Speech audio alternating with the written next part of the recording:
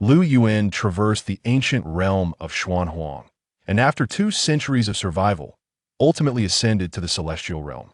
Initially, he believed his innate talents had reached their zenith, harboring no hope for further advancement, and thus prepared to become a tyrannical, unreasonable, and cackling celestial elder. To his astonishment at that moment, the system awakened. Ding! Detection reveals the host is excessively arrogant. You may not survive until tomorrow. The Supreme Immortal Clan System is now binding. Coincidentally, at this juncture, the Lu family faced a crisis, prompting Lu Yuan, as the ancestral elder, to return post-haste. However, upon his return to the family, Lu Yuan was utterly bewildered, for the Lu family was beset by a multitude of fated children. Reborn Emperor Lu Fan. As a dignified martial Dao emperor, why can I not see through my ancestor this lifetime? Ring grandfather Lu Yin, ancient one, cannot even you discern the depth of our ancestor? Sword immortal reincarnated Lu Qin. Truly, the ancestral swordsmanship is terrifyingly profound. Empress reincarnated Lu Qingqing. Is the Lu family not a small clan? How could there exist such a formidable ancestor? Cautious Emperor reincarnated Lu Xian. Ancestor, I truly wish to remain inconspicuous. I implore you to allow me to live quietly. Immortal Fox reincarnated Lu Yaoyao. Ancestor, you are so handsome. I adore you. I am your little spirit. Thus, many years hence, a supreme immortal clan would rise above all forces, subduing myriad races. The ancient chronicles record, Ancestor Lu Yuan of the Lu family, unparalleled in grace, subdued the ages. He once sat cross-legged above the xianxiao, sword pointing to the myriad paths. In the 9 heavens and 10 earths, I am the pinnacle. I am the ancestor destined to vanquish all foes in the world. Chapter 1. The Supreme Immortal Clan System. Eastern Wilderness, Qinzhou, Jiuyun Mountain Range. On a low hill, a disheveled middle-aged man sat on the ground, his voice frantic and his expression one of ecstatic delight. Cackling, I, Lu Yuan, have finally broken through to the celestial realm. I have endured for 200 long years. Since my talents have peaked and further realms seem unattainable, I shall become a tyrannical, unreasonable celestial elder. As Lu Yuan's hair danced wildly and his words surged with fervor, he recalled the hardships of the past 2 centuries, leading him to weep bitterly, only to wipe his tears on the ground and then turn to cackle madly, utterly lacking the demeanor of a great celestial cultivator. Originally, Lu Yuan was merely an ordinary worker, leading a monotonous life of toil, bound by a routine of labor. One night, while perusing a novel on the tomato platform, Lu Yuan faintly heard a series of piercing shouts from the neighboring house. A spark of insight struck Lu Yuan, and he concluded that someone must be bullying a wife next door. To seek justice, Lu Yuan stealthily approached the scene under the moonlight, observing in the name of gathering information.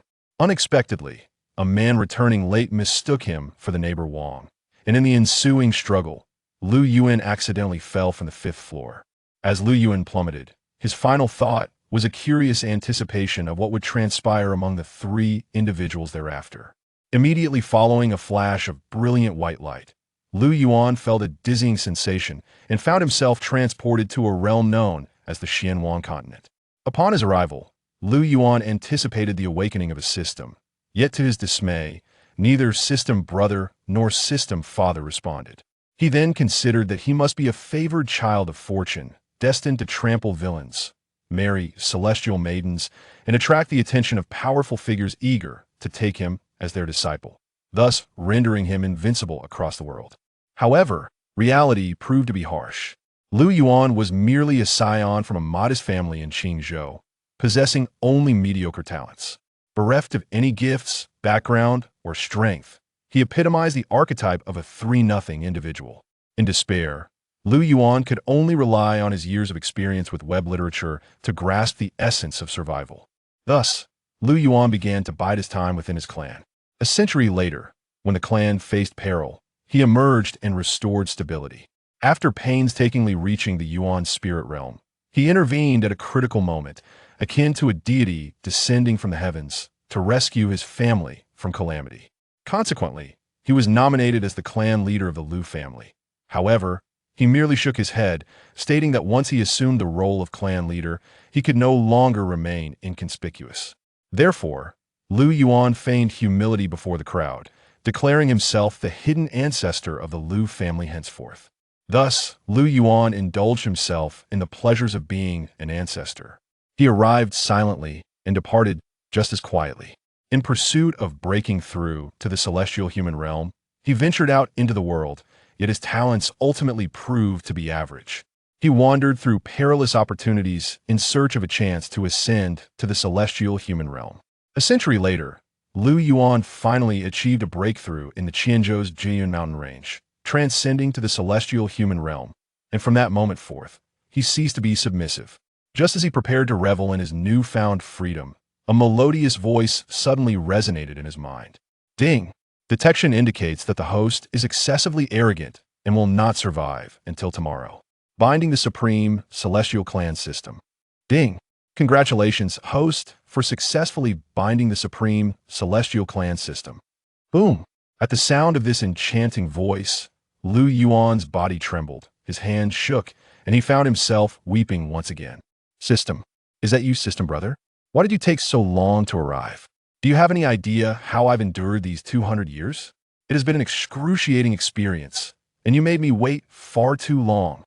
In that moment, Lu Yuan was overwhelmed with excitement, gesturing animatedly. Ding! This system has accompanied the host for 200 years and is well aware. Huh! In an instant, Lu Yuan was rendered speechless, utterly dumbfounded. What? You mean you've been here all along? His emotions shifted from exhilaration and gratitude to sorrow. 200 years. I have suffered immensely. Why did you not activate sooner? Lu Yuan recalled the days of hardship, his heart stirring with tumult as he lamented to the system. Ding! The host has been excessively inconspicuous and stable over the past 2 centuries, never encountering a life-or-death crisis, thus failing to meet the activation criteria. Upon hearing this, Lu Yuan was once again left speechless. Had he known, he would not have embarked on the path of concealment. Ding! In light of the system's late awakening by 200 years, the host will receive compensation moving forward. Compensation?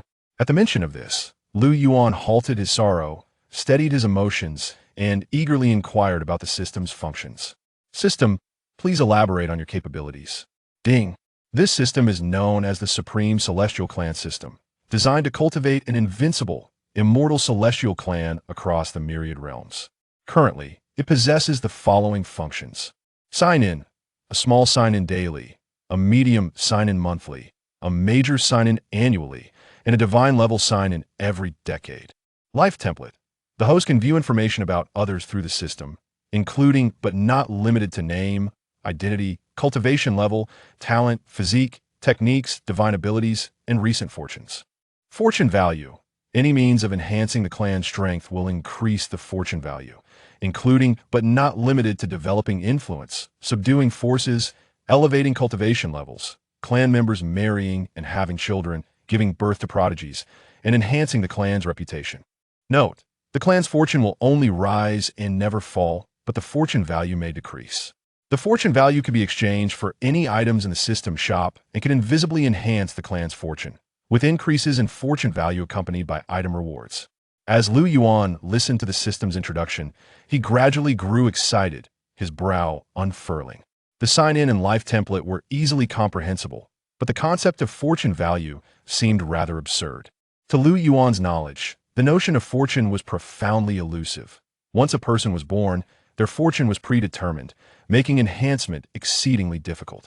Yet, the idea that fortune value could augment fortune and allow exchanges for any items was unprecedented. Lu Yuan's heart echoed a singular thought. The system is truly magnificent. Ding! Detection indicates the host possesses a bloodline clan, and the Lu family has been automatically bound. Awarding a novice gift pack. Would you like to open it? Open it. Congratulations, host. You have received a copy of the Taishan Immortal Scripture, a Nirvana Holy Pill, and a Jerome Sword. Presenting compensation. Origin of the Chaos Immortal Body. Lu Yuan stood in silence for a long time, unable to comprehend. The system was astonishingly powerful. To his knowledge, the highest realm in the Xuanhuang continent was that of the Emperor, while immortals existed solely in legends. The Taishan immortal scripture was undoubtedly a celestial-level technique. Yuan shifted his gaze to the origin of the chaos immortal body. He knew precisely what it entailed. Possessing it would signify invincibility. Chaos immortal body, infused with the essence of chaos, capable of perceiving the source of the Tao, glimpsing myriad paths, favored by the heavens, capable of evolving all things, and also capable of obliterating them, innately aligned with the Tao, merging with all paths. Gazing at that line of information, Yuan was left speechless. Among the myriad physiques, while there were no definitive ranks within the same tier, the chaos immortal body consistently ranked among the top 3, a consensus established by humanity over countless millennia. In Xuanhuang, even the lowest-ranked spiritual body could, barring unforeseen circumstances, smoothly cultivate to the status of a revered one. Once it appeared, it would be fiercely contested by various factions. As for Yuan, who possessed the chaos immortal body, he could hardly fathom what his ultimate destiny would be. System, fused with the origin of the chaos immortal body, Yuan declared resolutely. Before him, the chaotic aura surged relentlessly within Yuan's body, ultimately converging in the sea of consciousness, where a miniature primordial spirit, identical to Yuan and remarkably charming, resided. When a cultivator ascends to the realm of the primordial spirit, they refine a spirit within this divine sea. The chaotic energy entwined around the primordial spirit, and in an instant, Yuan felt an excruciating pain surge through his head as the sea of consciousness expanded at an astonishing rate, growing countless times larger, akin to an endless cosmic expanse. Countless extraordinary phenomena erupted from behind the miniature primordial spirit, with golden lotuses materializing from thin air, transforming the sea of consciousness into a vast ocean of suffering, where golden lotuses soared around the primordial spirit in a mesmerizing dance, a manifestation of the ocean of suffering yielding golden lotuses. A figure of a celestial king gradually emerged, enveloped in ethereal mist, with chaotic light radiating, rendering its visage indistinguishable and instilling a sense of reverence. This was the celestial king's manifestation descending from the 9 heavens.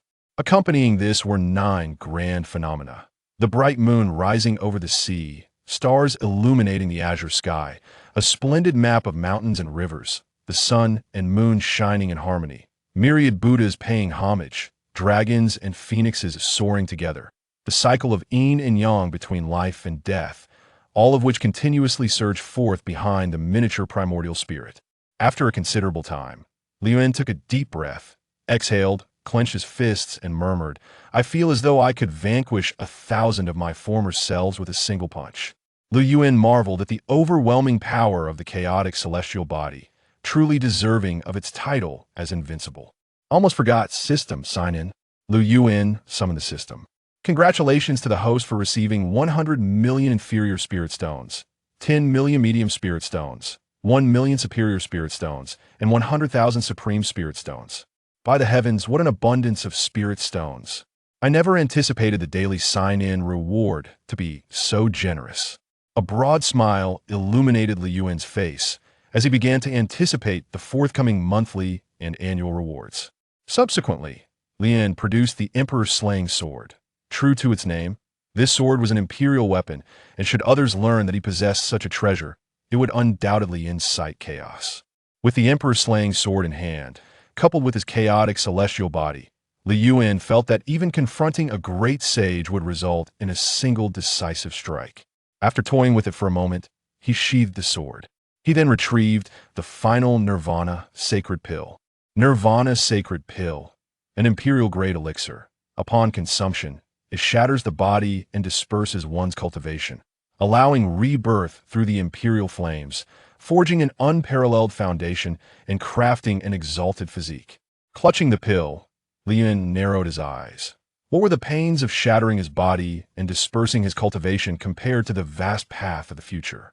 The journey of ascent may be protracted, yet the vistas at the pinnacle are undeniably worthwhile.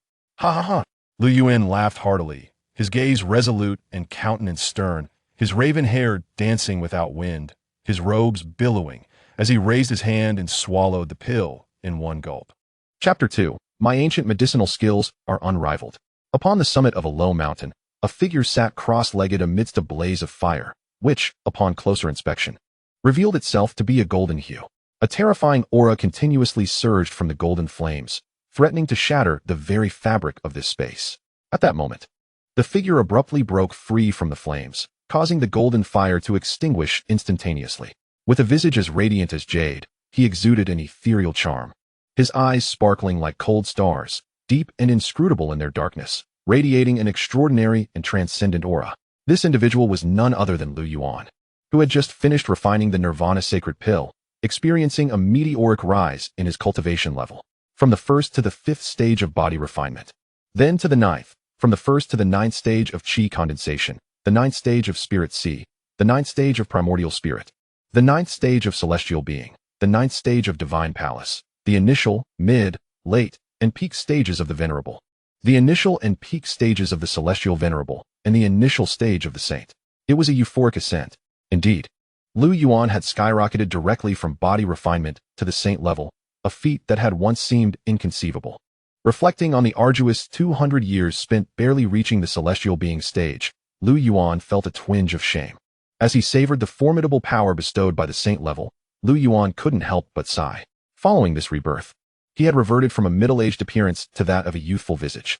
Naturally handsome, now garbed in a chaotic celestial form, Yuan appeared even more ethereal, akin to a celestial being descended from the heavens. Ding. Detection indicates imminent danger to the Lu family. Please return immediately, host. The Lu family is in peril? As Yuan pondered, the voice of the system caused his expression to darken, setting aside the fact that the system was bound to the Lu family.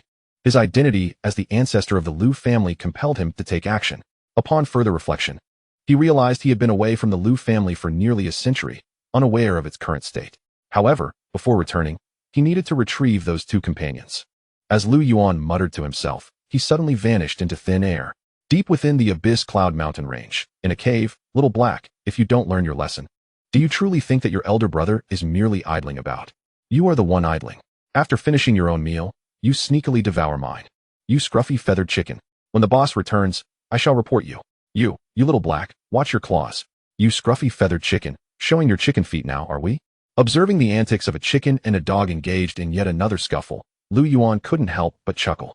He had been in the Abyss Cloud mountain range for 2.5 years, having stumbled upon them by accident, a scruffy white chicken and a small black dog.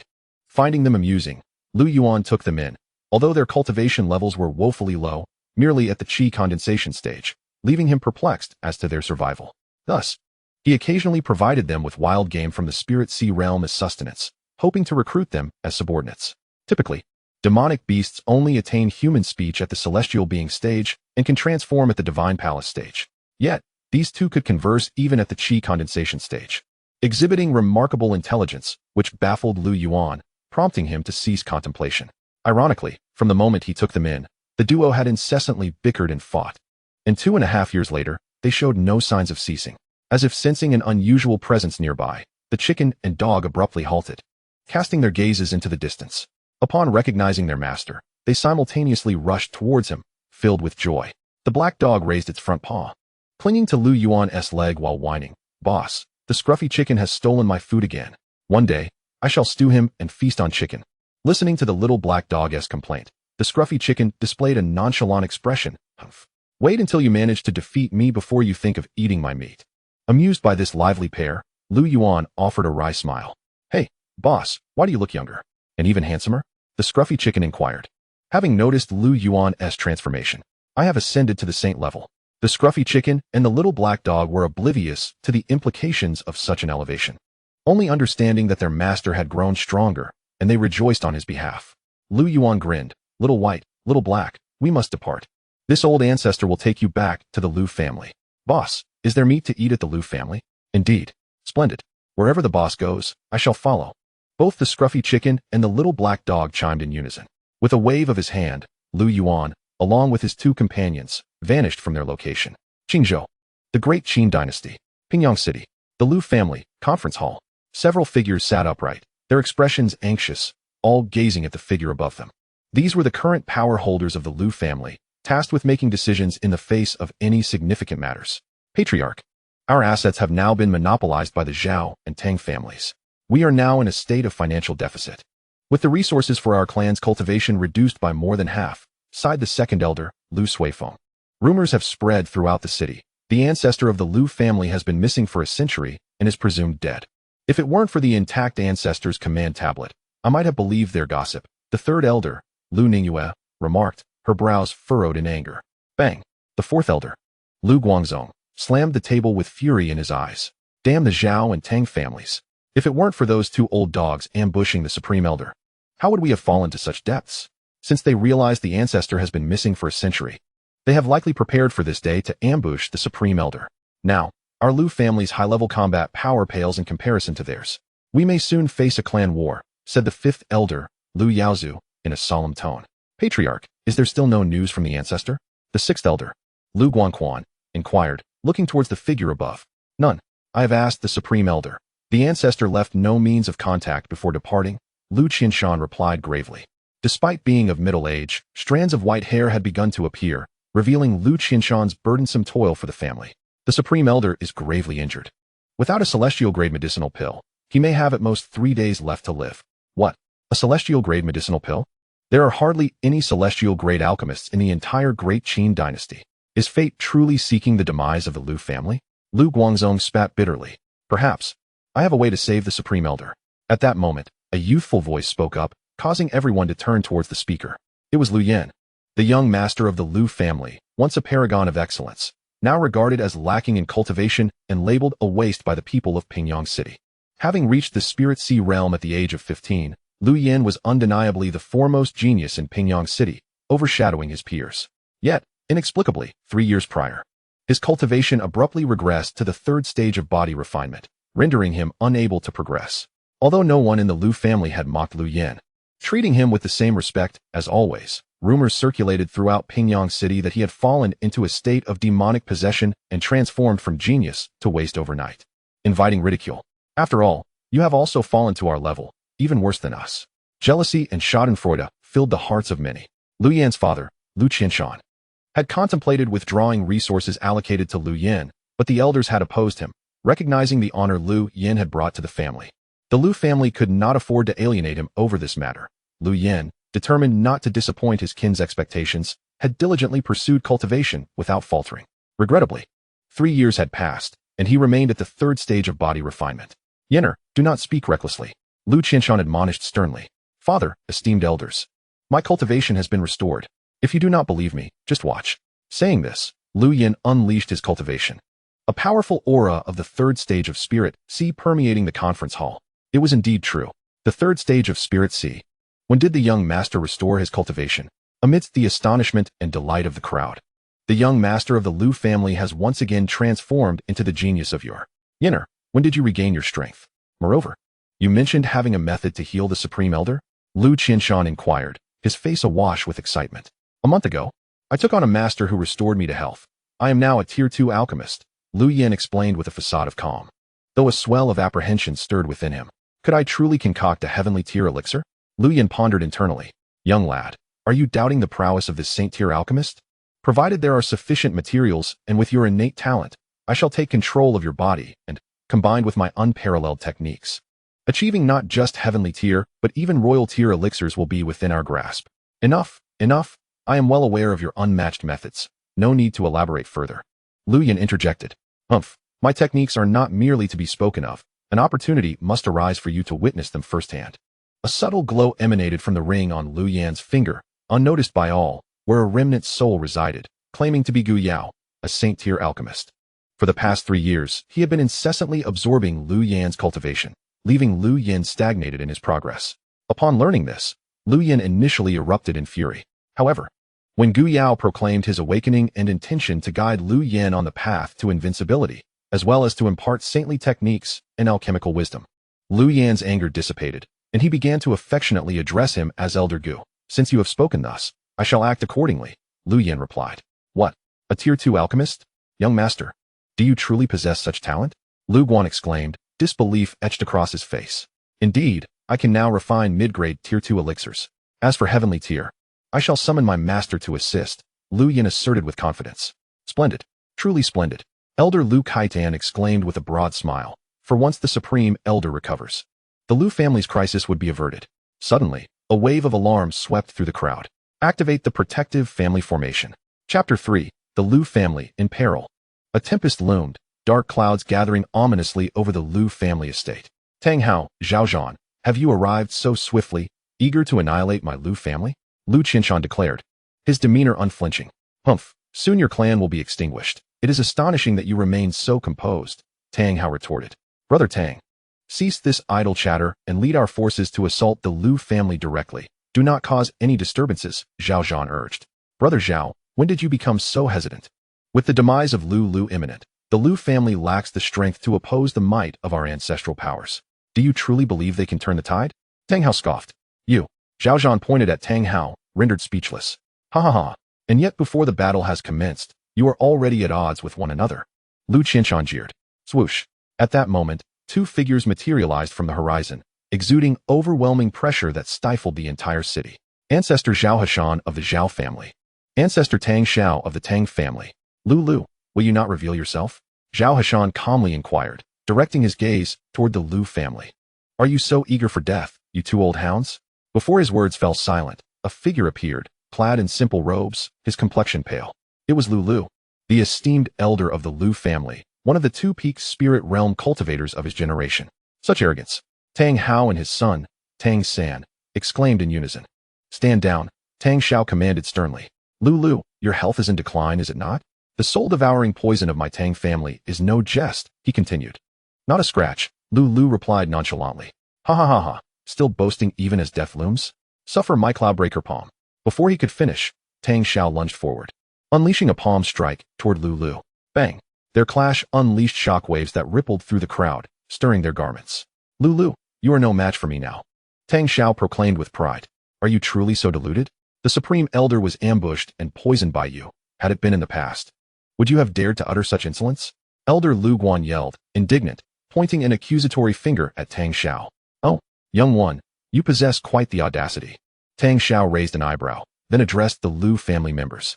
Hear me, the elder of your clan is dead, and the Supreme Elder is on the brink of death. Should anyone wish to abandon the Lu family, I shall grant them a chance to escape. A sinister grin spread across Tang Xiao's face, his eyes brimming with contempt. The Lu family, having been established for less than 300 years, numbered merely over 800 souls, making them the smallest of the three prominent families in Pingyang City. Yet, at that moment, not a single person among them displayed any inclination to betray their kin. Anger ignited in their eyes as they recalled the 5 ancestral mandates. 1. Never engage in acts of betrayal against the family. 2. Never act to disrupt family unity. 3. Never oppress fellow clansmen or engage in internal strife. 4. Never violate family laws. 5. Never betray one's teachers or ancestors. Violations would lead to the lightest punishment of cultivation forfeiture and expulsion from the family, or the gravest consequence of death. Thus, ever since its establishment, the Lu family had upheld the spirit of their ancestral teachings, remaining united and harmonious, ever facing outward against external threats. To hell with you. A voice rose amidst the crowd. Is he a fool? Even with war upon us, he still attempts to sow discord. How has this old dog lived so long, employing such simplistic tricks that even a child can see through? Do not underestimate the bonds of the Lu family. Within the ranks of the Lu family, there were those who seethed with rage, others who scoffed, some who hurled insults, and many who felt anxious, yet not a single soul contemplated treachery. Even in the face of dire enemies, even at the brink of death, none among the Lu family sought to evade their fate. Even if surrender promised a flicker of survival, no one chose that path. This was the essence of the Lu family. In the distance, amidst the void, Lu Yuan concealed himself aloft. With his saintly realm cultivation, he was a godlike presence in Pingyang City, where even celestial beings did not tread. Indeed, remarkable. I never anticipated that after a century, not a single member of the Lu family would betray their clan, even in such dire circumstances. A slight smile graced Lu Yuan's lips. For with the supreme celestial system in place, any act of betrayal from the Lu family would have been sensed by him. He had arrived in Pingyang City long ago, silently observing every moment. Initially, he had harbored doubts about the reliability of this system, as he had not received any alerts regarding betrayal. Yet, it was now evident that the system was indeed accurate and trustworthy. Lu Yuan reined in his musings and turned his gaze to his personal panel. Host, Lu Yuan. Realm, early saint. Identity, ancestor of the Lu family. Talent, peerless in millennia. Physique, Chaotic Immortal Body. Technique. Taishian Immortal Art. Fortune value. 100, excluding Lu Yuan himself, as he is the system's anchor. Items owned. Zhu Di Sword. 100 million low-grade spirit stones. 10 million mid-grade spirit stones. 1 million high-grade spirit stones. 100,000 supreme-grade spirit stones. 1 million refining chi pills. 100,000 gathering chi pills. 10,000 chi si pills. 1,000 true essence pills. Luxurious. Exceedingly luxurious, especially regarding talent and physique. Through the enhancement of the Nirvana Saint Pill and the chaotic immortal body, Lu Yuan's talent had transformed from mundane to peerless in millennia. As for the elixirs, they were rewards he had just acquired today, tailored for cultivation, corresponding to the first 4 realms. Just as Lu Yuan was lost in thought, a series of system notifications resonated within his mind. Ding! Congratulations! A child of destiny has emerged within your clan. The fortune value has increased by 100,000, bestowing the imperial artifact, the Xuanhuang Ding. The Xuanhuang Ding, a treasure of fortune, capable of stabilizing the luck of a clan and wielding fortune in battle. Its rank ascends with the elevation of the family's fortune. Beep. Congratulations to the host for the emergence of a reborn emperor within the clan. Fortune value increased by 100,000, rewarding the imperial artifact, the Tong Tian Tower. Tong Tian Tower, a treasure for honing skills, consisting of 12 layers corresponding to 12 realms, within which are the projections of all prodigies from myriad worlds. Engaging in combat with them allows the victor to receive rewards. Its rank rises alongside the host's realm, including the number of layers. Beep. Congratulations to the host for the appearance of a reincarnated sword immortal within the clan. Fortune value increased by 100,000, rewarding the imperial artifact, the Sword Path Compendium. Sword Path Compendium, a treasure for enlightenment, allowing the soul to be immersed within it, containing the true meanings of the sword path from all realms. Its rank ascends with the host's realm. Beep. Congratulations to the host for the emergence of a reincarnated ghoulish emperor within the clan. Fortune value increased by 100,000, rewarding the imperial artifact, the Sealing Heaven Seal. Sealing Heaven Seal, a treasure for confinement, capable of sealing heaven and earth, reversing the cosmos. Its rank rises with the host's realm. Beep. Congratulations to the host for the appearance of a reincarnated empress within the clan. Fortune value increased by 100,000, rewarding the imperial artifact, the Time and Space Tower. Time and Space Tower, a cultivation treasure where spirit stones can alter the flow of time, with varying speeds and concentrations on each layer. Its rank elevates with the host's realm. Beep. Congratulations to the host for the reincarnation of a Fox Clan goddess. Fortune value increased by 100,000, rewarding the imperial artifact, the Kunlun Mirror. Kunlun Mirror, a treasure for honing skills. Entering it generates inner demons, conquering which enhances comprehension. Its rank ascends with the host's realm. Beep. Due to excessive fluctuations in fortune value, rewards are doubled. Congratulations to the host for obtaining a random Sacred Body Essence X6. Chapter 4. Rebirth, Reincarnation. And the old man, huh? Lu Yuan stood in a daze, gazing at the multitude of notifications, listening to the incessant beeping of the system. Lu Yuan was utterly bewildered, exclaiming, by the heavens, has the Lu family transformed into a den of prodigies? It seems that even in my absence, the Lu family shall remain invincible. Lu Yuan sighed bitterly, pondering this notion. An emperor's rebirth, a sword immortal's reincarnation, a child of destiny, an empress's rebirth, a ghoulish emperor's reincarnation, and even a Fox Clan member? How did a Fox Clan individual come to be reincarnated in the Lu family? Lu Yuan felt perplexed as he glanced at several figures amidst the crowd of the Lu family. Lu Yan, the young master of the Lu family, was known to Lu Yuan, for he had familiarized himself with the circumstances upon his arrival. At that moment, Lu Yan's expression was devoid of emotion, yet a faint trace of soul energy emanated from the ring on his hand, unnoticed by anyone. As for the other 5, they were offspring of various elders. System. Eye of Inquiry. Lu Yuan softly called out to the system. Target. Lu Yan. Identity. Young master of the Lu family, disciple of the Saint-Tier alchemist Gu Yao. Realm. 3rd layer of Spirit Sea. Talent. Anomaly. Gift. Affinity for Fire Path. A born flame emperor, a future star in alchemy. Constitution. None. Recent fortune. Auspicious. Great luck. Apprenticeship to Gu Yao. Ancestors return. Boundless prospects. Target. Lu Fan. Identity. Grandson of the Lu family's elder Lu Lu. Realm. Pinnacle of Qi condensation. Talent. Anomaly. Gift. Born for cultivation, destined to face tribulations. Constitution. Unawakened War King body. Recent fortune. Auspicious. A reincarnated future martial emperor, a predestined ancient sacred body. Target, Lu Chun. Identity, son of the Lu family's grand elder Lu Kaitian. Realm, pinnacle of qi condensation. Talent, anomaly. Gift, clarity of sword heart, born for the sword. Constitution, indestructible sword heart. Recent fortune, auspicious. A reincarnated sword immortal, possessing a sword heart capable of vanquishing all enemies. Target, Lu Xian. Identity, son of the Lu family's second elder Lu Xuanhuang. Realm, pinnacle of qi condensation. Talent, anomaly. Gift, born for a ray path, innate affinity for the void path. Constitution, none. Recent fortune, auspicious. Reincarnated ghoulish emperor on the verge of death, a singular word. Endure. Target, Lu Xianxia. Identity, daughter of the Lu family's third elder Lu Ningyue. Realm, pinnacle of qi condensation. Talent, anomaly. Gift, fate of the empress of the immortal dynasty. Constitution, none. Recent fortune, auspicious.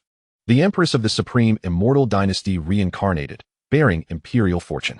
Target, Lu Yaoyao. Identity, younger sister of the Lu family's sixth elder Lu Guan. Realm, pinnacle of qi condensation. Talent, anomaly. Gift, innate charismatic bone. Constitution, celestial charm divine eye. Recent fortune, auspicious, reincarnated goddess of the Fox clan. The ancestral gaze seems somewhat peculiar. Indeed, what an astonishing turn of events. Lu Yuan marveled, never expecting to encounter the tropes from novels of his past life. Rebirth, reincarnation, children of fortune, and an elderly man with a ring. Could there possibly be one with a system as well? Lu Yuan contemplated, suddenly startled. Impossible. Rest assured, host. You are the sole traveler.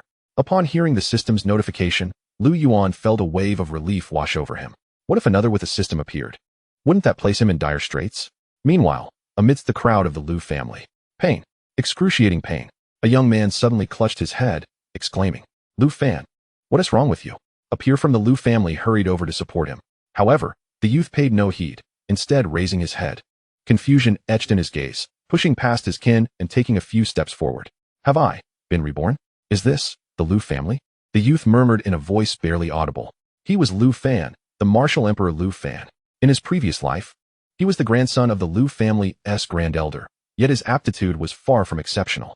When the Lu family inadvertently offended a revered sect, his war king body awakened, and at the brink of life and death, the members of the Lu family risked their lives to buy him time to escape. Ultimately, he narrowly evaded disaster. Yet the Lu family was annihilated. Later, he leveraged his war king body to attain the status of a revered elder and immediately went to the Tianxian sect to exact vengeance upon the entire sect. Ha ha ha. I have been reborn, ha ha ha. House master, grandfather, ancestor, elders, and fellow members of the Lu family, you sacrificed yourselves to buy time for me. In this lifetime I, Lu Fan, shall meticulously plan ahead. Not only to cleanse the Tianxian sect in blood, but also to lead the Lu family to stand atop the pinnacle of the Xuanhuang ancient realm. Lu Fan fervently declared within his heart, his face flushing, veins bulging on his forehead. Unbeknownst to him, tears streamed down the corners of his eyes. He appeared almost frenzied. Each recollection of that moment infused with unbearable anguish. Lu Fan, do not bear any psychological burden. Survive and avenge us, the house master had advised him. Fanner, take our family's ancestral jade, carry it with you, and live on. His grandfather, battered and bruised, yet unwavering, transmitted his voice to him. Lu Fan, this encompasses all the heritage of our Lu family. Hold it tightly. This calamity is merely a setback on your life's journey. Do not fear, as long as you live. Remember to offer me a drink from time to time. The ancestor tossed him a ring, his face beaming with a smile that radiated admiration, imparting his wisdom. Yet, he swiftly turned and charged towards the enemy alongside the disciples of the Lu family, brimming with fervor. Lu Fan wiped the corner of his eye, letting out a deep sigh as he surveyed his surroundings. Was this Pingyang City? Were the Tang and Zhao families launching an assault? Merely a bunch of jesters. I recall that at the critical moment, the ancestor will return, akin to a divine being descending from the heavens, to unify Pingyang City. With that in mind, I shall meticulously plan my next course of action. Thoughts of hope flickered in Lu Fan's eyes. Meanwhile, at Lu Chen's location, he pondered. Have I been reincarnated as the son of an elder from a humble family? Here I am, in the Xuanhuang continent, Eastern Wilderness, Qingzhou, Great Qin Dynasty, Pingyang City. Nonetheless, it matters not. If heaven did not give birth to me, Lu Chun, then the sword path shall endure through the long night of eternity. With a blank expression, Lu Chen reflected briefly. However, it is still not too bad. The Lu family has a commendable atmosphere, and the family is harmonious, making it a suitable place to remain. As for the Tang and Zhao families, mere chickens and dogs. Having said that, Lu Qin closed his eyes in contemplation, merely awaiting the battle to commence, ready to resolve matters with a single strike. At Lu Xian's location, he chuckled, exclaiming, I have successfully reincarnated, and my memories have finally awakened. Hee hee. Though my aptitude in this life remains ordinary, my several 100,000 years of survival experience was not in vain. The sensation of having a lifespan is delightful. Lu Xian murmured to himself, his face alight with excitement, completely disregarding the impending crisis. At Lu Qingqing's location, she mused, indeed. I have successfully reincarnated into the Lu family. Her brows knit slightly before relaxing, blooming into a smile that could captivate nations. Merely a pecking of small chickens. This is truly dull. I shall resolve this matter effortlessly shortly. At Lu Yaoyao's location, she expressed her confusion. Where's this? Who am I? Her face was one of bewilderment, seemingly unable to comprehend her current situation, as if she had lost her memory. Chapter 5. Lu Yuan takes action. The perspective shifted back to above the Lu family. Lu gazed at Tang Xiao, his face filled with mockery. Old ghost Tang. Do you think you can sway the disciples of the Lu family with mere words? Look down. Even our servants wield knives, and even a child holds a sword. Our Lu family may perish, but we shall never be humiliated. A Lu family member may die, but we shall never yield. The members of the Lu family responded to my command, and the grand formation arose. With that, Lu unleashed a surge of spiritual energy, instantly manifesting a luminous barrier that shimmered with flowing light. All the members of the Lu family harnessed their cultivation, continuously infusing spiritual energy into the formation. The Lu family's array was a low-grade earth-tier flowing light array. Note, just as with pills, weapons, techniques, and martial arts, formations have ranks from low to high: Xian tier, earth tier, heaven tier, king tier, saint tier, and emperor tier. While it possesses both defensive and offensive capabilities, it has significant drawbacks. Defense requires only the infusion of spirit stones, while offense necessitates a large amount of spiritual energy from cultivators. In mere moments, the formation radiated brilliance, unleashing attacks comparable to the full force of a Spirit Sea realm cultivator. Feudal. Now that both our families have cultivators at the Spirit Sea and nascent soul realms present, we are prepared for your grand formation, Tang Xiao remarked, glancing at Zhao Hashan. Black gold bowl go? Zhao Hashan formed a hand seal, and a round bowl materialized, rapidly enlarging to shield all members of both families. What? This is an upper-grade earth-tier spiritual weapon? When did the Zhao family acquire such a treasure? An upper-grade earth-tier defensive artifact can withstand even the attacks of a peak nascent soul expert, a member of the Lu family exclaimed incredulously. This is a treasured spiritual artifact passed down through my Zhao family, Zhao Zhan, the head of the Zhao family, declared with pride. In that instant, neither side could gain the upper hand, as both were shielded by their defenses, compelling them to exert their full cultivation to unleash a barrage of attacks, causing the entire Pingyang city to shimmer with a kaleidoscope of colors. I wonder how long your formation can endure. Everyone, heed my command and bombard it until we shatter this turtle shell. Tang Xiao's face twisted with malice. The enmity between the Tang and Lu families was irreconcilable, having festered for centuries. The time for retribution had finally arrived. Years ago, upon learning that the invincible ancestor of the Lu family had seemingly perished outside, he began plotting. Although the information was uncertain, Tang Xiao resolutely believed it, as it had been conveyed to him by his grandson, Tang San. Furthermore, the ancestor of the Lu family had been absent for a century. If he were still alive, he would have returned long ago. This was the strongest evidence. Now was the opportune moment. Tang Xiao's mind raced with visions of annihilating the Lu family, followed by a surprise attack on the Zhao family's ancestor. Just as he had ambushed Lu. Then he would unify Pingyang City and ascend to the celestial realm, becoming invincible across the world. Crack. Just then, an unknown shattering sound pierced the ears of everyone present. The Lu family's formation. A gap as tall as a person had formed. The Lu family's grand formation is on the verge of collapse. Lu, go to hell. Tang Xiao, sharp and perceptive, was the first to notice and commanded his forces to launch a more ferocious assault. Meanwhile, within the Lu family ranks, Lu Yin anxiously inquired, "What now, ancestor?" The Supreme Elder is injured, and once the formation shatters completely, we will surely be no match for Tang Xiao and Zhao Hashan. I fear we won't withstand more than a few rounds. Do not panic. Shortly, I shall take control of your body. With your current cultivation, I can make you invincible beneath the honored ones. As for the Tang and Zhao alliance, lacking even a celestial, they will be utterly powerless against my invincible techniques. Little Yan, you are still too inexperienced. Are you afraid in such a situation? You must learn more and observe my techniques. Years from now, you will become a revered master of techniques, Lu Yan. Crack, crack. Just then, the sound of continuous fractures filled the air, and the formation's luminous barrier vanished instantaneously. The members of the Lu family were taken aback. Tang Xiao wore a sinister smile. Lu Yan's ring emitted a glow as he prepared to relinquish control of his body to the Ancestor. Yet Lu Fan remained calm, for he knew that the Ancestor would advance to the celestial realm and coincidentally return to the family, effortlessly resolving the crisis at hand. In Lu Chen's eyes, sword shadows flickered as a sword materialized in his hand. Upon closer inspection, it seemed intangible, as though he held a mere shadow of a sword. He stepped forward, his robe billowing, resembling an unparalleled sword immortal. Lu Xian chuckled, twisting his wrist, summoning a puppet radiating the aura of the celestial realm. Lu Qingqing's beautiful eyes glinted with fury as she gazed at the approaching enemy, her exquisitely beautiful face filled with disdain. Haha, interesting, interesting. Lu Yao remained indifferent. But for some reason, she began clapping and cheering as she gazed at the impending battlefield, as if watching a theatrical performance. Alas, you must not steal my thunder, Ancestor. I am determined to play my part.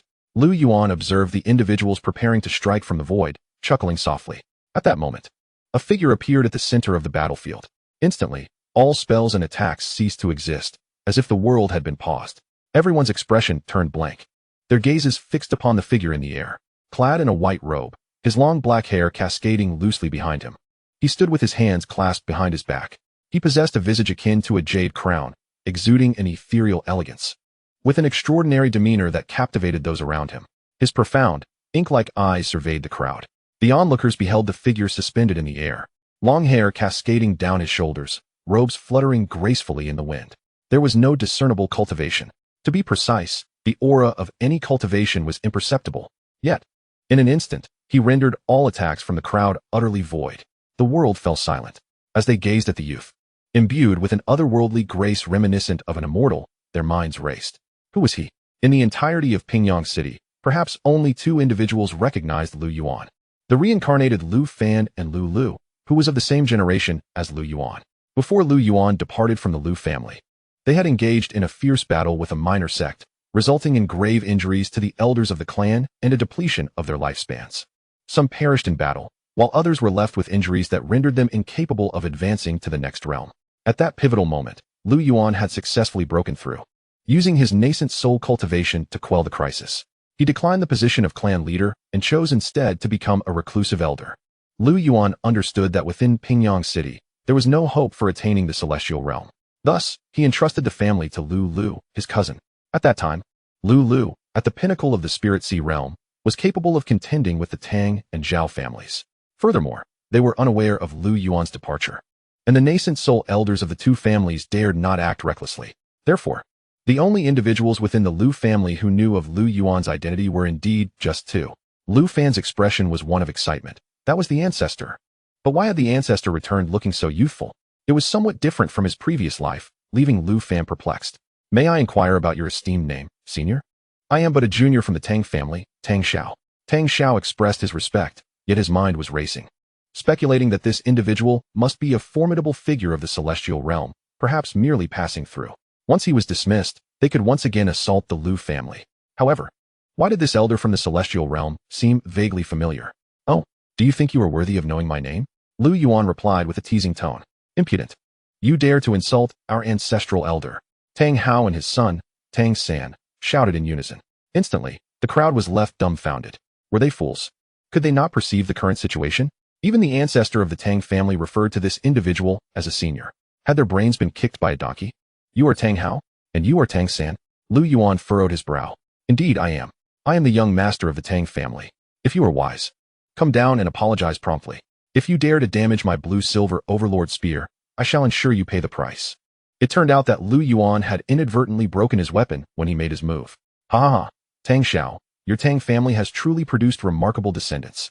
Lu Yuan observed the figure below with a hint of disdain in his eyes. This reminded him of a name from his previous life on Blue Star that he despised immensely. He never expected that in this life another person bearing the same name would emerge. Truly, they were father and son. Lu Yuan sighed to himself and raised his hand. Please spare my life, senior. It is my family's junior who has acted thoughtlessly. I beseech you to show mercy. Tang Xiao appeared terrified, trembling all over. He was still pleading for mercy for his descendants. Meanwhile, the elder of the Zhao family, Xianxiafans, watched in bewilderment, unable to comprehend the elder's sentiments. He was on the verge of killing someone, and Tang Xiao dared to intervene. Lu Yuan ignored Tang Xiao and instead opened his raised hand and gently clasped it. Uft, uft. In an instant, two figures exploded, and boundless blood splattered across the surrounding onlookers. Tang Hao and Tang San, the head and young master of the Tang family, were crushed by Lu Yuan in an instant. It was as simple as squashing two ants. The crowd felt a chill run down their spines, filled with dread. Tang Xiao. Xiaohashan, do you not recognize me? Look closely. Lu Yuan chuckled lightly. At this moment, a trembling voice emerged from the direction of the Lu family. Cousin. Chapter 6. He is the ancestor of the Lu family. Cousin, you have finally returned. Lu trembled with excitement, his pale face alight with emotion. He had been afflicted by the Tang family's soul-devouring poison, his spirit severely injured, and in the hands of Tang Xiao and Xiaohashan. He likely would not last the time it takes for a stick of incense to burn. Fortunately, Lu Yuan had returned just in time. Lu's gaze fixed upon the white-clad figure above, and tears streamed down his face, filled with admiration and reverence. The members of the Lu family had no inkling of the deep respect he held for Lu Yuan. In the past, the Lu family was not one of the three great families of Pingyang City. Without a nascent soul to anchor them, they faced the onslaught of sects backed by nascent soul cultivators until Lu Yuan emerged, breaking through at a critical moment and annihilating all their enemies, thus saving the Lu family. Before his departure, Lu Yuan had sought out Lu, stating that this place was too small and that he would venture forth to seek opportunities for ascending to the celestial realm. He entrusted the family to Lu, who had in the span of a year elevated himself from the 5th level of the Spirit Sea to its pinnacle. Lu knew that once Lu Yuan returned, the Lu family would transform into a powerful clan anchored by a celestial being. He had been aware that Lu Yuan was alive, for the life token had not shattered, so he had steadfastly held on. Now that Lu Yuan had returned, he was overwhelmed with joy. Cousin, had you arrived but a moment later, I fear you would not have seen me again. Ha ha ha. Lu laughed heartily, disregarding his image, tears streaming down his face, laughing like a child. Take this pill and restore your health. Lu Yuan nodded slightly, offering him a medicinal pill. The royal grade soul forging pill. This was something Lu Yuan had just purchased from the system shop using his fortune value. Lu Yuan. At this moment, Tang Xiao and Xiaohashan could no longer feign ignorance regarding the identity of the individual before them. They were filled with horror. Did they not say Lu Yuan was dead?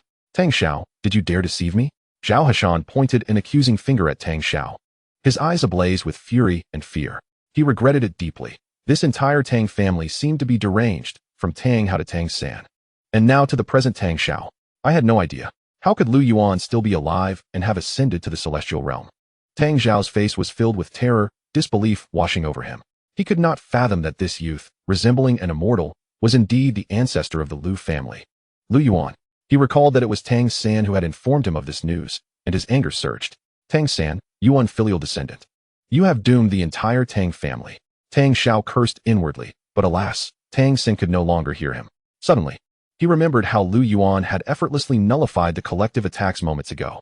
He trembled all over, the anger that had flared up within him dissipating in an instant, replaced by sheer terror and fear. Was this truly something a being of the celestial realm could accomplish? Even the mightiest of the divine palace could not achieve such a feat. Realizing this, Tang Xiao knelt down, gazing up at Lu Yuan. Lu Yuan, no, grandfather Lu. I beg you, spare my life, spare my Tang family. I was wrong. I should not have opposed the Lu family. Thud, thud, thud. Tang Xiao's head repeatedly struck the ground, the peak of his nascent soul physique smashing the stone bricks, sending fragments flying. Blood streamed from his head. Senior Lu. Our Zhao family was entirely misled by Tang Xiao's slander. I, Xiaohashan, was deceived by him. I beseech you to spare my Zhao family this once. We are willing to serve the Lu family as loyal servants for eternity. Xiaohashan also knelt, hands pressed to the ground, his face flush against the earth. Observing the two imploring for mercy, the onlookers stood in stunned silence. Was this truly the ancestor of the Tang and Zhao families? They had sunk to the depths of humility and fear, pleading for Lu Yuan's mercy. The members of the Lu family snapped back to reality. Ancestor. The enigmatic figure before me turns out to be the venerable ancestor of the Lu family. Their hearts echo with disbelief, yet soon they are enveloped in exhilaration. Our ancestor has returned, alive and even more formidable. The Lu family is saved. We are destined to soar. The members of the Tang and Zhao families, witnessing the two figures prostrating in abject supplication, are incredulous. Could this truly be the once mighty ancestor? In a moment of desperation, they too kneel, pleading for mercy. Such is the reality of the cultivation world. With strength, one becomes an object of reverence, regardless of their location. Power is, and will always be, the ultimate passport. Yuan reflects upon his fortune in possessing a system. Without it, he might have found himself among those groveling for mercy. His expression remains stoic as he observes below. Tang Xiao and Zhao Hashan, do bear in mind that every action bears its consequences. Please, Grandfather Lu, grant me another chance. The Tang family is willing to submit, to serve as beasts of burden. The Zhao family too. Upon hearing Yuan's emotionless voice, Tang Xiao and Zhao Hashan redouble their efforts in their supplications. Ignoring them, Yuan raises 2 fingers, summoning forth a sword qi infused with a terrifying aura in an instant. With a mere flick of his hand, the blade of energy shoots skyward. The thin strand of sword qi, akin to a natural disaster, exudes a formidable presence that suppresses all in its wake, sharp and relentless. No. In despair, Tang Xiao realizes that his final thought is not to resent Yuan, but rather to wish for the dismemberment of his ungrateful descendant, Tang San. Zhao Hashan feels similarly, his heart heavy with regret. Tang Xiao, you old dog, you've led me astray. As Yuan unleashes his sword, the sound of bodies hitting the ground echoes. Every member of the Tang and Zhao families who dared to attack lies dead. Yuan's consciousness envelopes the entire Pingyang city, swiftly locking onto the ancestral grounds of the Tang and Zhao families. The sword qi does not relent, it soars to their territories, executing all within before dissipating into the ether. The ancestor is invincible. The ancestor is majestic. The ancestor is so handsome. The Lu family erupts in cheers, their peril averted, each face shining with relief and joy. All members of the Lu family, heed the call, pay your respects to the ancestor. Lu proclaims loudly, surveying his kin. At the sound of the elder's voice, the entire Lu family hastens to Lu's side, regardless of their status. Heads of the family, elders, or those without titles, all bearing expressions of reverence. Their gazes are fervent, with some even shouting in excitement. All eyes are fixed upon the figure before them, the young man standing with hands clasped behind his back, a smile gracing his handsome visage. He is our ancestor, a being of transcendent power. Lu, I bow before you, ancestor. The elder initiates the homage, bending low with clasped hands. We pay our respects to the ancestor. We pay our respects to the ancestor. A chorus of voices resounds throughout the Lu family and echoes across Pingyang City. Among them, even toddlers mimic the adults, their childish voices joining in the fervor. We pay our respects to the ancestor. The joyous laughter of the crowd fills the air. Yet, amidst the jubilation, a few individuals wear peculiar expressions, their faces grave. Old master, can you discern the ancestor's cultivation level? I cannot see through it. What? Are you not a sage? How can you not perceive the depth of the ancestor's power? Indeed, it seems the entirety of the Lu family believes their ancestor to possess merely the power of a transcendent being. However, based on that sword strike just now, it is highly likely he has surpassed the sage realm. What? Are you suggesting the ancestor is a quasi-emperor? Absolutely. The aura he emanates is far beyond that of a great sage. Gu Yao, speaking from within his ring, wears an expression of confusion. What is this? My newly accepted disciple as family possesses a quasi-emperor? How is this possible?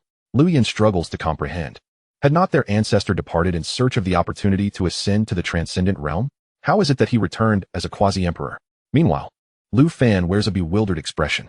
His memories of Yuan only recall him as a transcendent being. Why has the manner of his ancestor's actions shifted? In his previous life, Yuan did not annihilate everyone with a single sword strike. Why did that blade instill such trepidation even in him, a reborn martial emperor? Why can he not gauge his ancestor as cultivation? After all, he was a martial emperor in his previous life. At this moment, Lu Chun is struck with profound shock. This is impossible. Is this truly my ancestor in this life? That sword qi could not possibly be emitted by a mere transcendent being. I possess an indestructible sword heart. Why does it tremble? As the sword Dao emperor, he cannot pierce through the depths of his ancestor's power. Lu Chen's heart races as he reflects on the moment Yuan made his move, his scalp prickling as if he were witnessing the predecessors who carved the path of the sword. That sword qi possesses an ethereal quality. To think that this seemingly inconsequential ancestor has such extraordinary swordsmanship. His cultivation level is astonishing. Lu Xian feels distressed, for the ancestor before him is truly unfathomable. With decades of experience in the art of survival, he typically possesses keen insight into others. Yet, gazing at his ancestor now, he finds himself unable to discern anything. It is not merely the level of cultivation, but also the fate that eludes him. In his previous life as the Emperor of Survival, understanding the fates of others was a prerequisite. Yet now, he sees only chaos, as if some force obscures the heavenly secrets. Thus, he finds himself at a loss. This ancestor is so formidable that the Lu family is bound to ascend to unprecedented heights. How can they still be considered merely a nascent spirit family? Family? Who understands? Lu Xian laments, I can no longer survive. Lu Qingqing gazes at the transcendent figure ahead. Ancestor, why can I not perceive his true nature? It is perplexing. Is the Lu family not a small clan? How could there exist such a formidable ancestor? She recalls that he had departed 100 years ago. The elders had mentioned that he had saved the Lu family once before, back when he was around a century old. A century later, how did he ascend from the nascent spirit realm to become an emperor? A 200-year-old emperor? This is an absurdity. With her chin resting on her hand, Lu Qingqing contemplates, her brow furrowing and relaxing in a rhythm, unable to fathom the prodigious talent it would take to achieve such a feat by the age of 200. Is that my ancestor? He is so handsome. Lu Yaoyao drools, her gaze fixed adoringly on that extraordinary figure. At that moment, Lu turns to face the crowd, commanding, elders, family heads, and esteemed elders, please lead your teams to scour the Tang and Zhao families and seize control of their assets within the city. We shall convene in the council hall in 2.5 hours. Yes, elder. The crowd responds in unison. The residents of Pingyang City find themselves in a state of helplessness and trepidation. In recent days, the three major families have been embroiled in conflict, culminating in today's explosive battle. Apart from the three families, there are several smaller clans, whose highest cultivation levels barely reach the nascent spirit realm. Consequently, for the past few days, the inhabitants of Pingyang City have remained indoors, fearing they might provoke the wrath of the three families and bring disaster upon themselves. Yet, this phenomenon has come to an end today, due to the formidable return of the esteemed ancestor Lu Yuan of the Lu family.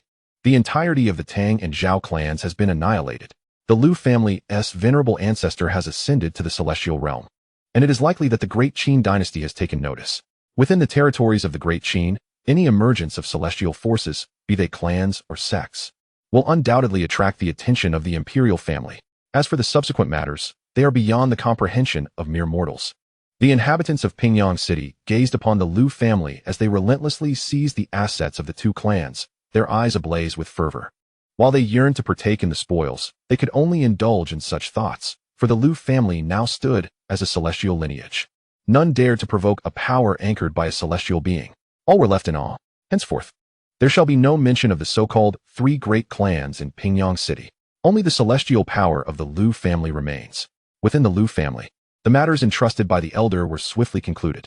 Thus, in the Lu family's council hall, several figures sat upright, filling the space with the influential members of the family.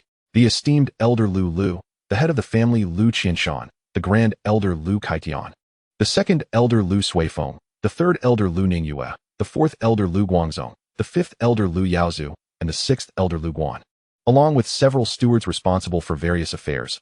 All displayed expressions of excitement and admiration as they regarded the young man seated at the highest position. The ancestor Lu Yuan, a celestial powerhouse, head of the family, please elucidate the current state of affairs within the Lu clan, Lu inquired, turning his gaze to Lu Qianshan. Indeed, esteemed elder. Lu Qianshan, fully aware that the ancestor had just returned and was unfamiliar with the clan's circumstances, addressed the assembly with solemnity. Esteemed members, we have eradicated the malignant tumors of the Tang and Zhao clans and acquired a wealth of resources, among which the spirit stones have reached a staggering total of 800,000. Although the medicinal pills are merely of the Xian and low earth grades, their quantity is substantial. Furthermore, we have obtained several high-quality earth-grade martial arts techniques from the two clans. The properties within the city will also provide us with a continuous influx of spirit stone income. Therefore, from this moment forth, I declare that the cultivation resources for all clan members will be doubled. Excellent. Splendid. The head of the family is indeed wise.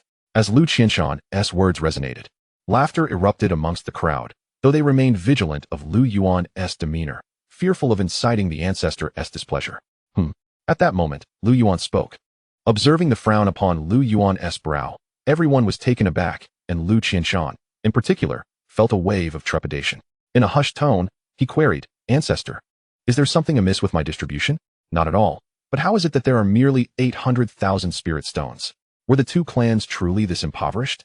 There are in fact 8 million low-grade spirit stones, 800,000 mid-grade spirit stones, 80,000 high-grade spirit stones, and 8,000 top-grade spirit stones. From today onward, All cultivation resources will be multiplied tenfold. As soon as he finished speaking, Lu Yuan produced a storage ring and handed it to Lu Qianshan. What? 8 million? And such an abundance of mid-grade and high-grade spirit stones, not to mention top-grade spirit stones. Upon hearing Lu Yuan's words, the assembly fell into a state of shock, unable to fathom the reality. It was only after Lu Qianshan verified the authenticity of the spirit stones within the storage ring that they regained their composure. Just as they were still reeling from this revelation, Lu Yuan spoke again. Medicinal pills? Do those inferior concoctions qualify as medicinal pills? Here, you will find 1 million bottles of qi cultivation pills, 100,000 bottles of gathering qi pills, 10,000 bottles of sea of qi pills, and 1,000 bottles of true essence pills. Lu Qianshan, distribute these among the members. The medicinal pills shall also be multiplied tenfold. What?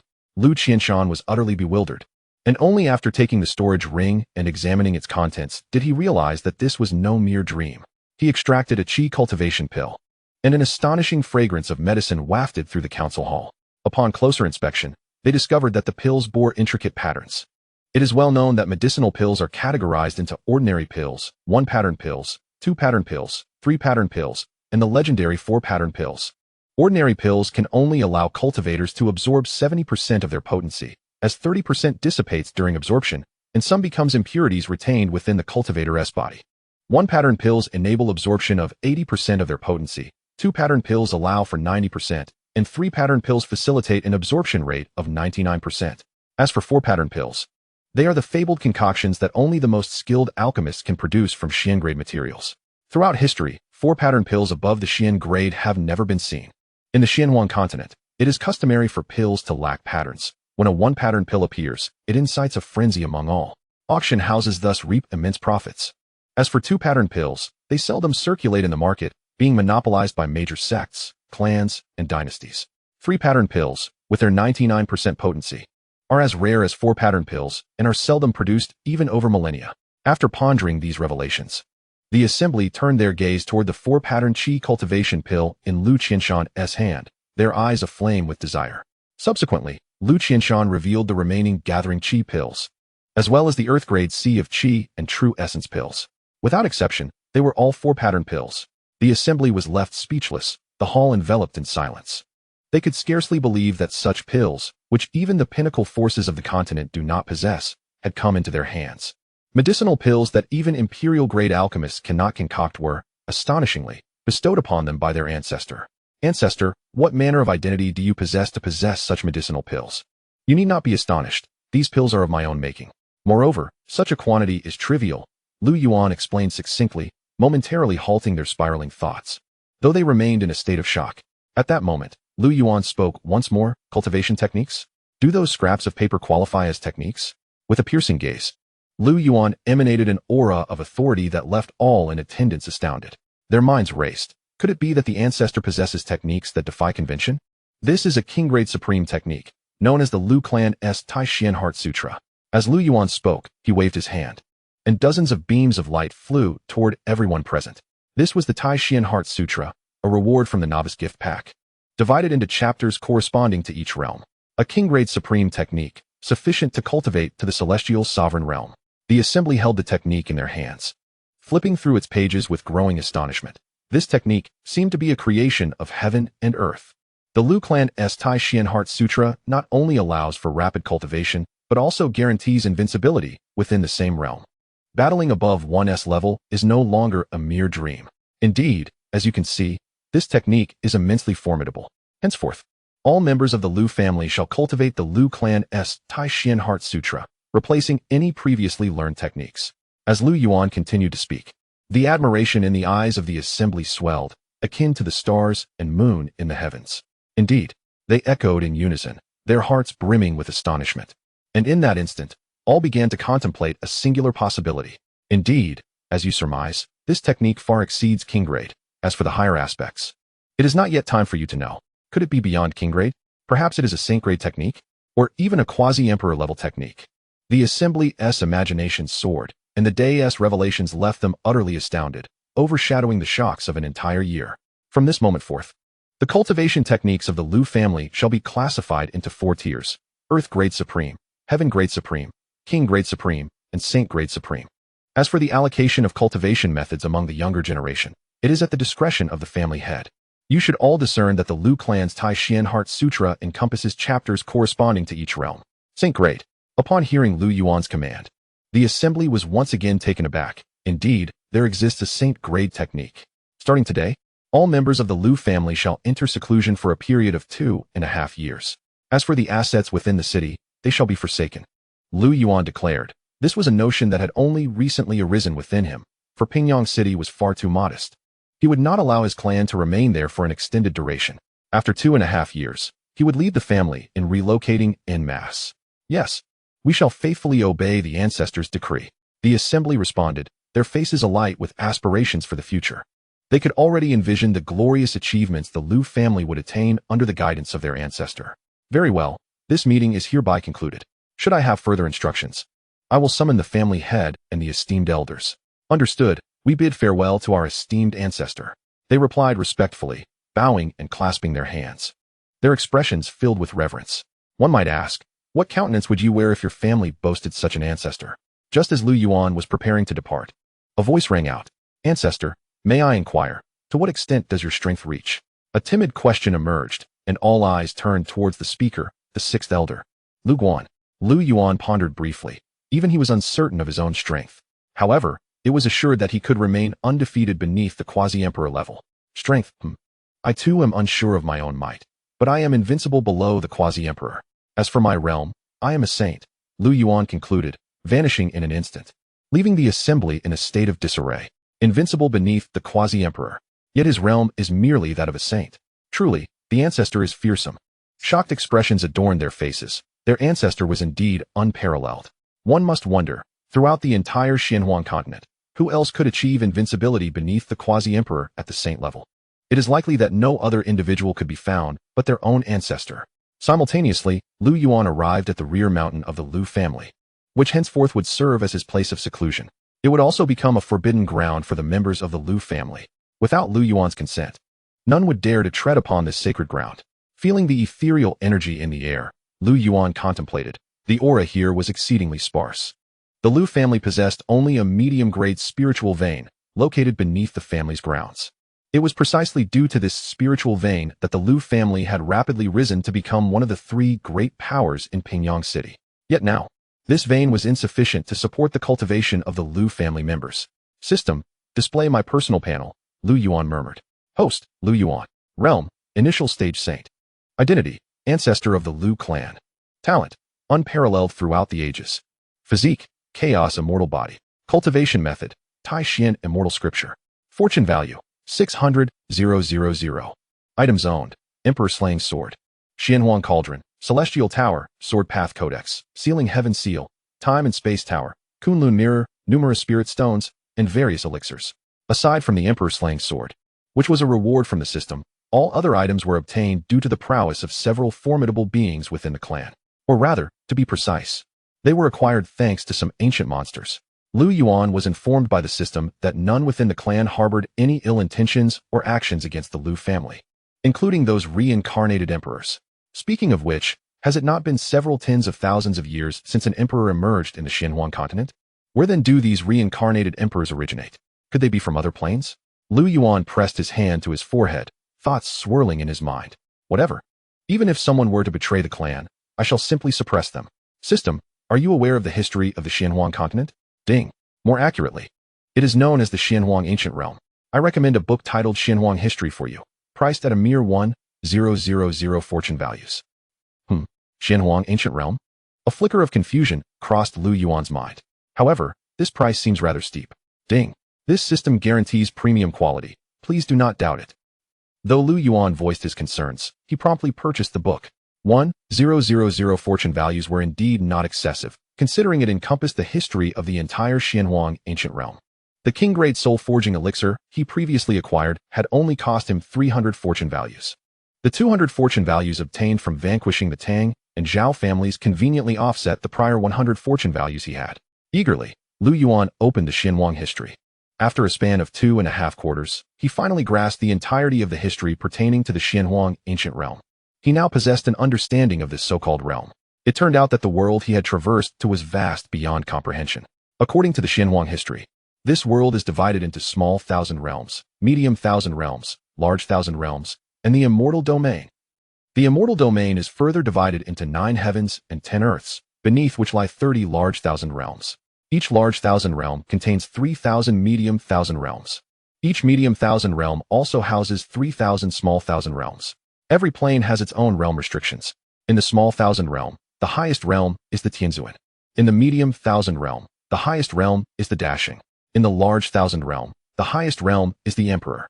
Note, it should be clarified that only one Emperor shall emerge in a large thousand realm per era. As for the immortal domain, the Xuanhuang history provides scant information. Only a few introductory sentences. 9 heavens and 10 earths, myriad realms contend for supremacy. That is the sacred ground for cultivation in this world. There, the emperors coexist in an everlasting era. In the immortal domain, it is said that there exist immortals. That is a realm beyond the emperor. Immortals exist solely in legends. Yuan closed the Xuanhuang history, remaining in a stunned silence, unable to shake the impact of what he had just learned. The immortal domain. Yuan murmured absent-mindedly. He was profoundly shaken by this so-called immortal domain. In comparison, the Xuanhuang ancient realm seemed merely a remote corner of the universe. Regaining his composure, Yuan recalled the accounts within the Xuanhuang history. The reason no emperor had emerged in the Xuanhuang ancient realm for hundreds of thousands of years was due to the damage inflicted upon its world origin, having been plundered by an unknown existence. Moreover, the heavenly Tao of the Xuanhuang realm had suffered a tragic demise. A new heavenly Tao had been gestating for hundreds of thousands of years without manifesting. Hence, for hundreds of thousands of years, no emperor had appeared, and the quasi-emperors languished in their coffins, barely surviving, with the world origin in a state of disrepair and the heavenly Tao having perished. One must question, how could destiny be welcomed, allowing for the birth of an emperor? The current Xuanhuang ancient realm can hardly be considered a large thousand realm. At best, it qualifies as a quasi-large thousand realm. With the world origin lacking and the heavenly Tao deceased, it is likely that before long, even those quasi-emperors will perish. A bitter smile crept across Yuan's face. Could it be that I am unable to ascend even to the quasi-emperor level? Ding. Not at all, host. As a traveler, your fate is illusory, unbound by the records of this ancient history, and beyond the gaze of the heavenly Tao. The 10th generation, family head Lu Qianshan, the grand elder Lu Kaitian, and several other elders are descendants of this generation. The 11th generation, the youngest generation, with Lu Guan being the eldest among them. Lu Yan, Lu Chun, Lu Xian, and others belong to the younger generation, ranging from those in their 20s to newly born infants. The question arises, when will this generation marry and bear offspring, thus ushering in the 12th generation? Meanwhile, the cultivators from other generations exhibit varying degrees of talent. Some possess inferior qualifications and low realms, while others have perished in battle. The survivors have succumbed in clan wars, and those who remain are gravely injured, their lifespans waning. It was during this critical juncture that the celestial deity Lu Yuan descended to rescue the Lu family from peril. Lu, tasked with escorting the family's progeny, facilitated a rebirth for the Lu clan. These progeny represent the 8th generation. Subsequently, the ancestors with dwindling lifespans gradually passed away. Presently, Lu Yuan and Lu hold the highest seniority within the clan, followed closely by Lu's grandson, Lu Fan. Among them, Lu Fan is a unique case. As Lu's grandson, he is considered a descendant of the 7th generation. Even figures such as Lu Qianshan address him as Little Young Master, and some elders refer to him as Little Master Fan. Even the esteemed clan elders must call him Little Clan Uncle. Nevertheless, Lu Fan perceives himself as part of the younger generation. A family's heritage cannot lack a genealogy. Yet due to the fantastical nature of this world and its vast temporal expanse, the clan's lineage can only be briefly summarized. There exists a more detailed history regarding the Lu family. The current population of over 800 individuals has evolved from the 8th to the 11th generation. Chapter 9, The Source Vein. Upon hearing the system's voice, Lu Yuan was instantly filled with joy, a surge of pride swelling within him. Is this the uniqueness of a transmigrator? System, open the marketplace. Ding. Recommendations have been made based on the host's preferences. Xianxia Fairy's Belly Band, 600,000 fortune points. Retains warmth and scent. Purchase with confidence. Witnessing this scene, Lu Yuan was left in a state of dismay. How could a gentleman like myself, Lu Yuan, be associated with such vulgarity? System, could this possibly be your preference? Lu Yuan feigned suspicion. Ding. This system is merely a system. It is not human. Seeing his ruse exposed, Yuan ceased his inquiries into the little system. Yet a question lingered in his mind. What kind of belly band could possibly command a price of 600,000? Only a fool would buy such a thing. Yuan shifted his gaze to the item list. Premium Spirit Vein, 500 fortune points. Source Vein, 1000 fortune points. The Source Vein is a tier above the Premium Spirit Vein. The Premium Spirit Vein continuously produces spiritual energy and spirit stones, while the Source Vein generates a constant flow of source energy and source stones. However, there are no distinctions of quality among source stones. In the ancient wilderness realm, one source stone can be exchanged for 100 premium spirit stones. The Source Vein is a standard feature of sacred grounds, as only source stones can sustain the cultivation of mighty saints. Purchase the Source Vein. As soon as the command was uttered, a Source Vein materialized within the system space. Extract. Boom. Suddenly, a Source Vein resembling a colossal dragon appeared in the back mountain of the Lu family. It radiated a white hue, and Yuan grasped it in his hand, its ethereal projection extending a full 100 miles. In an instant, it stirred the entire Pingyang city. Yuan emanated chaotic energy, forcibly compressing the Source Vein to a length of 10 miles. Without practicing the vein manipulation technique, he directly employed his saint-level cultivation and the powers of his chaotic celestial body, forcefully embedding the Source Vein beneath the Lu family's grounds. The previous mid-grade Spirit Vein was instantly absorbed by the Source Vein, becoming nourishment for it. After completing this endeavor, Yuan clapped his hands. Indeed, the spiritual energy produced by the Source Vein is exceptionally comforting. However, Yuan remained blissfully unaware of the tremendous uproar his actions had incited. In Pingyang City, the residents gazed in disbelief at the faint dragon-shaped apparition hovering above the Lu family. What level of Spirit Vein could that possibly be? As they felt the spiritual energy enveloping the entire city, astonishment surged within them. I think I just broke through. At that moment, a voice reached the ears of the crowd, prompting everyone to turn. A middle-aged man, at the pinnacle of the Qi condensation realm, was seen breaking through. In less than a minute, an aura of the Spirit Sea realm radiated from him. The onlookers were momentarily stunned. This spiritual energy was incomparably denser than before. Some marveled. Others were astonished, while a few danced with joy. This must be the doing of the Lu family's ancestor. The Lu family ancestor is akin to a saint among us. His actions have undoubtedly elevated the spiritual energy of the entire Pingyang city by more than 100-fold. The crowd exchanged glances, lost in disbelief. Is anyone aware of what level of Spirit Vein this is? It must be a Premium Spirit Vein. What this brother says is entirely correct. It must indeed be a Premium Spirit Vein. As the crowd deliberated, they collectively concluded that this was indeed a Premium Spirit Vein. Nonsense. This is no mere Premium Spirit Vein. Upon hearing the rebuttal, the crowd's anger flared, and they glared at the speaker. Seeing the crowd's rising ire, he quickly wilted. He then explained, "Humph, I once visited my cousin's uncle's aunt's nephew and passed by the Tianxian sect. Surely, everyone here is aware that the Tianxian sect is a royal-level force with a revered elder in residence, boasting a true Premium Spirit Vein. Yet today, after experiencing the Lu family's Spirit Vein, I can assert with absolute certainty that it is of a level higher than that of a Premium Spirit Vein." The crowd considered his reasoning and began to believe him. What lies above a Premium Spirit Vein? Someone inquired. I do not know. Neither do I. I am equally unaware. They exchanged perplexed glances when suddenly, a commanding voice rang out. This is a Source Vein.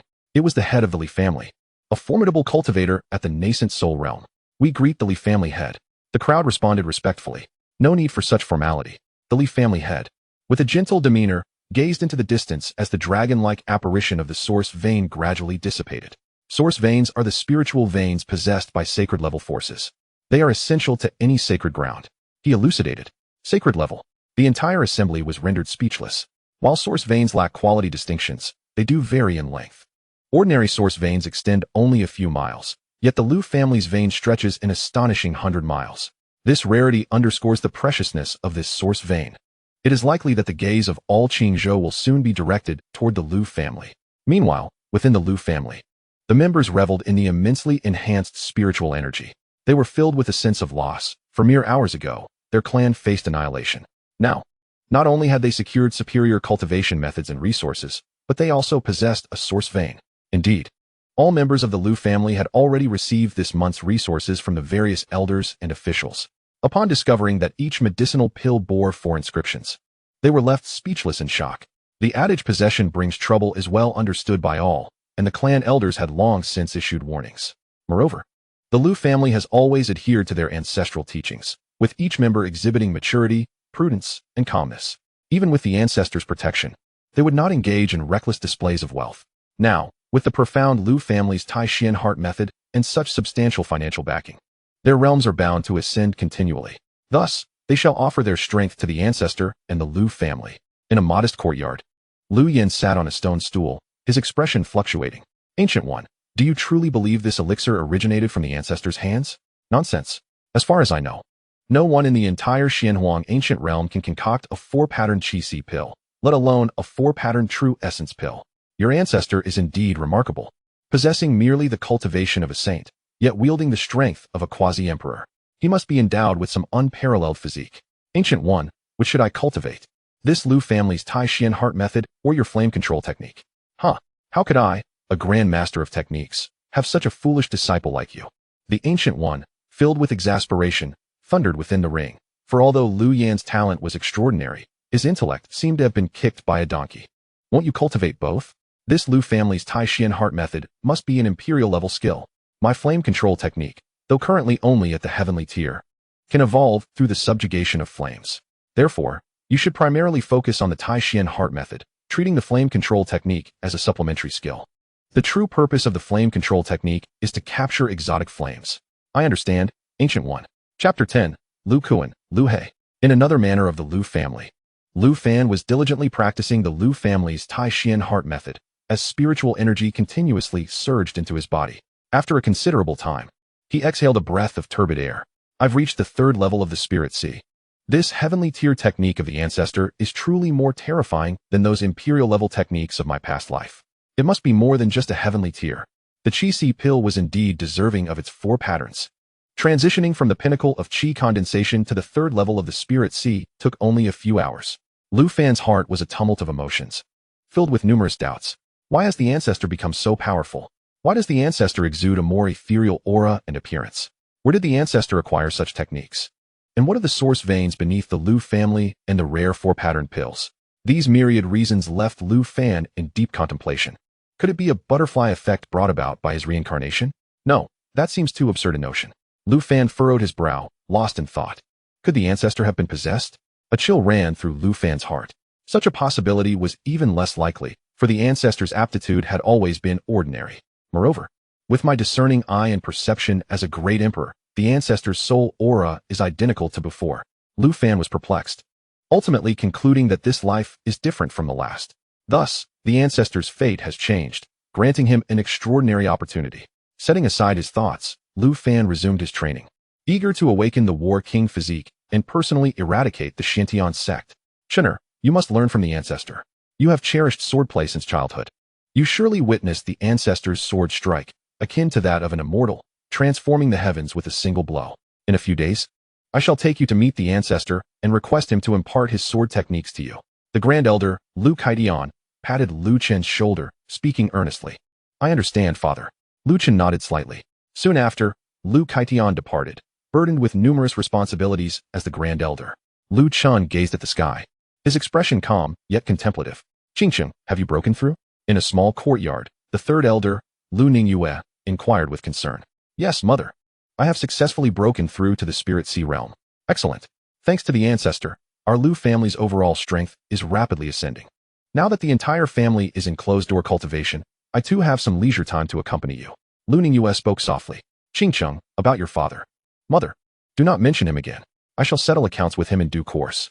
Upon hearing those 2 words, Lu Qingqing's face turned icy. Very well. Lu Ningyue observed Lu Qingqing, hesitating to speak further. In a bamboo pavilion. Ha ha, I've made it Taoist. Lu Xian exclaimed, chest puffed with pride, laughing heartily.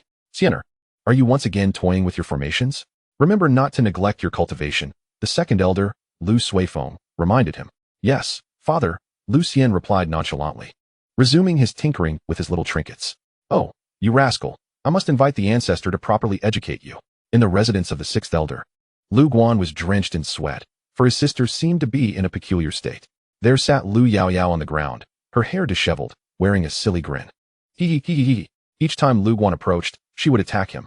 Helpless, Lu Guan could only prepare to inform the ancestor of Lu Yaoyao's condition. Such a bizarre situation could likely only be resolved by the ancestor. As Lu Guan pondered, he made his way toward the back mountain. Meanwhile, at the back mountain of the Lu family. Come out, you two. Lu Yuan released his divine palace, and at once, two streaks of light flew forth. It was the chicken and dog duo. Once a cultivator reaches the divine palace realm, a palace forms within their mind, referred to as the divine palace. The divine palace at this stage is merely a rudimentary form, akin to the spirit sea and Yuanshan. The advancement of this realm is a process of continual refinement. Now a saint, Lu Yuan could have sent living beings into it long ago.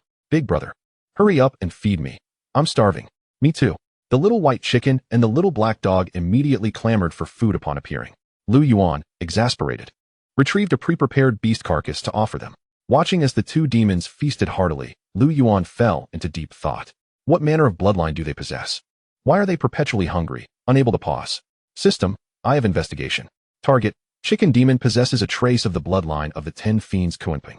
Realm, Qi Condensation Realm. Talent, Abnormal. Physique, None. Target, Dog Demon possesses a trace of the bloodline of the 10 Fiends Jiuyo. Realm, Qi Condensation Realm. Talent, Abnormal. Physique, None. Xuanhuang, Jiuyo. Lu Yuan stared at the system information, astonished. Although he had surmised that the two demons possessed extraordinary bloodlines, he had ultimately underestimated their terrifying nature. The second of the 10 fiends, Xuanhuang and Jiuyo. Xuanhuang represents speed, while Jiuyo embodies darkness and curses. One bright, one dark. Lu Yuan was taken aback. He finally understood why these two demons could remain unharmed in the Jian mountain range, despite merely being at the Qi Condensation realm. With just that trace of bloodline, they could instill fear in countless demon beasts. While Lu Yuan pondered, the 1-foot-tall beast carcass had already been devoured by the two demons. Big brother, this is the Lu family? The spiritual energy is so dense. The little black dog looked at Lu Yuan and inquired. Indeed. Lu Yuan nodded slightly, then turned solemnly to the two demons, stating, Do you wish to become my guardians? Willing. Upon hearing Lu Yuan's request, the two demons were instantly elated. Their eyes filled with anticipation, fearing that Lu Yuan might change his mind. Very well, I shall bestow names upon you. The two demons promptly knelt on the ground, standing tall, eager to receive their names from Lu Yuan. Their hearts brimmed with excitement. If we become guardians, then we shall protect Big Brother for a lifetime. The two demons were devoid of any particular thoughts. They simply wished to revel alongside Lu Yuan, living carefree in this vast world, savoring barbecued meat, drinking hearty broth, chasing after hens on one side, and playfully teasing the mother dog on the other. This encapsulated their 2.5 years spent with Lu Yuan in the Jian mountain range. From this moment forth, you shall be known as Lu Kuan, and you as Lu He, Lu Yuan announced, casting a glance at the two demons. You are now the two chief guardians of the Lu family. Remember, betrayal of the Lu family and violation of its ancestral teachings will not be tolerated. Transgressors shall face execution. With a solemnity befitting the occasion, Lu Yuan continued, Lu Kuan, Lu He, I bestow upon you the titles conferred by our esteemed ancestor. As soon as Lu Yuan's words fell, the two demons bowed in a rather comical manner. Ding! Congratulations, host, for the appearance of the Xuanhuang bloodline within your clan. Increasing fortune value by 80,000 and rewarding the Xuanhuang divine technique. Xuanhuang divine technique, by merging yin and yang. Those who achieve mastery can transform into the forms of the Xuan and the Peng, wielding the powers of extreme yin and extreme yang, renowned for their speed. Ding! Congratulations, host, for the emergence of the Jiuyo bloodline within your clan, elevating fortune value by 80,000 and rewarding the Jiuyo divine technique. Jiuyo divine technique, capable of devouring all things in the world, a master can consume heaven and earth, refining all creations. Possesses powers of darkness and curses. Ding! Due to excessive fluctuations in fortune value, rewards are doubled. Congratulations, host, for obtaining 1 vial of Xuanhuang essence blood and 1 vial of Jiuyo essence blood. Chapter 11. The Loss of the Soul. Lu Yuan smiled faintly. Indeed, accepting the two demons into the Lu family yielded rewards from the system. A total of 160,000 fortune value, along with the Xuanhuang and Jiuyo divine techniques. Such divine arts surpassed even those of imperial rank. Furthermore, he possessed 2 vials of essence blood. Their rarity exceeded that of divine techniques. It is well known that a single drop of a demon beast's essence blood is exceedingly scarce. Once extracted, it would take thousands, if not tens of thousands, of years to replenish. Yet Lu Yuan held 2 entire vials. Merely these 2 vials of essence blood could elevate Lu Kuan and Lu He's bloodlines to their utmost peak, transforming them into purebloods. The true power of pure-blood Xuanhuang and Jiuyou Yao remained unclear to Lu Yuan. However, he would soon witness their might. Lu Kuan, Lu He. Here are the Xuanhuang and Jiuyou Yao divine techniques, as well as the essence blood of both. Lu Kuan and Lu He were not born as purebloods. They possessed only a trace of the bloodline, and even if their lineage were elevated to pure blood, comprehending the divine arts would require considerable time, unlike beings born of pure blood, whose divine arts are imprinted in their minds from birth. Thus, Lu Yuan entrusted the techniques to the two demons. Boss, what is this? Observing the bewildered expressions of the two demons, Lu Yuan replied calmly, once you absorb the essence blood and cultivate the divine techniques, everything will become clear. Alright, you may proceed to the cavern behind to absorb it. Yes, boss, the two demons responded in unison before departing. At that moment, a voice reached Lu Yuan's ears. Junior Lu Guan requests an audience with the Ancestor. The voice was resonant, and Lu Yuan gazed into the distance, spotting the sixth elder, Lu Guan. The name Lu Guan piqued his interest. With a soft chuckle, Lu Yuan vanished in an instant. At the foot of the mountain, Lu Guan bent slightly. Clasping his hands in respect, he dared not be impolite, awaiting the Ancestor's response. Speak, what brings you here? At that moment, a faint voice echoed in Lu Guan's ears. He looked up to find the Ancestor standing beside him, gazing down. Ancestor, my younger sister has encountered an issue. May I request your assistance to investigate?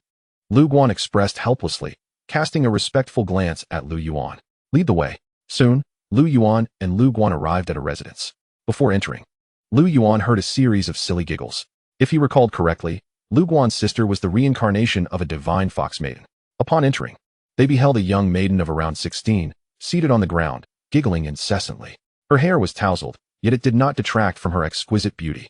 Her large, expressive eyes radiated an aura of wisdom, and her slightly parted lips drooled. Her skin was as delicate as jade, appearing almost translucent. Ancestor, this is my sister, Lu Yaoyao. She has been like this since the conclusion of the great battle. Can you discern the cause? Lu Yuan stood with his hands clasped behind his back, observing quietly, unable to decipher the situation. However, his expression remained calm, brimming with confidence. System, what has happened to her? Ding, Lu Yaoyao is the reincarnation of a divine fox maiden. An accident occurred during the awakening of her memories, causing her soul to separate from her body. The soul? Lu Yuan's heart tightened. Humans possess three souls: the earth soul, the sky soul, and the life soul. Lu Yaoyao's life soul is missing. She has not inherited the memories of the divine fox, but has retained its character and abilities. Listening to the system's explanation, Lu Yuan was astonished. Such occurrences were possible? System, what effects does the absence of the life soul have on her? None. As a member of the Lu family, her fortune is immense. And her fate has already changed. There will be no adverse effects. The system detects that Lu Yaoyao's life soul resides within the immortal realm. If retrieved and fused, she will gain tremendous fortune. Lu Yuan felt reassured. He now understood that Lu Yaoyao's dazed demeanor stemmed from her life soul's recent separation, and her body had yet to adapt. In due time, she would recover, but by then, she would embody both her own being and the character and abilities of the divine fox. Thankfully, this divine fox had reincarnated into the Lu family. Had she been born into a family devoid of fortune, she might have remained foolish for eternity. It seemed that the Lu family's fortune had reached an astonishing level. Reflecting on this, Lu Yuan glanced at the fortune value, 758,688. The strength of the Lu family was steadily rising, and so was their fortune value. Returning to the present, Lu Yuan turned to Lu Guan and calmly stated, Lu Yaoyao is the reincarnation of the divine fox maiden, but her life soul unexpectedly left her body upon awakening her memories. Ancestor, can her life soul be retrieved? Where is it located? Lu Guan inquired anxiously, his concern for his sister's recovery overshadowing any thoughts of the divine maiden's reincarnation. The life soul is not in this realm. However, you need not worry. Under normal circumstances, she will return to her senses within half a month. Moreover, if you feed her this Taishang nourishing soul pill, she will recover immediately. Rest assured, her memories are intact, and she has awakened an unparalleled physique, the heavenly charm divine eyes. As for the life soul, it need not be sought. Without its retrieval, her past memories will remain dormant. Once she consumes the pill, the repercussions of the missing life soul will be erased. As soon as he finished speaking, a pill appeared in Lu Yuan's hand. The Taishang nourishing soul pill, a sacred grade elixir. Lu Yuan looked at Lu Yaoyao, flicked his finger, and the pill transformed into a streak of light, precisely entering Lu Yaoyao's mouth. In an instant, she collapsed to the ground, and once she awoke, she would return to her former self. Thank you, Ancestor, for your great kindness. I shall undoubtedly devote myself to serving you, Lu Guan said, half kneeling on the ground. His face flushed with gratitude. No need. Focus on your cultivation. I have high hopes for you. With that, Lu Yuan vanished in a flash. Returning to the back mountain, Lu Yuan directed his consciousness toward the cavern where Lu Kuan and Lu He were sequestered. The two demons were diligently absorbing their newfound powers. Lu Yuan, feeling fortunate, began his own cultivation. As the possessor of the chaotic immortal body, breaking through barriers was as effortless as drinking water. The chaotic immortal body faced no bottlenecks in its breakthroughs and cultivated at an extraordinary speed. Lu Yuan retrieved the Xuanhuang treasure technique and the 9 nether beast treasure technique, while the copies handed to the two demons were mere imitations. Gazing at the two techniques radiating golden and dark red light, Lu Yuan commenced his cultivation without hesitation. Thus, the entire Lu family descended into a tranquil state of cultivation. Meanwhile, most forces in Qinzhou turned their attention towards the Lu family, as turbulent waves brewed in the shadows.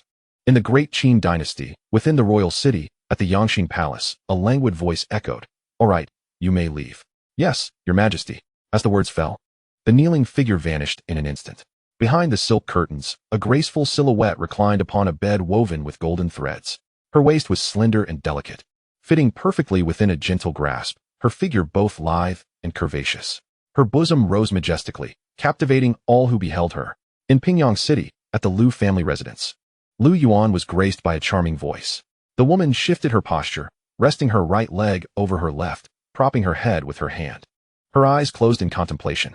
This enchanting figure was none other than the empress of the great Qin dynasty, Qin Yanran. Chapter 12. I am the guardian under the Ancestor's seat.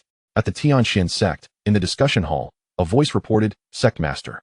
We have confirmed that the source vein originates from the hands of the ancestral figure Lu Yuan of the Lu family in Pingyang City." Oh, I did not expect such talent to emerge from a mere Pingyang City. To be able to harness a source vein, Lu Yuan must surely be a revered figure. The sect master, Wu Gong, mused, "I have indeed underestimated the great Qin dynasty, for it has produced another reverend. In these tumultuous times for the great Qin, the emergence of a reverend is already the limit. It cannot possibly be a celestial sovereign." At this moment, an elder of the sect stood up, inquiring of Wu Gong, "What if Lu Yuan is a celestial sovereign?" Impossible. The emergence of a reverend is already the utmost for the great Qin. How could Lu Yuan possibly be a celestial sovereign? Wu Gong scoffed, then shifted his tone. Even if he were a celestial sovereign, so what? Could he surpass the celestial sovereign ancestor of our Tianxian sect? At this juncture, the elder's mind sparked with a revelation, and he looked towards Wu Gong again, "Sect master. What if Lu Yuan is a saint?" Hearing this elder challenge him once more, Wu Gong's anger flared. "Why are you filled with what-ifs? If Lu Yuan were a saint, how could he possibly remain in obscurity? Which hall do you belong to, that you meddle so much? Sit down." As Wu Gong appeared ready to explode, the other elders quickly intervened. "Sect master, please calm your anger. He is new and does not understand. You possess great magnanimity, do not hold it against him." Indeed, indeed. Observing the fearful expressions of the elders, Wu Gong's demeanor softened. He declared, "I perceive that the source vein originates from within the territory of the Tianxian sect. We must reclaim it." The elders acknowledged, understood. "We shall proceed to the Lu family to recover the source vein." At the Lu family's rear mountain, Lu Yuan opened his eyes, and in an instant, 2 beams of light shot forth. Within just a few days, he had not only cultivated the Xuanhuang treasure technique and the 9 nether beast treasure technique to a minor success, but he had also refined his own realm. The chaos immortal body was indeed terrifying. Previously, Lu Yuan's comprehension was not remarkable, yet now it surpassed all in history. His ability to grasp the 2 treasure techniques was entirely due to the power of the Nirvana Holy Pill and the Chaos Immortal Body. He recalled the imperial treasures awarded by the system, among which the Kunlun Mirror could enhance comprehension. It seemed he should delve into it for further honing. It was time to bring it forth. Boom. At that moment, 2 beams of light soared into the sky, one golden, one black. An overwhelming pressure, akin to ancient ferocious beasts, enveloped the entire Lu family. Everyone in the Lu family was startled, whether in meditation or otherwise. Lu Fan and Lu Chun felt their scalps tingle, as if being scrutinized by a feral beast. Ha ha ha. I, Lu Kuan, am truly magnificent. Heh. A wild chicken cannot become a phoenix just by perching on a branch. At this moment, 2 figures approached, one with golden hair radiating a fierce aura, his handsome features and piercing gaze exuding an alluringly sinister charm.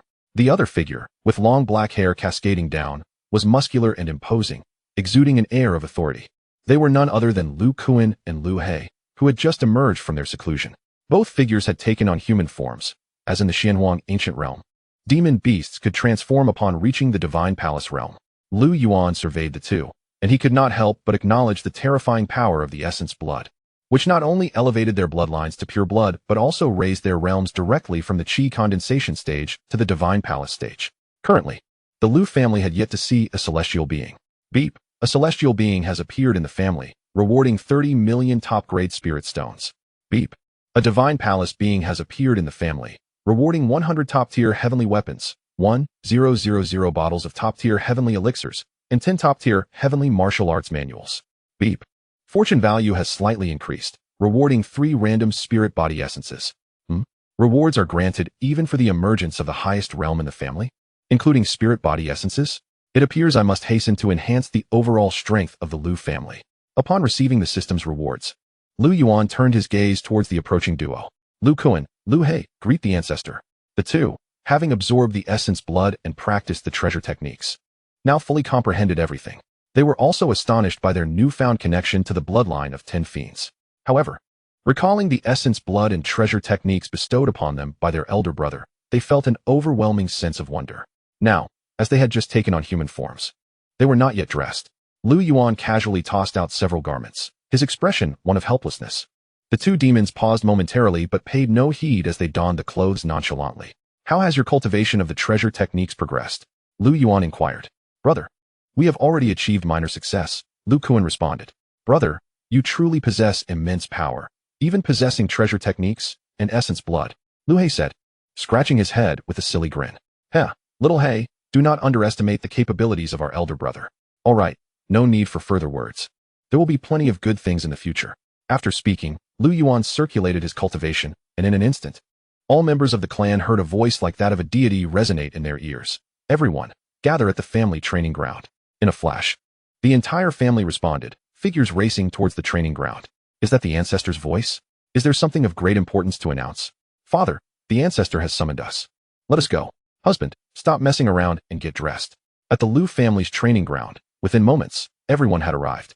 Yuan surveyed the bustling figures below, a sense of satisfaction washing over him. The character of the Lu family members was quite to his liking. Lu, greet the ancestor.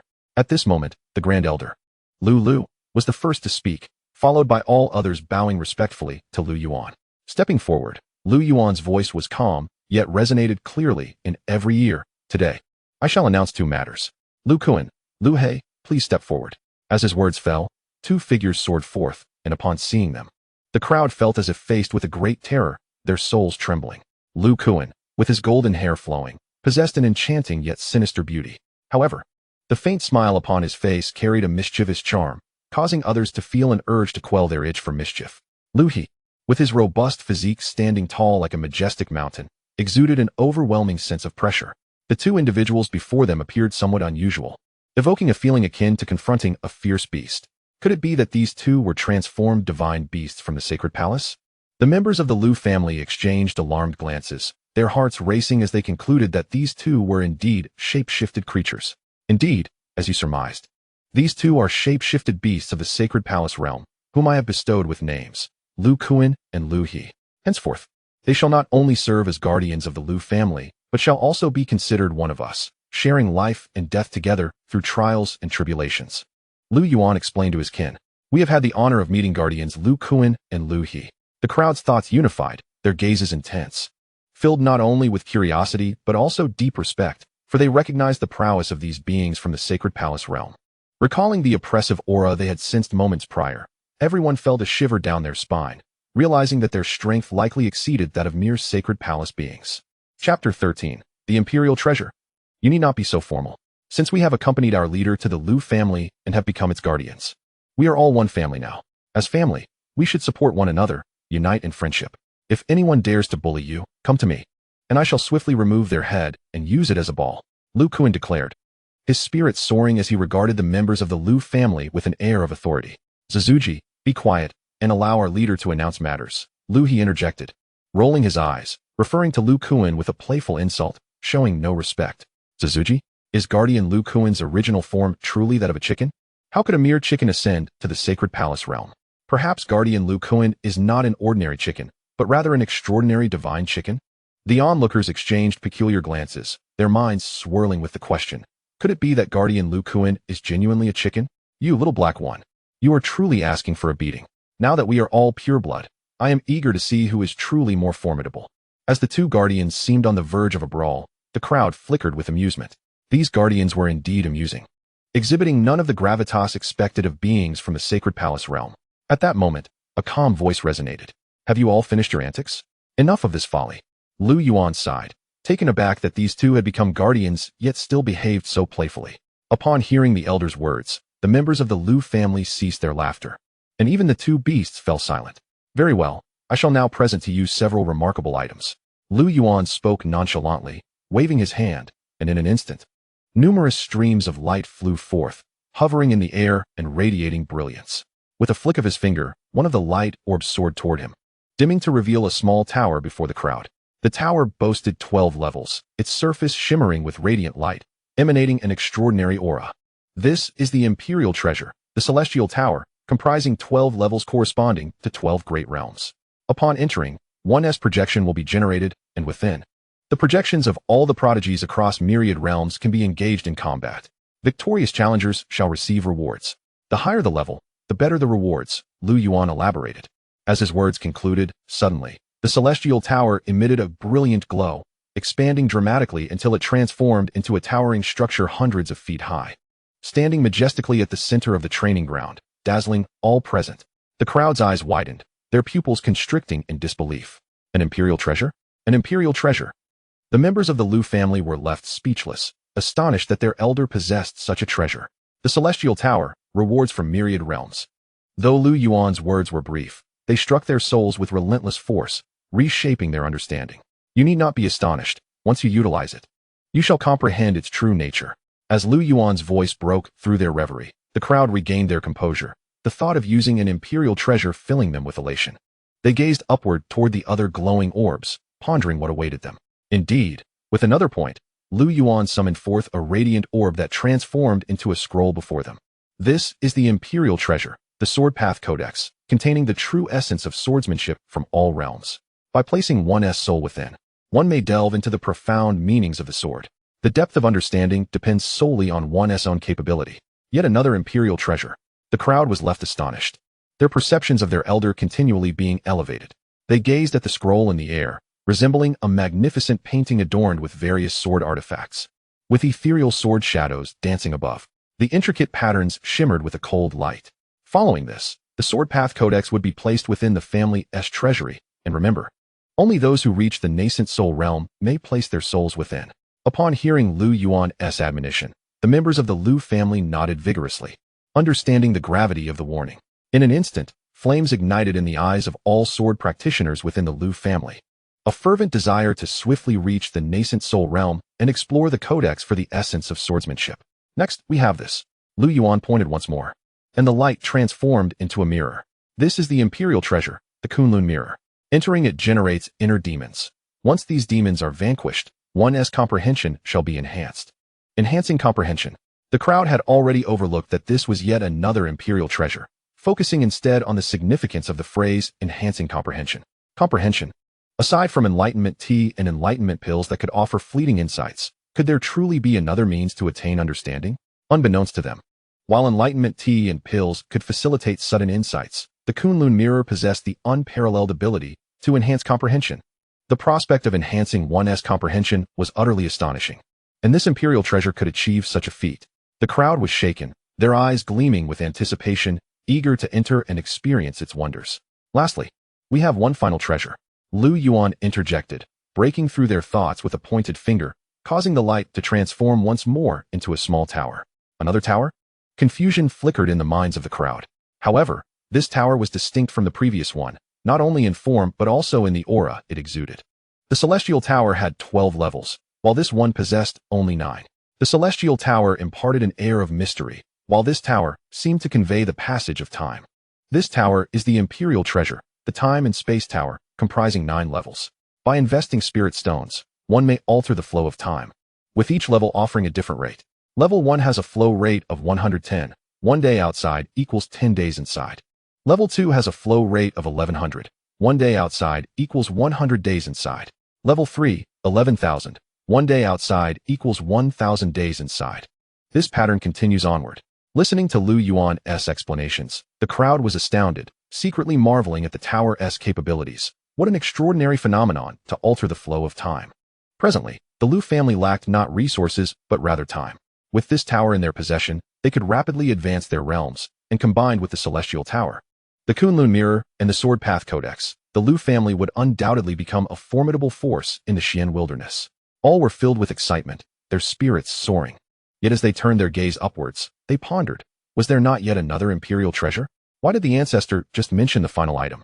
As the crowd stood in confusion, Lu Yuan turned to the head of the Lu family and said calmly, Lu Qianshan, this esteemed imperial treasure, the Xuanhuang Ding, shall be entrusted to you. As the words left his lips, the last light in the air coalesced into a diminutive ding, resplendently golden. Before the onlookers could discern its form, the small ding soared directly towards Lu Qianshan, merging with him in an instant. At that moment, Lu Qianshan's pupils dilated in shock. Upon the Xuanhuang Ding entering his being, he grasped its purpose and method of control. Its power was utterly formidable. Chapter 14, Tianxian Sect. Lu Qianshan was filled with awe, for the Xuanhuang Ding was simply celestial. Since the moment of his fusion, he could perceive the fortune of the Lu family, with golden beams of light ascending like dragons. He was unaware of what this signified, only that the Lu family's fortune was incredibly profound, bound to the Xuanhuang Ding. He felt invincible within the confines of the Lu clan's territory, though he was currently at the 5th level of the Yuan Shen realm. If he wielded the Xuanhuang Ding in battle, he could slay even the celestial lords. Lu Qianshan observed the fortune gradually amplifying, and he pondered the heights of power he could attain, coupled with the might of the Xuanhuang Ding. What realms of adversaries could he challenge? What foes could he defeat? The thought left him breathless, yet all of this was predicated on being within the Lu family's domain. Lu Qianshan felt a flush of embarrassment. The Ancestor had entrusted such a treasure to him. He gazed at Lu Yuan with deep respect. Qianshan, as the head of the family, it is only right that this treasure is entrusted to your stewardship. Thank you, Ancestor, for your recognition. Lu Qianshan was about to kneel in gratitude, when a gentle breeze swept past, halting his motion, and he gradually straightened. There is no need for such formality. With a wave of his hand, Lu Yuan summoned the imperial treasures, the Kunlun Mirror and the Years and Universe Tower, which erupted in radiant brilliance, expanding in size. He positioned them within the family's martial arena, each occupying a distinct corner. The members of the Lu family exchanged astonished glances at the sight of the 3 imperial treasures. Lu Yin stood among the crowd, his demeanor calm, though his heart thumped in shock as he communicated with the ancient spirit. Xiaoyanzi, is your Ancestor perhaps a celestial being? I am uncertain. I am just as bewildered. How could the Ancestor produce such treasures, and with such extraordinary effects? Ancient One, did you not claim to be well-versed? Have you ever encountered such artifacts? At Lu Yan's inquiry, the ancient spirit within the ring appeared quite embarrassed, his expression darkened. He silently resolved he would never again attempt to impress Lu Yin or anyone from the Lu family. With such an Ancestor, the horizons and understanding of the Lu family members were ever expanding. Ancient One, why have you fallen silent? I recall you usually have much to say. Lu Fan gazed at the 3 imperial treasures, a chill running through him. As a former martial emperor, he had possessed but a single imperial weapon, let alone such astonishing artifacts. His pupils constricted sharply, fixating on the Tongtian Tower with fervent intensity. He was far more intrigued by the Tongtian Tower than by the Sword Path Codex or the Years and Universe Tower. He relished combat, and now he could spar with the prodigies within the Tongtian Tower. Not only would this accelerate the awakening of his War King physique, but it would also hone his battle experience, truly exhilarating. The Sword Path Codex, the truths of swordsmanship from all realms. Lu Chen murmured continuously, his gaze unfocused. In his past life, he had been the Sword Path Emperor, revered as a sword immortal. His passion for the sword had bordered on obsession, and he possessed an indomitable sword heart. Now, as Lu Yuan revealed the Imperial Sword Path Codex, it resonated within him like a great bell tolling his sword heart. Lu Xian stood behind the crowd, swaying slightly. A closer look revealed his expression was vacant, his movements somewhat stiff. He was a puppet of the Linghai realm. Lu Qingqing stood gracefully, her eyes shimmering like water, gazing at the towering imperial treasures. Even she, a reincarnated empress, was taken aback, her heart racing with astonishment. Lu Yaoyao directed her gaze at Lu Yuan. Her brother Lu Guan had already recounted the prior events to her, the loss of her soul, the reincarnation of the divine fox, and the Ancestor's intervention that awakened her celestial charm eye. She looked upon the figure in the air, clad in black hair and a white robe. exuding an ethereal grace akin to a celestial being, her cheeks flushed with admiration. Meanwhile, a contingent from the Tianxian sect had arrived outside Pingyang City, casting a long shadow over half the city. An oppressive force hung in the air, causing hearts to race. The residents of Pingyang City looked up to the enormous silhouette. A monstrous beast. Its entire body was a deep azure, exuding a mystical aura, resembling a divine bird. Several figures were perched upon it, their features obscured. That was the Qingyuan bird. In all of Qingshou, only the Tianxian sect commanded such a creature. At that moment, a voice echoed, drawing gasps from the crowd. The Qingyuan bird, carrying members of the Tianxian sect, soared towards the Lu family. This bird likely possessed the strength of a divine palace realm being, and those seated upon its back must be the revered ones of the Tianxian sect. As such thoughts coursed through their minds, the speaker continued. The eyes of everyone present widened in disbelief. The legendary revered ones had indeed arrived in Pingyang City. They were undoubtedly headed for the Lu family. In that instant, the entire city erupted in excitement, as countless onlookers rushed towards the Lu family, eager to witness what would unfold with the Tianxian sect's arrival. Simultaneously, within the Lu family, all eyes turned towards the approaching spiritual bird, and it dawned upon them in an instant. These individuals surely sought the source vein. Their expressions remained composed. With the ancestor present, what was there to fear? The Qingyuan bird, the Tianxian sect. At this juncture, Lu Yuan spoke in a measured tone. The crowd flinched at the mention of the Tianxian sect, the revered one's formidable power. Yet, recalling their ancestors' astounding abilities, they felt a renewed sense of calm. In no time, the Qingyuan bird delivered the Tianxian sect's members above the Lu family. Who is Lu Yuan? Step forth at once. A voice boomed, resonating throughout Pingyang City. Upon hearing the brazen words, the members of the Lu family erupted in fury, indignation etched on their faces. How dare this person show such disrespect to the ancestor? Truly reckless. In that moment, a figure shot into the sky, confronting the Tianxian sect's entourage. Lu Kuan, are you Lu Yuan? The one who had previously insulted Lu Yuan spoke again. No, Lu Kuan replied coolly. If you are not Lu Yuan, then be gone. Lu Yuan, if you are wise. As the words left his mouth, Lu Kuan transformed into a golden specter, instantly appearing behind the Qingyuan bird, catching even the revered ones of the Tianxian sect unprepared. Boom. Suddenly, the individual plummeted to the ground, stirring up clouds of dust. You think you can outshine me? How tiresome. Lu Kuan's light-hearted laughter echoed in the ears of the crowd. In a single strike, he had vanquished the Divine Palace Realm expert before anyone could react. Who is he? The residents of Pingyang City were bewildered. When had the Lu family gained another Divine Palace Realm powerhouse? The members of the Lu family were instantly exhilarated. Lu Kuan's protective power was formidable, effortlessly vanquishing an adversary of the same realm with a single strike. Youngster, you have overstepped your bounds. At that moment, a venerable voice resounded, as an elder shattered the void, appearing in midair. He regarded Lu Kuan, who had just made his move, with intrigue. A divine beast of the Divine Palace Realm? Transform into your true form. Let this old man see what breed you are, and I may grant you a place as my steed. Chapter 15, The Prodigy. The black-robed elder maintained a tranquil demeanor, demanding Lu Kuan to reveal his true form, audaciously suggesting that Lu Kuan serve as his mount. Such arrogance. Upon hearing the elder's brazen words, Lu Kuan's aura surged, a formidable pressure radiating from his divine palace, first-level cultivation. Junior, you are no match for this esteemed one. Summon your ancestor. The black-robed elder scoffed at Lu Kuan.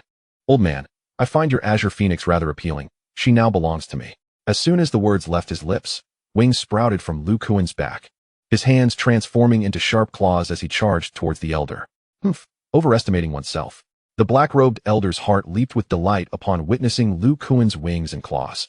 He realized the young man was indeed a bird-like divine beast, capable of annihilating a fifth-level divine palace cultivator with his first-level prowess. Such innate talent must be extraordinary, far more suitable to serve as a mount than the azure phoenix. How dare you challenge me, a venerable one, in the divine palace realm? You possess audacity, yet you are excessively arrogant.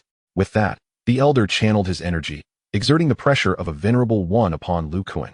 However, Lu Kuan, being one of the 10 fiends, the Kuanpeng, was not so easily subdued by the mere aura of a venerable one. Hee, old man. What is a venerable one to me? I shall still cleave you down. With his golden hair flowing and his simple robe rustling, Lu Kuan activated the Kuanpeng technique, causing a massive Pengbird's phantom to materialize behind him. Lu Kuan's mastery of the Kuanpeng technique had already reached a small level of success, and he was eager to test his strength. This was the perfect opportunity for a spar. The elder's gaze flickered as he observed the phantom behind Lu Kuan. A glimmer of confusion crossing his features. What kind of divine beast is that? Why does it resemble the golden-winged great Peng so closely? But he had no time for doubts. He began to channel the techniques of the heavenly profound sect, his aura radiating. He was at the early stage of venerable. The elder clenched his right fist, streams of light swirling around him. Lu Kuan's eyes sharpened, and an aura emanating from the 10 fiends surged into the sky. In a flash, he dashed to the elder's front. Boom. With a single strike, Lu Kuan was propelled backward 30 zhong, while the elder was forced back 10 zhong. Hee. Old man, my attacks are not so easily received. The elder's countenance turned ashen, his tightly clenched fist trembling slightly. He felt a chill run through him. How could he, a dignified early-stage venerable, be evenly matched with a mere first-level divine palace junior? Although Lu Kuan had been sent flying further, this was nothing short of humiliation. Reflecting on the phantom behind Lu Kuan, the elder's heart raced. Could it truly be the golden-winged Great Peng? The scene that unfolded before the crowd left everyone in shock. A divine palace realm cultivator clashing against a venerable one, and not only holding his ground. From where did such a prodigy emerge in the Lu family? What divine beast was that phantom? Some murmured in hushed tones. I have no idea. I have never seen such a creature. Others nodded in agreement, equally perplexed. Suddenly, a figure flashed by. Lu Yuan appeared in midair, his black hair cascading and his white robe flowing, exuding an ethereal elegance, his deep-set eyes reflecting an unruffled calm. So, you are Lu Yuan? The black-robed elder steadied his astonishment, looking at Lu Yuan with composure. Since you dare to seize the source vein, you must be prepared to pay the price. In response, Lu Yuan offered nothing but indifference. For upon the azure phoenix's back sat an even mightier individual, at the late stage of venerable. You, enraged by Lu Yuan's dismissal, the black-robed elder was consumed by indignation, ready to strike. Elder 7, step back, you are not his match. An ancient voice echoed, drawing the gaze of the crowd to a white-haired, white-bearded elder clad in a simple robe. His aura was restrained, akin to that of an ordinary man. Yes, great elder. The 7th elder felt humiliated. He had faced a mere junior of the divine palace realm to a standstill and was now disregarded by Lu Yuan. The embarrassment weighed heavily on him. He vowed to remember this slight. Who would have thought that from a minor dynasty like the Great Qin, in a humble town such as Pingyang, multiple prodigies would emerge? Lu Yuan, you have reached the venerable realm at merely 200 years of age, displaying exceptional talent. Join my heavenly profound sect, surrender the source vein, and I can appoint you as the son of the sect. Your status will far surpass what you hold in this trivial Lu family. The great elder of the heavenly profound sect spoke with an air of superiority, dismissing Lu Yuan entirely. What a son of the sect! Is it not merely a matter of surrendering the source vein? He assumed Lu Yuan was just an ordinary venerable, oblivious to the fact that in Lu Yuan's eyes, he was nothing but a jester.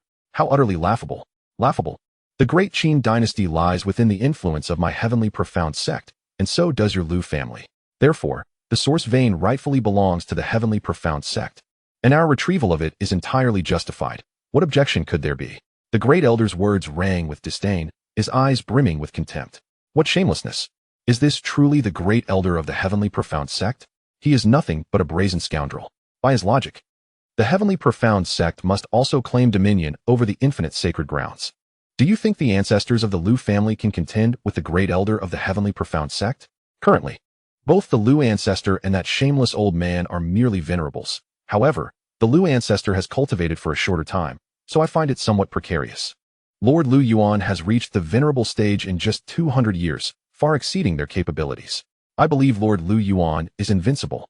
At that moment, not only the members of the Lu family, but even the other citizens of Pingyang City regarded the great elder of the heavenly profound sect with scorn, some even spitting in his direction, their disdain unabashed. If the heavenly profound sect were to seize the source vein, would they not suffer a tremendous loss? Despite the presence of several venerables, a mere member of the Lu family could contend with a venerable. They were confident that the Lu ancestor must be even more powerful. Great elder, why waste words with them? Just strike and annihilate the Lu family. The source vein will be ours. Indeed, great elder. The offerings of that divine beast brought about the death of elder's son. We must avenge him by exterminating the Lu family. Lu Yuan, since you refuse to recognize the situation, do not blame us for our actions. As soon as the words were uttered, the members of the heavenly profound sect unleashed their spells, preparing to focus their fire upon Lu Yuan. Lu Yuan shook his head with a smile, a hint of mockery gleaming in his eyes. He stepped forward, rising above all, resembling a deity descending from the heavens. surveying the members of the heavenly profound sect with an air of superiority. Lu Yuan's aura surged, an immense pressure descending upon them, akin to a regal monarch administering punishment. Humph! With a mere wave of his hand, the members of the heavenly profound sect burst apart like balloons punctured by a needle. Chapter 16, Feathered Fowl, Deceased Salted Fish. Within Pingyang City, the gathered cultivators felt as if they were on the brink of an abyss, their hair standing on end. With a single gesture, they were all obliterated. The faces of the townsfolk turned pale with terror, for they had gleaned from the prior exchanges that the great elder of the heavenly profound sect was a figure at the pinnacle of the venerable realm. Yet even so, before the Lu ancestor, he was rendered as insignificant as an ant, a mere wave of the hand, and they were reduced to ashes. Heavens! Is this truly the Lu ancestor? Someone exclaimed, disbelief lacing their voice. It appears that the venerable ancestor of the Lu family is not merely a mere celestial being, but rather a formidable existence of the heavenly sovereign realm. The crowd gazed skyward, their expressions vacant as they beheld Lu Yuan, whose figure resembled that of an ethereal being. The recent spectacle had profoundly shaken their souls and left them in utter astonishment. There was no grand battle to speak of, merely a handful of insignificant insects daring to challenge the divine dragon. The forces from the Tianxian sect had come with great fervor, intent on seizing the Lu family's source vein, yet they were swiftly obliterated by Lu Yuan with a mere flick of his hand. Among them were even several esteemed elders. Ancestor, this azure phoenix is of the divine palace realm. Its flesh must be exquisitely delectable. What do you think? Lu Kuan glanced at Lu Yuan, a sheepish grin adorning his face. A beast of the divine palace realm, Lu Kuan certainly had an eye for fine dining. He himself had never tasted such a delicacy and was curious about the flavor of roasted meat from a divine palace beast. Thus, he resolved to concoct a grand feast featuring this magnificent creature. Lu Yuan rubbed his forehead and nodded slightly. Upon receiving Lu Yuan's assent, Lu Kuan instantly dashed to the azure phoenix's side, which trembled in fear. As a beast of the divine palace realm, it was capable of transformation. Having witnessed the instantaneous slaughter of the Tianxian sect members before it, it was paralyzed with terror, fully aware of its own impending fate. Ha! Lu Kuan chuckled softly, and the light in the phoenix's eyes gradually faded, ultimately turning to ash. At that moment, the threat posed by the Tianxian sect to Pingyang City had dissipated. The inhabitants of Pingyang City exchanged bewildered glances, each reflecting a dazed expression in response to the overwhelming dominance of the Lu family, who not only annihilated the Tianxian sect, but also intended to roast their beast mounts for a feast. With a grand wave of his hand, Lu Yuan summoned several storage rings, which belonged to the deceased members of the Tianxian sect and now lay in his possession. It remained uncertain whether the wealth of the elders was substantial. Subsequently, Lu Yuan placed the azure phoenix's carcass within the Lu family estate. Prepare the oil for cooking. The azure phoenix was far too massive, being a divine palace beast. Thus, the Lu family mobilized nearly every capable cook they had. At that moment, the entire Lu family was abuzz with excitement. Moments later, an enticing aroma filled the air, emanating from a gargantuan black pot wherein meat broth bubbled vigorously, alongside several smaller pots. Not only that, but Lu Yuan also produced medicinal herbs, adding them to the mix, including treasures of the celestial tier. As for those of the royal tier, he feared they might pose a risk to his family members. After all, the flesh of a great demon from the divine palace realm was already a tremendous supplement, let alone steeped in precious herbs. At this juncture, the entire Lu family erupted with laughter and merriment, their cups raised in joyous revelry. Lu Yuan, disregarding decorum, embraced a massive pot and began to feast, declaring that the meat of a divine palace demon was indeed delectable. The sight of their ancestor, appearing as if he had not eaten in days and indulging so casually, sent the onlookers into fits of laughter. Those of lower realms found that a single bite of meat compelled them to sit cross-legged and digest the energy within. Thus most could only partake of the broth. I have broken through to the chi condensation realm. A youthful voice rang out, drawing the attention of the crowd to a boy of 15 or 16, who, having consumed merely a bite of meat, flushed with vitality and commenced meditative practice, achieving the chi condensation realm. In an instant, nearly everyone experienced a minor breakthrough, with some even surpassing long-standing bottlenecks to ascend to higher levels. Waves of cultivation breakthroughs rippled throughout the Lu family, save for two individuals who continued their voracious consumption, Lu Kuan and Lu He. Lu Yuan, being a chaos immortal body and a sage, found little benefit from the divine palace beast's flesh. Thus he merely savored the flavor before returning to meditation. His consciousness remained vigilant over the members of the Lu family to prevent any unforeseen mishaps. Meanwhile, Lu Kuan and Lu He, as the 10 fiends, seemed to possess insatiable appetites, nearly consuming over half of the Azure Phoenix. At that moment, Lu Kuan and Lu He transformed into a half-human, half-demon appearance. Their bodies remained humanoid, yet bore characteristics of beasts. A few daring children, merely 2 or 3 years old, gathered in groups around Lu Kuan and Lu He, bombarding them with questions. After all, the two demons were exceedingly unique and immensely powerful, capturing the interest of not only the children, but even some adults within the family. Lord Lu Kuan, what kind of beast are you? Brother Lu He, may we see your true form? The innocent voices surrounded the two demons. It matters not to share. I am the Supreme Xuanhuang. What is a Xuanhuang? A cluster of children inquired, puzzled. Lu Kuan raised a large pot and took a sip of the meat broth, preparing to respond, but was interrupted by a voice. What Supreme Xuanhuang? It's merely a mongrel bird combined with a rotting salted fish. Lu He replied with an impassive expression. Little He, you rascal. Instantly, the two demons began to hurl insults at one another, inciting hearty laughter among the crowd. Meanwhile, as the Lu family reveled in jubilant festivities, outside, a piece of news spread like wildfire, swiftly circulating throughout the entirety of Qingzhou, the Grand Elder of the Tianxian sect, leading a group to seize the source vein from the Lu family, was nearly annihilated by the Lu family's ancestor, Lu Yuan. In the Daqing dynasty, Pingyang City, the ancestor of the Lu family is a heavenly sovereign. This news soared through the air as if it had sprouted wings, rapidly engulfing the Qingzhou territory. Some powers above the elder level had already established their surveillance when the Tianxian sect set out, seeking information. For them, possessing a source vein meant the foundation to become a holy land and cultivate saints. Moreover, the Tianxian sect was itself a dominant force in Qingzhou, and they had wisely chosen to remain still, observing the unfolding situation. Yet the outcome left them utterly astounded. When had such a small family acquired a heavenly sovereign ancestor? Now, these powers were filled with trepidation. Some possessed not even a single heavenly sovereign, while others had only an elderly heavenly sovereign to oversee them. Yet Lu Yuan was merely 200 years old. A 200-year-old heavenly sovereign. What a concept. He was more monstrous than the heir of Qingzhou's only holy-tier force, the Wujia Holy Land. As for the smaller and mid-tier powers, upon hearing the news, they were left utterly dumbfounded. A heavenly sovereign had emerged from a small city in the Daqing dynasty. Another force in Qingzhou now boasted a heavenly sovereign. Chapter 17. A turbulent era approaches. In the main hall of the Tianxian sect, an elder with a grim countenance confronted sect master Wu Gong, his voice seething with fury. Wu Gong, I entrust the sect to you, and this is how you conduct affairs. Elder, you have done well as sect master. Having occupied the position for so long, your mind has grown rusty. Why did the other major sects not seize the Lu family's source vein? They were merely waiting for which force would act first. To acquire the source vein, one must contend with Lu Yuan, who is at least a revered elder. And yet you carelessly commanded them to attack? Despite having ascended to the position of sect master, you still acted with such negligence. You have squandered over half of the Tianxian sect's centuries of accumulation. It infuriates me to no end. During my brief absence, you committed such a foolish act, leading to the deaths of the Grand Elder, the 5th Elder, the 7th Elder, and 3 esteemed elders, along with several from the Divine Palace realm. They perished due to your incompetence.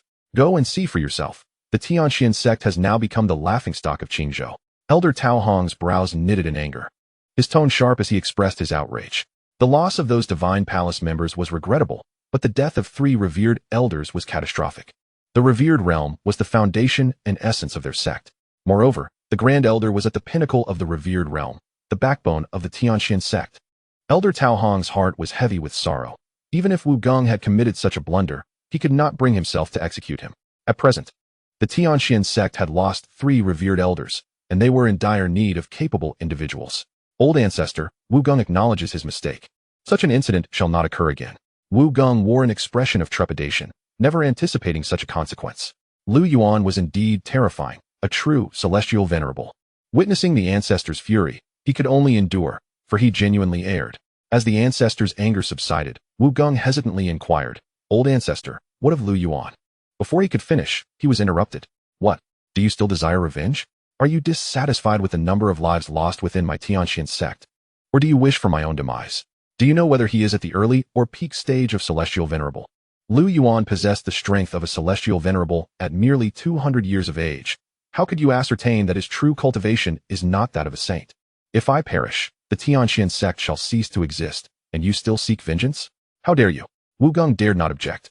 Noticing the ancestor's impending wrath once more, he quickly replied, From this moment forth, issue a decree forbidding any disciple of the sect from provoking anyone of the Lu family. Do you understand? Additionally, you shall personally visit the Lu family in a few days to offer your apologies, bringing suitable gifts to earn the forgiveness of their ancestor, Lu Yuan. Yes, old ancestor. Wu Gong responded obediently. In the Lu family's rear mountain, a quaint cottage nestled beside a gently flowing stream. Surrounded by lush trees and dozens of flowers swaying in the breeze, exuding a fragrant aroma. Seated upon a stone pedestal in front of the cottage was the remarkably handsome youth, Lu Yuan. With his eyes half closed, Lu Yuan's consciousness wandered through Pingyang City, when suddenly, he beheld an indescribable scene that flushed his face crimson, prompting him to hastily retract his consciousness and open his eyes. At just 200 years of age, he was still a child. Such a sight was far too inappropriate for one so young. System, check my panel. Host, Lu Yuan. Identity, ancestor of the Lu family. Realm, early saint. Talent, unparalleled throughout the ages. Physique, chaos immortal body. Fortune value, 770,000. With his fortune value reaching 770,000. It seemed the family's renown had indeed risen. Lu Yuan mused to himself. He surveyed his possessions. The Emperor subduing sword, heavenly seal, 6 random saint body origins, 3 random spirit body origins, numerous spirit stones, various pills, 100 top-grade heavenly weapons, and 10 top-grade heavenly martial arts manuals. Lu Yuan pondered whom to bestow the saint body and spirit body origins upon. Within the Lu family, several possessed extraordinary physiques. The reincarnated Lu Chun, with his indestructible sword heart, and the reincarnated Lu Yaoyao, endowed with the heavenly enchantment divine eyes. These 2 physiques were classified as divine level according to the system. However, a person could possess more than one physique. If he could unlock a physique suitable for both, they could become dual physique bearers. Lu Yuan would not allow them to merely possess a divine body, lest they fall behind Lu Fan and Lu Yin, who were soon to attain the saint body. Next was Lu Fan, the reborn war king, who, despite being merely a king body, had ultimately achieved the status of emperor after many years. Lu Yuan was puzzled. Had not the heavenly Tao perished? It had yet to recover even after hundreds of thousands of years. How could Lu Fan's previous life have achieved the title of emperor? Was the heavenly Tao on the verge of revival? Lu Yuan felt a flicker of doubt. System, when will the heavenly Tao awaken? He inquired. Ding. The heavenly Tao will awaken in 395 days. What? Over a year? Ding. Reminder to the host. Due to the death of the heavenly Tao, this realm is in an era of diminished law, and the cultivation of living beings is suppressed, with greater restrictions imposed on higher realms. Once the heavenly Tao awakens, the world's origin will continuously restore, and the heavenly Tao will announce to the world, thus commencing the path of emperors in this era. Upon the opening of the emperor's path, the spiritual energy in this realm will multiply several times, and various opportunities will arise, heralding a magnificent age. Kind reminder. The host should expedite the enhancement of the family's strength and fortune value in preparation for the forthcoming grand era. Lu Yuan's expression remained tranquil. A grand era was approaching? It mattered little. Should a crisis emerge, he could quell it single-handedly. Such was the invincible mindset bestowed by his chaos immortal body. However, the restoration of the world's origin? Would that hidden mastermind extend its claws once more? Intriguing. Though his fortune value was gradually increasing, it was far too slow. The acquisition and destruction of forces yielded little gain, and while the emergence of higher realms within the family showed significant improvement, it paled in comparison to the prodigies with the potential to become emperors. When the heavenly Tao awakens and the grand era arrives, many talents would likely emerge, making king bodies and divine bodies no longer rare. Encouraging the family to bear more children might be a viable option. With the Lu family's immense fortune, many prodigies, including those with extraordinary physiques, were bound to emerge. With this thought, Lu Yuan chuckled softly. Yet, enhancing their current strength remained paramount. He then spoke directly. System. Exchange for the body manual. Ding. Exchange successful. Congratulations to the host for acquiring the body manual. Fortune value. 470,000. Lu Yuan winced. He had long coveted this body manual, and now it was finally obtained, regardless of the cost. Fortune values could be amassed again, but the sooner he utilized the manual, the better. Body manual. One of the 9 great heavenly manuals, the most powerful technique of body refinement. Once cultivated, the physical body will attain unparalleled strength and defense, capable of shattering stars with a punch and splitting the heavens with a palm. Chapter 18. Body Manual, Ancient Holy Body. The 9 great heavenly manuals each represent the pinnacle of their respective paths, embodying some of the most formidable powers within those realms. Extract. Lu Yuan murmured softly. Instantly, An unremarkable yet profoundly extraordinary book appeared in his hands. 30,000 fortune values. Lu Yuan felt a pang of regret. This item was exorbitantly priced, especially considering that the emergence of 3 reincarnated emperors only rewarded him with 30,000 fortune values. Yet, having exchanged for it, he resolved to set aside his worries. With eager anticipation, Lu Yuan began to peruse the manual. Upon opening it, he found not a single word, yet his brow furrowed in concentration.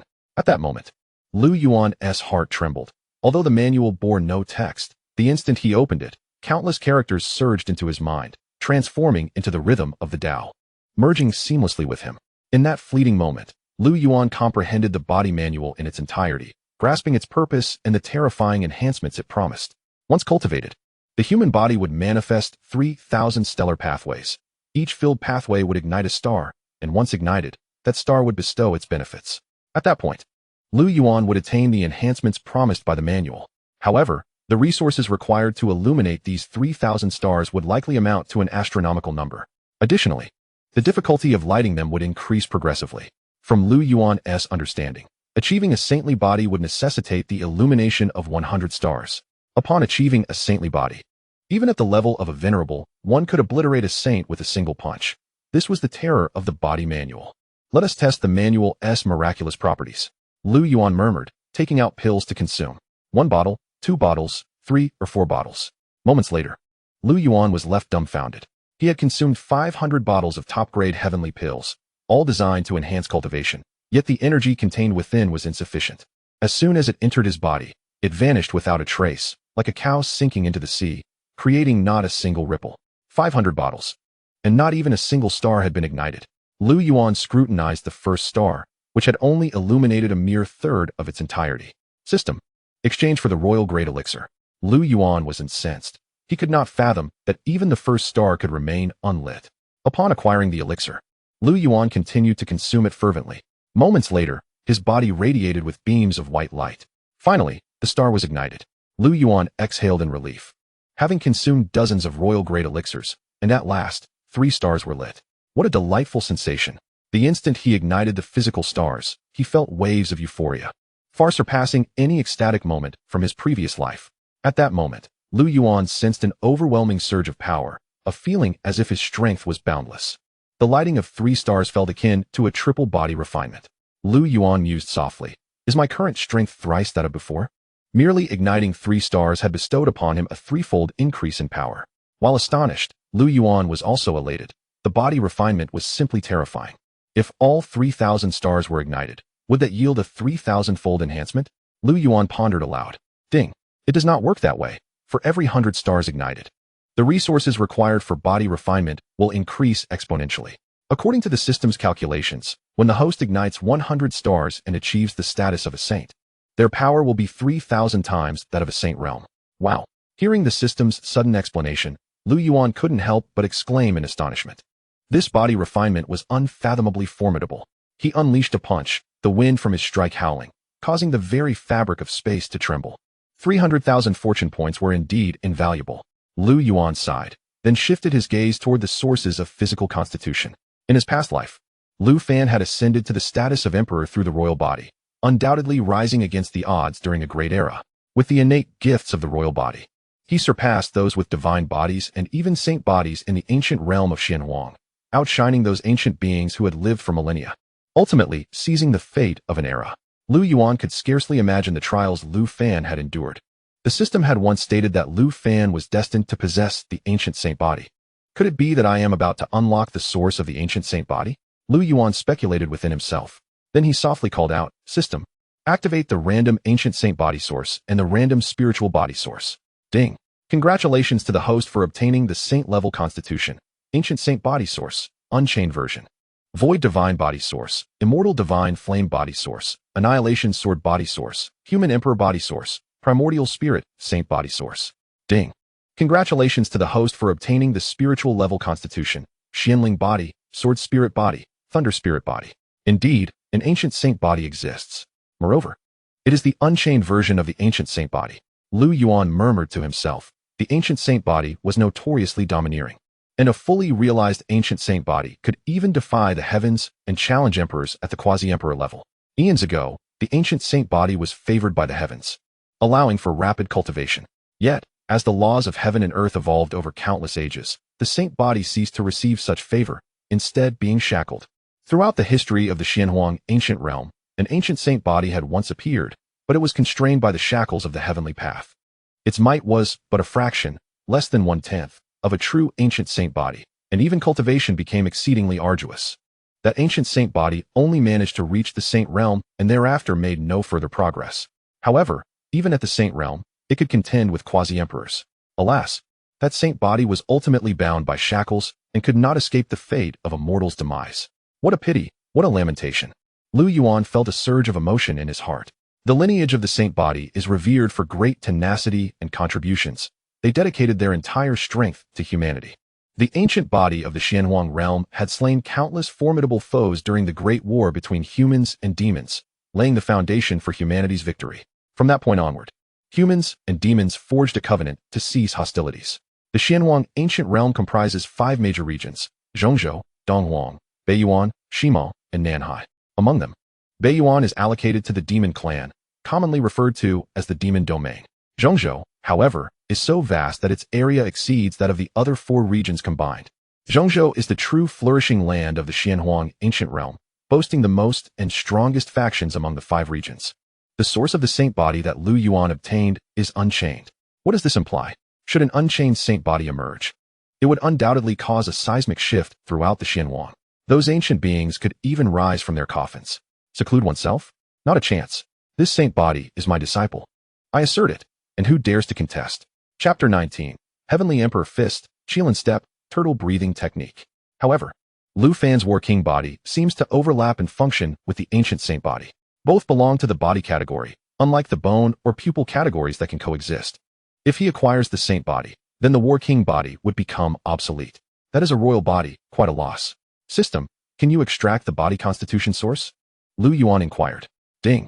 Yes, not only that, the system can also evolve the body constitution. What? Yuan gasped, astonished. Just moments ago, he was contemplating who would benefit from the 3 spiritual bodies. Although they are spiritual bodies, they are among the least powerful in terms of constitution. If he were to bestow a constitution upon his kin, what would happen if a superior constitution were to arise later?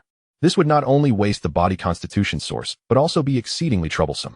Now, hearing that the system could extract the body constitution source, and even evolve it, Yuan was undeniably thrilled. System, how can the constitution be evolved? Yuan eagerly asked. Ding. The host can obtain a constitution evolution card through signing in. Daily sign-ins have a slight chance of yielding 1. Monthly sign-ins have a greater chance, and yearly sign-ins guarantee 1. As for divine sign-ins, I must candidly state that even a divine-level Constitution Evolution card does not befit a divine sign-in. A Constitution Evolution card. Yuan's heart raced with excitement. A divine-level Constitution Evolution card could evolve a divine constitution to a saint level, yet it still does not merit a divine sign-in. What could a divine sign-in yield? Yuan dared not imagine. The items he had received from signing in these past few days were merely spirit stones, elixirs, weapons, and martial techniques. By this reckoning, these were merely the most commonplace sign-in items. Moreover, the martial techniques and skills were of little assistance to the Lu clan. As for techniques, the Lu clan possesses the supreme xianjing. For martial skills, Yuan had previously imparted several royal-grade supreme martial skills to Lu Qianshan. These royal-grade supreme martial skills were the most valuable items Yuan had obtained since acquiring the system. Royal grade corresponds to the realms of Venerable and Celestial Venerable. It seems that the system's sign-in function possesses some mystical qualities, Yuan mused. Given the vast array of items he had signed in for, he often received only low-grade spirit stones, while at times he would acquire royal-grade supreme martial skills. He was now somewhat eager for the rewards of the monthly sign-in. The yearly sign-in was still distant, but the monthly one was imminent. He wondered if the system had the potential for upgrades. Signing in for low-grade spirit stones daily was rather disheartening. With Yuan's experience in web literature, many systems tend to undergo upgrades. He felt he had begun to grasp the peculiarities of his system. As long as he did not inquire, the system would remain silent. With this thought in mind, Yuan spoke. System, could it be that your functions are somewhat lacking? Yuan posed the question. System, for instance, this sign-in. Can one really sign in for low-grade spirit stones? System, your life panel also lacks sufficient detail. The system, why does the fortune value increase so sluggishly, while the items in the shop are exorbitantly priced? System, is that all the capabilities you possess? What else can you do? Humph. seeing the system remain silent. Lu Yuan also fell into a contemplative silence. Could it be that the system cannot autonomously upgrade? His previous inquiry was merely a tentative probe into the possibility of a free upgrade. Alas, it appears that it cannot. Pray tell, what are the prerequisites for an upgrade? Lu Yuan sighed helplessly. Ding. Friendly reminder. Upgrading the system requires a cost of 1 million fortune value. What? 1 million? Upon hearing the system's voice, Lu Yuan was instantly filled with exasperation. What a shameless merchant. Just look at my current fortune. There's no way I could amass 1 million even if I were sold. As Lu Yuan spoke, his voice grew louder, and the anger on his face deepened. Ding. Without fortune value, an upgrade is impossible. Please remain calm, host. Upon hearing the system's cold response, Lu Yuan's fury dissipated, replaced by a profound sense of grievance. Alas, I, Lu Yuan, have endured 200 years of hardship only to awaken the system, believing I could pave the way for my kin and serve as their staunchest support. Little did I expect to only obtain inferior spirit stones and useless low-tier martial arts techniques. When I learned about the possibility of upgrading the system, I was overjoyed, only to discover it required 1 million fortune value. Oh, how cruel fate is. Lu Yuan lamented, tears streaming down his face, and suddenly, with a flourish of his sleeve, he hurled himself against a pillar. What an insufferable celestial system. I shall not remain as its host any longer. Ding. Host, please refrain. The system was taken aback, its usually emotionless voice tinged with surprise, confusion, and fear. Ding. The system has detected that the host possesses unparalleled talent, an extraordinary appearance, and exceptional charisma. Thus, a premium upgrade for the sign-in function is awarded to the host. Ding. Supreme sign-in version. Daily, monthly, yearly, and divine sign-in rewards are doubled, with a significantly increased probability of obtaining rare items. Ding. Enhancement of the quality of daily, monthly, yearly, and divine sign-in rewards. Ding. Daily sign-in successfully cracked. The minimum reward level has been modified to the Saint realm. This includes saints and great saints. Ding. Successfully cracked the monthly sign-in. The minimum reward level has been modified to the Emperor realm. This includes quasi-emperors and great emperors. Ding. Successfully cracked the yearly sign-in. Ding. Successfully cracked the divine sign-in. Ding. A new sign-in feature has been added, Earth sign-in. The system will evaluate any forces or secret realms surrounding the host, including but not limited to sects, families, dynasties, secret realms, fortuitous lands, and perilous regions. Once they reach the quasi-emperor level or higher, the host may sign in there. The sign-in rewards are unknown. What? Lu Yuan's mind was shaken, rendered speechless. Has it truly upgraded? Gazing at the unchanged fortune value balance, he was filled with elation. A free upgrade, indeed. The upgraded sign-in feature is nothing short of a divine boon. Rewards are doubled, and the probability of obtaining rare items is significantly heightened. With the minimum reward level for daily sign-ins now being above the Saint realm, this is genuinely astonishing. System, has my Lu family reached the quasi-emperor level? Lu Yuan recalled the Earth sign-in, which promised rewards as long as the system's evaluation reached quasi-emperor level or above. Ding. Due to the host's existence, the Lu family is currently at quasi-emperor level.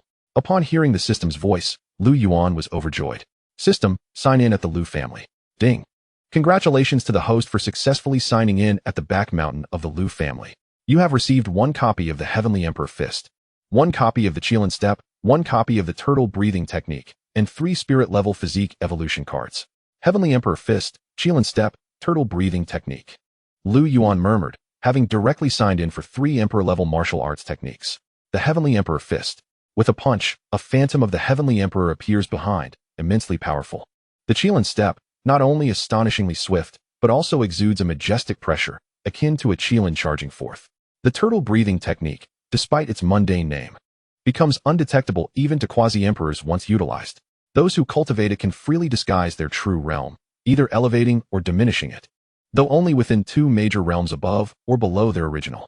Additionally, 3 spirit-level physique evolution cards. This means he can evolve those 3 physiques into royal physiques. At this moment, Lu Yuan felt elated. The system was truly exceptional. Should I pass down the techniques to my kin? Perhaps not, as the time is not yet ripe. After a moment of contemplation, Lu Yuan decided to withhold the Emperor techniques from his family for now. He currently possesses 5 Emperor techniques: the Xuanhuang technique, the Jiu technique, the Heavenly Emperor Fist, the Qilin Step, and the Turtle Breathing Technique. Once fully mastered, he would transform into a hexagonal warrior. Time is indeed required. He then decided to use the physique evolution cards. Ding. Congratulations to the host for acquiring the royal physiques. Thunder Tribulation Royal Physique Essence, profound spirit royal physique essence, and 10,000 swords royal physique essence.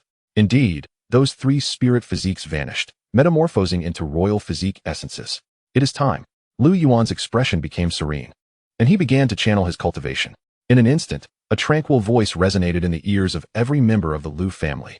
Lu Qianshan, Lu Kaitian, Lu Suifeng, Lu Yin, Lu Fan, Lu Chun, Lu Xian, Lu Qingcheng, Lu Yaoyao, Yu Ten, come to the back mountain.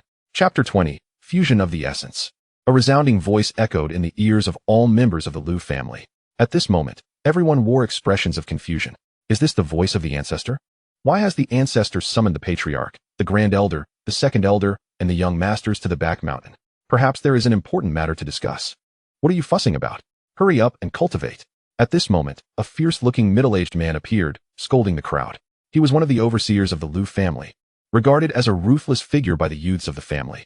During regular training, he was exceedingly strict, constantly urging everyone on, and even more absurdly, directly sparring with them. A formidable spirit sea realm cultivator, bullying a group of physical refinement and chi condensation stage youths. Yet the young men and women of the Lu family bore no resentment towards him. Rather, they respected him. Humph, Steward Lu, do we need your urging? We will go cultivate on our own. The group of young men and women retorted, haughtily, making their way to the training room. Meanwhile, in a courtyard rich with spiritual energy, Lu abruptly opened his eyes, halting his cultivation. Cousin? Upon finishing his words, he vanished in an instant. In the family's martial arts arena, Yinner, you are growing increasingly powerful, able to exchange blows with me, a 3rd-level soul formation cultivator. At the 5th level of Spirit Sea. Thank you for the praise, Father. I shall continue to strive. 2 figures sat together. The family head Lu Qianshan and the young master Lu Yan. Suddenly, they paused mid-sentence and looked at each other. Yinna, let us go. All right, Father. Not only that, but Lu Fan, Lu Kaitian, Lu Xian, and others were also hastily heading toward the back mountain. Moments later, at the back mountain of the Lu family, everyone had already arrived. Lu Yuan sat in the courtyard, observing the figures before him, an elder, 3 middle-aged men, and 6 young men and women. He then turned to inspect his surroundings. Sigh, the scenery is pleasant, but it does feel somewhat shabby. It seems I must construct a grand hall to sit in. Lu Yuan offered a bittersweet smile, gesturing with his hand, and instantly, numerous figures materialized before him. Greetings, Ancestor, they intoned reverently. No need for excessive formalities. Lu Yuan replied languidly. The purpose of gathering you here today is to bestow upon you certain invaluable gifts. What, Ancestor, do you wish to impart to us? Lu inquired, curiosity piqued, and speculation brewing within him. The others, too, were wrapped in their own thoughts, pondering what extraordinary treasures the Ancestor might unveil. Could they be otherworldly artifacts? Perhaps a divine weapon or a miraculous elixir? Their imaginations raced. For Lu Yuan had previously unearthed such astonishing imperial treasures as the Celestial Tower and the Kunlun Mirror. Surely, there was nothing he could not procure. These reincarnated emperors, too, felt a swell of anticipation. Though they had once held dominion as emperors, they now appeared as mere pretenders in the presence of Lu Yuan, who exuded an air of unparalleled grandeur. Collectively, their fortunes would scarcely equate to the value of any single imperial treasure Lu Yuan had previously displayed. An imperial treasure was far beyond the realm of mere imperial weapons, let alone the astonishing artifacts like the Celestial Tower and the Sword Dao Codex, which possessed capabilities that defied the natural order. I shan't keep you in suspense any longer. We shall commence with the 3 of you, Lu Yuan declared. Lu Qianshan, Lu Kaitian, Lu Suifeng. Yes, Ancestor, they responded in unison. With a flick of his left hand, Lu Yuan activated the storage ring on his finger, unleashing 3 radiant streams of differing hues. These are the sources of the royal physique. Royal physique, source? The 3 stood momentarily bewildered, grappling with the significance of what lay before them. Meanwhile, Lu Fan, Lu Chun, and the ancient figure within Lu Yan's ring were rendered speechless. The concept of a royal physique was not foreign to them. They had encountered various physique bearers and were acutely aware of its implications. Lu Yuan spoke again. By merging with these sources, you shall acquire a royal-level physique. Physique. The realization dawned upon the trio as they comprehended the luminous orbs suspended in the air. Disbelief washed over everyone present. The Ancestor had presented them with 3 sources of royal physiques. Yet a lingering question danced in their minds. Physiques were traditionally innate or cultivated, while sources were accumulated gradually. The source greatly aided practitioners in mastering their physiques. It was undeniable that a physique birthed its source, and they were interdependent. But from whence had the Ancestor procured these 3 royal physique sources? Had he slain their previous bearers and forcibly extracted their essence? This was the only conceivable explanation. Yet such acts had historically proven disastrous. A near emperor had once attempted to extract a royal physique source, leading to the demise of the bearer and the dispersal of the essence into the void. The origins of the royal physique sources were a riddle they could not solve. At that moment, Yuan spoke calmly. You need not worry. I have not taken lives to acquire these sources. As for their origins, that is not for you to know. Simply recognize that these are authentic sources. Upon hearing Yuan's reassurances, the crowd felt reassured. After all, if the Ancestor could produce 5 otherworldly imperial treasures, then these royal physique sources seemed relatively inconsequential. Yuan, cognizant of their thoughts and confusion, knew he could not explain the nature of the rewards from the system, nor was there any need to. Now, you 3 may choose, he instructed. Yes, Ancestor. With that, the trio approached, drawn to the ancient aura emanating from the sources, their expressions brimming with excitement. I choose this one, Xianxiaaudiobooks declared first, selecting a yellow source. Thunder Tribulation Royal Physique. I shall take this one, Xianxian said, opting for the white source. Profound Spirit Royal Physique. Only one remains. It seems fate has aligned me with this physique, Xuanhuang remarked with a light chuckle, claiming the last source, the 10,000 Swords Royal Physique. Xianxian. Yours is the Profound Spirit Royal Physique, Xianxiaaudiobooks. Yours is the Thunder Tribulation Royal Physique, Xuanhuang. Yours is the 10,000 Swords Royal Physique. As for the effects of these physiques, you will come to understand them upon merging. Now, commence the fusion.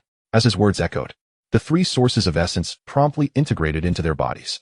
In an instant, the mountains trembled, with sword shadows swirling around Xuanhuang, bolts of thunder striking Xianxiaaudiobooks, and profound light radiating from Xianxian. What is happening on the back mountain? The members of the Lu family turned their gazes toward the commotion, witnessing the celestial displays of sword shadows and relentless thunder. Do not be alarmed. The Ancestor and the elders are present on the back mountain. What disturbances could possibly arise? Moments later, the extraordinary phenomena subsided, and the 3 had completed their fusion. Yuan reflected on the earlier manifestations, somewhat wistful. The spectacle of the royal physiques paled in comparison to the grandeur of his own chaos immortal body, a disparity akin to that of a true dragon and an ant. Chapter 21. The 6 Great Sacred Bodies.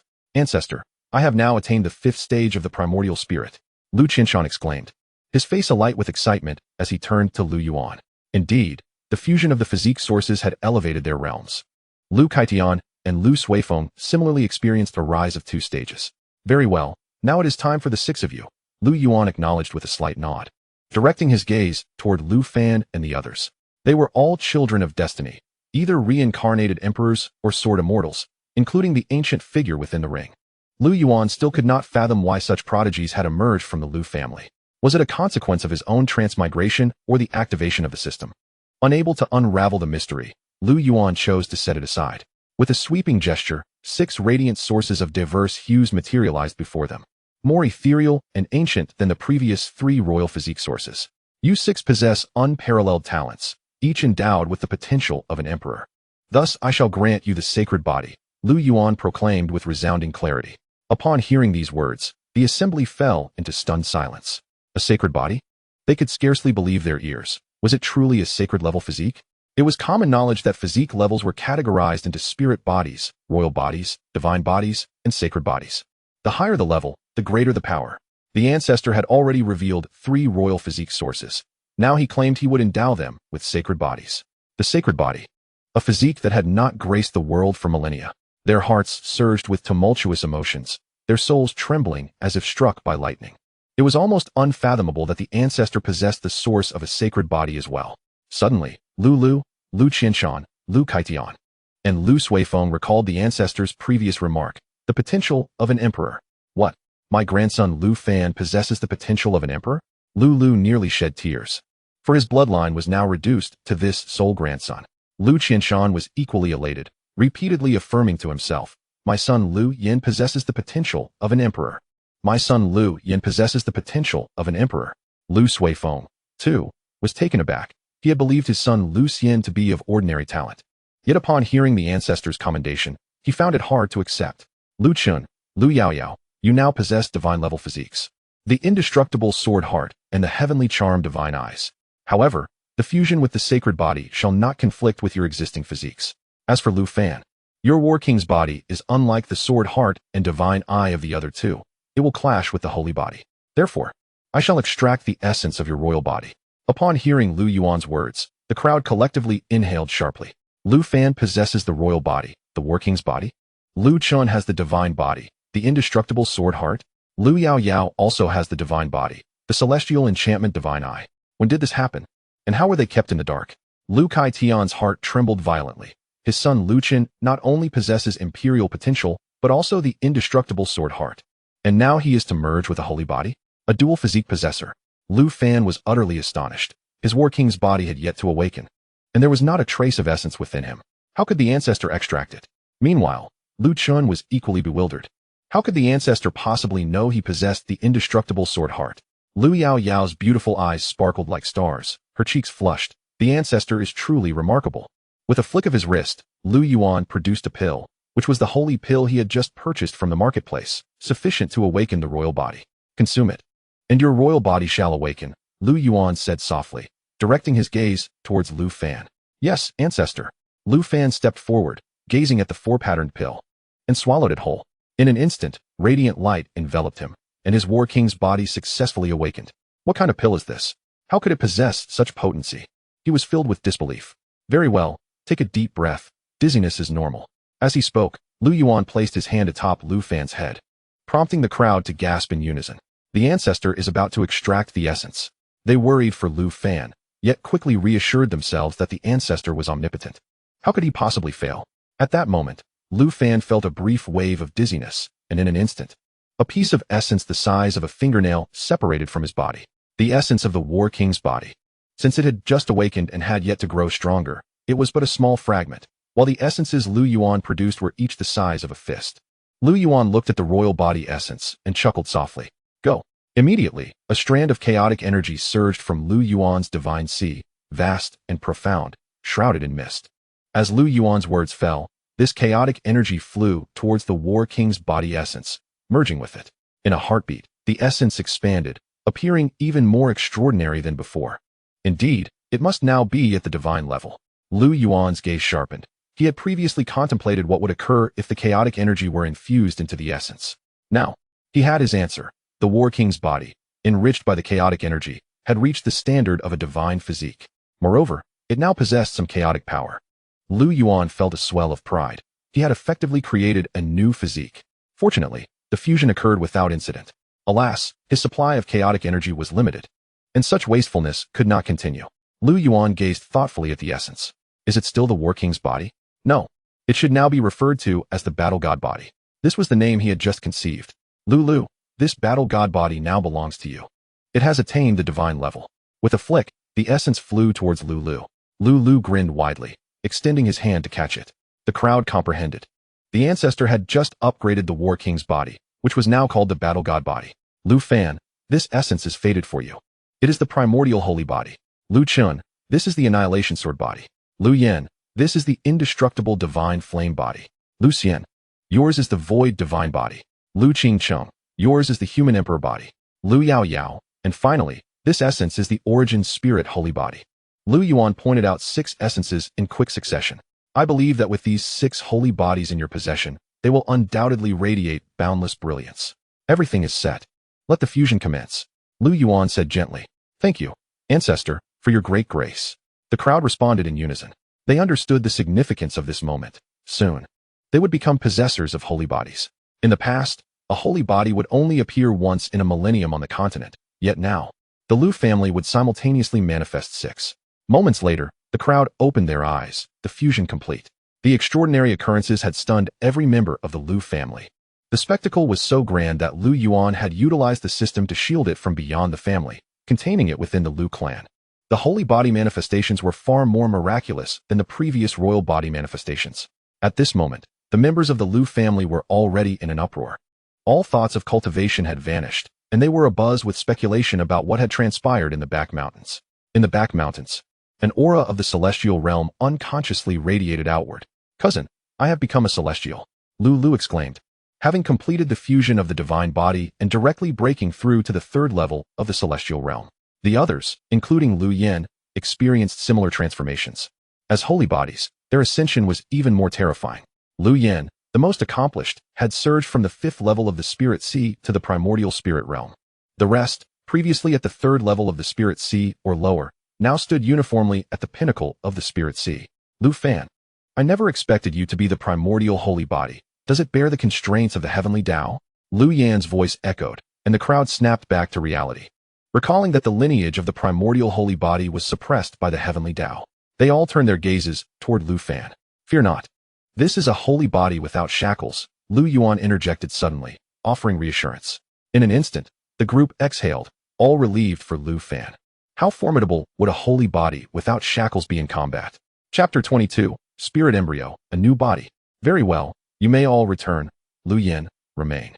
Lu Yuan spoke, interrupting the discussions. Moments later, only Lu Yuan and Lu Yan remained. Ancestor, did you summon me for something specific? Lu Yan wondered, his heart filled with trepidation. He feared that the Ancestor had uncovered the existence of the ancient being, given the Ancestor's vast powers. Moreover, he was concerned that the Ancestor might act to obliterate the ancient soul. Lu Yan, regarding this ring of yours. Before he could finish, Lu Yan hurriedly interjected. Ancestor, the ancient being is now my master. He bears no ill will towards me or the Lu family. I beseech you to show mercy. Lu Yan knelt, his voice frantic. At that moment, a spirit emerged from his ring. The elder, with white beard and hair, was none other than Gu Yao. He too was taken aback. Since Lu Yuan's return, he had been living in fear, dreading discovery. Although he was Lu Yan's master, he was currently within Lu Yan, capable of seizing his body at any moment. Gu Yao feared that Lu Yuan might unceremoniously strike him down without warning. Thus, whenever Lu Yuan appeared, he held his breath and concealed himself, daring not to reveal even a hint of his presence. He had previously discussed with Lu Yan whether to inform Lu Yuan. But before any action could be taken, Lu Yuan had personally inquired. Elder, I assure you, Gu Yao harbors no ill intent towards the Lu family and will not seize control of Young Yan. Witnessing their panic, Lu Yuan found the scene somewhat amusing. He was well aware that Gu Yao meant no harm. After all, Lu Yan was merely following the script of the ring's old man. Yet, he was left with a lingering question. Had Lu Yan ever been engaged before? There is no need for such alarm, Gu Yao. Are you planning to nurture Lu Yan until he matures to reshape your body? Lu Yuan teased. Indeed, Elder, that is precisely my intention, Gu Yao replied, trembling. There is no need to wait any longer. I can reshape your body right now. So, do you wish to remain in the Lu family and serve? Yes. I am willing, Gu Yao responded eagerly, for he longed to stay with the Lu family. With Ancestor Lu Yuan here, the family would inevitably soar to great heights. Excellent. Then from this moment on, you shall be the master and protector of Lu Yan. As soon as the words left his lips, a radiant sphere materialized before the two of them, shimmering with extraordinary spiritual resonance. It was the spirit embryo. Gu Yao couldn't contain his astonishment, exclaiming in shock. The spirit embryo, a miraculous entity capable of completely reshaping one's body and effectively granting a form of rebirth. However, it was rare for anyone to reconstruct their body using a spirit embryo rather than merely occupying an existing one, for such treasures were exceedingly scarce. This artifact was nearly equivalent to an imperial elixir. Let us commence the reconstruction, Lu Yan. You shall administer these spiritual liquids to him shortly, Lu Yuan instructed softly, handing Lu Yan several vials essential for the process. Moreover, the energy required to forge a new body for Gu Yao was monumental. Had Lu Yuan been at the imperial realm, he could have effortlessly created a new body for Gu Yao, but alas, he was merely at the Saint realm at present. Oh, I, Gu Yao, shall undoubtedly traverse mountains of blades and seas of fire for Lord Lu Yuan. If my lord commands me to go east, I would never dare to venture west. If my lord bids me to chase after a dog, I would not have the audacity to pursue a chicken, Gu Yao declared, overwhelmed with gratitude, tears streaming down his face. This esteemed saint-level alchemist was so moved that he found himself weeping. Stop. Let us begin promptly, Lu Yuan said with a hint of annoyance, finding the old fellow rather amusing. Meanwhile, a thought crossed his mind. Once Gu Yao succeeded, he would attain the status of a sage. Would the system then deem him the pinnacle of their lineage?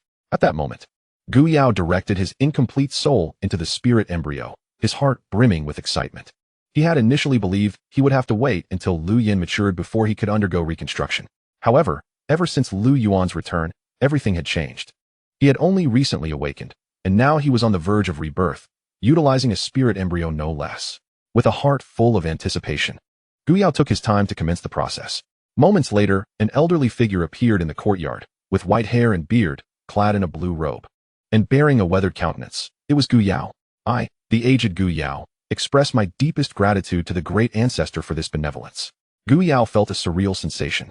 As if he were in a dream, he pinched his face and stroked his beard, still struggling to believe that he had returned to life. Not only that, but his cultivation had also been restored. Peak Saint. Feeling the surge of power coursing through him, he burst into laughter. Ha! After a moment, he noticed Lu Yuan and Lu Yin staring at him with bemusement, prompting him to abruptly cease his laughter. How embarrassing it was to forget that Lu Yuan and Lu Yin were still present. Can you refine elixirs? Lu Yuan inquired. Upon hearing the mention of elixirs, Gu Yao's interest was piqued. Indeed, I am a saint-level alchemist, and the finest elixir I have ever refined was a peak saint-grade elixir. Though that was merely due to fortunate circumstances. Moderately acceptable. Gu Yao, you must strive to refine elixirs adorned with patterns, Lu Yuan advised earnestly. Ah, what? You want me to refine elixirs with patterns? Are you deliberately making this difficult for me? Gu Yao was taken aback. All right, you may depart now. Yes, Ancestor. Gu Yao replied, and in an instant, he and Lu Yin vanished from the scene. A peak saint-grade elixir was something even a great sage would covet. It seemed this old fellow's talent for alchemy was truly formidable, Lu Yuan mused as he began to inspect Gu Yao's information. Target, Gu Yao identity. Elder of the Central Continent Alchemist Hall, Realm. Peak Saint, Saint-level Alchemist, Talent. Alchemical Prodigy, Qualification, Genius. Destined to become a quasi-emperor upon reading the description of his qualifications, Lu Yuan was left speechless. He genuinely did not comprehend it. In the systems panel, his qualification was deemed unparalleled throughout the ages. The 6 individuals from the Lu family, along with Lu Kuan and Lu He, were all anomalies. Yet here stood Gu Yao, labeled a genius. System, what is the standard for this qualification? Ding, qualifications are categorized from low to high as follows. Inferior, average, superior, excellent, talented, genius, prodigy, anomaly. All interpretation rights belong to the system. Lu Yuan felt somewhat speechless, as the system's evaluation of qualifications was ambiguous and perplexing. Was the anomaly the highest rank? What then of his unparalleled status? Chapter 23. Submit or perish. With his eyes closed, Lu Yuan stood before a pile of exquisite spiritual stones, which were rapidly vanishing. Still too slow, he murmured, having practiced diligently for 2.5 hours yet remaining at the initial stage of the Saint Realm.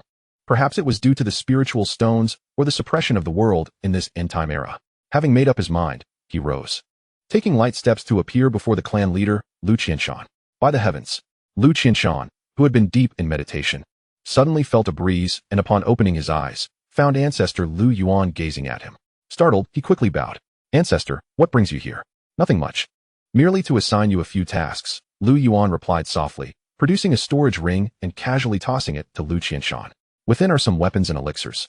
Take them to replenish the clan's treasury. As Lu Qianshan accepted the ring and scanned its contents with his consciousness, he gasped in astonishment. The ring contained over 1,000 spiritual weapons, including peak heavenly grade, king grade, and even saint grade items. The elixirs were equally impressive. He could hardly find the words to express his amazement. The Ancestor's wealth was truly staggering. Qianshan, it is time to activate the time and space tower and the Kunlun mirror, Lu Yuan spoke softly. Having already learned about the time and space tower from the system, he had yet to enter it. The first level had a flow rate of 101. 1 day in the outside world equated to 10 days within. And only peak spiritual stones could be used inside, with the spiritual energy concentration at the level of a premium spiritual vein. The second level had a flow rate of 1001. 1 day outside equated to 100 days inside, but only source stones could be used, making the spiritual energy concentration equivalent to a source vein. Currently, Lu Yuan possessed an abundance of spiritual stones, but lacked source stones. So he intended to initiate only the first level. He was eager to test the efficacy of the time and space tower. Lu Yuan relayed some important points about the time and space tower to Lu Qianshan. Then, in a flash, he arrived at the clan's training grounds. Lu Qianshan, channeling his cultivation, soon projected a booming voice that resonated throughout the Lu family. All members of the Lu family gather at the time and space tower. In an instant, figures began to flicker throughout the Lu family, all responding to the call. Moments later, in the training grounds, hundreds stood in formation, gazing at Lu Qianshan. Some speculated whether the clan leader was about to activate the time and space tower. Facing the crowd, Lu Qianshan spoke in a clear voice, as you all have surmised. Our Lu family is about to activate the time and space tower. We will commence with the first level, where time flows at a ratio of 10 to 1.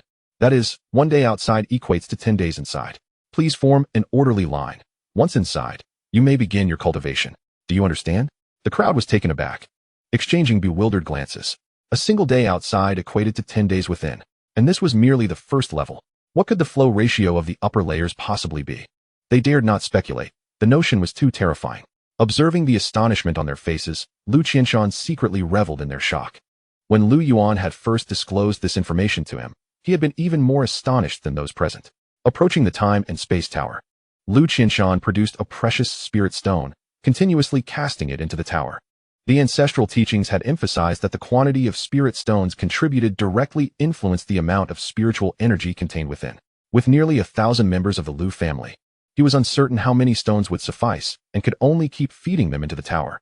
At that moment, the time and space tower emanated an ancient aura, its light flickering as spiritual rhythms swirled. Suddenly, a voice echoed, reaching the ears of all present. It was Wu Gong, the leader of the Tianxian sect, requesting an audience with the Lu family's ancestor. The Tianxian sect's leader? Lu Yuan furrowed his brow. Was another fool from the Tianxian sect seeking death? Although Wu Gong's voice was not loud, many had heard it. The people of Pingyang City had initially found it curious that someone was pacing back and forth at the entrance of the Lu family. Observing his anxious demeanor, they thought he must be seeking assistance from the Lu family. Little did they realize he was indeed the leader of the Tianxian sect. If memory served, Wu Gong was a respected elder, yet he had come alone? Could it be he sought revenge? Unlikely. After all, Lu Yuan had effortlessly slain the late-stage elder. Moreover, Wu Gong had clearly stated he wished to see the Lu family's ancestor.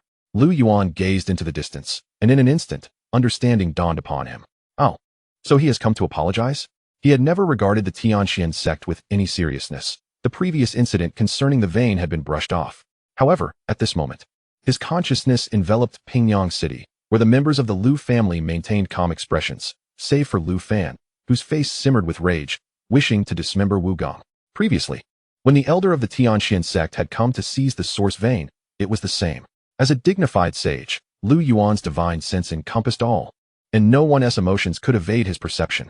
While the rest of the Lu family had yet to react or even discern the identity of the intruders, Lu Fan was different. He seemed to recognize the visitor's identity. His expression then mirrored his current one, and Lu Yuan even noticed him drawing his spirit weapon, as if ready to kill. Yet, Lu Kuan had acted first. Lu Fan, a reincarnated martial emperor and a sovereign of the Xuanhuang realm, evidently bore a profound grudge against the Tianxian sect. After contemplating for a moment, Lu Yuan inferred the root of Lu Fan's unusual behavior. He then stepped forward, arriving before Wu Gong. Speak, what brings you here?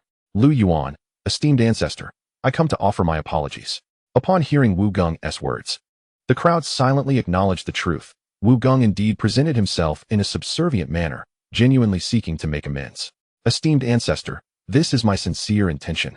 I hope you can forgive the previous offenses of the Tianxian sect, Wu Gong said, his brow glistening with sweat, genuinely fearing that Lu Yuan might strike him down. Being merely a mid-respected elder, he was certainly no match for Lu Yuan's might. He lowered his head, presenting a storage ring with both hands, bowing deeply.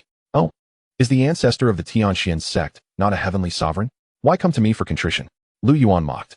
Hearing this, Wu Gong was struck with terror, hastily responding. To be honest, esteemed ancestor, it was my ancestor who commanded me to come. Lu Yuan's interest was piqued. He had not anticipated that the ancestor of the Tianxian sect would be so cowardly, avoiding even the slightest risk. He did not know what cultivation level the ancestor possessed, but had directly sent someone to apologize, seemingly unfazed by the humiliation. This Tianxian sect ancestor certainly lacked my fortitude. Lu Yuan mused, reflecting on his 2 centuries of cautious existence, which had not been in vain. Had mere survival guaranteed an elevation in rank, he would likely have ascended to the status of an emperor by now. However, had Lu Fan not been at odds with the Tianxian sect, he might have considered absorbing them into his fold. Alas, such hypotheticals were moot. As it stood, the Tianxian sect could not escape annihilation. With this thought, Lu Yuan turned to Wu Gong, speaking coolly. I shall grant you one opportunity. Have your Tianxian sect submit to the Lu family or face annihilation. Chapter 24, A Single Fist. Lu Yuan's frigid words struck Wu Gong's ears, causing him to tremble. Submit? If not, would he truly obliterate the Tianxian sect? Wu Gong's soul quavered. What gave Lu Yuan the audacity to utter such a threat? In his view, Lu Yuan was merely a mid-stage heavenly sovereign, akin to his ancestor. Yet now, he began to doubt his previous assessment. Could it be that Lu Yuan was indeed a sage, as his ancestor had suggested? At this realization, Wu Gong's heart surged with tumult, as if a tempest had erupted within his spiritual sea. A sage, in the entire Qingzhou region. Only the Wujia Holy Land had a sage in residence. Could it be that the Lu family would become the second sage-level power in Qingzhou? He had unwittingly provoked a sage. At this moment, regret flooded Wu Gong, wishing he could strike himself twice. How foolish he had been. Like a dog drawn to excrement at the sight of the source vein. Fortunately, his ancestor had been wise, instructing him early on to apologize. Wu Gong sighed in relief. Then weakly addressed Lu Yuan, esteemed ancestor. This matter is of great significance. I must seek guidance from my ancestor. Seek guidance. If your Tianxian sect submits, there will be no need for consultation. If you choose not to submit, then even less so, Lu Yuan scoffed. Esteemed ancestor Wu Gong felt a sense of foreboding. He understood Lu Yuan's implication, but the Tianxian sect was not his alone to decide. Just as he opened his mouth to speak, Lu Yuan interrupted him. Ha ha ha, Wu Gong, I offer you a chance, yet you prove useless. In that case, go and seek your ancestor's guidance, rest assured. He shall soon come to meet you. Upon hearing this, Wu Gong's scalp prickled, his pupils constricting violently, a wave of crisis surging within him. Did Lu Yuan intend to kill him? How could he be so unreasonable? In that instant, he hastily mobilized his cultivation, but alas, he had no opportunity left. Lu Yuan raised his hand and pointed, a sword chi piercing directly through Wu Gong's brow. With a thud, Wu Gong's corpse crumpled to the ground. His face still etched with confusion. Why had Lu Yuan not allowed him to return and consult his ancestor? Of course, he could not comprehend. For Lu Yuan had never intended to spare him or the Tianxian sect.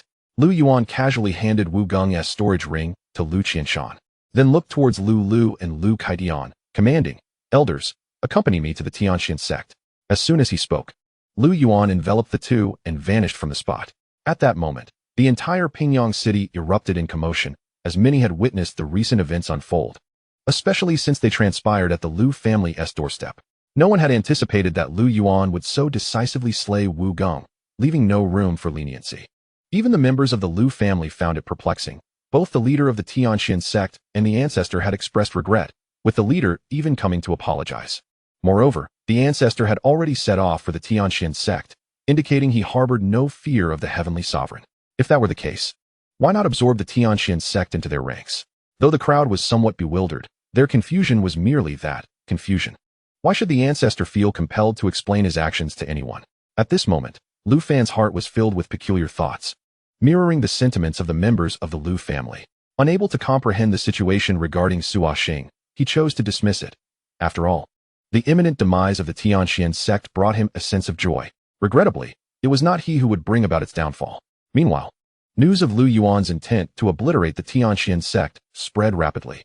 By the time Lu Yuan and his companions arrived at the Tianxian sect, the area within 1,000 miles was already teeming with onlookers, individuals from various prestigious sects, and some scattered cultivators. The Tianxian sect, situated on the northern side of Qingzhou, wielded influence over vast territories spanning hundreds of thousands of miles.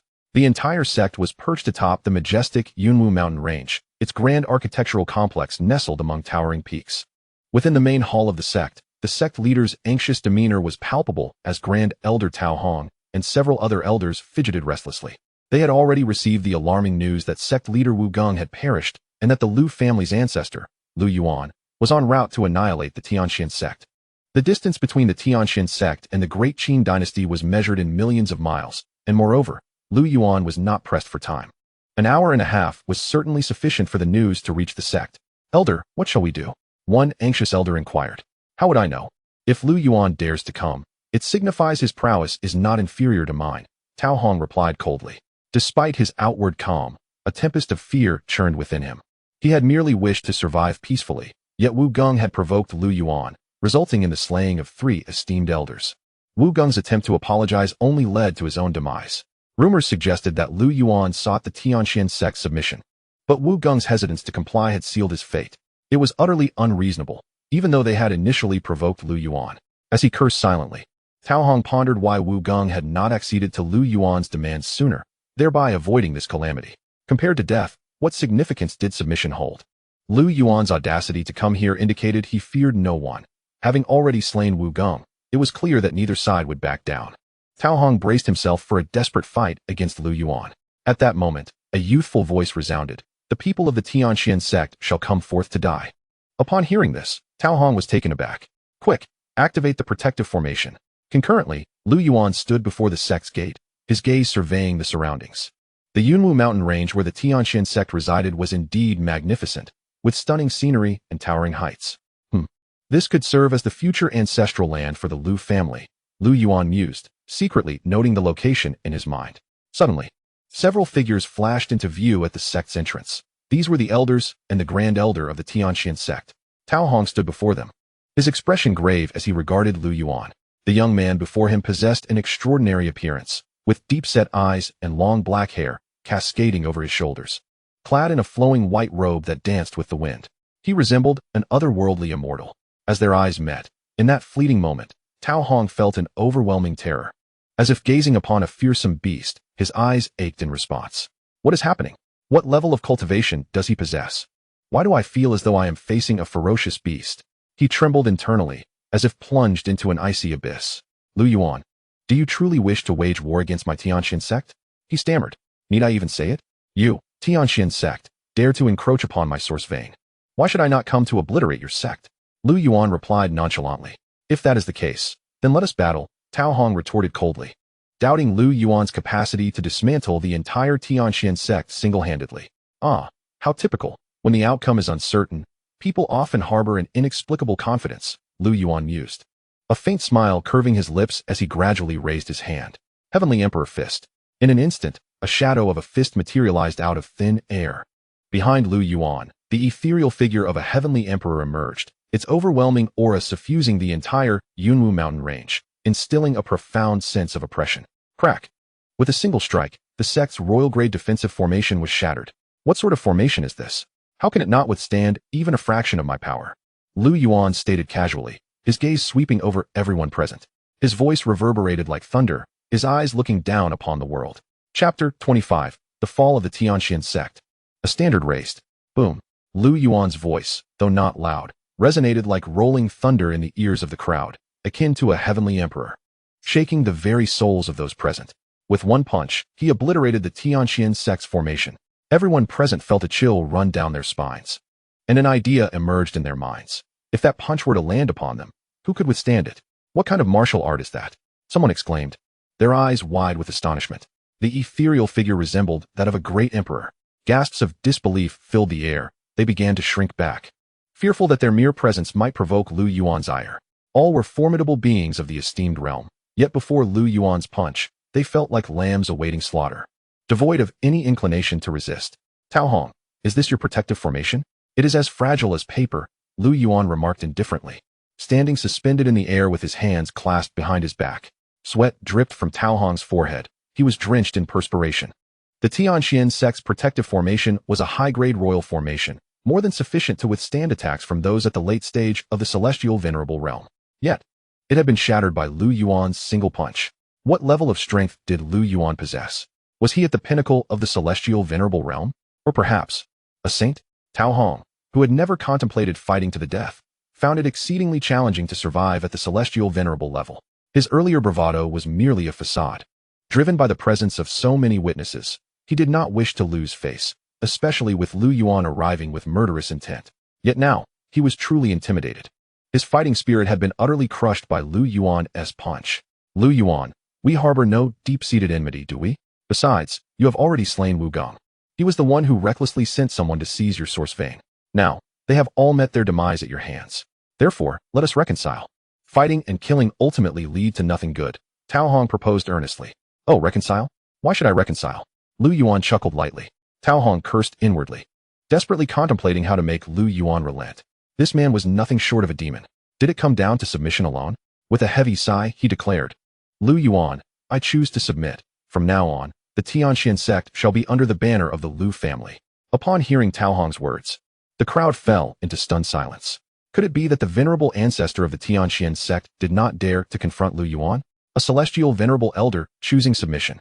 A smirk played on Lu Yuan's lips as he replied coldly, Xuanhuang, it is too late. You must understand, everything comes at a cost. With that, Lu Yuan raised his hand, forming a fist. Observing Lu Yuan's movement, Xuanhuang was struck with dread, trembling in fear. He realized he could not change Lu Yuan's mind, and turned his gaze outward towards the Xianxian sect's perimeter. Brother Lin, brotherly, save me. I am willing to offer half of the Xianxian sect's assets. His voice echoed, and all eyes turned towards the two individuals he had called upon. who were indeed two celestial venerables. The ancestors of the Li family and the Jinding sect felt their scalps tingle at this moment. Although they maintained a cordial relationship with Xuanhuang, the three leaders of the celestial forces had yet to reach the point of risking their lives to save him. As leaders of three esteemed sects, their primary concern was self-interest. How could they possibly come to Xuanhuang's aid merely for the assets of the heavenly profound sect? Did they not recognize the formidable strength of Yuan? Even combined, they could not breach the protective grand formation of the heavenly profound sect in 2.5 hours. Realizing this, the two men inwardly cursed, wondering if Xuanhuang intended to drag them into his demise. Exchanging a glance, they swiftly fled, channeling their energies to escape the scene with utmost haste.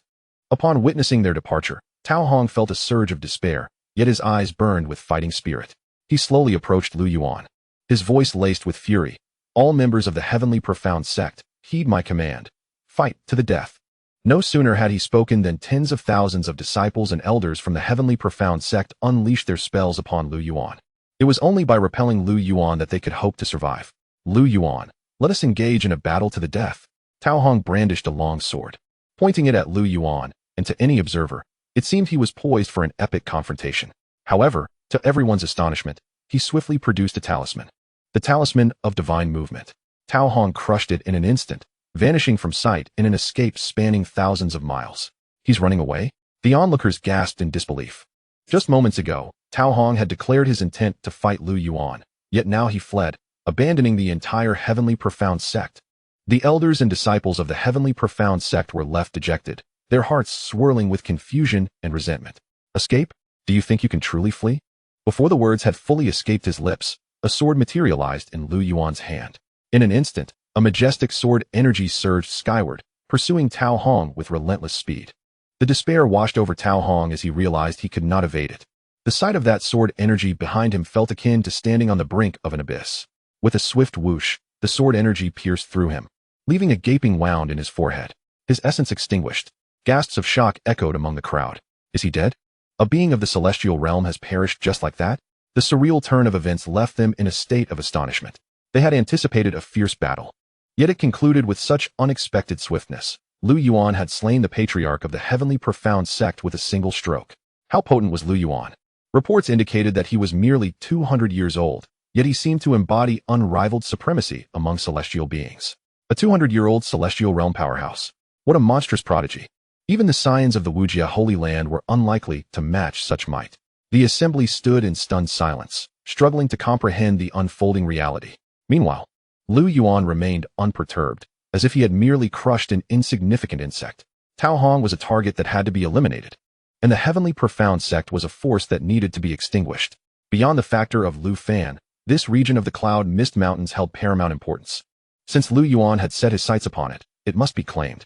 This incident would serve to demonstrate to the various factions of Qingzhou that the Lu family was not to be trifled with, thus deterring any unwelcome interference with his cultivation. With these thoughts in mind, Yuan turned his gaze toward the remnants of the heavenly profound sect. He would not commit the folly of allowing any to escape. He would eradicate the roots of the problem. He raised his hand and unleashed a punch. Heavenly Emperor's fist. In an instant, all were reduced to ash, vanishing without a trace, while the mountain gate of the heavenly profound sect lay in ruins from the impact of his blow. Subsequently, amidst the astonished stares of the crowd, he produced a flag. The flag shimmered in hues of black and gold, intricately crafted, exuding an aura of magnificence. Moreover, it was a spiritual weapon, a sacred artifact. Inscribed upon the flag was a single character, Lu. This flag, personally designed by Yuan, symbolized the supreme authority of the Lu family. Wherever the flag was planted, it signified territory belonging to the Lu family.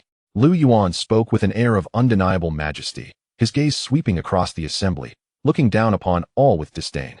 Chapter 26. The Celestial Forces, the Lu Family. Yuan's voice reverberated throughout the Cloud Mist Mountains, akin to the tolling of a great bell, resonating within the hearts of all present. Having spoken, he tossed the flag into the air, and it immediately enveloped the Cloud Mist Mountains. All beings within the mountains, both human and beast, seemed marked by some supreme existence, their hearts racing with trepidation. The places where the flag was planted became the territory of the Lu family. Yuan's proclamation was undeniably domineering, yet he possessed the strength and authority to back it. Suddenly, Yuan appeared among the crowd, startling them into silence. What faction do you belong to? He coldly inquired, pointing at a middle-aged man. The man, upon being singled out, trembled in fear, wondering why this god of death had fixed his gaze upon him.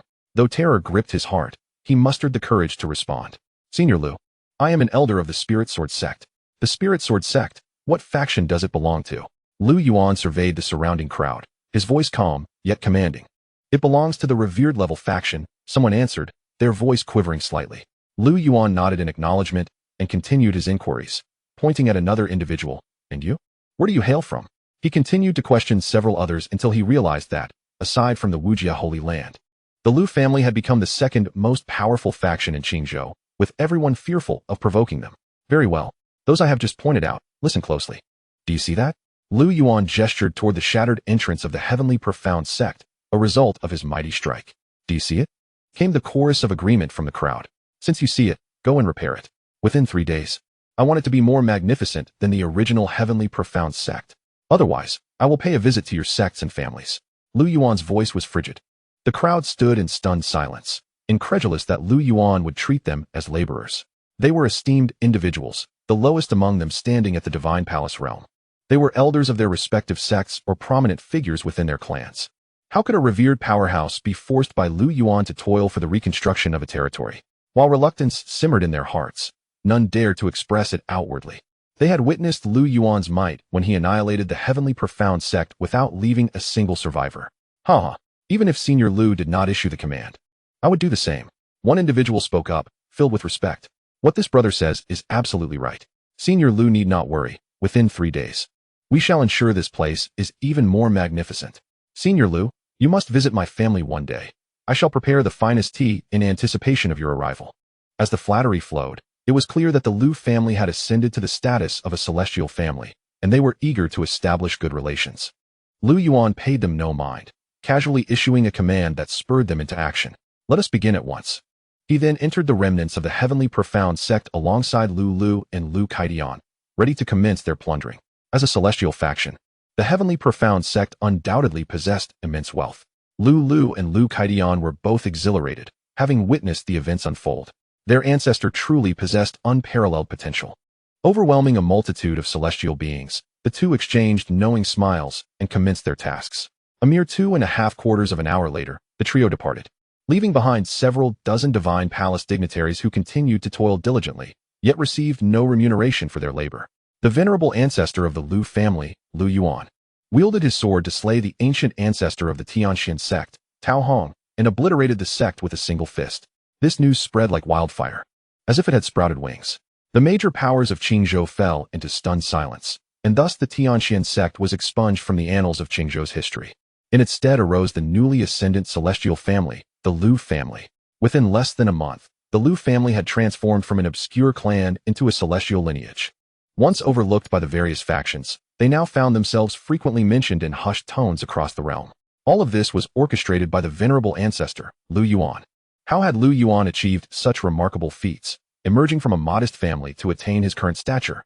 This enigma cloaked him in an aura of mystique, drawing the curiosity of many. After all, according to the circulating accounts, Lu Yuan was barely over 200 years of age, yet possessed the unparalleled potential of a celestial being. His tyranny sent shivers down spines. He not only annihilated the entire Tianxian sect, but also compelled the leaders of Qingzhou's major powers to labor for him in constructing his clan's domain. It became common knowledge that the Yunwu mountain range belonged to the Lu family, and soon, they might relocate the entire clan there. Now, not only Qingzhou but also the surrounding major states were subtly aware of this upheaval. It had been long since a celestial power underwent such a transformation. Today's events were destined to be extraordinary, drawing the attention of several major states. At the heart of this tempest, Lu Yuan had returned to the Lu family. Standing in the family's martial training ground before the Tower of Time and Space, all members of the clan had entered within, save for the family patriarch, Lu Qianshan, who awaited the triumphant return of his ancestors. Lu Yuan paused momentarily and addressed the 3 individuals. Let us venture inside together. With that, they stepped into the tower. Upon entering, Lu Yuan felt as though he had arrived in an eternal realm. The surroundings were enveloped in a blinding whiteness, devoid of any presence. And the entire space was saturated with spiritual energy, so dense that it appeared to be on the verge of transforming into liquid. Lu Yuan's eyes widened slightly in astonishment. The richness of this spiritual energy was simply extraordinary. Although it was produced by top-tier spiritual stones, The almost liquid form of the energy assured Lu Yuan that it rivaled that which emanated from the source veins. Observing his surroundings, Lu Yuan deduced that upon entering the Tower of Time and Space, an independent space was automatically generated for each individual. Thus, he settled into a meditative posture, closed his senses, and began his cultivation. Time slipped by unnoticed, and before long, a month had passed. The entirety of the Lu family had immersed themselves in cultivation within the Tower of Time and Space for 10 months. On this day, Lu Yuan slowly opened his eyes.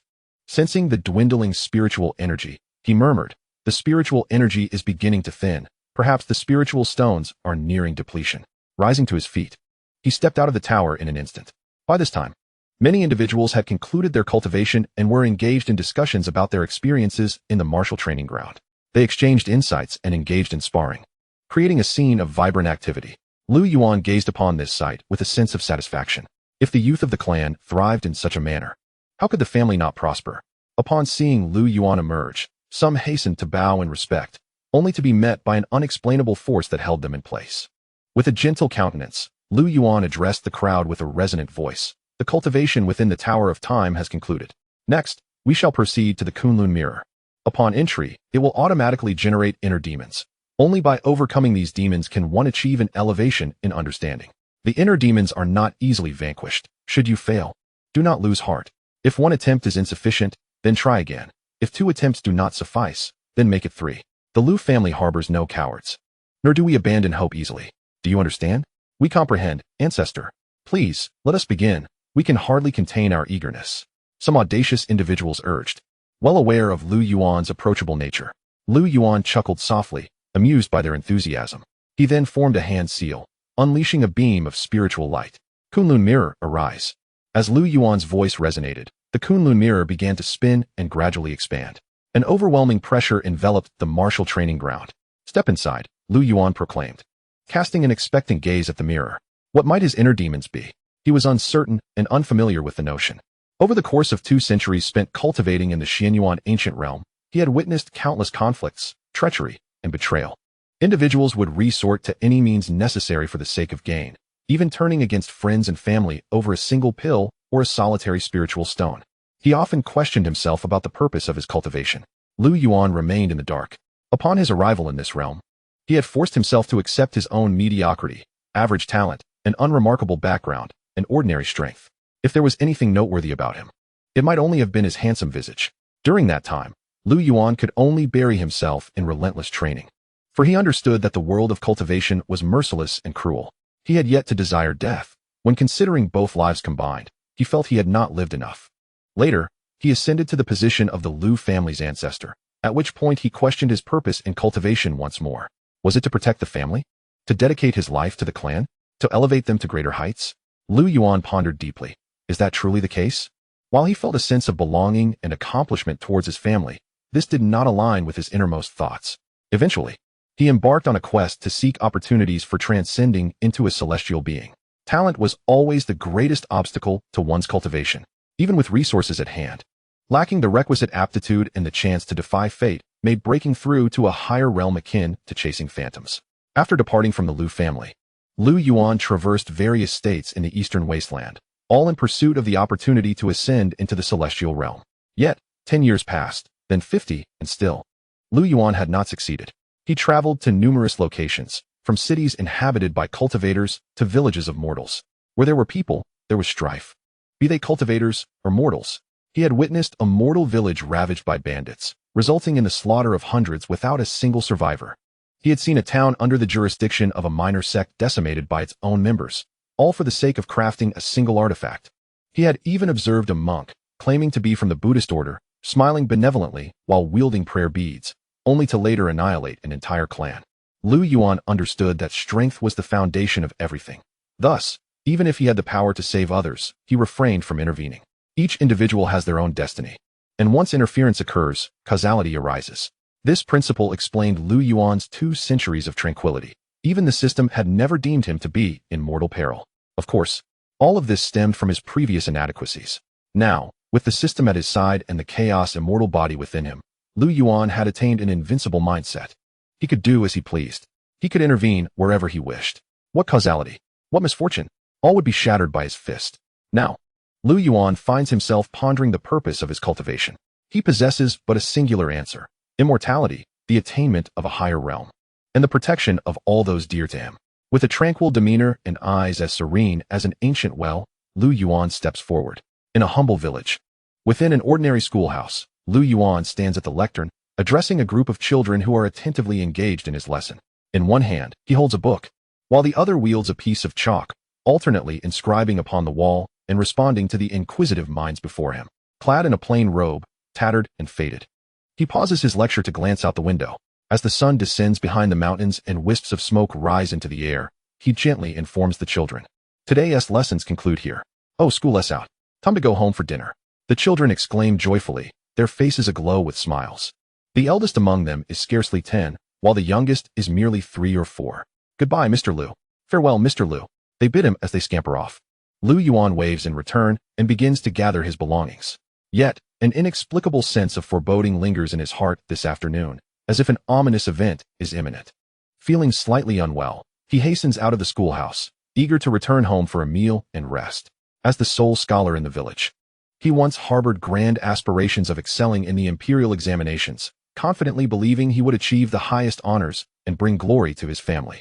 However, reality dealt a harsh blow. He barely attained the status of a xianxiaaudiobooks, failing repeatedly to pass the higher exams, which extinguished his ambition and shattered his confidence. Lacking the connections and talents of others, he relied solely on years of diligent effort, ultimately becoming a mere xianxiaaudiobooks after countless nights of study. At 30, Lu Yuan relinquished this path, recognizing it may be noble but not suited to him. He established a schoolhouse, becoming an educator in a village devoid of teachers, choosing to remain here with his family.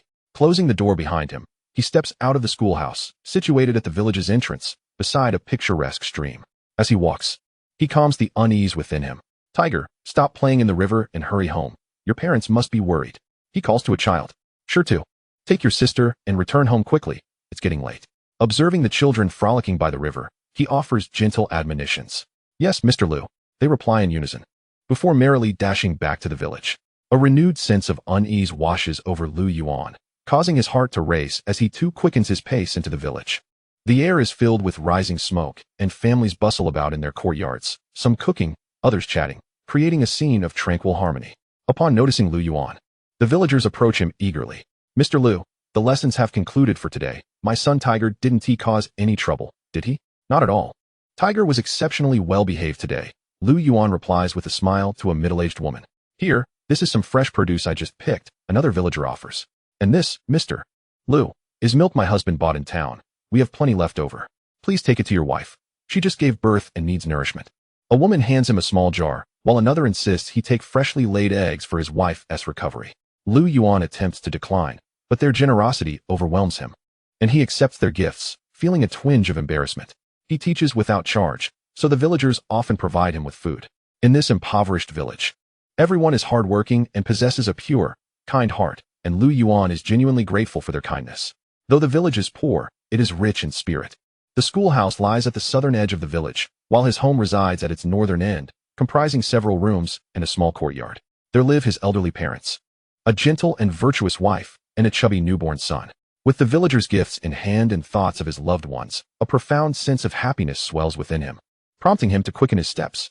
Chapter 28. The inner demon Lu Yuan strides briskly, his home situated at the far end of the village, having moved there only recently. Moments later, he arrives at his front door. Raising his gaze, he is met with a scene of disarray. Various belongings are strewn across the ground. What has transpired? Why is everything in such chaos?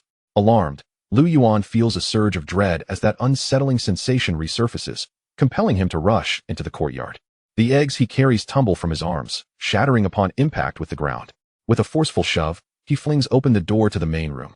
What greets him is the sight of his parents, their bodies grotesquely contorted on the floor, blood pooling around them. Their flesh bears deep, jagged claw marks. Father, mother. Lu Yuan's eyes widen in horror, and he gasps, dropping the items gifted to him by the villagers. The scene before him is unfathomable. His parents are dead? Struck by a thunderbolt, Lu Yuan feels as if his world has collapsed. Those who had tirelessly supported him throughout his education are gone. For over a decade, they had encouraged him, never once blaming him for his failures in the examinations. Like the other villagers, they were simple farmers. Now, they lie brutally slain in their home. Overwhelmed by grief, Lu Yuan is engulfed by an indescribable feeling, yearning to weep uncontrollably, yet reason holds him back. Who is the perpetrator? Who has murdered his parents? His thoughts swiftly turn to his wife and child. Grasping a kitchen knife from his father's hand, he rushes into the inner room. Upon entering, he is met with the sight of his wife sprawled on the ground, cradling their infant. Barefoot and alone, she lies amidst a pool of blood, lifeless. Oh! Lu Yuan cries out, his face awash with tears. Trembling, he clutches the bodies of his deceased wife and child, sobbing uncontrollably. This heart-wrenching scene strikes at the very core of his soul, tearing at his heart with unbearable pain. Why? Lu Yuan lifts his gaze, only to behold a massive white tiger reclining upon the bed, its eyes wide open, whiskers twitching, silently watching him. Terror seizes him, and he trembles. A white tiger. Its immense form occupies the entire bed, leaving no space. This very beast has slain his parents and his beloved family. Fixated upon the tiger, Lu Yuan's eyes blaze with fury. In that moment, his anger eclipses the fear that grips him. He yearned to extinguish it, to eliminate the chief culprit, to eradicate the sinner who had shattered his life. He sought vengeance for his parents, his wife, and his children.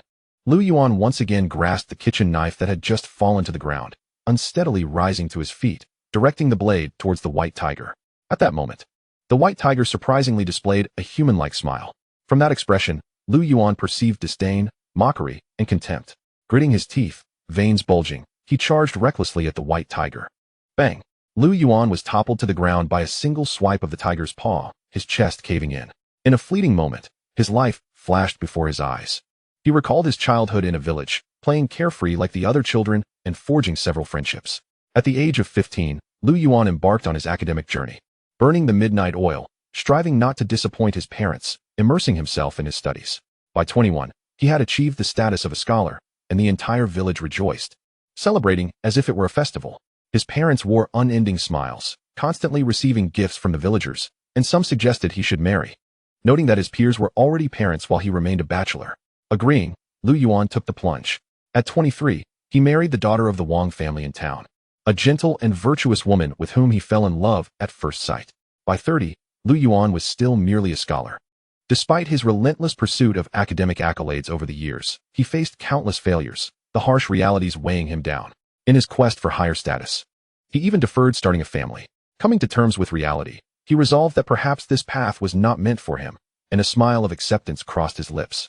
At 31, Lu Yuan relocated his family to Qingyou village, the only locale among the surrounding villages devoid of a school.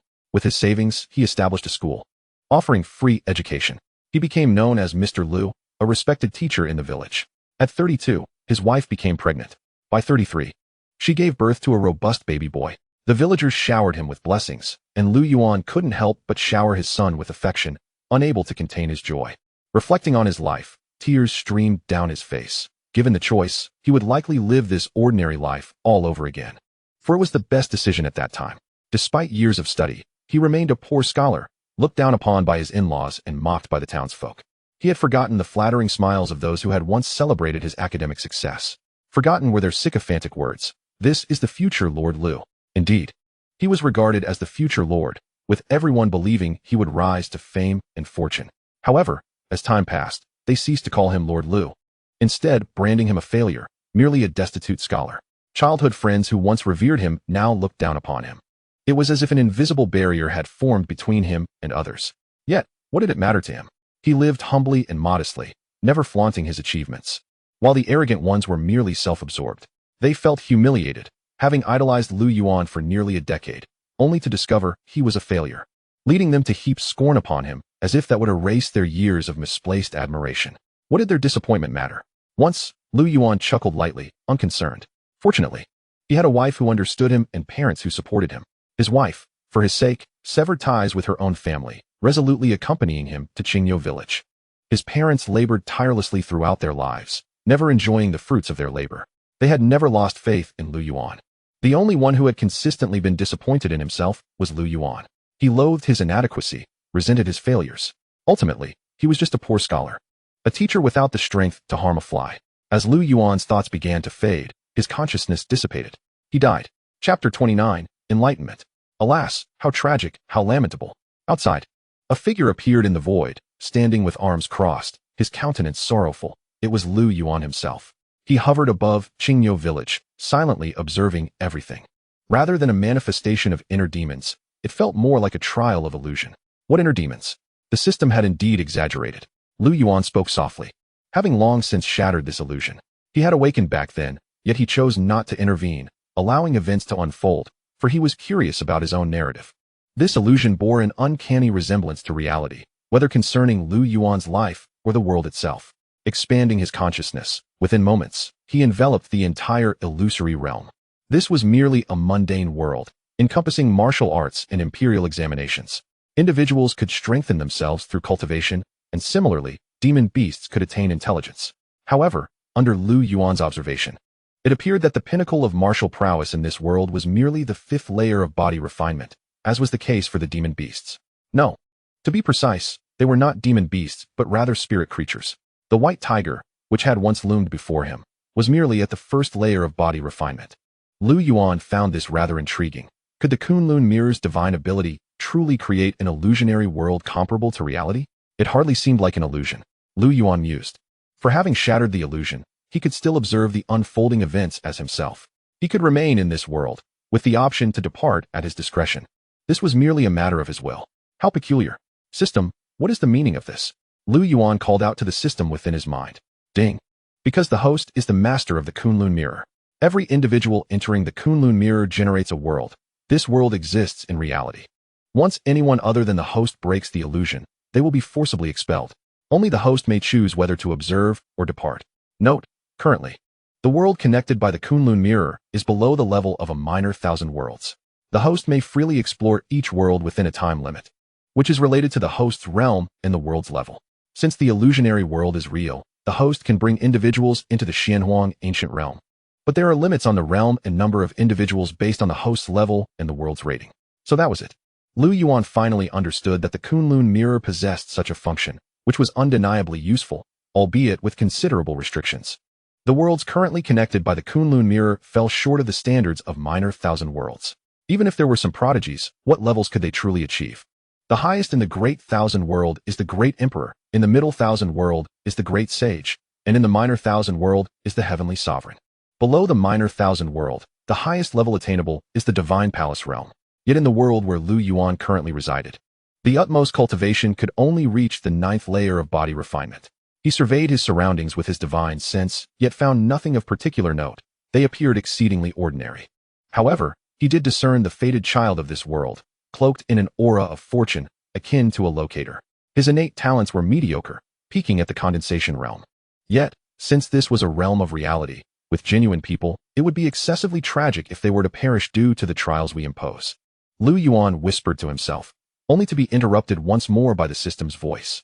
Host need not dwell in sorrow. None of this pertains to you. Even if you had not participated in the trial, these inhabitants of the world would still meet their demise during this span of time. Your involvement is merely a fleeting intervention, incapable of altering the destined course and conclusion of fate. So this is how it is. Following the illusionary trial, his yearning for strength intensified. In this world, weakness is a cardinal sin. Weakness is the root of all failure. If Mr. Lu within the illusion had possessed formidable strength, how could he have lost his family? How could he have died with resentment?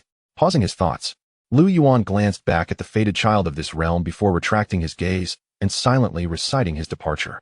Simultaneously, within a city of this world, a young man halted his steps abruptly. His expression shifted as he felt as though something was watching him. Who? Yet, in an instant, this sensation dissipated. Shaking his head, the youth dismissed it and continued on his way. A flash of light enveloped him, and Lu Yuan opened his eyes, finding himself in a void-like space, reminiscent of the time and space tower's dimension. Before he could observe further, an enigmatic aura emerged, akin to a wisp of celestial energy, surging into Lu Yuan's mind. In that moment, he experienced an epiphany. His comprehension deepened. Previously perplexing matters of cultivation now unraveled effortlessly. It was as if he had opened his mind. After concluding his training in the Time Tower, he had already stepped into the mid-stage of sagehood, and now he was nearing the late stage. Simultaneously, his understanding of several imperial techniques had significantly deepened. Lu Yuan marveled at this wondrous sensation. It was truly exquisite. Alas, a person may only enter the Kunlun mirror once a year. Otherwise, he would have sought to enhance his understanding hundreds of times, directly reaching his cognitive limits. A mere illusionary realm was no different than child's play for Lu Yuan. Rising, he exited the Kunlun mirror. Outside, in the training grounds, several members of the Lu family had concluded their experiences within the illusion, some having succeeded, others having failed. They sat on the ground, conversing animatedly about the insights gained from this ephemeral journey. With only one opportunity a year, some wept quietly, unable to conceal their sorrow. Do not cry. There will be opportunities next year, and plenty more in the future. Indeed, just once a year, outsiders will never experience such a chance in their lifetimes. Some spoke to console, their words dripping with the pride and honor of being a member of the Lu family. Listening to their conversations, Lu Yuan felt a genuine sense of joy. He scanned the faces around him and noticed Lu Fan and Lu Chen meditating, undoubtedly having shattered their inner demons and enhanced their comprehension. Moments later, everyone had emerged from the Kunlun mirror. The family head, Lu Qianshan, dismissed the gathering. This session of cultivation in the Time Tower's Kunlun mirror had come to an end. Concurrently, it dawned upon them that at what point did the Lu family ascend to the status of a celestial family? Before entering the Time Tower, Lu Yuan and the others had just visited the Xuanhuang. Having not interacted with the outside world for an entire month, they were oblivious to the news.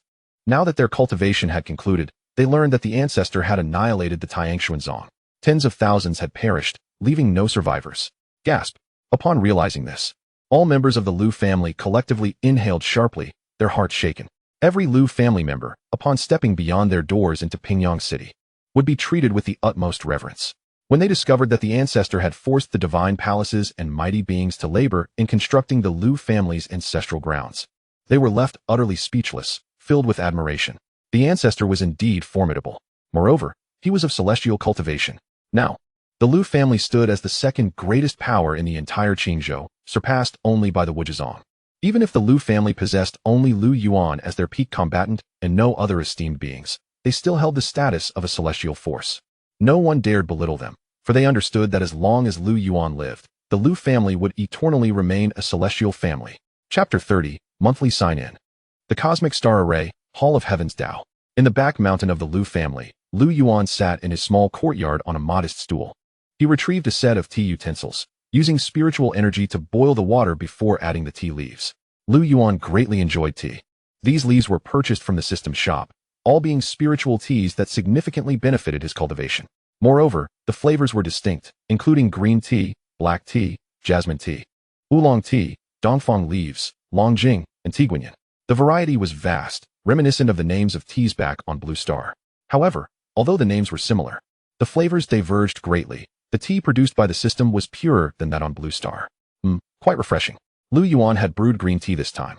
Before long, the tea was ready. He lifted the teapot and poured it into a cup, savoring it slowly. As the tea slid down his throat, a wave of fragrance enveloped him. The taste rich and robust. Lu Yuan smacked his lips, quite delightful indeed. Truly worthy of being classified as Saint-grade tea. A gentle smile graced Lu Yuan's lips as he savored the spiritual tea, his thoughts drifting. At that moment, he suddenly recalled that he had yet to claim the reward from the monthly sign-in. Thus, he softly spoke, "System, monthly sign-in. Ding, monthly sign-in successful. Congratulations, host, for acquiring the Imperial Grade Formation, the Cosmic Star Array, and the Imperial Grade Treasure, the Hall of Heaven's Tao. Cosmic Star Array, an ancient protective formation of the Celestial Court, composed of the power of 360 stars in the heavens, with the sun and moon as the primary focal points, wielding immense power. Hall of Heaven's Tao, an Imperial Grade Treasure, within which exists a self-contained space. Within the hall, the host is akin to a deity, possessing the right to create. Any being of emperor level or below that steps into the hall finds their life and death at the whim of the host. The Cosmic Star Array, Lu Yuan murmured. This month's sign-in reward consisted of only 2 items. While limited in number, they were nonetheless Imperial Grade treasures. The formation, needless to say, given Lu Yuan's current cultivation, he would certainly be unable to set up the complete Cosmic Star Array. He could at most harness the power of 120 stars, but even so, he could achieve invincibility beneath the Emperor level. The Cosmic Star Array could serve both offensive and defensive purposes, requiring no resources other than the celestial star power, once activated. It possessed world-destroying might. Furthermore, the Hall of Heaven's Tao was even more formidable. Within it, Lu Yuan resembled a creator. As long as the beings entering did not exceed the Emperor's realm, their life and death rested entirely within Lu Yuan's thoughts. Finally, he possessed a palace. The system truly understood him, delivering exactly what he lacked. A gentle smile adorned Lu Yuan's face. There is no need to set up the formation in Pingyang City. We shall discuss it once we have relocated to the Misty Mountains. Lu Yuan retrieved the Hall of Heavenly Tao, and instantly, a palace the size of a human had materialized in midair. Unlike other palaces that shimmer with gold and splendor, the Hall of Heavenly Tao exudes an ancient, rustic charm. At first glance, it is profoundly awe-inspiring, reminiscent of an ethereal palace, radiating grandeur. Bigger, bigger, even bigger, Lu Yuan murmured, and astonishingly. The palace began to expand gradually until it reached a size that satisfied him, at which point it ceased to grow. He then placed the Hall of Heavenly Tao within the back mountains of the Lu family. Boom! A tremendous tremor surged forth, shaking the entirety of Pingyang City. What on earth? An earthquake? Where did this quake come from? Are you out of your mind? It appeared to be yet another grand gesture from the Lu family. One could not help but marvel at their ascendancy. Truly, when one person ascends, even the dogs and chickens rise with them. People exchanged glances, their conversations filled with envy towards the Lu clan. In the back mountains, Lu Yuan stepped into the Hall of Heavenly Tao. In an instant, he felt as though he had entered a realm of immortals. The space within the hall was incomprehensibly vast. Though devoid of elaborate decorations, it imparted a mysterious aura, invoking an inexplicable urge to kneel and submit. Lu Yuan flickered and appeared atop the main seat of the hall, slowly bending his body to sit down. The entire Hall of Heavenly Tao was rather unremarkable, save for this main seat which harmonized with the Great Hall. Lu Yuan's mind was abuzz with excitement and anticipation. Table, he casually commanded, and immediately, a table manifested within the grand hall. Chair, bench. It was truly marvelous, this sensation of creation. Lu Yuan expressed his astonishment, lamenting only that he could not conjure living beings. After a moment, he completed the arrangement of the Hall of Heavenly Tao, transforming it into a genuine palace. Its interior was adorned with magnificent decorations, radiating a scintillating brilliance, with the spiritual energy inside being extraordinarily rich, far denser than that produced by the core of the Lu family's source vein. The source vein beneath the Lu family was confined to their territory, while the residents of Pingyang City merely enjoyed the benefits of a higher-grade spiritual energy. Yet even so, the people of Pingyang City were immensely grateful. Once Lu Yuan had finished setting up the Hall of Heavenly Tao, he departed, appearing in the void. Only a year remained until the revival of the Heavenly Tao. Lu Yuan whispered to himself, pondering what changes this revival might bring. He then vanished from the spot. Misty Mountains, the ancestral land of the Xianxian sect. No, it should now be referred to as the ancestral land of the Lu family. He had previously commanded everyone to complete the construction here within 3 days, surpassing the original Xianxian sect. A month had passed since, and upon his return, he could see that they had indeed exceeded the previous achievements. The Misty Mountains, shrouded in mist, stood as the tallest mountains in all of Qingzhou. Towering like a sharp sword, they pierced the heavens. It must be said, this place was particularly fateful for Lu Yuan. The entire Misty Mountain range housed a premium spiritual vein right beneath his feet, alongside 3 superior spiritual veins scattered throughout the mountains. They intertwined like a colossal serpent, forming a connection that was unmistakably the work of the Xianxian sect. Truly, they were a force to be reckoned with, Lu Yuan mused. For the Xianxian sect was among the peak powers in Qingzhou, second only to the sacred grounds. Qingzhou was vast, and the celestial powers numbered several. Other forces were even more numerous. Across the East Wilderness, there were 5 major states, with Qingzhou ranked 3rd in strength, thanks to the presence of the Wujia sacred ground. Lu Yuan's expression remained calm as his gaze swept over the Lu family's new ancestral land. Though the Misty Mountains were neither the center of Qingzhou, nor of the East Wilderness, nor of the entire Xuanhuang world, with Lu Yuan present, they would undoubtedly become the finest sanctum for cultivation in the future. With this thought, he vanished in an instant. Although the current structures were commendable, they had yet to meet his expectations. Chapter 31. Please, have some tea. At the Lingjian sect's assembly hall, several figures sat upright, their expressions grave. At this moment, a voice tinged with anger rang out. Sect Master. That Lu Yuan is simply intolerable. As an elder of the Lingjian sect, he has the audacity to make me toil like a laborer. I have been the subject of ridicule for an entire month. I refuse to accept this. His actions are an affront to the Lingjian sect. An elder rose, his beard bristling, his fury palpable as he unleashed a tirade against Lu Yuan. He was astute, elevating Lu Yuan's misdeeds against him to a slight against the entire sect. Lu Yuan's bullying of him was tantamount to bullying the Lingjian sect itself. The assembly looked on in bemusement, some suppressing chuckles at his dramatic outburst. So what if you had to toil? You chose to watch the spectacle. It's better than being dead, I assent it. They internally scoffed. Even the sect master shared a knowing look. They understood the elders' grievances, yet what could be done? They could only swallow their pride. Lu Yuan had single-handedly subdued the Xianxian sect, a power of celestial rank. Did he truly care for their minor sect? Elder Fong, calm yourself. Though being reduced to labor may be a blow to your pride, it has spared your life. Elder Chen interjected wisely. Indeed, old Fong. Do not take it to heart. Even the illustrious head of the He family has been reduced to labor, just like you. In an instant, the elders rallied around Elder Fong, attempting to soothe his ire. They feared that in his rage, he might act recklessly. His own fate was inconsequential. But if it involved the sect, that would be dire indeed. At this moment, the sect master was about to announce business matters. He had already risen to speak when a voice interrupted him. Do you harbor such hatred for me? Who? Step forward and cease this charade. The assembly gasped in astonishment, their voices rising in unison. Their high-ranking combatants had gathered, yet an outsider had infiltrated without their knowledge. In that moment, they felt both humiliated and alarmed. They scanned the room, their senses on high alert, when suddenly, a figure emerged slowly.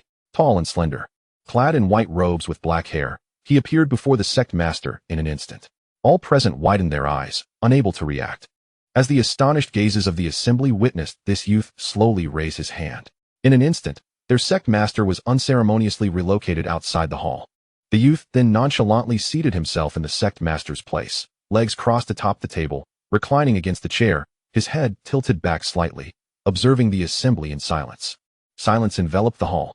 The atmosphere was so still that one could hear a pin drop. Their hearts trembled. Who was this person? This youth who sat upon the main seat? The assembly stood frozen, unable to discern Lu Yuan's intentions, gripped by a sense of dread. The pressure he exerted was overwhelming. Merely his calm, inscrutable gaze made them feel as if they were teetering on the edge of an abyss. At this moment, Elder Fong finally discerned the identity of this individual. His pupils constricted violently, his body quaking inexplicably, as he muttered in disbelief. Lu Yuan. It is Lu Yuan. Elder Fong trembled uncontrollably, his mind reeling. Had Lu Yuan just spoken to him? It was over, it was all over. Elder Fong's heart sank, as if he were witnessing the end of his own life. Upon hearing the words of Elder Fong, the gathered crowd collectively inhaled sharply, a chill of fear coursing through them. Hiss! Is he Lu Yuan? The very demon who annihilated tens of thousands from the Tianxian sect? What business does he have at the Lingjian sect? Are we destined to follow in the footsteps of the Tianxian sect? The overwhelming dread stemming from the notorious reputation of Lu Yuan rendered them incapable of coherent thought. They were terrified of his potential wrath, completely disregarding the fact that they had done him no wrong. Oh, why do you fear me so? Lu Yuan mused with a hint of curiosity. Am I truly that terrifying? After all, I am inherently benevolent, approachable, and eager to assist others. As he inquired, the onlookers regained their composure, stumbling over their words, unsure of how to respond. Should they confess, knowing what you have done, who would not tremble in your presence? They certainly did not wish to court disaster, especially as Lu Yuan currently appeared devoid of hostility. Exchanging glances, the crowd hastily bowed in deference to Lu Yuan seated at the head of the hall. We pay our respects to Senior Lu Yuan. Despite Lu Yuan being younger than them, they nonetheless honored him with the title of senior. Power, after all, is the ultimate truth in the realm of cultivation. You, the one surnamed Fong, you seem to harbor a distinct animosity toward me just now, Lu Yuan remarked, directing his gaze toward Elder Fong with a playful smirk. Senior, please spare me. That was merely an impulsive slip of the tongue born from my impatience. I hold profound admiration for you and regard you as a role model, Elder Fong stammered, trembling as he sought to explain himself. Humph. I shall let you off this time, Lu Yuan replied coldly, having no intentions of taking a life during his visit. His previous words were merely meant to intimidate the old man. Thank you, Senior Lu Yuan. Elder Fong quickly clasped his hands together, drenched in sweat, as if he had narrowly escaped death. Have I truly provoked a celestial being and survived? This tale will echo throughout my life. The others present at the Lingjian sect breathed a collective sigh of relief for Elder Fong, who had been vocally critical of Lu Yuan's actions. Although he had not openly insulted Lu Yuan, he had dared to chastise a celestial being. At that moment, the crowd felt as if they had emerged from a calamity. Their spirits lifted. Senior Lu Yuan, is there a matter that brings you to our Lingjian sect? The sect leader, who had been previously dismissed by Lu Yuan, scampered over, seeking to inquire. He felt like crying, but dared not show it. Summon everyone who assisted Elder Fong in constructing our clan grounds earlier. Additionally, bring forth the high-ranking formation masters and artifact craftsmen from their respective factions. Inform them that it is my command. The crowd gasped in shock. Could it be that this esteemed ancestor was dissatisfied with the previous construction of the clan grounds, compelling him to return? Have you comprehended my instructions? Hurry back within 2.5 hours. I wish to see everyone. Yes, we shall depart immediately. With that, they hastened away, knowing that some sects were quite distant from the Lingjian sect. Soon, only Lu Yuan and a few handmaidens remained in the grand hall. These maidens had been summoned by the sect leader before his departure. Lu Yuan paid them no heed, instead retrieving his tea set to brew a pot of tea. The maidens trembled with trepidation, unaware of Lu Yuan's true identity, only knowing that he was a figure greatly revered even by the sect leader of the Lingjian sect. 2 hours later, the assembly had returned. The grand hall was now bustling with activity, having gathered numerous masters of formations and artifact crafting. They regarded Lu Yuan at the head of the table with trepidation, as if walking on the edge of a precipice. On their journey, they had learned that it was Lu Yuan's summons, likely to discuss the reconstruction of the clan grounds. Lu Yuan surveyed the assembly and, with a gentle smile, said, "Since you are all here, please take a seat. Xuanhuang, brew tea for the esteemed masters." Chapter 32. This tea is truly delightful. Xuanhuang, brew tea for the esteemed masters. Lu Yuan's voice resonated as he looked at Elder Fang, a smile gracing his face. Xuanhuang. The crowd paused, their gazes turning toward the sole person present with the surname Fang. Elder Fang felt a flush of embarrassment, his cheeks tinged with red as he grappled with awkwardness. Internally, he seethed, "Damn you, Lu the old demon. How dare you address me so?" Yet, he dared not display his ire, forcing a smile as he quietly prepared the tea. The dozens of masters in attendance found themselves caught between amusement and disbelief, their anger at being summoned dissipating significantly. "Esteemed masters, you should now be aware of the purpose of my invitation. Indeed, I wish for you to assist in the reconstruction of the structures atop the Yunwu mountain range." As Lu Yuan spoke, he carefully observed the expressions of those present. The faces before him shifted through a spectrum of emotions.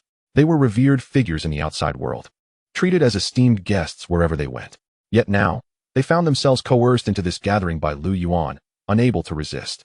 The zenith of their own factions was merely at the level of a revered master, while Lu Yuan, a celestial being, towered above them like a dragon compared to mere insects. The chasm between them was insurmountable. In the realm of celestial beings, even the combined might of their several revered masters would likely fall short against Lu Yuan alone. Moreover, Lu Yuan appeared to be at the pinnacle of celestial being cultivation. Once cultivators ascend to the revered master realm, they begin to grasp the laws of the universe, making the path to advancement increasingly arduous, with resource demands multiplying. The hierarchy of cultivation also shifts from the previous ranks of 1 to 9, evolving into early stage, mid-stage, late stage, and pinnacle. Each phase of progression becomes increasingly challenging. Among the assembly, the highest cultivation level barely reached mid-stage revered master. Although some of this was due to their specialization in formations and artifact crafting, it hardly explained the entirety of their predicament. The ranks of formation masters and artifact craftsmen are categorized similarly to alchemists, ranging from low to high: Xian, Di, Tian, Wang, Sheng, and Di. At this moment, the grand hall was almost filled with the elite of Qingzhou's formation and artifact crafting realms. Even the least among them possessed experience at the quasi-king level in formations. Yet today, they found themselves summoned to labor for Lu Yuan, to toil away at the mountain gates. If word of this spread, it would surely cause an uproar. What? A king-level formation master and artifact craftsman reduced to manual labor for the construction of a mountain gate? Upon hearing this, people would undoubtedly drop their jaws in disbelief. A king-level formation master is now a laborer? I too am a laborer, thus I am equivalent to a king-level formation master. Esteemed masters, I, Lu Yuan, am not an unreasonable individual. Since I have invited you here today, I shall not come empty-handed. The tea is ready. Please enjoy a cup before we discuss remuneration. The assembly gazed at the tea before them, their expressions subtly shifting. The fragrant aroma wafted into their nostrils, refreshing their spirits. Intuition told them that this spirit tea was extraordinary, prompting them to sample it slowly. Hiss, what kind of spirit tea is this? After just a sip, I feel my cultivation has increased slightly. One exclaimed in astonishment, unable to believe the sensation. Others, too, upon taking but a sip, felt the barriers of their cultivation begin to waver. Their gazes turned towards the esteemed Lu Yuan seated at the head of the table. May I inquire, Senior Lu, what grade of spirit tea is this? At that moment, someone spoke up, while internally speculating. Surely it cannot be of a high grade, merely saint grade. Lu Yuan spoke in a leisurely tone, his voice understated, yet resonating deeply within the hearts of those present. Saint grade. This is indeed saint grade spirit tea. They, who had never even encountered treasures of such caliber, felt an overwhelming joy wash over them, realizing that with just this single cup of tea, their journey was far from futile. They looked at Lu Yuan with a blend of excitement and gratitude in their eyes. Fear not, for such spirit tea is abundant and not counted as part of your remuneration. Now, let us discuss the compensation and the construction of the mountain gate. Lu Yuan smiled serenely, his tone calm and unhurried. He produced a storage bag and opened it, revealing a dazzling array of items before their astonished eyes. Was that source stones? Indeed, Lu Yuan had retrieved source stones, having acquired in abundance after the system's upgrade of its signing function. Source stones are resources for saints to cultivate, exclusively produced by source veins. For those below the saint realm, utilizing source stones for cultivation is an extravagant folly.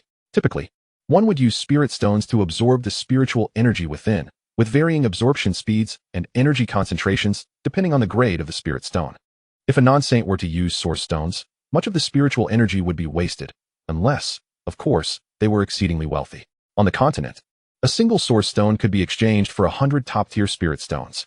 However, even for formidable figures like the celestial lords, possessing a surplus of source stones is rare, as they predominantly utilize top-tier spirit stones for their regular cultivation. Source stones are typically reserved for battle recovery or urgent replenishment of true essence. The crowd exchanged bewildered glances as they beheld the source stones before them. "This is to be our remuneration?"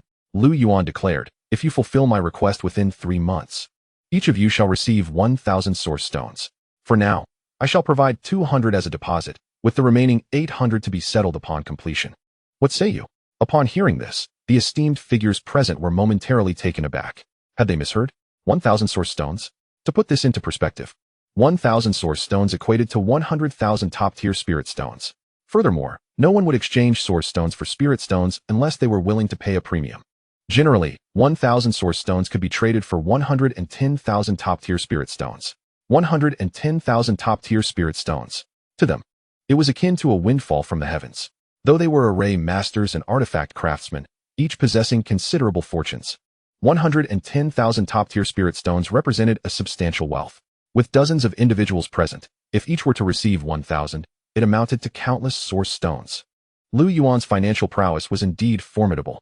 As this realization dawned upon them, their hearts swelled with admiration, and instead of discontent, excitement took hold. Some even felt an overwhelming urge to begin working immediately. There was no denying that Lu Yuan was exceedingly generous. Thus, the group commenced discussions with Lu Yuan regarding the construction of their ancestral grounds. While sipping on the saint-grade spirit tea and clutching source stones, they were invigorated and full of vitality. Engaged in lively discourse, several individuals proposed commendable suggestions that Lu Yuan readily accepted, rewarding them with 100 source stones on the spot. This elicited envy from the others, igniting a fervent atmosphere as everyone scrambled to contribute ideas. "Senior Lu, I have a plan." "Ah, feasible. 100 source stones for you." "Senior Lu, there's an oversight here." "Ah, sharp-eyed indeed. 100 source stones for your diligence." "Senior Lu, reward."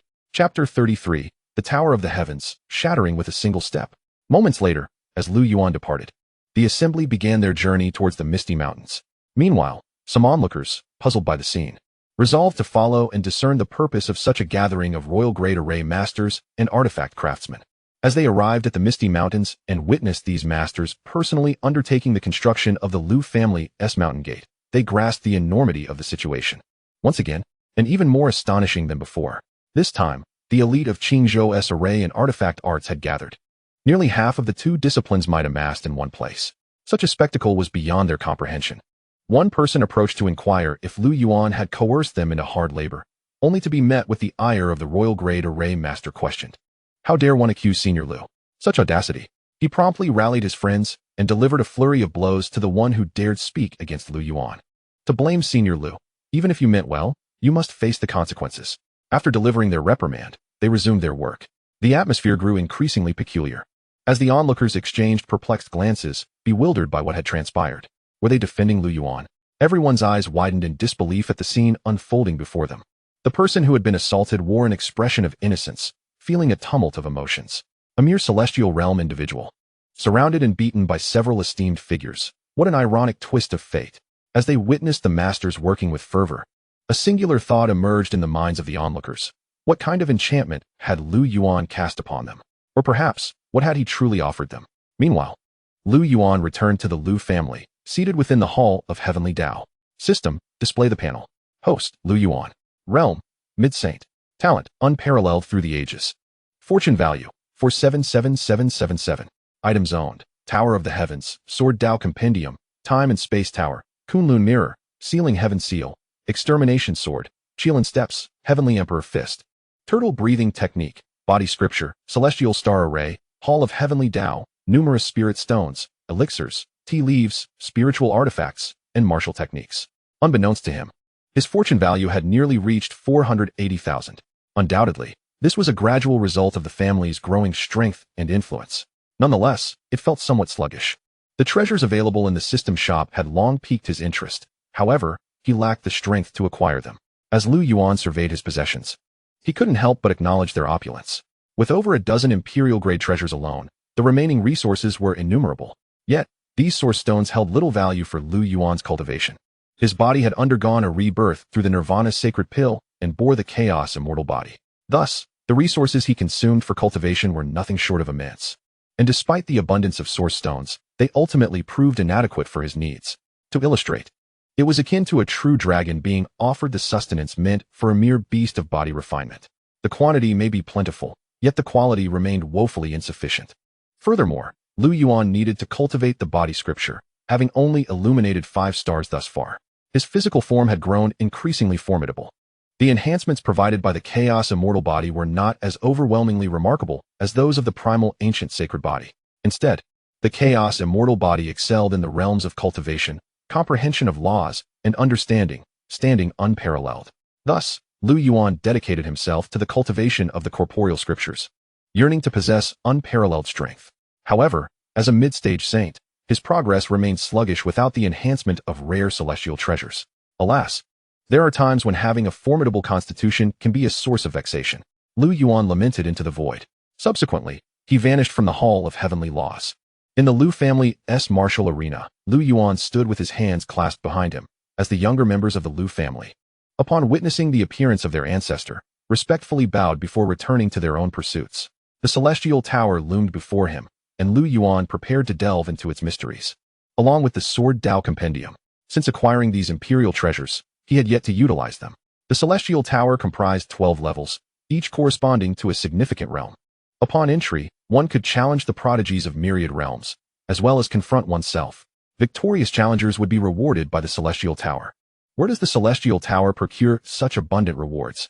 Lu Yuan mused, somewhat perplexed, yet he decided not to dwell on it. The mere presence of rewards sufficed. He gazed at the towering edifice, soaring dozens of zhang into the sky, and in a flash, he vanished from sight. Within the celestial tower, Lu Yuan materialized on the 9th level, which corresponded to the saint realm.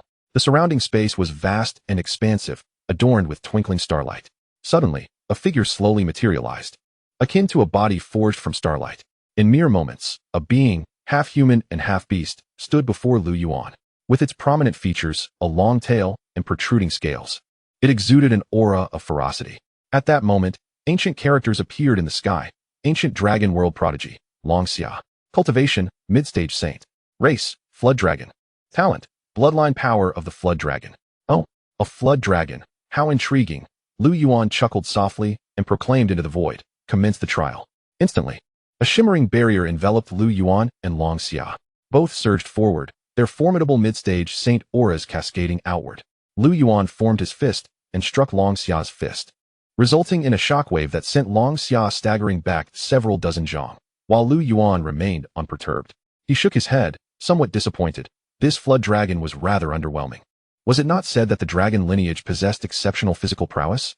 Sensing Lu Yuan's overwhelming strength, xianxia activated its bloodline power, emanating waves of heat, as if it were a volcano on the verge of eruption. It vanished in an instant, reappearing within a zhang of Lu Yuan, delivering a powerful punch. Its speed and strength had multiplied several times over. Qilan step, Lu Yuan exclaimed, and in that instant, a phantom of a Qilan appeared beneath his feet, allowing him to teleport away, narrowly avoiding xianxia's fist. Qilan treads the heavens, Lu Yuan spoke calmly, hands resting behind his back, as he propelled himself forward once more. Xianxia failed to react in time. By the moment it perceived Lu Yuan, a sharp pain surged through its chest. Looking down, it beheld Lu Yuan's foot pressing upon its breast. Boom! Xianxia was sent crashing to the ground, dissolving into starlight. With a single kick, Lu Yuan had obliterated a mid-stage saint prodigy. Am I too powerful, or is this flood dragon simply lacking? Lu Yuan mused, gazing at the dissipating starlight. At that moment, a voice resonated. Congratulations, challenger. You have successfully completed the trial. Reward, 1 purple spirit fruit. Continue the challenge. Lu Yuan stated coolly, his gaze sharp as he focused ahead. A figure gradually coalesced, sparkling with starlight, and after a breath, a towering entity, several zhang tall, emerged. 3 zhang high. Lu Yuan observed the being, nearly 10 meters in height, its muscles bulging like a giant, and felt a jolt of astonishment. What manner of creature is this? At that instant, the space around them trembled, and lines of ancient text materialized. Barbarian race prodigy, Xuanhuang. Realm, mid-stage saint. Talent, body of a saint. Barbarian race. Lu Yuan furrowed his brow. Xuanhuang did not harbor barbarians, yet it did not signify that other realms were devoid of them. Achieving the body of a saint, is it? Lu Yuan's fighting spirit ignited. His own physique was still far from that of a saint. It was opportune to engage such a prodigy and gain insight into the mysteries of achieving the body of a saint. Commence the trial. No sooner had the words left his lips than the two ascended into the heavens, engaging in fierce combat. Xuanhuang's fist was larger than Lu Yuan's entire form. The battle unfolded with dramatic flair, as Lu Yuan's diminutive stature rendered the conflict reminiscent of an ant battling a human. As Lu Yuan exchanged blows with Xuanhuang, he found himself at a disadvantage. Boom. Lu Yuan was sent flying back several hundred zhang. He executed a slide to stabilize himself, while Xuanhuang stood resolute, akin to a giant tree rooted in place. His strength was growing more formidable. Lu Yuan gazed at Xuanhuang, his expression grave. He found himself outmatched in their contest of strength. No, more accurately, he was being thoroughly outclassed. Were it not for his qian step, granting him speed far exceeding that of Xuanhuang, he would have undoubtedly endured a punishing blow. With Lu Yuan's physical state, he would emerge severely injured, if not dead. Note: achieving the body of a saint equates to invincibility between the realms of saint and great saint. This will be elaborated upon later. Of course, this was merely a trial. Challengers could not sustain injuries or perish, yet they would experience the sensations of pain and mortality. How fascinating, how intriguing. Is this the body of a saint? Truly powerful. Lu Yuan laughed heartily, as a phantom appeared behind him, the celestial emperor. Though its form was indistinct, it inspired a profound urge to kneel and submit. Celestial Emperor's fist. Lu Yuan's right fist surged with true essence, and with a mighty strike, a colossal fist materialized, hurtling towards Xuanhuang. The assault was too swift. Xuanhuang could only brace himself against it, retaliating with his own punch. Yet upon impact, he sank slightly, hurtling backward. Seizing the moment, Lu Yuan pressed his advantage. After a ranged attack, he closed in for melee, leveraging the might of the Celestial Emperor's fist for relentless assault. Whenever Xuanhuang drew near, Lu Yuan would employ the qian step to evade, then unleash the Celestial Emperor's fist from a distance, seeking opportunities for close combat to inflict damage. There was no alternative. The barbarian's physique was exceedingly robust, akin to an indestructible cockroach. Moreover, as a prodigy of the barbarian race, Xuanhuang embodied the body of a saint. Lu Yuan found himself unable to overpower him, resorting instead to evasion. As time passed, Xuanhuang's projection began to fade, gradually becoming translucent and tenuous. He was on the verge of being worn down by Lu Yuan. Seeing this, Lu Yuan's heart surged with elation. His aura escalated as waves of pressure emanated forth. Chaos celestial body manifestation. The celestial king descends upon the 9 heavens. A projection of the celestial king materialized behind Lu Yuan.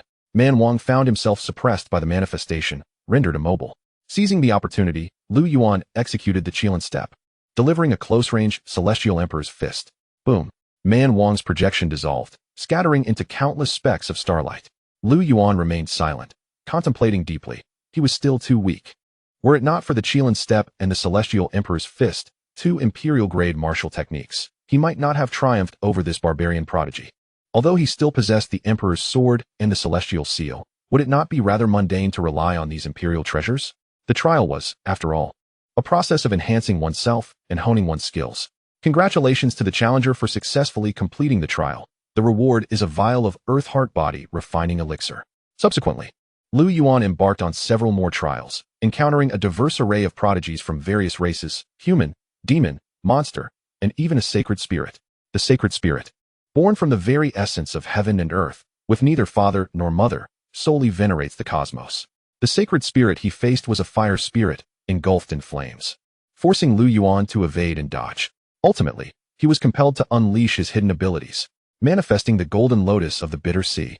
A resplendent golden lotus towering high shielded him, rendering him impervious to all forms of attack. With such support, he disregarded the flames of the fire spirit. And devoid of such reliance, The sacred spirit was mercilessly obliterated by Lu Yuan's relentless assault. Holding a multitude of rewards, Lu Yuan was filled with profound reflections. The number of prodigies across the realms was truly staggering. What of the celestial domain? Though he possessed various techniques, none were particularly refined. The Xuanhuang technique and the Nine Netherhound technique had yet to yield their full potential, and he had merely illuminated 5 of the required 100 stars for achieving corporeal sanctity. As these thoughts crossed his mind, Lu Yuan exited the Tower of Heaven. Unlike the Tower of Time and the Kunlun Mirror, which required spirit stones and offered only limited access, the Tower of Heaven remained perpetually open to all members of the Lu family. Thus, since its establishment, individuals had been entering and exiting daily. Lu Yuan glanced at Lu Fan in the training grounds. That young lad had taken residence within the Tower of Heaven, engaging in daily sparring with prodigies. Truly, he was a primordial holy body forged for battle. With blood and vitality surging, his physique was formidable. To be honest, Lu Yuan felt a twinge of envy. However, the chaotic immortal body and the primordial holy body could not coexist. When would he sign in to acquire the reincarnation eyes and the supreme bone? These two physiques could coexist, being of a different nature compared to body types. They belonged to the categories of eyes and bones, thus there was no conflict. With these thoughts, Lu Yuan departed and instantaneously arrived at the family's scripture repository. Here lay the entirety of the Lu family's mystical arts. Techniques and martial skills were housed here, but all members of the Lu family practiced the Lu clan's supreme profound heart sutra, rendering the rest of the techniques essentially worthless to them.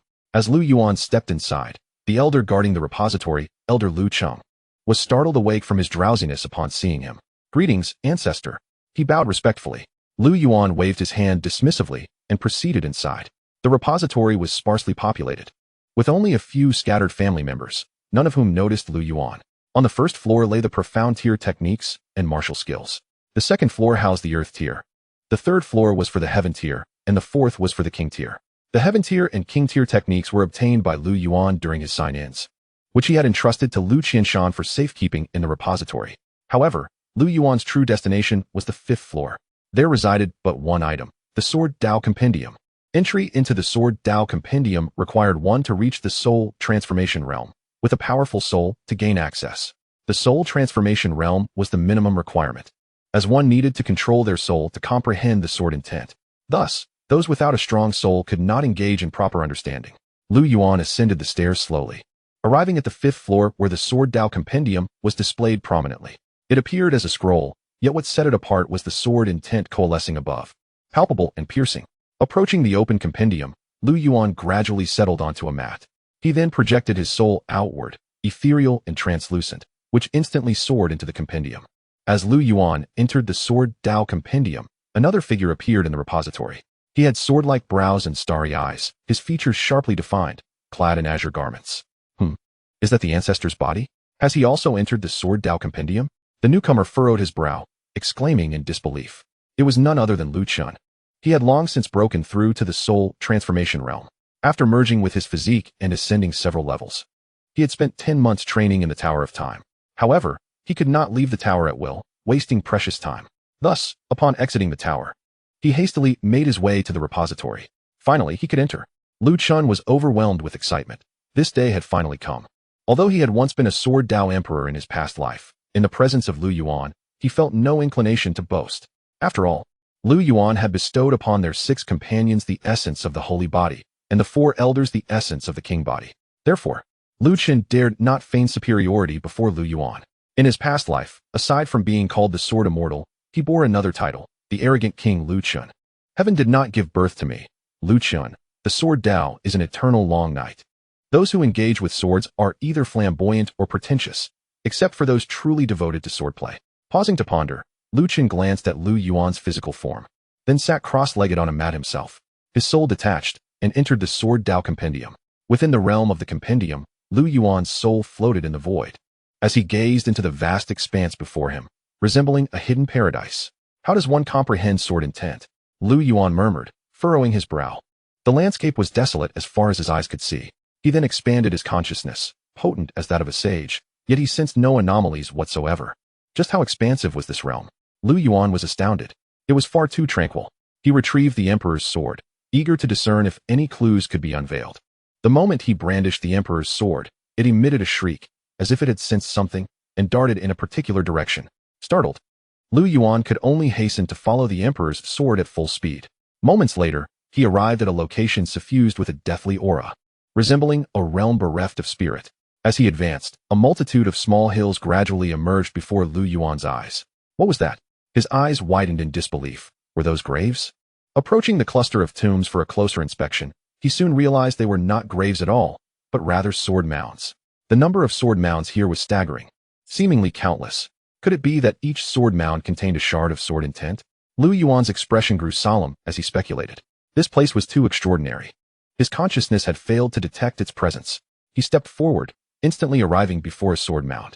The emperor's sword had stilled, prompting Lu Yuan to sheath it. How does one comprehend? Lu Yuan mused, resting his chin on his hand in contemplation. Before each sword mound stood a stone tablet, yet devoid of any inscriptions. Lu Yuan attempted to touch a stone tablet, and in an instant, a surge of sword energy erupted skyward, followed by the manifestation of a sword shadow. This sword shadow was but a mere illusion, yet it imparted to Lu Yuan the sensation of facing a true, razor-sharp blade.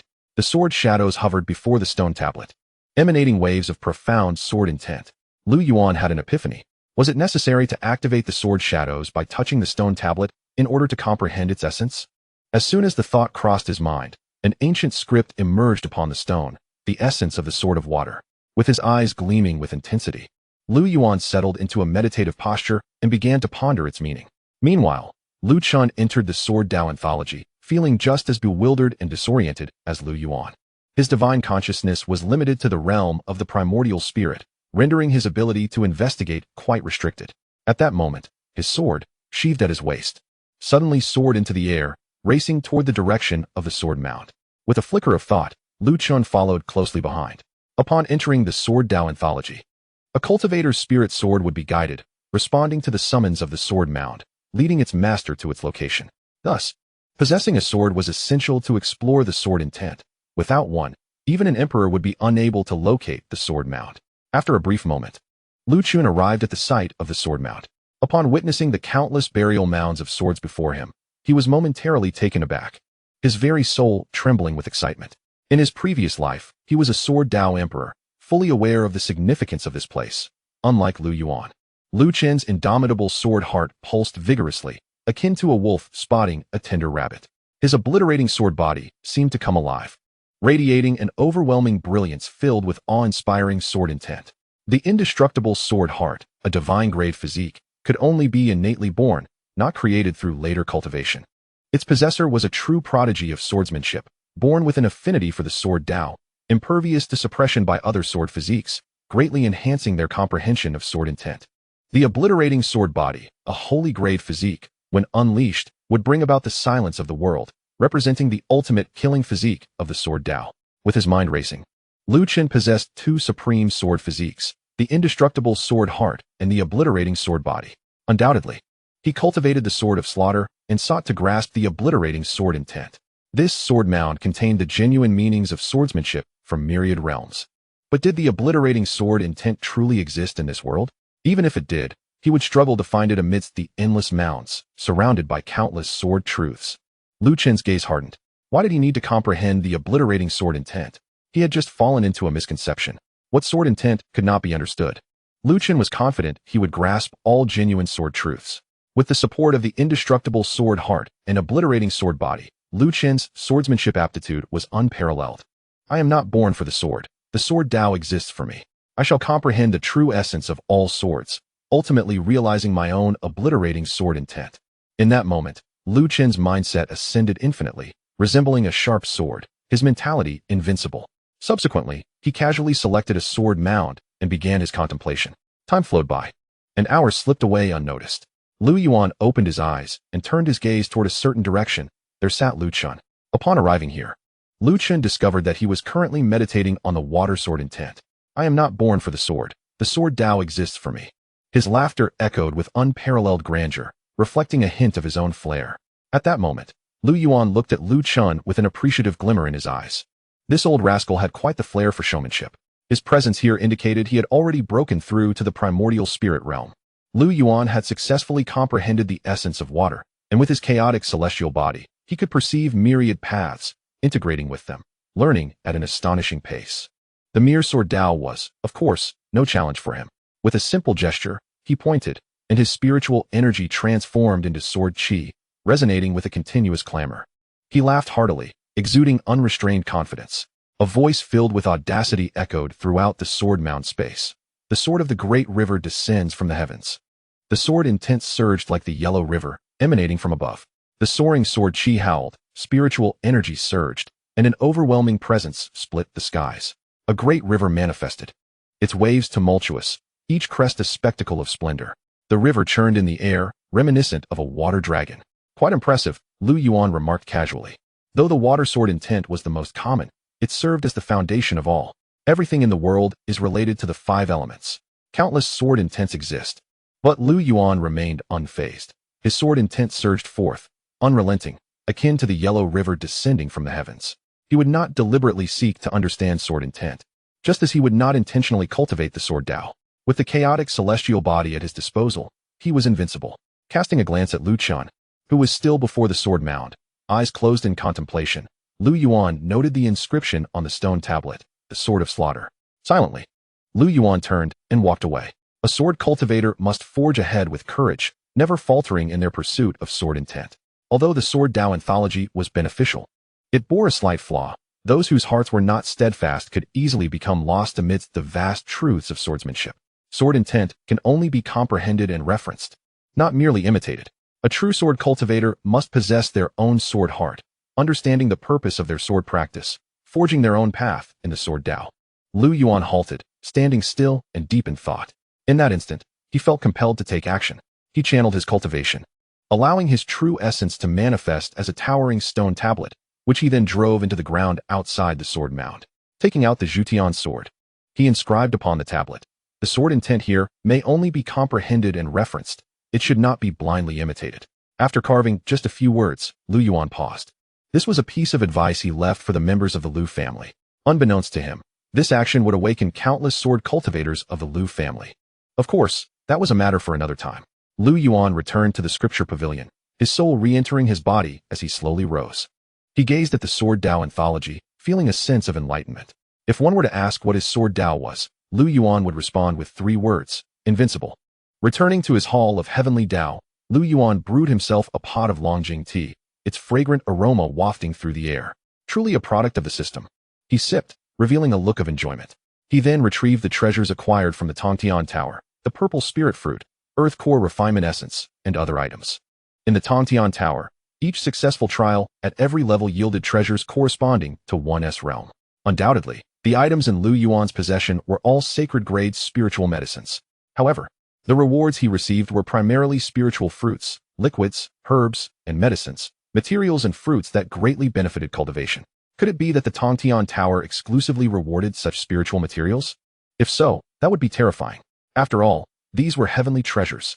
Lu Yuan pondered deeply. Then, without further ado, he directly popped the purple spirit fruit into his mouth, followed by the earth core refinement essence. He commenced his cultivation, and after a short while, Lu Yuan assessed his body. Having consumed these spiritual materials, he found himself merely a step away from the late stage of the saint realm. It is worth noting that Lu Yuan had become a saint for less than 2 months. Other saints might take hundreds or even thousands of years to progress from the early to late stages of cultivation. Yet Lu Yuan was on the verge of stepping into the late stage of the saint realm. Moreover, the stars within him, born from the cultivation scripture, had now illuminated 25 stars.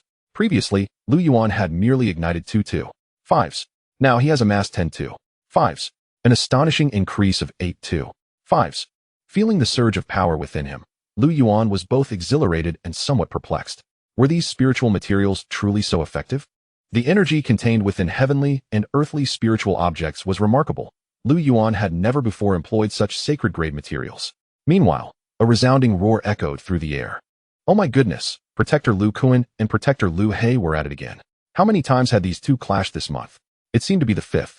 In a square belonging to the Lu family, Lu He and Lu Kuan were engaged in a fierce battle of magic.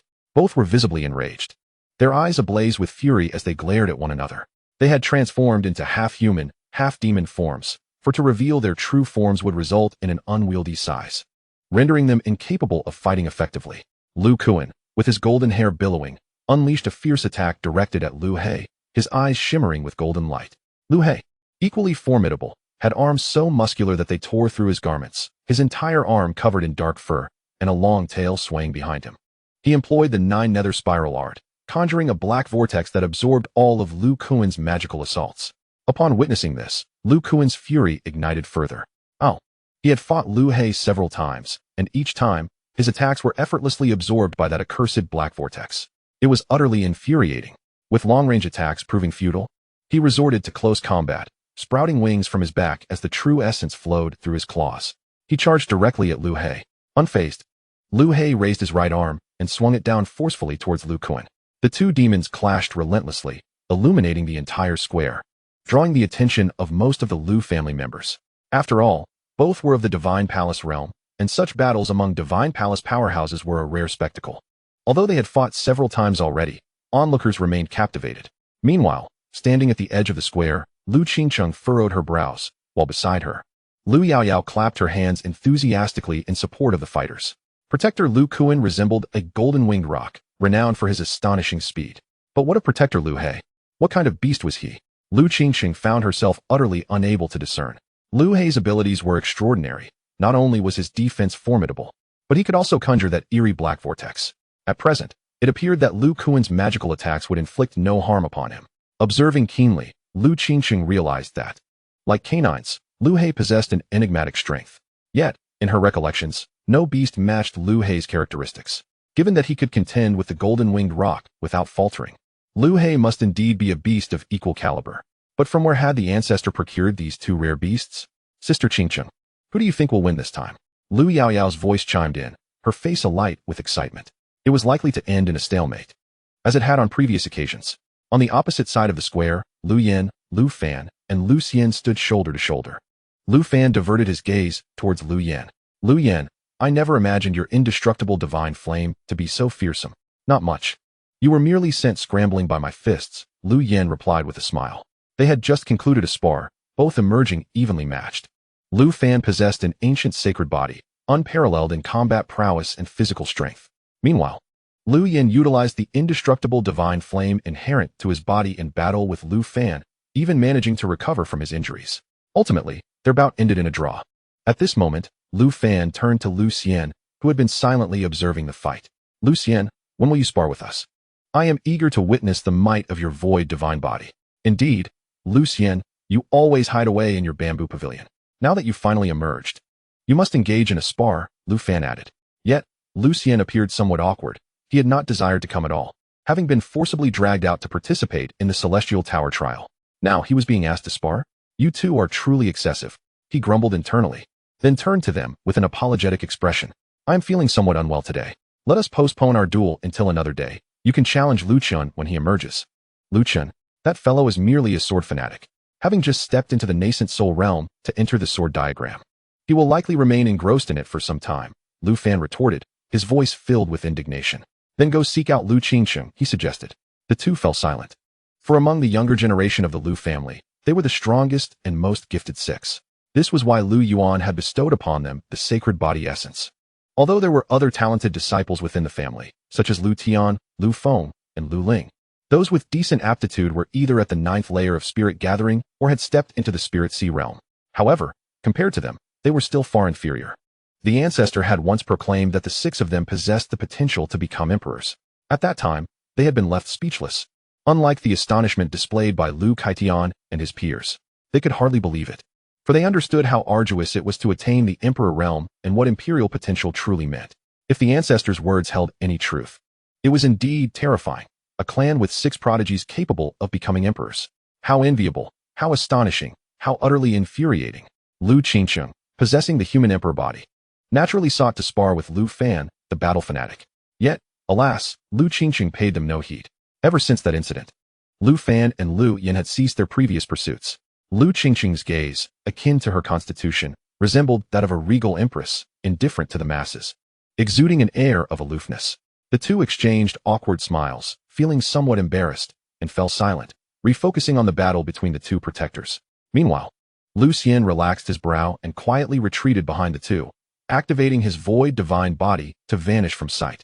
Truly, the prowess of the strongest 6th body. Lu Xian's disappearance went unnoticed by the two. Meanwhile, The battle between Lu Kuan and Lu He continued unabated. The two demons fought with fervor.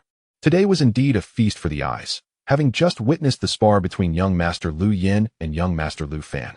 One could now behold the clash of the two protectors. Haha, who would disagree? Young Master Lu Yin and young Master Lu Fan are truly terrifying.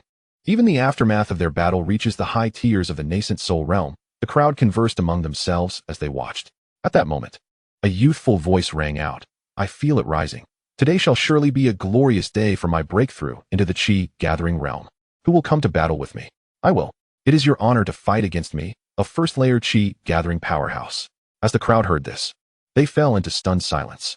Surely, they had not misheard. Was it truly the Qi gathering realm? Were these youths jesting? They turned to the speakers, observing two 12 or 13-year-old boys shaking hands earnestly. They then positioned themselves several dozen meters apart, their expressions grave, one standing with arms crossed, the other with hands clasped behind his back. They appeared poised to embark on an epic showdown. Upon witnessing this scene, the crowd was left utterly speechless. Could it be true? One was at the 9th layer of body refinement, while the other had just broken through to the 1st layer of Qi gathering. His aura still unstable and clearly fresh from his breakthrough. Seeing their serious expressions, the crowd erupted into laughter. Oh, so this is how you choose to play, huh? Ha ha. Now that's amusing. At that moment, a voice filled with mirth rang out, drawing the attention of the crowd. They beheld Lu Yuan hovering above the square. Observing the confrontation between the two young men, a collective gasp escaped the onlookers. It was the Ancestor. Subsequently, they all bowed and clasped their hands in respect, exclaiming, "We pay our respects to the Ancestor." Even Lu Kuan and Lu He paused their contest, transforming back into human form to turn their attention toward him. Lu Yuan's voice resounded again, frigid and unyielding. "Why have you two ceased your sparring?" "Ah well, boss, we acknowledge our mistake," the two demons stammered, visibly embarrassed. "Look below at the state of the ground. What a mess it has become." Lu Yuan continued coldly. "You have 2.5 hours to restore the square, or I shall spare you only this once." Upon hearing Lu Yuan's words, the two demons were elated. It seemed he had intended to punish them, but had offered them a chance for atonement instead. Previously, during their time in the Jian mountain range, they had endured a month of hunger as punishment, a fate they would not wish to revisit, for it was excruciating. Overjoyed, the two demons exclaimed, "Thank you, boss." Lu Yuan then turned his gaze toward the clansmen gathered in the square. Just moments ago, while observing the two youths, an idea had suddenly sparked within him, to hold a family martial competition. This thought, once ignited, could not be extinguished. The Lu family had once held clan trials, but they had been abolished due to the suppression from the Tang and Zhao families. Previously, the trials had consisted solely of competitions among all the newly adult young members of the clan. Thus, Lu Yuan resolved to introduce a change. With most of the family present, he decided to seize this opportunity to announce his plan. Clearing his throat, he surveyed the crowd before proclaiming, "Today, I have decided to revive the family martial competition." The crowd fell silent, stunned by the revelation that the Ancestor intended to reinstate the clan trials. All eyes turned to the newly adult youths, around 18 years of age, as they assumed it would follow the same format as before. Lu Yuan reflected on the situation, realizing that while the clan could enter the Tongtian Tower for training, most members lacked the talent to rival those prodigious projections. In the same realm, they would only face humiliation. Thus, they could only battle against their own projections, which revealed numerous shortcomings. This prompted Lu Yuan to host a family martial competition. He continued, "This competition will differ from previous ones. It will no longer focus solely on the younger generation, but will encompass 4 major realms of competition. First, the body refining realm. Anyone within this realm may participate. Secondly, the Qi condensation realm. Anyone under the age of 18 who is in this realm may join. Next, the Spirit Sea realm. Anyone under the age of 25 in this realm is eligible. Lastly, the Primordial Spirit realm. There will be no age restrictions. I shall reward the top 10 participants in each realm." As Lu Yuan's words echoed, a profound silence enveloped the crowd. Their eyes widened, and their hearts raced at the realization that the competition would no longer be limited to the young generation, but would be categorized into 4 distinct realms. Furthermore, anyone could voluntarily participate, with the Ancestor personally granting rewards. This revelation ignited excitement among them. They could all take to the stage, not only to gain honor, but also to earn rewards. The prospect of receiving a personal reward from the Ancestor was indeed enticing. The crowd's spirits soared, and some could hardly contain their eagerness to begin immediately. At that moment, Lu Yuan's voice resonated once more. In 1 month's time, the first grand competition of the family will commence. Chapter 38. The Profound Spirit King Body, Marrying Wives and Concubines? With the grand competition set to begin in a month, the crowd's eyes gleamed with enthusiasm as they eagerly prepared themselves. Each individual felt a surge of determination, vowing to dedicate themselves to rigorous training in anticipation of the forthcoming family tournament. A commendable performance could not only earn them the Ancestor's reward, but might also catch his eye and gain his favor. Lu Yuan's gaze swept over the assembled crowd before he addressed Lu Qianshan, the head of the family, saying, "For the specifics of the competition, you and the elders must confer." "Understood," Lu Qianshan replied. Lu Yuan then raised his voice for all to hear. "After this competition, regardless of your ranking, if you perform well, I shall personally offer guidance." "What?" "The Ancestor's guidance." The crowd erupted in ecstatic surprise. It was widely rumored that the Ancestor had attained the status of a celestial sovereign. To receive his instruction could potentially lead to profound insights and breakthroughs. Within the Lu family, only the elders and a handful of officials were aware that Lu Yuan's true cultivation level was that of a saint. Most clan members still believed him to be merely a celestial sovereign, as the outside world suggested. Yet, even as a celestial sovereign, it remained an unreachable realm for the current members of the Lu family. Presently, excluding Lu Yuan, there were no individuals at the saint or sovereign levels within the Lu family. The divine palace realm was represented solely by the two guardian demons, Lu Kuan and Lu He. As for the celestial realm, there was currently only the Grand Elder. In terms of the primordial spirit realm, there were quite a few, with the highest being the family head, Lu Qianshan. Since acquiring the king body, his cultivation had skyrocketed at an astonishing pace. The profound spirit king body, while offering no significant advantages in combat, was renowned for its rapid cultivation speed, unlike the combat-enhancing physiques such as Lu's battle god body, Lu Kaiqian's Thunder Tribulation King body, and Lu Suifeng's 10,000 Swords King body. The battle prowess of the latter three was overwhelming within the same realm, while the profound Spirit King body provided little in terms of combat aid. If one were to solely consider cultivation speed, Lu Qianshan might rank third among the Lu family. The first, naturally, was Lu Yuan's chaotic immortal body. The second was Lu Yaoyao's primordial spirit holy body. The primordial spirit holy body was exceptionally attuned to the origins of the world and harmonized with the laws, allowing her to harness the essence of heaven and earth, thus facilitating rapid cultivation. This demonstrates the terrifying enhancement in cultivation speed provided by the profound Spirit King body. Even among ancient sacred bodies, it slightly outshone them. Since obtaining the profound Spirit King body, Lu Qianshan's cultivation had skyrocketed as if propelled by a rocket. In a brief period, he had reached the 9th level of the primordial spirit realm, just a step away from the celestial realm. The primordial spirit realm beneath Lu Qianshan consisted of several elders. The physically endowed Lu Kaitian and Lu Suifeng were currently at the 8th and 6th levels of the primordial spirit realm, respectively. Following them were the 3rd elder, Lu Ningyue, the 4th elder, Lu Guangzong, the 5th elder, Lu Yaozu, and the 6th elder, Lu Guanxing, all of whom were at the 4th or 5th levels of the primordial spirit realm. Simultaneously, several young prodigies from the Lu family also fell within this range. Lastly, the Family S officials, who had previously been high-ranking practitioners in the Spirit Sea realm, had recently broken through to the 1st level of the primordial spirit realm, thanks to the resources available. As for the Spirit Sea realm, there were currently over 300 members within the Lu family. The Qi condensation realm had the highest number.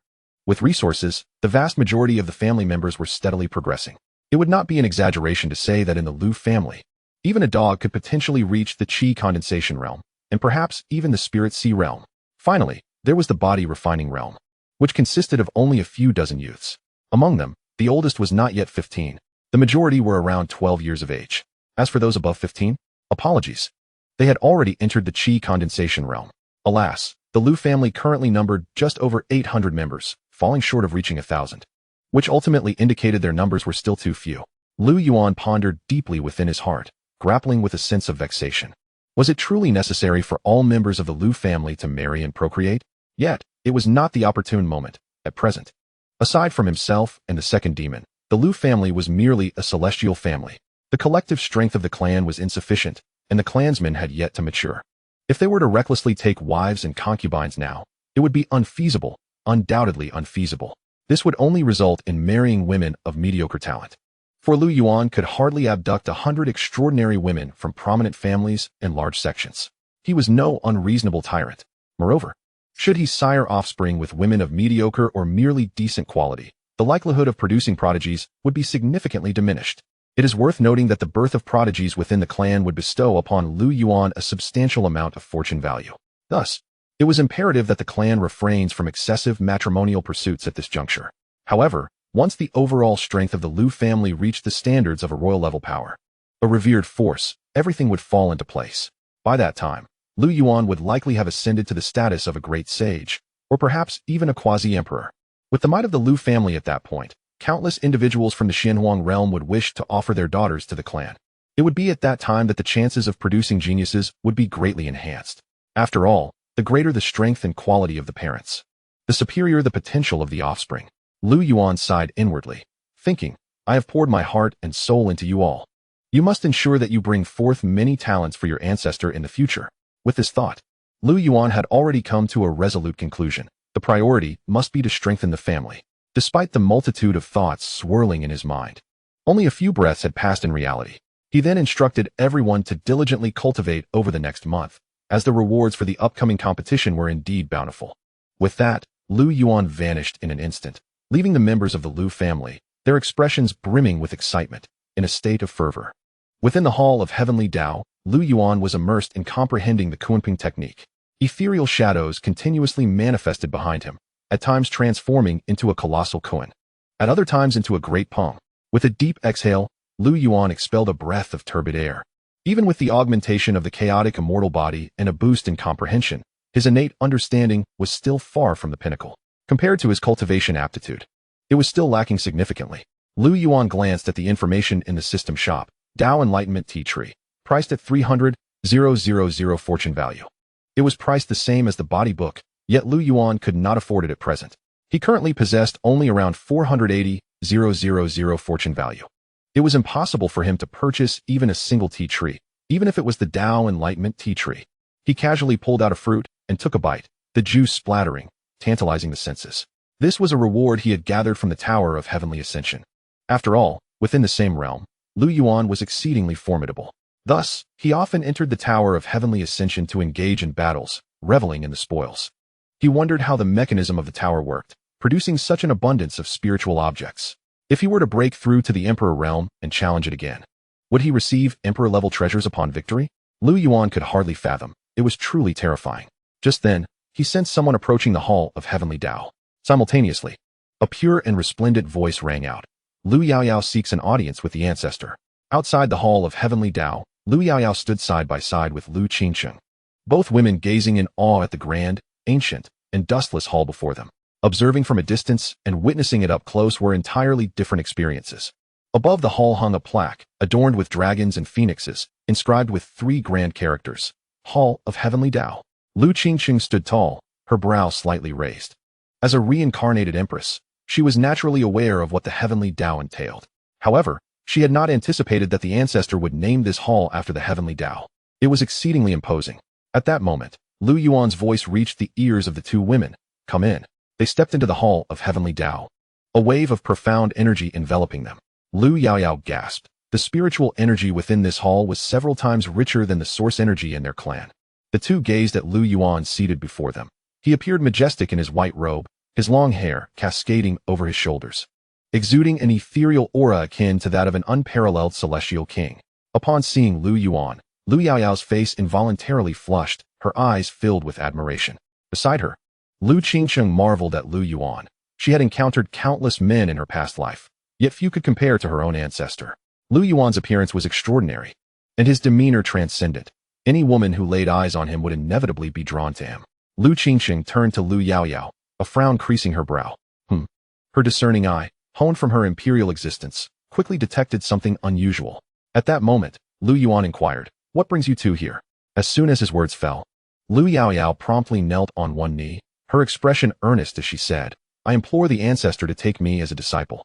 For a moment, both Lu Yuan and Lu Qingsheng were taken aback. Lu Yuan regarded her with a peculiar expression. "You wish to be my disciple?" Meanwhile, Lu Qingsheng's thoughts raced. How curious. Lu Yaoyao, why do you immediately seek to become a disciple? It seems your intentions are not so innocent. Why do you wish to be my disciple? Lu Yuan asked calmly. Yaoyao desires to remain by the Ancestor's side to cultivate. Lu Yaoyao replied, her cheeks flushed, unsure of where to place her hands. For reasons unknown, she simply wished to stay close to Lu Yuan. The prospect of cultivating alongside such a powerful and handsome ancestor was immensely appealing to her. Lu Yuan mused, my hair? Has she lost her senses? The venerable ancestor could not possibly accept his own descendants as disciples. At that moment, he recalled the matter of Lu Yaoyao's missing soul fragment. System, has Lu Yaoyao been influenced by the character of the divine fox? Beep.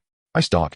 Lu Yaoyao possesses the illusion and ocular powers of the divine fox, as well as the temperament of a fox girl. The Fox clan inherently reveres and yearns for beauty and charm, and as the most handsome man in Xuanhuang, it is only natural that Lu Yaoyao is immensely drawn to and admires him. Curse it. Lu Yuan silently cursed.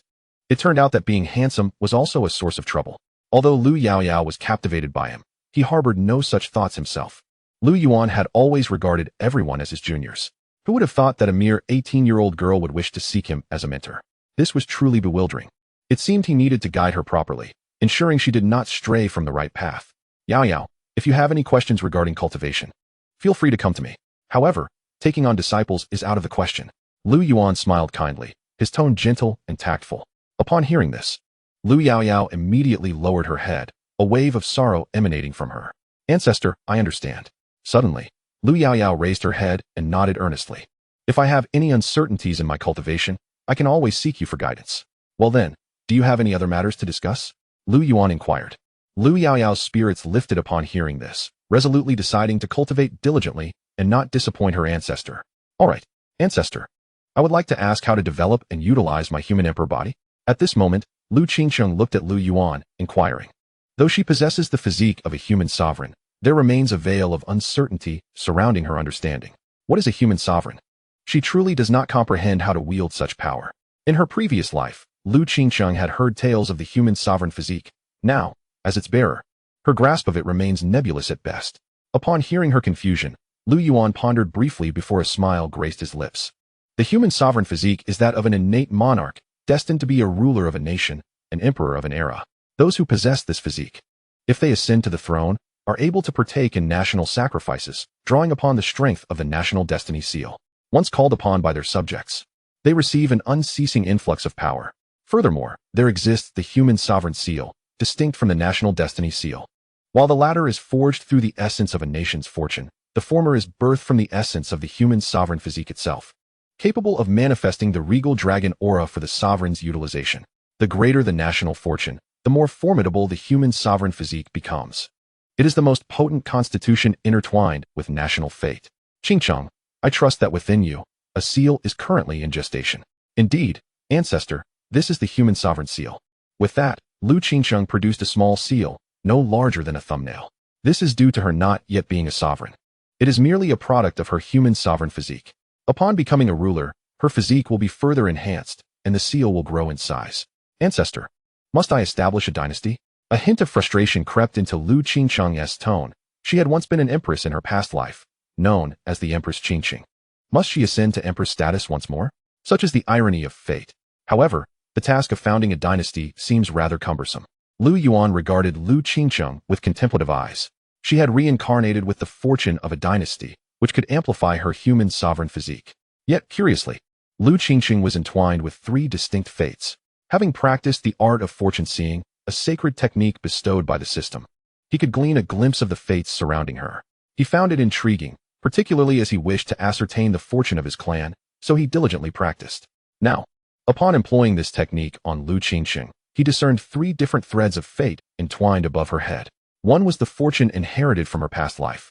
Another belonged to the Lu clan, but what of the third? Lu Yuan felt a flicker of confusion.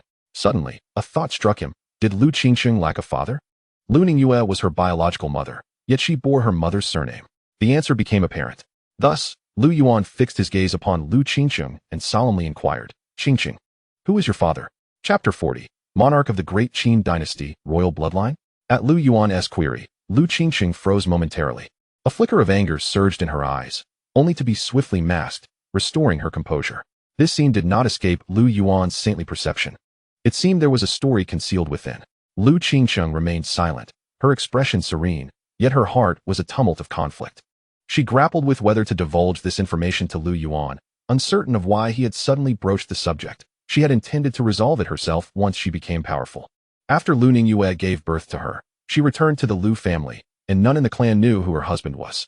When relatives inquired, Lu Ningyue remained tight-lipped, burying the matter deep within her heart. At that time, the Lu family was powerless to act, any attempts would have been futile. Thus, for over a decade, this matter remained a secret shared only between mother and daughter. When her mother revealed this to her, Lu Qingcheng had been taken aback, unable to fathom that her father was that individual, the one who had abandoned her mother. From that moment on, she had sown the seeds of vengeance in her heart, vowing to make the man who forsook them pay dearly. It was only recently, upon the awakening of her memories, that she realized she had once been the empress of the Supreme Dynasty. The merging of these two memories shifted her perspective. The figure she had once deemed unattainable and had loathed to the core now appeared rather trivial.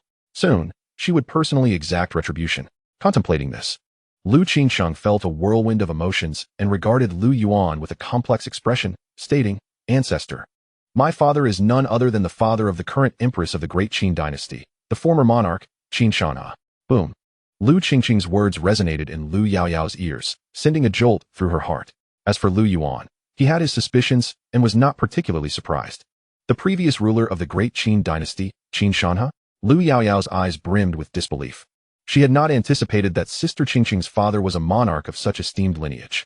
Lu Yuan shared a similar sentiment. Having surmised from the aura surrounding Lu Qingcheng that her father must belong to a significant power, though he had not expected it to be Qin Xuanhuang, a name he had heard far too often. The Great Qin Dynasty was merely a revered power. Within the dynasty, there were no celestial sovereigns, only a handful of venerable beings. The incident where the Tianxian sect descended upon Pingyang City to seize the source vein illustrated this, as the dynasty refrained from intervening, tacitly permitting the act. Qin Xuanhuang, once a formidable monarch, had annihilated two neighboring dynasties, the Wu and Yu, incorporating their territories into his realm. Thus, the entirety of Qingzhou was governed by a singular dynastic authority, the Great Qin. Though the Great Qin lacked celestial sovereigns, it was the most powerful among the revered forces, the pinnacle of Qingzhou's esteemed powers. The people of Qingzhou once claimed that he would soon ascend to the rank of celestial sovereign, elevating the Great Qin into the realm of celestial powers. Yet, this extraordinary figure mysteriously vanished soon thereafter, as if a fleeting dream. A decade ago, he abruptly announced his abdication, triggering a struggle for the throne. Rumors circulated that Qin Xuanhuang was gravely ill, a dying man, necessitating his abdication to elect a new monarch. The outcome of this royal strife resulted in the demise of his four sons, with only his daughter, Qin Yanran, ascending to the throne. The brutality of royal conflicts left no room for familial bonds, only an insatiable thirst for power. The world remained oblivious to how Qin Yanran, a woman, seized the throne. All they knew was that upon her coronation as the empress of the Great Qin, she had ruthlessly executed her four brothers. It was said that the Great Qin Empress not only inherited her father Qin Shanha's talents, but also his unyielding spirit and iron-fisted methods. Since Qin Shanha's abdication and the subsequent turmoil, the strength of the entire dynasty seemed to have waned. Fortunately, with Qin Yanran at the helm, the Great Qin remained a revered force. Lost in thought, Lu Yuan had not anticipated that Lu Qingcheng was the daughter of Qin Shanha, and thus the half-sister of Qin Yanran. At that moment, Lu Qingcheng's voice broke the silence, "My mother once." Moments later, through Lu Qingcheng's recounting, Lu Yuan came to understand that Lu Ningyue had once journeyed to the imperial city of the Great Qin in her youth, where she fortuitously encountered Qin Shanha. In her youth, Lu Ningyue possessed a beauty akin to a blooming flower, and even now, she retained an air of elegance. The two fell in love at first sight. And shortly thereafter, Lu Ningyue found herself with child, only to discover that the man she loved was the ruler of the Great Qin, carrying the child of the monarch, Qin Shanha. However, after some time had passed, Qin Shanha unexpectedly summoned her back, the reason for which remained a mystery. Despite Lu Ningyue's persistent inquiries, she received no answers. Qin Shanha abandoned the pregnant Lu Ningyue, perhaps due to the disparity in their statuses, or perhaps for other reasons. Yet, he cast her aside. In the end, Qin Shanha provided Lu Ningyue with some cultivation resources and sent her back to the Lu family, declaring that they should not meet again. Left with no choice, Lu Ningyue, solitary and forlorn, cared for Lu Qingcheng all these years. As Lu Qingcheng recounted the tale, her fury was palpable, her teeth clenched in rage. She longed to take vengeance on the foe who had forsaken her mother. The rumors swirling outside suggested that Qin Shanha was gravely ill and near death, which she perceived as nothing less than a blatant retribution. Lu Yuan remained silent, understanding Lu Qingcheng's emotions. It turned out that the third elder, Lu Ningyue, harbored such a sorrowful past. "Sister Qingcheng, do not be angry. I will strive to cultivate diligently to avenge you." Lu Yaoyao piped up, puffing her cheeks and clenching her tiny fists in indignation. She felt sorrow for Lu Qingcheng and harbored immense resentment towards that Qin Shanha for abandoning both Sister Qingcheng and her mother. Hearing this, Lu Yuan turned to Lu Qingqing and asked calmly, Qingqing, do you wish for revenge? Lu Qingqing nodded silently. If that is the case, then it shall be straightforward. I will directly gather the forces of the Great Qin under my command. What does it matter if there is no royal bloodline? Even without it, sheer strength will compel all to listen to your words. Afterward, you may handle matters as you see fit. With your human emperor physique, you need only to become the sovereign of your realm, reigning in the hearts of all. As for the royal family, should they refuse, they can be exterminated without hesitation. Xianxiaha as well. You might even cleanse the royal house and adopt a new era, ensuring that the Great Qin is no longer the Great Qin. In this manner, not only will vengeance be exacted, but your human emperor physique shall also find its purpose, leveraging the nation's fortune to cultivate and engage in battle. The opportunity lies before us, so there is no need to establish a new dynasty. Qingqing, what do you think? Chapter 41. In truth, you have another sister. Simultaneously, within the Great Qin imperial city, a figure traversed the cobblestone path deep within the capital. She was strikingly graceful, her form exquisite, with skin as smooth as jade. Her beauty ethereal, and her expression icy. The lady held a steaming bowl of an unknown concoction, redolent with medicinal aromas, as she walked slowly. After a moment, she arrived at a small courtyard. She reached out to push open the door and stepped inside. Father, I have come to see you. Cough, Iran. What brings you here? It has been a while since I visited father. I thought I would keep you company. The lady was none other than the empress of the Great Qin, Qin Iran. Iran, focus on your cultivation. Simply send old Zhang with the medicine, her father replied. Father, has your health improved? Qin Iran's eyes reflected concern as she gazed at the man before her. His complexion was pallid, lying in bed, and though he was of middle age, he appeared as though he were in the twilight of his years, his hair now streaked with white. This man was Xianxiaaudiobooks. He parted his pale lips to speak. The efficacy of the medicine diminishes with each passing day. I fear my days are numbered. Iran, have you uncovered the truth regarding that matter? Not yet. They have concealed themselves too well. Iran, are you still at the initial stage of the venerable realm? Yes. I have exhausted my potential and cannot advance. However, they have yet to make a move. The father and daughter spoke in hushed tones, even though the soundproofing array surrounded them. Father, please drink this bowl of medicine first. Very well. With those words, Xianxiaaudiobooks gradually sat up, lifting his trembling hand to accept the bowl and slowly swallow the medicine. Alas, Iran, once I depart, the entirety of the Great Qin will rest upon your shoulders. Setting the bowl down on the bedside table, Xianxiaaudiobooks addressed Qin Iran. Noticing her silence, he raised his head, as if he could see the man he once was. The transformation of Xianxiaaudiobooks into his current state was not due to the purported life-threatening illness rumored outside. He had once been a formidable venerable. How could he succumb to illness? He had been poisoned, indeed. Initially, he was besieged by unknown powerful foes, sustaining grievous injuries in his desperate escape, only to return home and then be poisoned by someone within the court. He had suffered greatly, and now he was left with merely the cultivation of the spirit sea realm. He did not even know what poison had entered his body, only that it gradually seeped into him, diminishing his power. 25 years ago, he had just vanquished the Wu and Yu states, brimming with vigor, akin to a supreme emperor. But the good times did not last. After 5 years of seclusion, upon his return to the outside world, he was ambushed by several others at the peak of the venerable realm. Ultimately, he fought desperately to escape, returning to the palace gravely wounded. However, after a period of recuperation, he discovered that he had seemingly been poisoned. His body, which should have regained its health, was gradually weakening and growing feeble. In fact, his cultivation had even dropped to the mid-stage of the venerable realm. At that moment, he realized there was a traitor within the court. Through his investigations, he finally found some clues and deduced that the traitor must be at the venerable level, and there was more than one. Yet, this was where the trail ended. And with his cultivation having fallen to the initial stage of the venerable realm, he possessed no strength left to resist. Thus, he could only venture out in search of a remedy, but alas, although he found one, it only offered temporary relief. Now, 20 years later, he was left with only the cultivation of the spirit sea realm. 10 years prior, he had reluctantly announced his abdication, forcing Qin Iran to ascend the throne through the deaths of his 4 inept sons.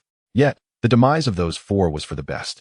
They had mediocre talents and their character was even worse, perpetually scheming for the throne and plunging the entire dynasty into chaos. Reflecting on this, Xianxiaaudiobooks sighed, looking at Qin Iran with a gaze that conveyed helplessness. Iran, in truth, you have another sister. What? Qin Iran was taken aback by his words. She had long ceased to value the bonds of kinship within the royal family. 10 years ago, during the struggle for the throne, she had already declared her disinterest. Yet her 4 brothers continued to conspire against her, seeking to eliminate her before engaging in their own power struggles. She could not fathom why her once kind brothers had changed, all for the sake of an ephemeral throne. It was only later that she realized her father had already predetermined the throne for her, and she had become the empress in the eyes of others. Now, upon hearing her father mention another sister, she was stunned, struggling to believe it. 20 years ago, when I was first poisoned, I encountered her while searching for an antidote. We fell in love at first sight, and soon after, she became pregnant. But I was afflicted with a deadly poison and felt my power waning. During that time, as I struggled to find a cure, I discovered a traitor plotting within the court, and thus I had no choice but to cruelly deceive her and her daughter. Otherwise, they might have been caught in the crossfire, losing their lives in vain. Her family was but a minor clan, and any entanglement could lead to their annihilation.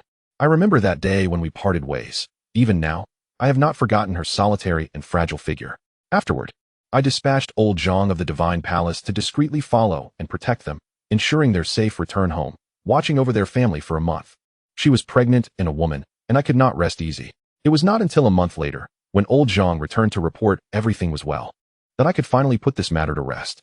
The turmoil within the dynasty did not extend its reach to the Liu family, a matter that could be deemed as divine mercy. However, what has been done cannot be undone. I have wronged that mother and daughter, and I can only presume that even now, she harbors resentment towards me. As Xianxia spoke, tears welled in his eyes. His regret was profound. Yet the events had transpired, and 19 years had elapsed. There was no room for redemption. Yanran, after my passing, please visit them often, provide them with some cultivation resources, and ensure their safety. Qin Yanran listened in silence to her father's tale, moved by the thought of a woman enduring nearly 2 decades of solitude, single-handedly raising her daughter. Such resilience is both magnificent and tragic. In that moment, she felt an overwhelming desire to protect the two of them. Having endured heartbreak and disappointment during the struggle for the throne, and with traitors still lurking in the court, Qin Yanran felt immense pressure. Initially, she had but her father as kin, and now, unexpectedly, she had a sister. This revelation brought her a flicker of joy. Father, what is her name? Where are they now? Her name is Lu Ningyue, your sister. I named her Qinxing. She once told me she hails from Pingyang City, a humble family whose highest cultivation level barely reached the Yuan realm. Pingyang City lies within our great Qin territory. Yanran, you must go and see them. As Xianxia spoke, sorrow clouded his expression, and an inexplicable wave of grief washed over him. Meanwhile, Qin Yanran was left in a daze. Pingyang City, the Lu family? If her memory served her right, there was indeed only one Lu family in Pingyang City. Father, are you certain you are not mistaken? Is it truly the Lu family from Pingyang City? Qin Yanran's voice trembled with disbelief. Can I possibly deceive you? My cultivation may have diminished, my body may be failing, but my mind remains intact. Xianxia retorted with irritation. Qin Yanran stood frozen. Could it really be that Lu family? The one with the revered ancestor Tianzuan? The one that annihilated the Tianxian sect? The one that ascended to the ranks of Tianzuan powers? Qin Yanran's expression morphed into one of utter astonishment and disbelief. Her own sister was, in fact, a member of the Lu family? Chapter 42. Truly, heroes abound like fish crossing a river.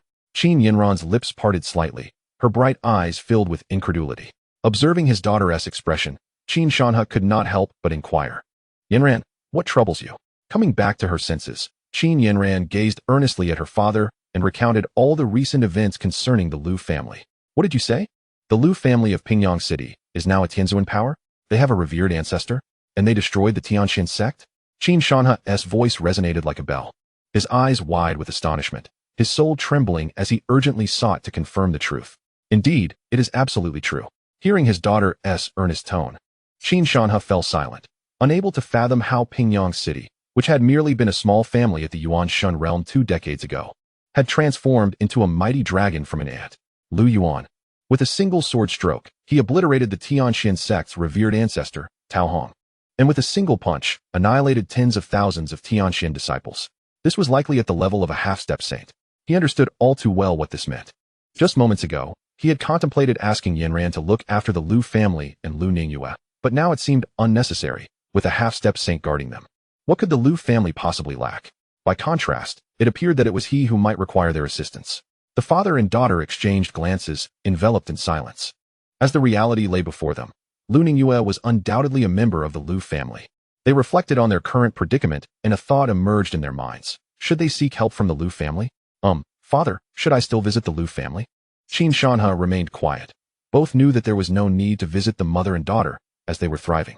Let it be. Do not disturb them, he finally said, his face devoid of expression, feeling unworthy to meet the mother and daughter, let alone seek assistance from the Lu family. Very well. Qin Yinran exited the room, quietly closing the door behind her. She brushed a strand of hair from her face and sighed, as if having made a firm decision. Meanwhile, within the Lu family, in the hall of heavenly Tao, Lu Yuan gazed at Lu Qingqing. Qingqing, what are your thoughts? Elder, I must first discuss this with mother. Very well, there is no rush. Whenever you are ready, simply inform me. Lu Yuan replied with a smile, and moments later, Lu Qingqing and Lu Yaoyao took their leave. Lu Yuan sat alone in the hall of heavenly Tao, deep in contemplation. His brow furrowed, then gradually relaxed. He began to comprehend. This Qin Xuanhuang must have either been in a precarious situation at the time, reluctantly abandoning the two, or he was a cold-hearted, unfeeling individual. Quite different from the external narrative. Taking a deep breath, Lu Yuan exhaled a sigh of frustration. His divine awareness expanded, and even his immense consciousness, at the Saint Realm, struggled to envelop the entirety of Qingzhou, underscoring the vastness of a single province. He glanced at the fortune value, noticing it was slowly increasing, yet it remained insufficient. I wonder if taking on disciples will augment my fortune value? Lu Yuan mused. According to the system's classification of aptitude levels, inferior, average, superior, excellent, genius, prodigy, anomaly, and extraordinary, the aptitude of ancient medicines was classified as a prodigy, and the system indicated they would surely become the emperor. The emperor represents a single destiny across the myriad worlds. Only one may ascend to that status in a lifetime. Hence, could the prodigy level barely suffice for imperial potential? Lu Yuan pondered, and the anomaly would signify celestial grace? Furthermore, there was still the extraordinary level above. At this point, Lu Yuan inquired within himself, system, can I gain fortune value by taking on disciples? Ding, yes. Upon hearing the system's response, Lu Yuan was somewhat astonished, never expecting that taking on disciples could also yield fortune value. What rewards can I obtain by accepting disciples? Lu Yuan inquired. Based on aptitude and talent. If the individual is an extraordinary anomaly, it will yield 100,000 fortune value along with other rewards. However, only those with excellent disposition, loyalty to the Lu family, and who would not betray the host or the Lu family are eligible to become disciples. Otherwise, the attempt will fail, and no rewards will be granted. Ah, I see. If that is the case, it is truly perfect. Currently, among the Lu family, there are 8 individuals with extraordinary anomaly aptitude. Lu Fan, Lu Yin, Lu Chun, Lu Xian, Lu Qingcheng, Lu Yaoyao, Lu Kuan, and Lu He. If Lu Yuan were to take on disciples, they would at least need to possess prodigy-level aptitude, although the disciples may not be of Lu blood. If they are accepted successfully with good temperaments, even if they are not from the Lu family, they would contribute immensely to the Lu family. With that, Lu Yuan eagerly declared, system, can you detect any anomalies in Qingzhou? Ding, yes. You can? Why didn't you say so sooner? Ding, you never asked. You cheeky system. Lu Yuan took a moment to quell his frustration, realizing that although the fortune value had been delayed, it was not too late. System, initiate immediate detection for me. Ding, system detecting, 1-25-99. Ding, detection complete. Currently, there are 5 individuals with outstanding talent in Qingzhou, 1 with monstrous potential, and 0 with anomalous attributes. 5 individuals with the potential of emperors? What? Lu Yuan was taken aback upon seeing this number. Outstanding talents, if provided with adequate resources, are almost guaranteed to become quasi-emperors, with the opportunity to ascend to emperor status. After all, emperors must contend with everyone across the vast expanse of Xuanhuang. Ding. The host need not be astonished. This is destined. These individuals are unlikely to survive even the moment they attain sainthood, let alone becoming quasi-emperors or true emperors. Perhaps they are constrained by resources, perhaps extinguished in their infancy, or perhaps they meet with untimely demise, unless someone intervenes to defy fate, to tug at the threads of destiny and turn the gears of fate. So it is, even a small place like Qingzhou possesses such imperial potential. What of Donghuang? What of Zhongzhou? What of the entire Xuanhuang world? The figures may indeed be staggering. Lu Yuan mused, truly, the world's heroes are as plentiful as fish crossing a river. There are simply too many. However, to aid them in altering their destinies, Lu Yuan deemed it inappropriate. While they possess some talent, it remains insufficient. They are beyond his reach. As for the one with monstrous potential, he shares a profound connection with Lu Yuan. System, locate the individual with monstrous potential. Ding, location successful. This person is. Chapter 43, Stone Wasteland. In Qingzhou, within a mountain range, a young man was desperately fleeing. His face was smeared with dirt, his hair a tangled mess, his clothes in tatters, and his expression was one of acute anxiety. Behind him, several figures in black were in pursuit, with the leader sneering malevolently. "Ha ha, run, Xuanhuang. Keep running. Ahead lies the grave of souls, and you have no way to retreat. Damn it, how despicable. Shuri, will you not cease your relentless pursuit?" Xuanhuang clutched his chest, cursing inwardly.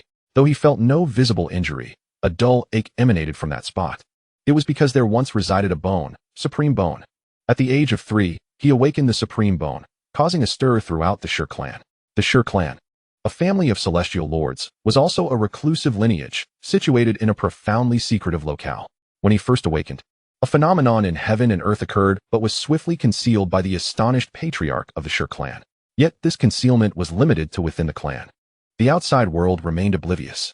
After observation, the clan's elders concluded that he had awakened a saint-level physique. Supreme Bone. In an instant, the Shi family rejoiced at the emergence of a saint-level physique among their ranks. Alas, good fortune was fleeting, everything changed. Merely days after being proclaimed the Shi clan's divine child, he found himself imprisoned, confined to a solitary cell. At the tender age of 3, Xuanhuang comprehended the gravity of his situation. Indeed, when he awoke once more, his bone had been extracted and transferred to Shi, the son of the clan's head. Overnight, the Shi clan seemed to transform entirely. The clan had birthed the Supreme Bone, and his name was Shi, not Xuanhuang. Xuanhuang's parents sought to reason with the clan, but were severely injured. Their cultivation was rendered void. From then on, they were treated like swine, confined to a solitary cell. Yet, a few elders within the clan took pity on him, advocating for his plight, allowing him to survive within the Shi clan. However, he was isolated by the clan for a full 15 years. His extraordinary talent, capable of awakening the Supreme Bone, could not possibly be lacking. Yet now, he had barely reached the Qi gathering stage.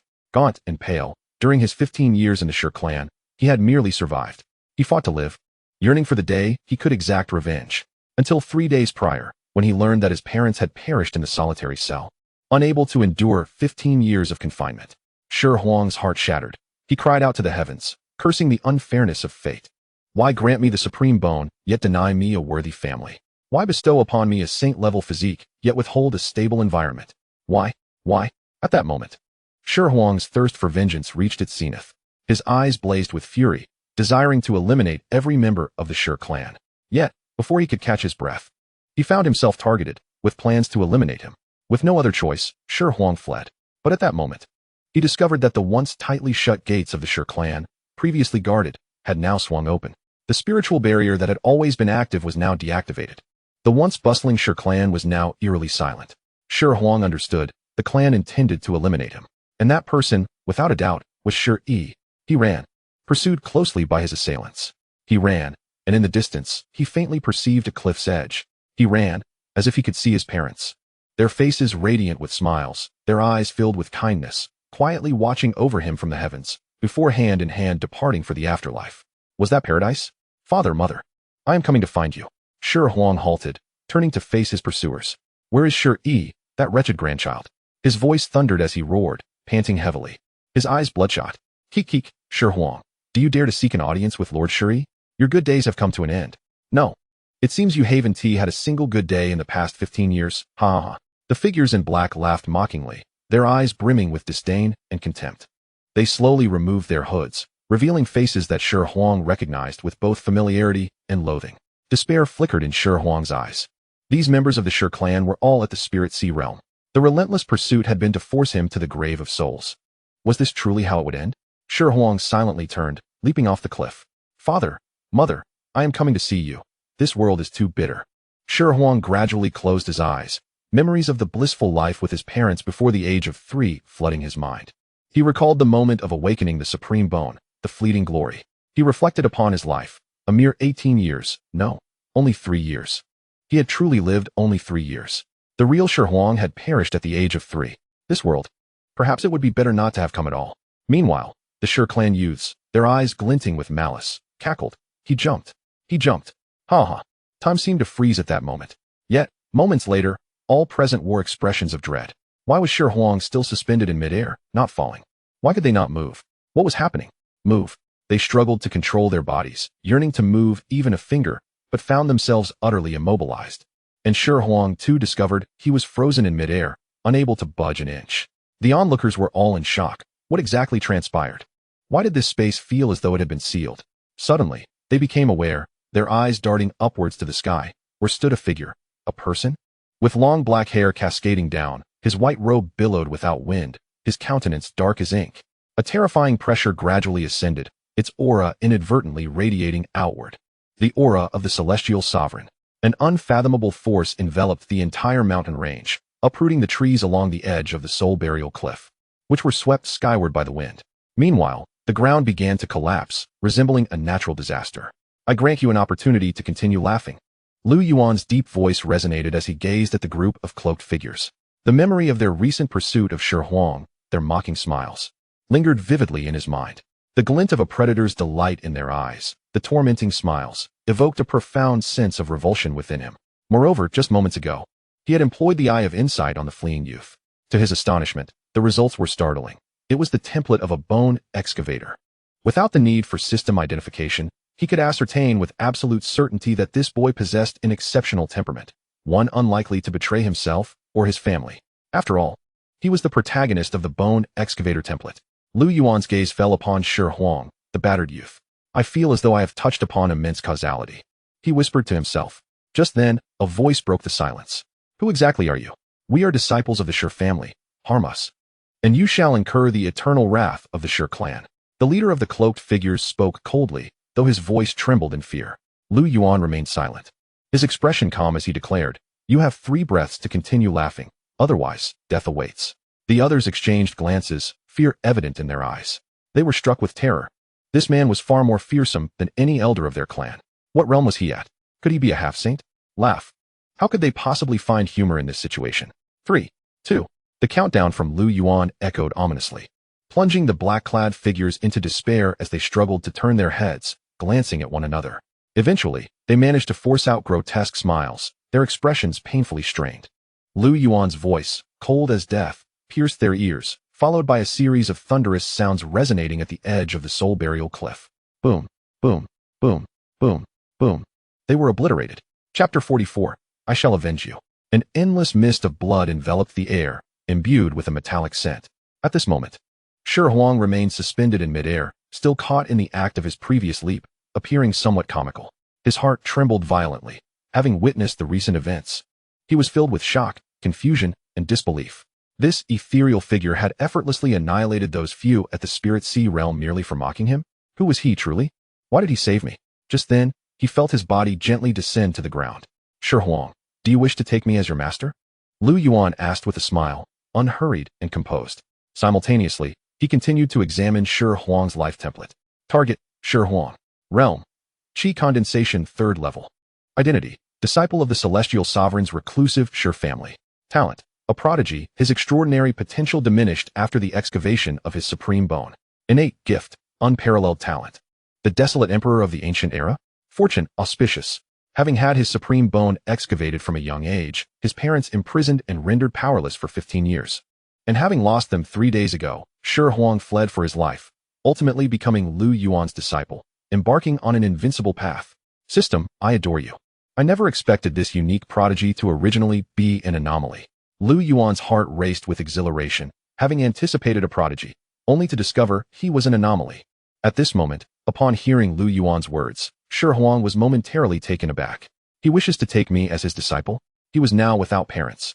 The Shi family tacitly allowing Shi to attempt his life, and he had nowhere to turn. Moreover, this man had just saved him. How could he possibly refuse? Tears welling in his eyes, Xuanhuang choked out, Disciple Xuanhuang, pays respects to master. With that, he knelt, striking the ground thrice with a resounding thud. Just then, the system's prompt sounded. Ding. Congratulations, host, for accepting Xuanhuang as a disciple. Fortune value increased by 100,000.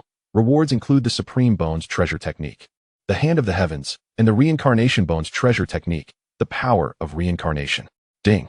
Due to a significant fluctuation in fortune value, rewards doubled. Congratulations, host, for receiving a piece of the Supreme Reincarnation Bone. Ding.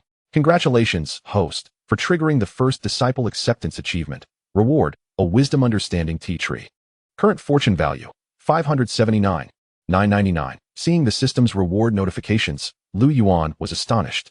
It had granted him 2 treasure techniques, the Hand of the Heavens, the Power of Reincarnation, The Hand of the Heavens is a skill of the Supreme Bone, allowing its possessor to comprehend the heavenly calamity light. However, this is merely the first phase, requiring further insight to upgrade it to the Hand of the Heavens.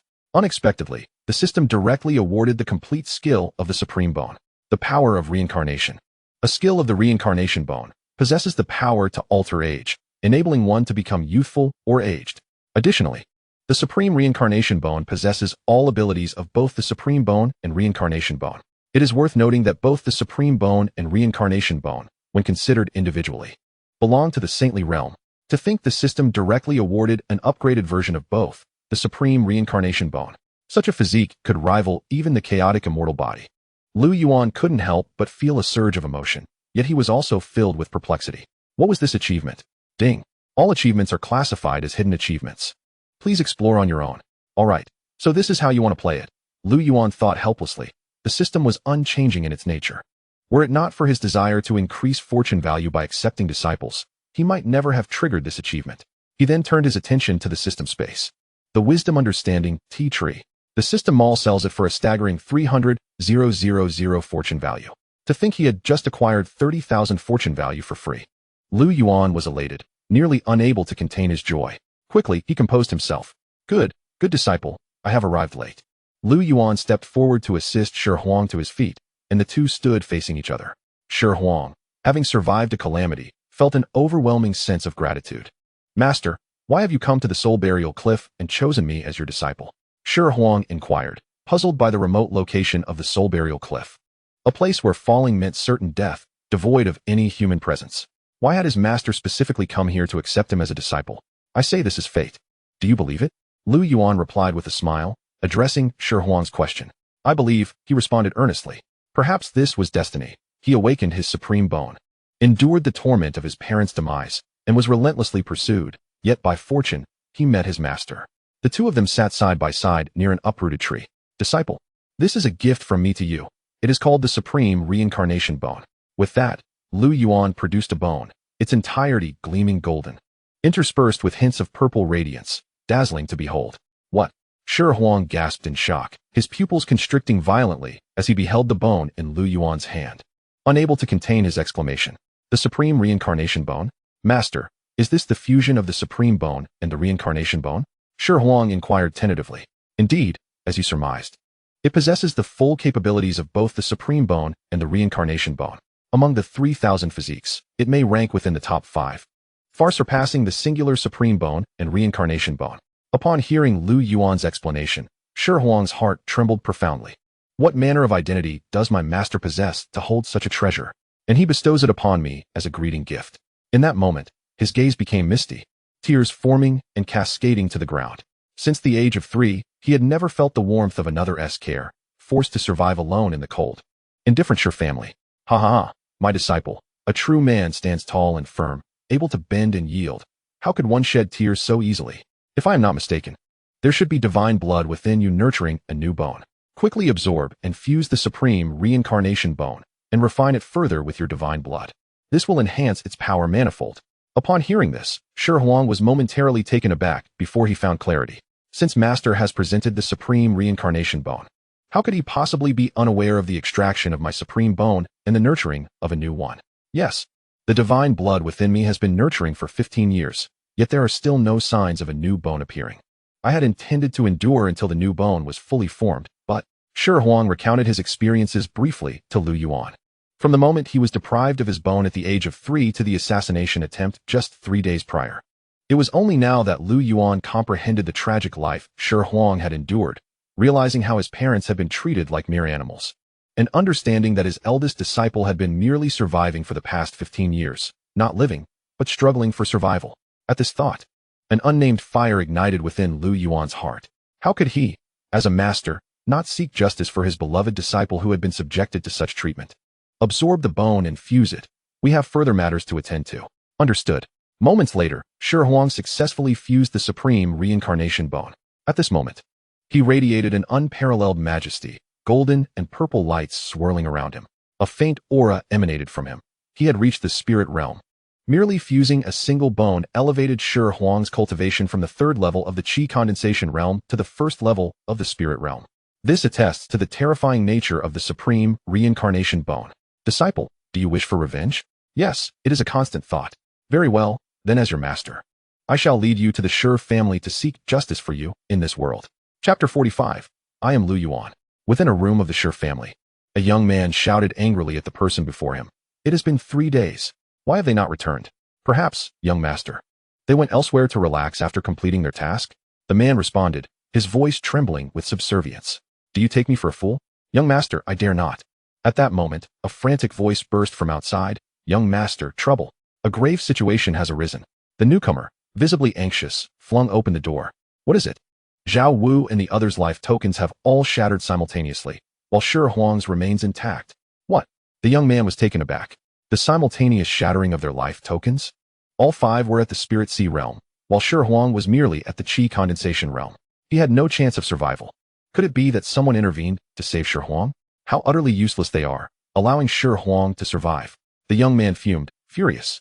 He was Shi, the young master of the Shi family and the mastermind behind the theft of Xuanhuang's supreme bone. If I had known, I would have sent a celestial to deal with it. Such worthless fools. Shi Yi's indignation flared, and he felt an incessant discomfort in his heart, as if a thorn were lodged within. To have saved Xuanhuang from the hands of several Spirit Sea Realm practitioners, and to have instantaneously killed them likely required a high-level Spirit Realm or Celestial practitioner. How infuriating. Mobilize the shadow guards of the Divine Palace. We must ensure Xuanhuang is eliminated completely. He commanded fiercely. Yes. However, at that moment, a thunderous explosion resounded through the air. Boom. The entire Shi clan trembled violently, as if an earthquake had struck. Who dares to disturb my sacred meditation? How dare you attack the ancestral grounds of the Shi clan? Several authoritative voices echoed, reverberating throughout the Shi clan. Even the Elder Council was roused, questioning who had the audacity to do so. The illusion formation has been shattered. Someone shouted in panic and disbelief. The Shi clan, hidden within the Morning Soul mountain range, was located in a region notorious across Qingzhou. How could they be deliberately attacked, with the illusion formation breached?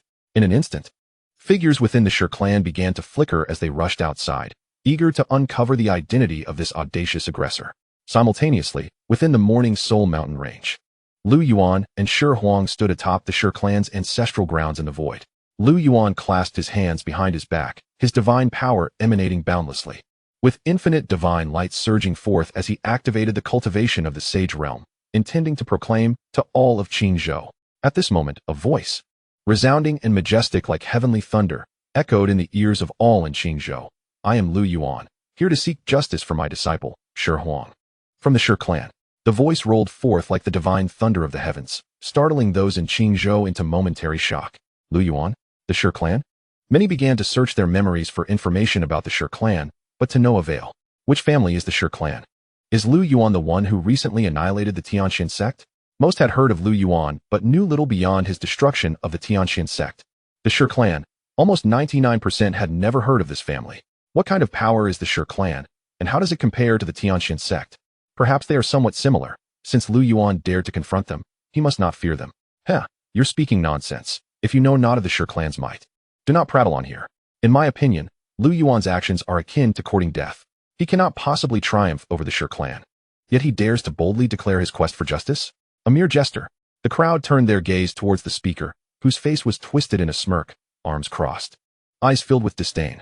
How do you know Lu Yuan's actions are self-destructive? Previously, when it came to the Tianxian sect, others said the same, and what was the outcome? You should have seen it yourself. Someone retorted, directing their words at the recent critic of Lu Yuan, their tone laced with provocation. Heh, the Tianxian sect? Such a celestial power dares to compare itself to the Shi clan? Though the Tianxian sect ranks among the top celestial powers in Qingzhou, that is merely on the surface. They have but a mid-stage celestial, Tao Hong, whereas the Shi clan, they are a hidden family, a true celestial power, with multiple celestials among them. Some even on the brink of the Sage Realm. And Lu Yuan? What can he possibly use to contend against the Shi clan? His head. The man spoke with sharpness, each word dripping with contempt for Lu Yuan and praise for the Shi clan.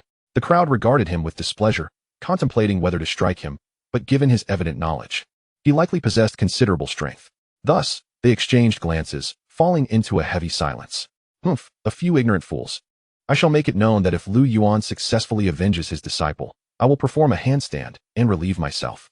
Very well, those are your words. Such audacious boasts may lead to your downfall. At that moment, several figures darted swiftly past, pausing to observe the bickering individuals. Nonchalantly, they remarked, instead of arguing here, why not witness the spectacle firsthand? There is likely to be a grand battle unfolding soon.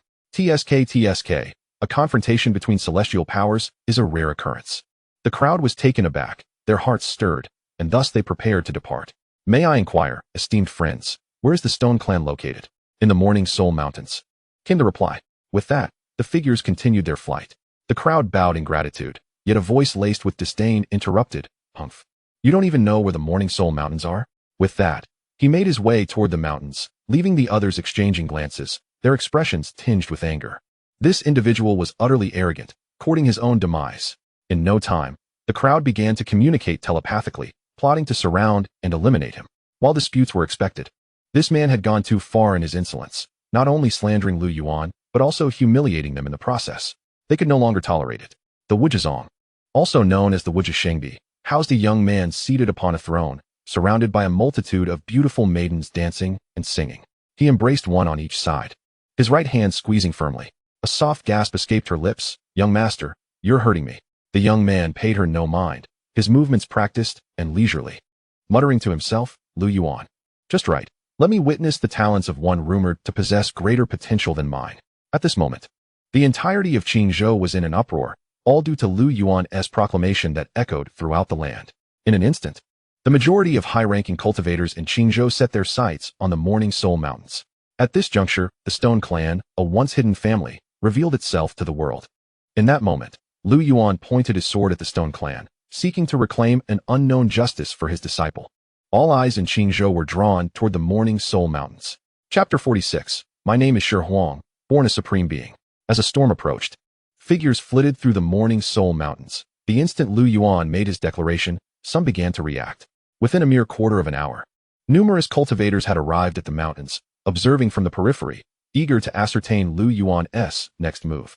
The members of the Stone Clan were already present. Confronting Lu Yuan, their annoyance palpable. This Lu Yuan was audacious beyond measure, daring to come alone and speak of avenging justice? Truly laughable. While they looked down upon him, a greater concern loomed in their hearts, the fear that Lu Yuan would expose the matter of Xuanhuang's supreme bone.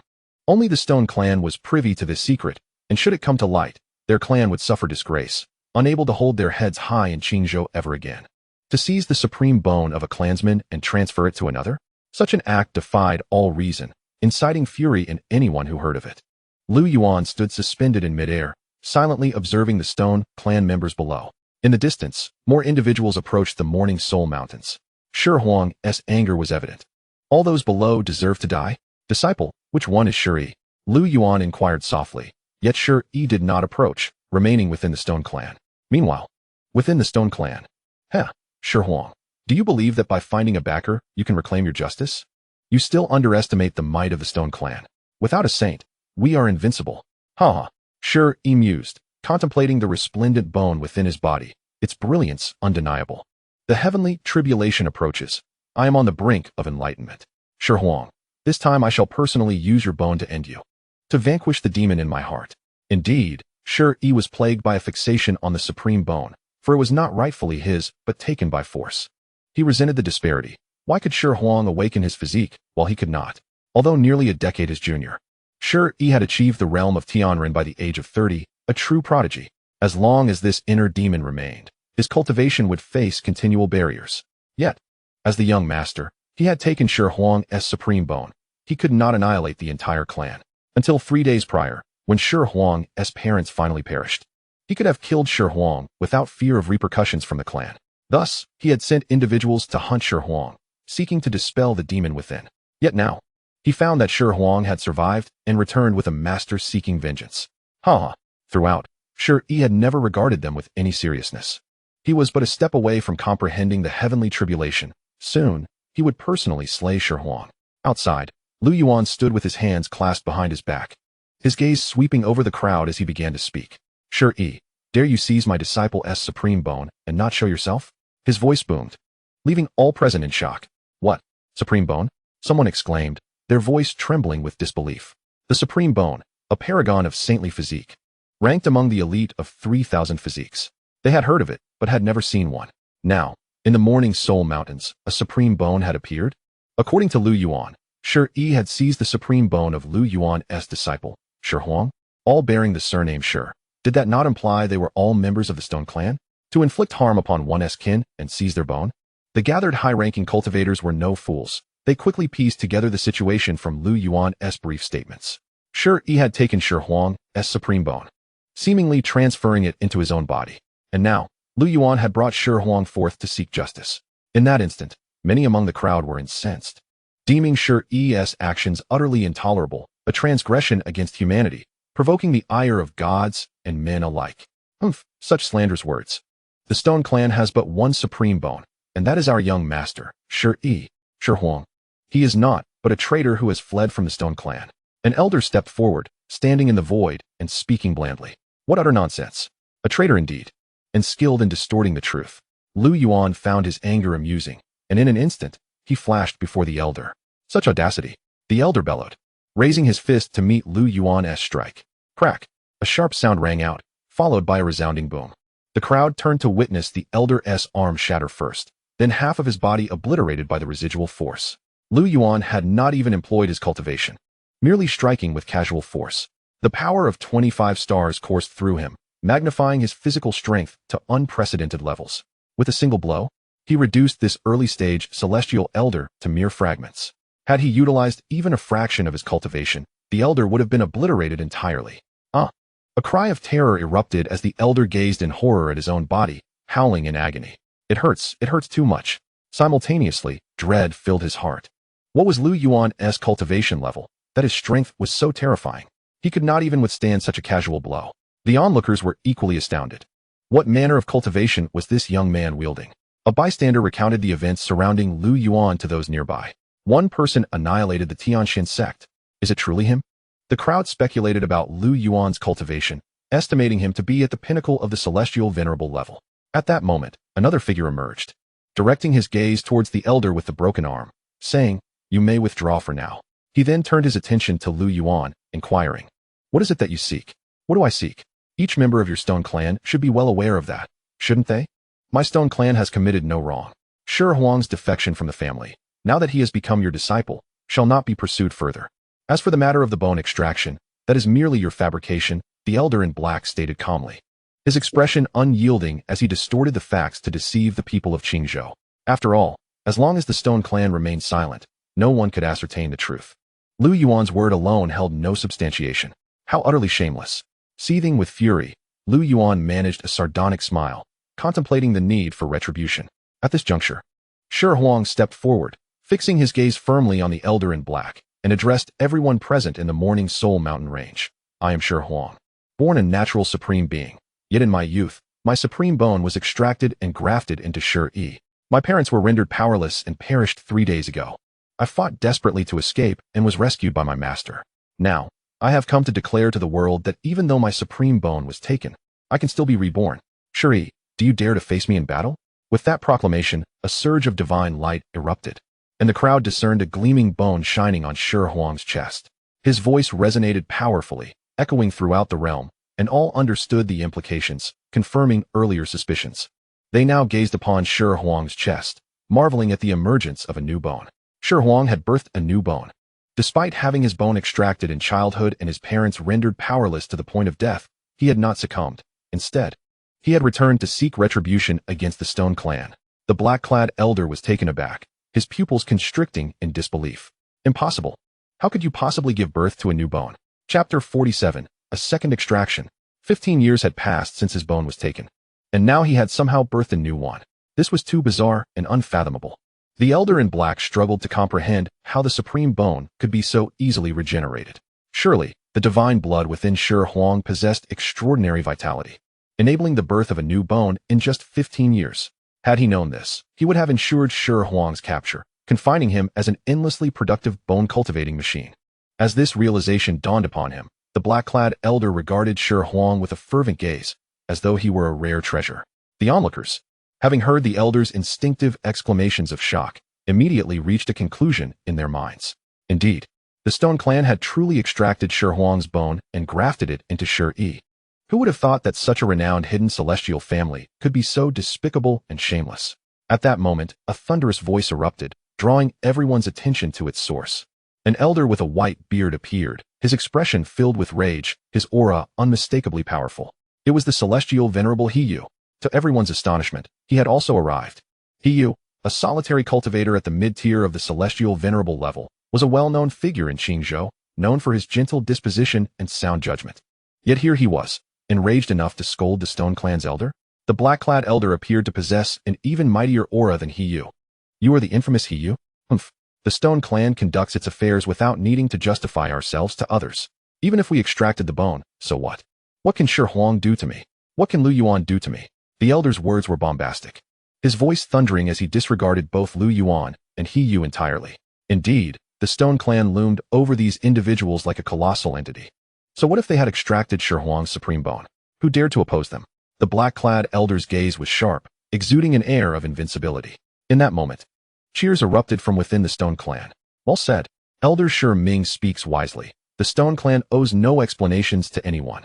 Hearing Ming's arrogant proclamation, Yuan merely shook his head, genuinely believing they fancied themselves invincible in Qingzhou. They were oblivious to the fact that Yuan was not merely at the pinnacle of the celestial venerable level. He was on the verge of the late stage of the sage realm. He chose not to engage in further banter, and in an instant, he appeared above the Stone Clan's group. With a silent command in his heart, he activated the Qilan step. An ancient divine beast materialized as a phantom of the Qilan. He took a step forward, and the Qilan phantom surged toward the crowd with blinding speed, catching even the black-clad elder off guard. Boom. The earth trembled as a massive pit opened up, and with the exception of the elder named Ming, the rest were crushed beneath Yuan's foot, their blood staining the entire pit. No remnants of their bodies remained. A cry of agony escaped Ming as a shattered defensive artifact emitted a low hum before fading into darkness, crashing to the ground. How could this be? Ming knelt, his heart pounding in shock. He had just poured all his strength into defending against that strike, and even the damaged quasi-saint artifact failed to withstand it. Obliterated in an instant, though shattered, it was still a quasi-saint artifact. Now his aura was diminished, his body drenched in blood, holding himself upright only by sheer will. What kind of martial technique is this? Is that the phantom of the divine beast Qilan? A voice gasped in terror. The horror of that single strike resonating throughout the crowd, having annihilated the Stone Clan members, leaving only one half alive to struggle on. Is this truly the Stone Clan? Hardly impressive. Where is the Stone Clan's ancestor? Step forth. These individuals are unworthy of battling me.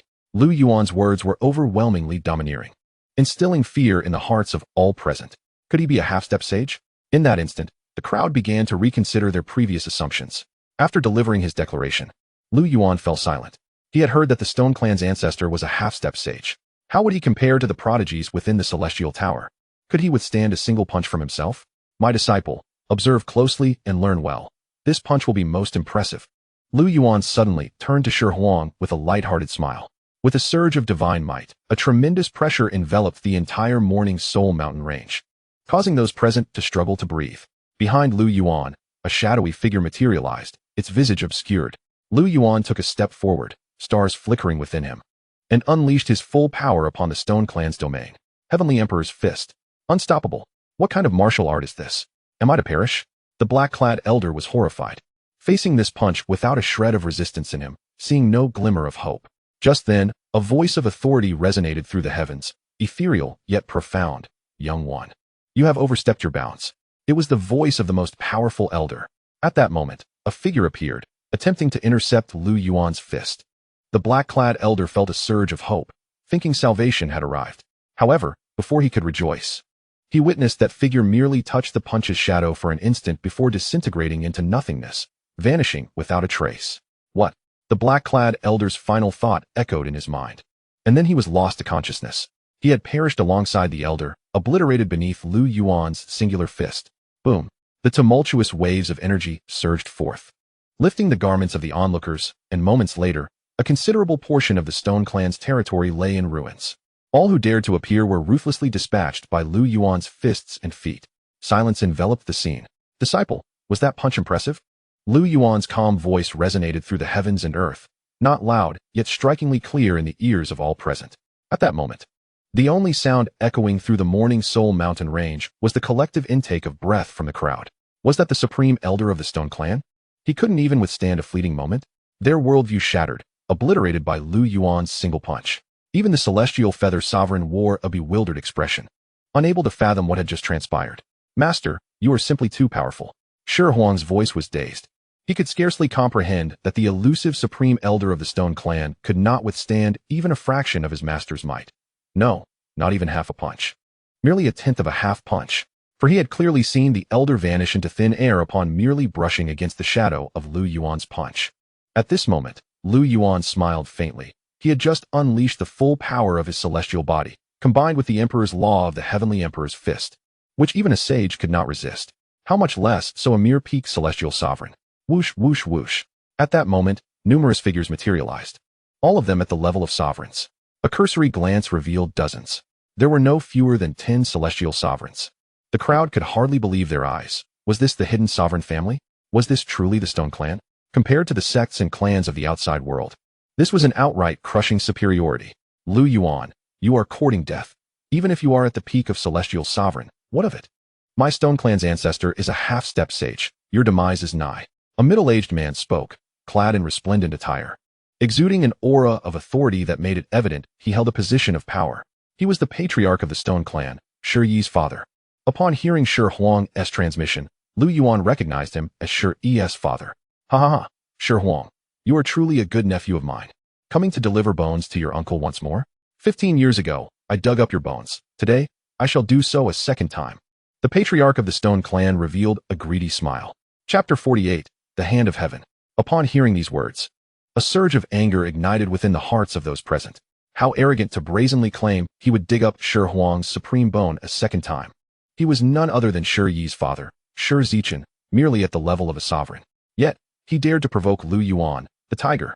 Just then, as Shi Zichen's words fell, a figure appeared. Despite appearing as an elderly man, he radiated vitality, exuding a formidable presence, his robust physique obscuring his true cultivation level. Was this the ancestor of the Stone Clan? A half-step sage was the strongest he had ever encountered, aside from the phantoms within the Tower of Heavenly Ascendancy. In the tower, Lu Yuan's trial opponents were all of the same realm. Even the Prodigies could not match him. This time, however, Lu Yuan intended to test himself against those of higher levels, which was why he suppressed his cultivation to the level of celestial sovereign. Thus, those from the outside world mistakenly believed his realm to be merely that of a celestial sovereign, based on his aura.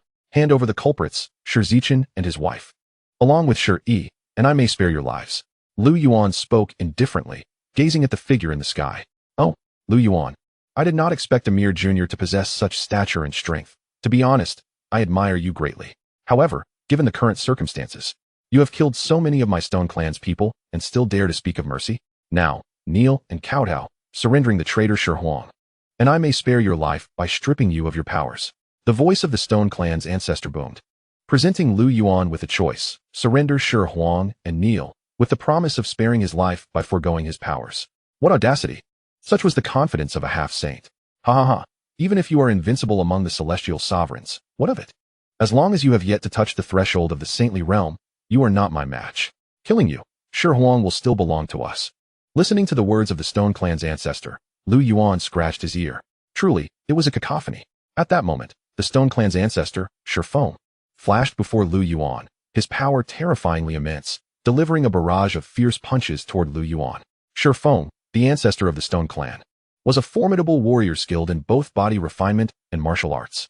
His robust physique indicated that he had reached a terrifying level of physical strength. Yet, he was still far from achieving the saintly body. As Xuanhuang's ferocious punches bore down upon him, Lu Yuan showed no concern. Instead, he turned to Xuanhuang and said, "Disciple, observe this technique closely. After this matter, I shall impart it to you." Before his words could fully escape, a sudden, thunderous roar erupted, and Lu Yuan was enveloped in a resplendent glow, golden divine radiance cascading down.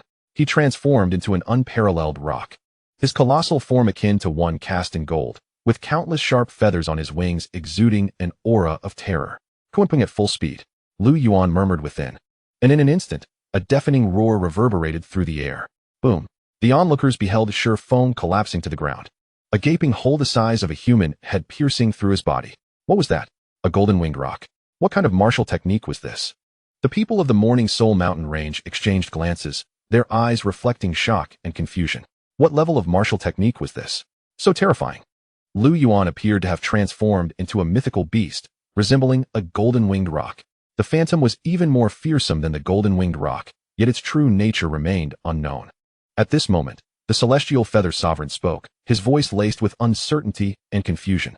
Noting that the appearance of the roc bore some resemblance to the golden-winged roc, but was distinctly different. Throughout this ordeal, Lu Yuan had unleashed 3 martial techniques, one resembling a qilin, another akin to a great emperor, and now this final one, which was even more fearsome than the golden-winged roc. Just how profound were his foundations? Where had he acquired such martial techniques? It was no wonder they were unaware. The Xuanhuang Great World contained no legends of the Xuanhuang, and even the qilin only appeared in ancient texts.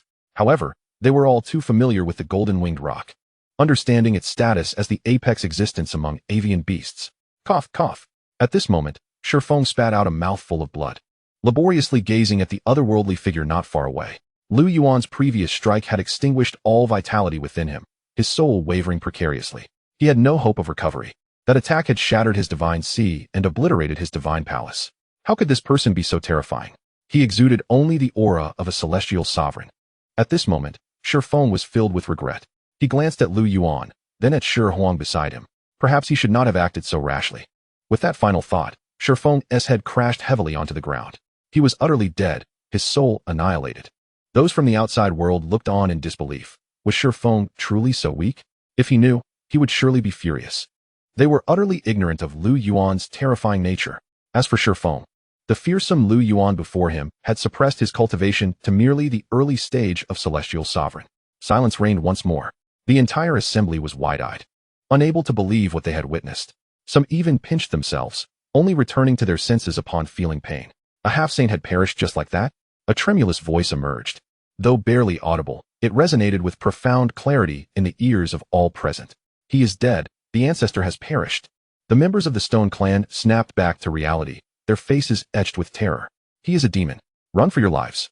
Madness seized some, paralyzed by Lu Yuan's overwhelming might. Truly worthy of a master. So fearsome indeed, muttered Xuanhuang. Lu Yuan's gaze fell upon Xianxiafans, an oppressive aura enveloping him, causing the esteemed clan leader of the Stone Clan to collapse in abject fear.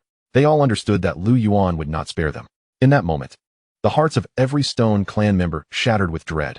The scythe of death loomed over their necks, waiting for Lu Yuan's mere whim to descend. How cowardly! How lacking in spirit! How arrogant! Is this what the reclusive Stone Clan has become? Today, I shall rid Qingzhou of this calamity and restore clarity to its skies. Lu Yuan's voice thundered, and before the astonished crowd, a colossal hand materialized from the void, the hand of heaven. Instantly, resounding explosions echoed from within the Stone Clan, reverberating through the Morning Soul's mountain range. In an instant, every member of the Stone Clan was crushed, save for 3. Regardless of their rank, be it revered elder, celestial sovereign, or even at the peak of celestial sovereignty, they were all obliterated by this enormous hand. Gasp! A collective intake of breath filled the air as all present pondered what had transpired. What was that? That hand. A singular thought lingered in their minds, refusing to dissipate. In that moment, they felt as though even a saint could be annihilated beneath that hand. Chapter 49, Xiaoxia. At this juncture, only 3 individuals remained of the entire Stone Clan. Shi and Xianxiafans, a couple, along with their child, had been apprehended by Lu Yuan. Shi stood in a daze. Despite being within the Stone Clan, his mind remained vigilant, observing with the perception of a celestial. When he witnessed the first elder being casually obliterated by Lu Yuan's fist, he was taken aback, yet remained unfazed.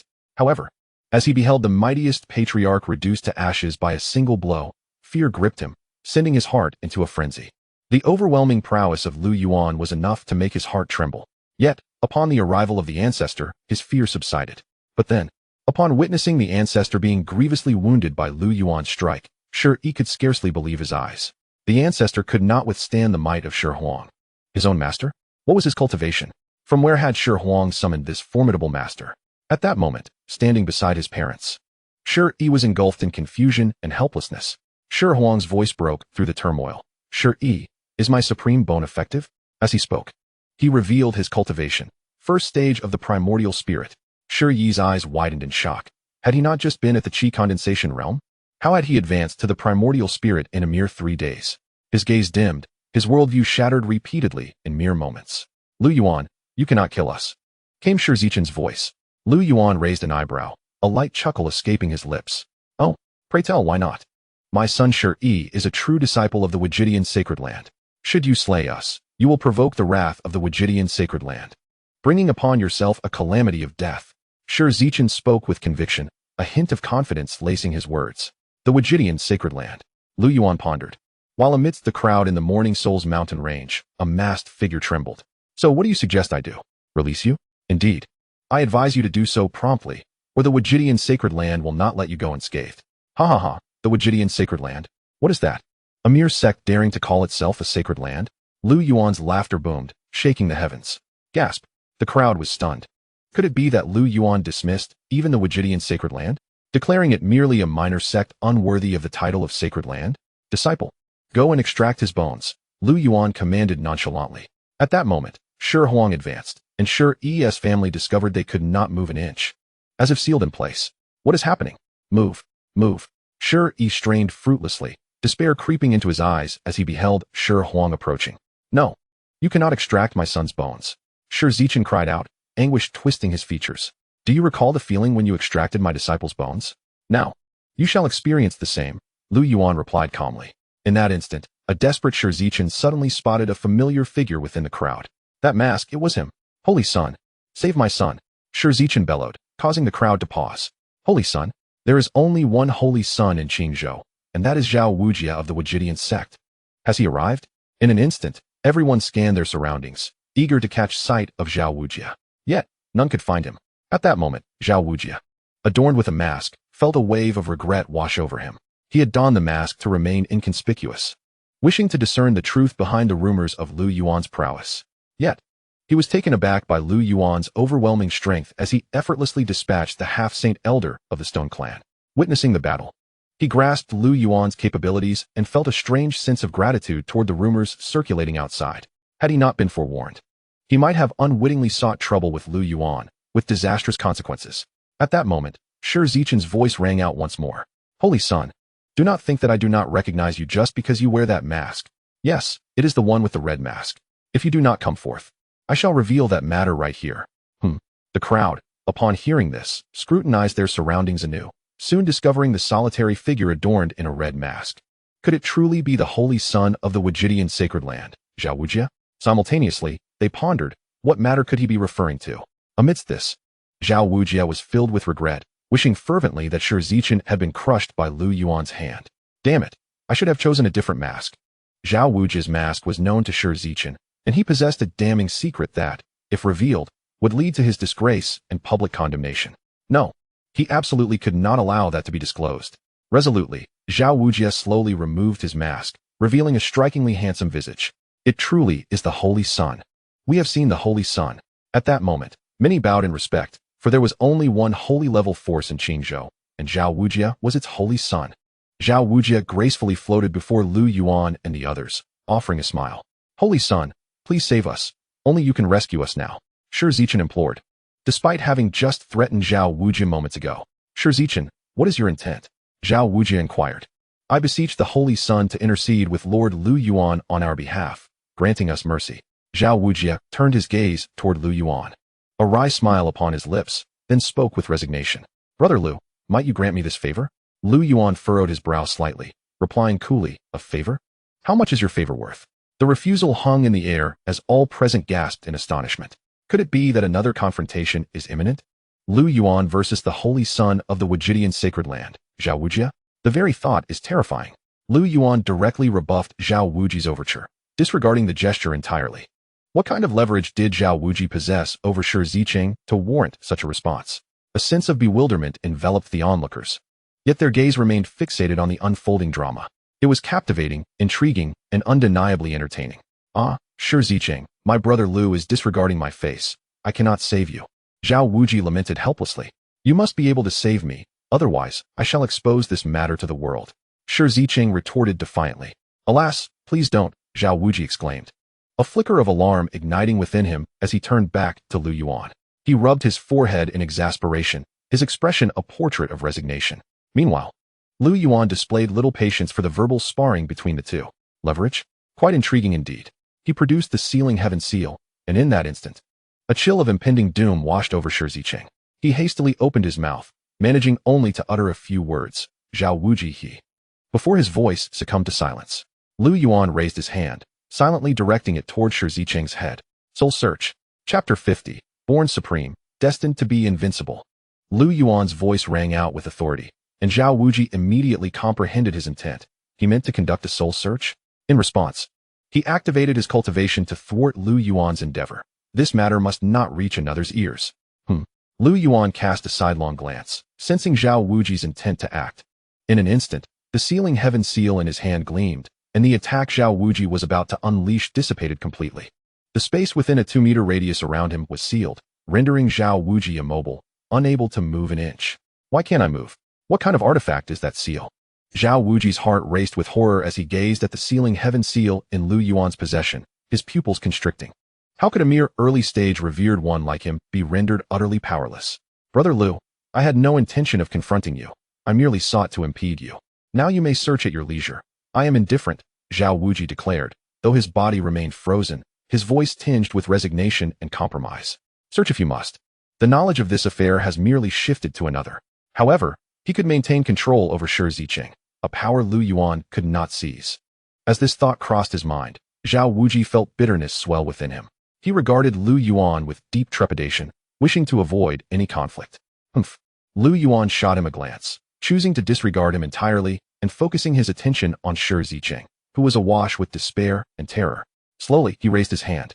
After a few moments, the soul search concluded, and Lu Yuan turned to Zhao Wuji, his gaze laced with intrigue. He had finally discerned the leverage that compelled Zhao Wuji to forsake his pride and plead for mercy. How astonishing that Zhao Wuji had such a weakness. This leverage would afford Lu Yuan a significant advantage over Zhao Wuji for a lifetime. With his initial shock subsiding, Lu Yuan calmly addressed Xuanhuang. Disciple, extract the bones. Xuanhuang nodded and looked at Shi, slowly speaking. Shi, are you not even brave enough to fight? At that moment, Shi was in a daze, having abandoned all resistance. If even the Holy Sun dared not provoke Lu Yuan, he saw no glimmer of hope. No, my son, Shi's mother screamed, her eyes wide with anguish, feeling the despair of impending doom as she watched her son await his fate. Holy Son, Lu Yuan has declared that the Wuji sacred land is merely a minor sect, unworthy of such a title. How can you endure this humiliation? She shouted at Zhao Wuji. The Wuji sect is indeed unworthy of being called a sacred land, as you say, Zhao Wuji retorted, his words shocking the crowd. How could he so readily belittle his own sect? The onlookers exchanged incredulous glances, questioning the sudden shift in the Holy Son's demeanor. Hadn't he always been so arrogant? Why was he so excessively cautious today? At this moment, Shi Zicheng, having just undergone a soul search, regained a measure of awareness, albeit suffering from excruciating pain. He witnessed the unfolding scene. Xuanhuang's right hand enveloped in true essence plunged directly into Shi's chest. No, my child. A muffled thud echoed as Xuanhuang's hand emerged, holding a bone that radiated a terrifying aura, shimmering brilliantly. Supreme Bone. The crowd gasped, their breaths quickening. Was this truly the Supreme Bone? Alas, this bone could never again be grafted onto another. Having been extracted twice, its divine essence had long since dissipated, perhaps retaining some value only for its former master, Xuanhuang. Would he employ it once more? Speculation rippled through the crowd regarding the ultimate fate of this bone. Could it be that Qingzhou was about to give birth to a prodigy with 2 supreme bones? Yet at that moment, Xuanhuang's voice reverberated, echoing through the entire soul burial mountains, imbued with unparalleled dominance. A new bone is born, an old bone passes away. Once I was born supreme. Now I am destined to be invincible. As he spoke, a flash of tribulation light appeared in Xuanhuang's hand, and with a decisive squeeze, he shattered the supreme bone. Crack! The crisp sound resonated, and the supreme bone disintegrated into countless motes of light, scattering throughout the cosmos. The supreme bone was thus crushed. Gasp! The spectators collectively inhaled sharply, their minds reeling. Xuanhuang had personally obliterated his former bone.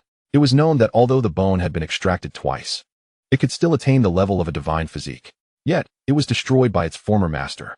Once I was born supreme, now I am destined to be invincible.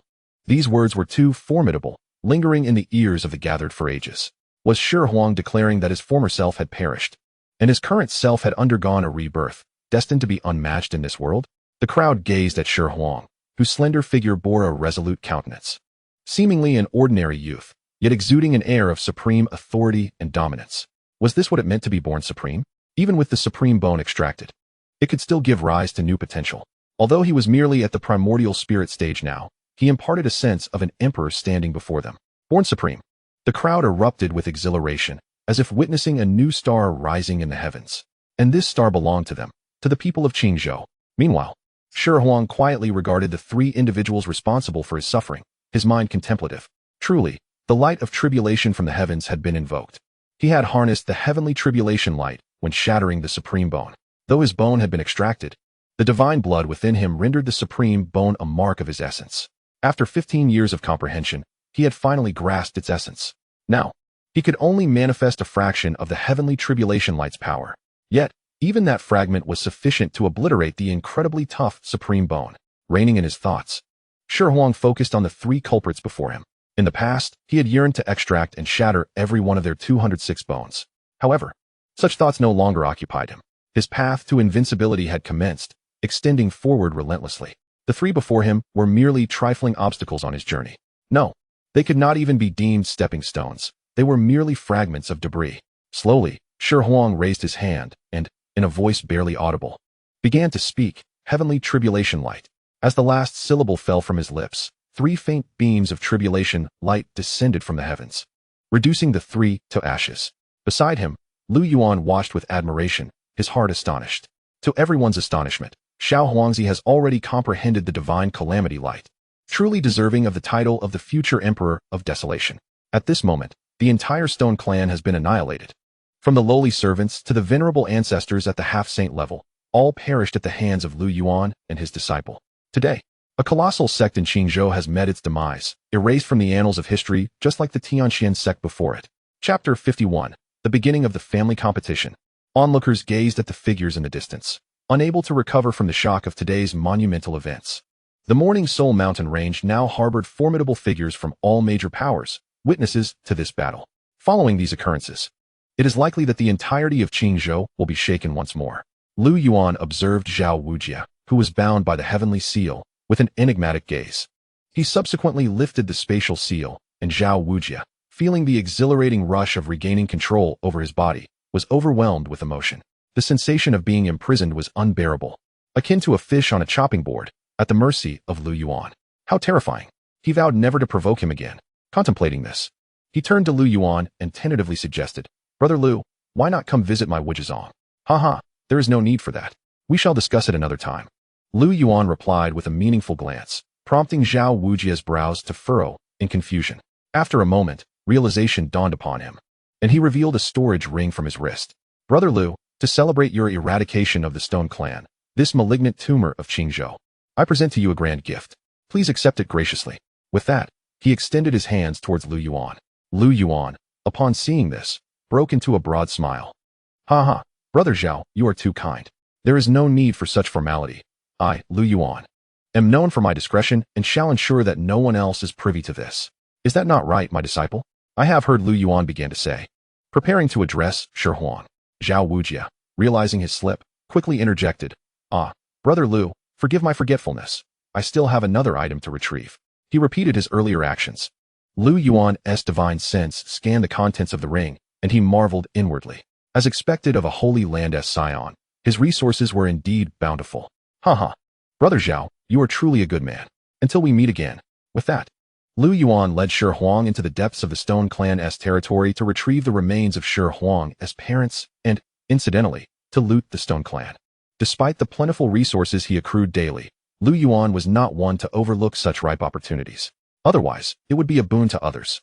Yuan was not so magnanimous. After a brief interval, Yuan and Xuanhuang emerged, soaring towards the Lu family's domain. Just as their figures began to fade, a colossal black gold banner materialized out of thin air, firmly settling in the heart of the Stone Clan's land. It bore an ancient character, Lu.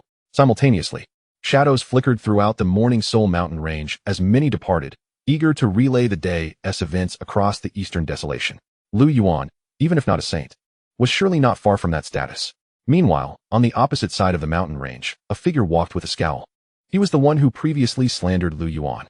Now his face was a mask of fury as he muttered incessantly, "Damn it! How could Yuan be so powerful and arrogant? He will eventually bring trouble upon himself. What a trashy, reclusive Stone Clan, unable to handle one Yuan, leaving me in such disgrace." "You lament your disgrace?" A voice rang out, followed by the appearance of dozens of figures. The man was taken aback. "What is this? Why are there so many of you? What do you want?" he exclaimed, a flicker of panic surging within him. Had these individuals laid a trap for him? He recognized them, having previously disparaged Lu Yuan during the battle against the Stone Clan, belittling Lu Yuan at every turn, which incited many to argue with him. Though he had rebuffed them all, now it seemed they had ambushed him specifically. "Do you not know what we intend? Guess away, comrades, seize him." As soon as the words left his lips, a barrage of attacks rained down, engulfing the slanderer in a storm of magic, obliterating him without a trace. His final thought flickered. He should never have nurtured jealousy or spoken ill. Alas, there is no remedy for regret. This detractor of Lu Yuan was ultimately vanquished by the righteous. A tempest swept across Qingzhou, for Lu Yuan's announcement had already captured the attention of all. The vast majority did not rush to the Morning Soul Mountain to spectate, but instead awaited news with bated breath. They were uncertain of the battle's outcome, speculating that Lu Yuan might fail, daring to challenge the Stone Clan's might single-handedly. This was the prevailing sentiment among many.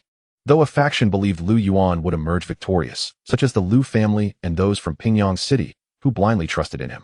When the details of the events and their results were disseminated, astonishment enveloped all, disbelief etched upon their faces.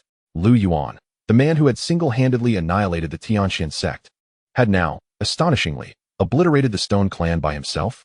What was his cultivation level?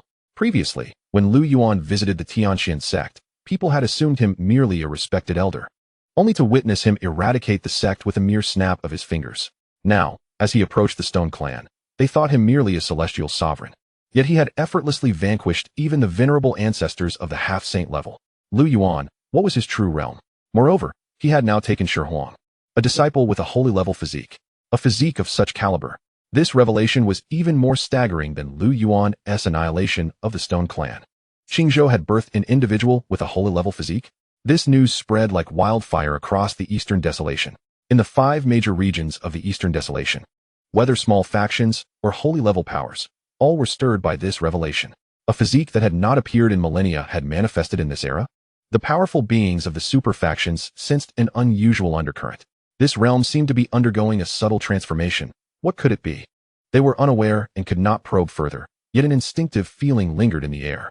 A month later, within the Lu family's Hall of Heavenly Tao, Lu Yuan sat in the principal seat.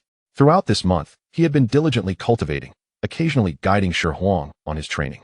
Since Lu Yuan's return from the Stone Clan, the entire Lu family had been engulfed in fervor, unable to fathom that their ancestor had achieved such a monumental feat in silence. It was simply astounding.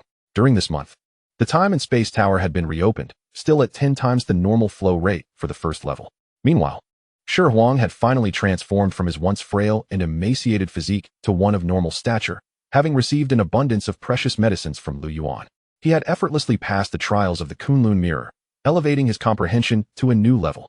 Upon emerging from the Time and Space Tower, the Kunlun Mirror, and the Tower of Ascendance, he was left in a daze after consuming a 4-pattern pill. These were all imperial treasures? The pills bore 4 patterns? The Lu family possessed such miraculous items.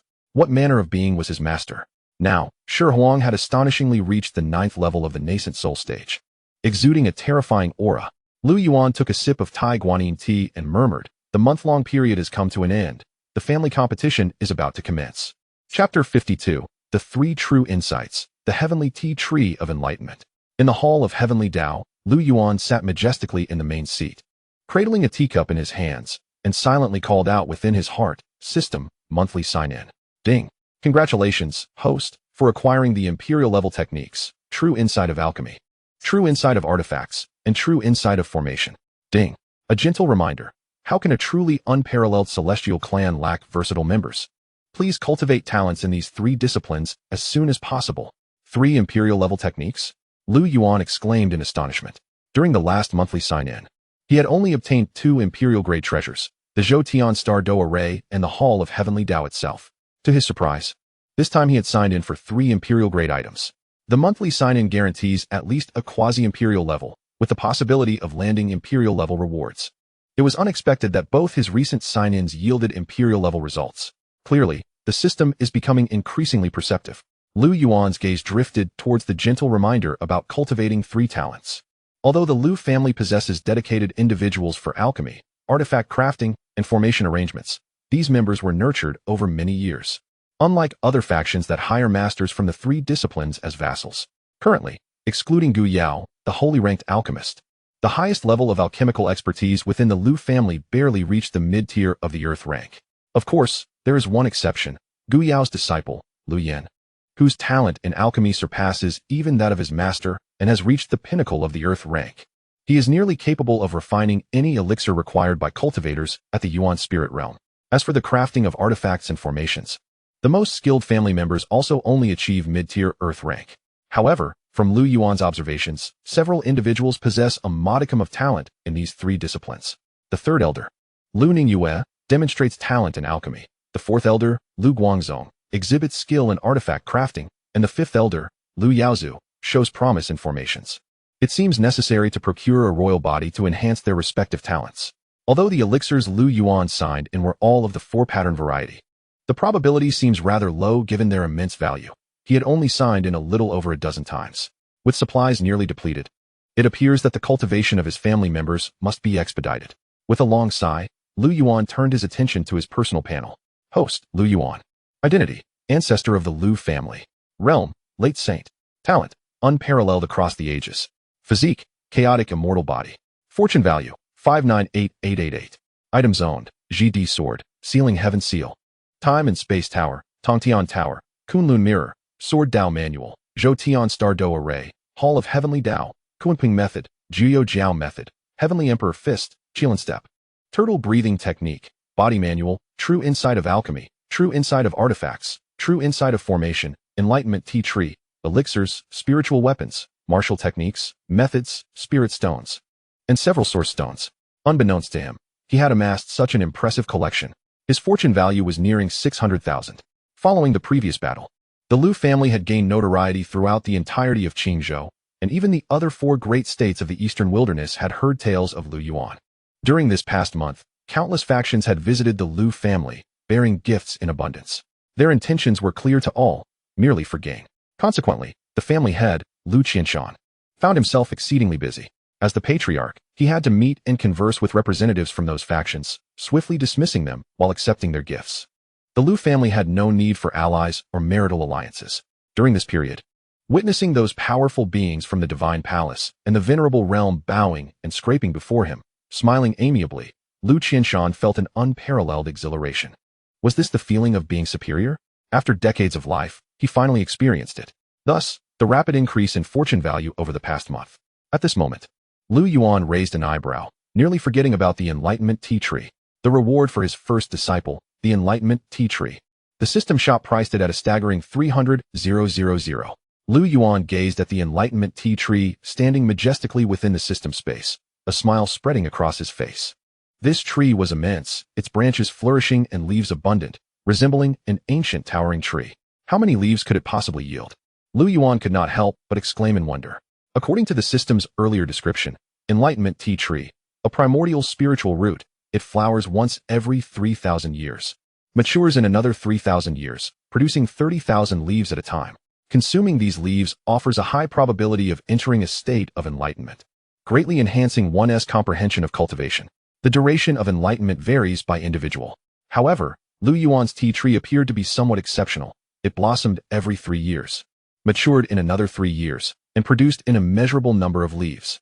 At this moment, the Enlightenment Tea Tree stood tall in the system space, surrounded by swirling chaotic energy. Resembling a child dancing joyfully, Lu Yuan could even sense the waves of joy emanating from it. The chaotic energy was naturally from Lu Yuan himself. According to the system, the Enlightenment Tea Tree could evolve into a chaotic Enlightenment Tea Tree, but it required nourishment from spiritual items infused with chaotic energy. Lu Yuan's chaotic immortal body was perfectly suited for this purpose, necessitating mere nurturing without any consumption. Truly, the system's product is vastly superior to other Enlightenment Tea Trees by countless magnitudes. Lu Yuan sighed. At that moment, he even felt that the price of 300,000 fortune value was somewhat reasonable. Calming his emotions, he began to cultivate, and in an instant, a voice that all the Lu family members recognized resounded. Tomorrow at the morning hour, the first family competition will officially commence. At this moment, all family members lifted their heads, listening intently to the voice, their expressions brimming with excitement. The family competition was finally upon them. For the past month, they had been preparing tirelessly, eager to stand out and earn the Ancestor's favor. The Ancestor might be at the Saint realm. This was the conjecture of the outside world. Saint, an ethereal presence now seemingly within reach. At that moment, countless individuals entered the Tongtian Tower, hoping to refine their cultivation in this final moment in preparation for tomorrow's family competition. The following day, the sky was clear, with no clouds in sight, and sunlight cascaded down, casting a golden hue across the land. In the family martial arts arena, several figures sat high in the viewing platform, while below stood the Liu family disciples. The individuals on the high platform were the most senior and powerful members of the Liu family. Liu Yuan sat at the center, flanked by the elder Liu on his left, and the family head Liu Qinshan on his right. The 6 great elders of the Liu family were arranged on either side. At the ends of both sides sat those in charge of various halls, such as the elder in charge of the Scripture Pavilion, the heads of the Alchemy Pavilion, Artifact Pavilion, and Formation Pavilion. As for Liu Kuan and Liu He, they maintained order in the martial arts arena. Since yesterday, Gu Yao had been engrossed in studying the true insight of alchemy that Liu Yuan had bestowed upon him, neglecting food and sleep. At this moment, the family head Liu Qinshan slowly rose and announced in a resonant voice, "The family competition is now commencing." Chapter 53. Only 4 individuals. The rules of the family tournament have been previously outlined, beginning from the body refinement stage, followed by the qi condensation stage, the spirit sea stage, and finally the primordial spirit stage. Participants from each realm may choose their opponents freely until the top 10 are determined. It is paramount to remember that in this family tournament, camaraderie comes first, followed by friendly competition. Malice and serious harm are strictly forbidden. Should any participant sustain severe injuries due to an accident, the family possesses healing elixirs that can swiftly mend multiple wounds. However, any deliberate intent to harm will result in immediate disqualification. Participants in the body refinement stage, step forth, commanded Liu Qinshan, his voice resonating like a grand bell. Imbued with authority, at his call, the crowd turned to behold the several dozen figures stepping forward. Presently, the Liu family's members in the body refinement stage are quite scarce, representing the smallest proportion among the various realms, with barely over 80 individuals, fewer than 100. Among these youths, the eldest is merely around 15 years of age, while the youngest is as young as 12. A cursory glance reveals that the majority are at the 9th and 8th levels of body refinement. After a month of training and several months spent within the time-warping tower, some who were initially at the body refinement stage have already ascended to qi condensation, resulting in a dwindling number of body refinement practitioners.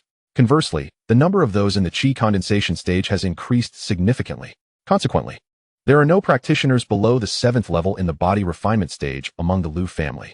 Regardless of one's innate talents, the abundance of resources available ensures rapid advancement.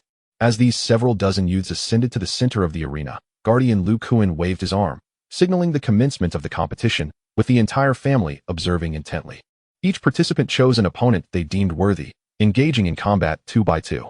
Due to the relative weakness of the body refinement stage, most battles were physical confrontations, with few employing martial techniques, and even fewer wielding weapons. Among the participants, one individual stood out remarkably, despite being at the 8th level of body refinement. He consecutively triumphed over several 9th-level opponents. "What is his name?" Liu Yuan inquired of Liu Qinshan beside him. "He is Liu Hui, currently 13 years old and at the 8th level of body refinement. His innate talent is not particularly exceptional, yet he seems to possess some aptitude in martial techniques. His mountain-shattering palm has likely reached a significant level of mastery." Liu Yuan observed the diminutive figure within the arena, his eyes reflecting admiration. The proficiency in martial techniques can be roughly categorized into 4 stages: beginner, minor accomplishment, major accomplishment, and perfection. Much like Liu Yuan's Heavenly Emperor Fist and Qilin Steps, which have both reached major accomplishment, while the Kunping technique has only barely achieved minor accomplishment. The mountain-shattering palm is classified as a low-grade, earth-level technique. It is truly remarkable that a mere practitioner at the body refinement stage could cultivate it to such a level. This attests to his exceptional comprehension. Alas, despite his major accomplishment in the mountain-shattering palm, his 8th level status precludes him from entering the top 3. However, claiming a position in the top 10 seems well within his reach. This is due to the fact that those at the 9th level of body refinement have also acquired earth-level techniques, albeit only to a maximum of minor accomplishment. Liu Yuan felt a tinge of regret. This is the current state of the Liu family. Those with excellent innate talent may lack comprehension, while those with great understanding might not possess outstanding natural gifts. Furthermore, there are individuals devoid of any talent at all. Comprehension can be steadily enhanced through the Kunlun mirror and one-time consumables like enlightenment tea. As for innate talent, It can only be augmented with precious artifacts. Of course, one's physique can also enhance innate talent. Yet where could Lu Yuan procure such a multitude of physiques? It is implausible that every family member possesses it. Hence, he organized this family tournament to identify individuals with reasonable innate talent and comprehension, with the hope of bestowing them with the essence of physique in the future. As he pondered, Lu Yuan gazed at the arena, where the competition among the body refinement stage was nearing its conclusion. 12 figures remained on the martial stage. Finally, with a resounding thud, one figure was sent flying from the arena. The top 10 had been established. After a brief interlude, the top 3 were determined. Given that they had previously observed their opponents during combat, the outcome for the top 3 was largely predictable, allowing for a swift conclusion. As anticipated, the top 3 were all at the 9th level of body refinement, with Lu Huai being the sole practitioner at the 8th level, securing an impressive 4th place. Lu Huai's prowess is truly astonishing, achieving 4th place despite being at the 8th level. Regrettably, he remains distanced from the top 3. Nevertheless, as the only 8th level participant to penetrate the top 10, his combat strength is exceedingly formidable. His major accomplishment in the mountain-shattering palm is nothing short of terrifying. Conversations abounded among the Lu family members, with Lu Huai undoubtedly capturing the majority of attention. At this juncture, the voice of the family head resonated. The competition for the body refinement stage has concluded. We shall now commence with the qi condensation stage. In response, the crowd stirred, and shortly thereafter, hundreds of figures advanced. Unlike the body refinement stage, the qi condensation stage has specific restrictions, permitting only those under 18 years of age to participate. The qi condensation realm boasts the largest number of participants from the Lu family, although a portion chose not to compete. Over 100 individuals below 18 still entered the fray. Several hours later, the qi condensation competition concluded, and Lu Yuan identified several promising talents who could engage in battles above their level. Although they could only challenge one rank higher, such feats are indeed commendable. Unsurprisingly, the top 10 mirrored the results of the body refinement stage. Although there was one at the 8th level of qi condensation, he ranked only 10th. The higher the realm, the more arduous it becomes to battle beyond one's level. Next up is the Spirit Sea stage, which, akin to qi condensation, has restrictions, allowing only those under 25 years of age to participate. Despite not being as numerous as the qi condensation participants, several dozen still entered the competition. This time, the top 10 boasted no practitioners at the 8th level of Spirit Sea. Instead, they were all at the 9th level. The battles were fierce and fervent, marking the most intense skirmishes of the tournament thus far. Spells were unleashed in rapid succession, with physical confrontations and weapon clashes prompting continuous cheers and applause from the Lu family. The top 3 in the Spirit Sea stage were Lu Tian, Lu Feng, and Lu Ling. Lu Tian excels in close-quarters combat with his swordsmanship, while Lu Feng is adept at manipulation and possesses astounding swordsmanship talent. Lu Ling, too, showcases impressive sword skills, frustrating countless adversaries. They are undeniably gifted individuals. At under 20 years of age, they have reached the 9th level of Spirit Sea and triumphed over older peers of the same rank. Their innate talent is indeed remarkable. The following day, only the primordial spirit stages competition remains. At this moment, the entire Lu family is brimming with excitement, as there are few practitioners at this level. Apart from the ascended celestial, the family head, and the grand elder, the elders upon the high platform are all of the primordial spirit realm. Yet, will they participate? If so, why do they not descend? Participants of the primordial spirit stage, please take the stage, Lu Qianshan reiterated, and as his words fell, only a handful of figures soared into the arena. The crowd gazed in astonishment, witnessing Lu Yin, Lu Fan, Lu Chun, and Xuanhuang position themselves at the four corners, sizing each other up. Everyone's eyes widened, taken aback by the revelation that only 4 participants from the primordial spirit stage were present for this family tournament. Chapter 54, 4 Sacred Bodies. Is it true that only 4 primordial spirit practitioners are competing? Lu Yuan's brow furrowed in contemplation. Each of them is so low-key. Have they even forsaken the rewards? He glanced at the elders beside him, and upon meeting the gaze of the patriarch, they awkwardly smiled. As the family's elders, they opted not to compete against these younger generations. In truth, they feared the possibility of defeat, for losing face would invite ridicule from others. Lu Yuan's gaze shifted to the audience, where he observed Lu Xian leisurely cracking sunflower seeds.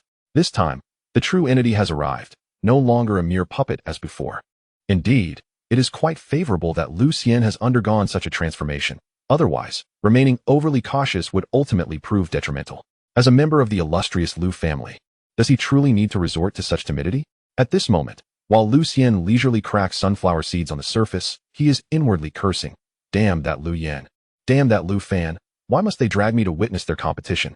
What spectacle is there to behold in a mere contest of the minor Yuan Shin realm? Surrounded by a multitude of onlookers and exposed to the sun's rays, he feels an unsettling sensation, as if he is being scrutinized. His throat constricts, a suffocating feeling wrapping around him like a constrictor snake. Frowning, he quietly retreats behind the crowd. Meanwhile, Lu Qingcheng sits side by side with Lu Yaoyao, both quietly observing the four competitors on stage. Sister Qingqing, who do you think will emerge as the foremost among the Yuan Shin realm? Lu Qingqing's beautiful eyes ripple slightly as she contemplates. The foremost?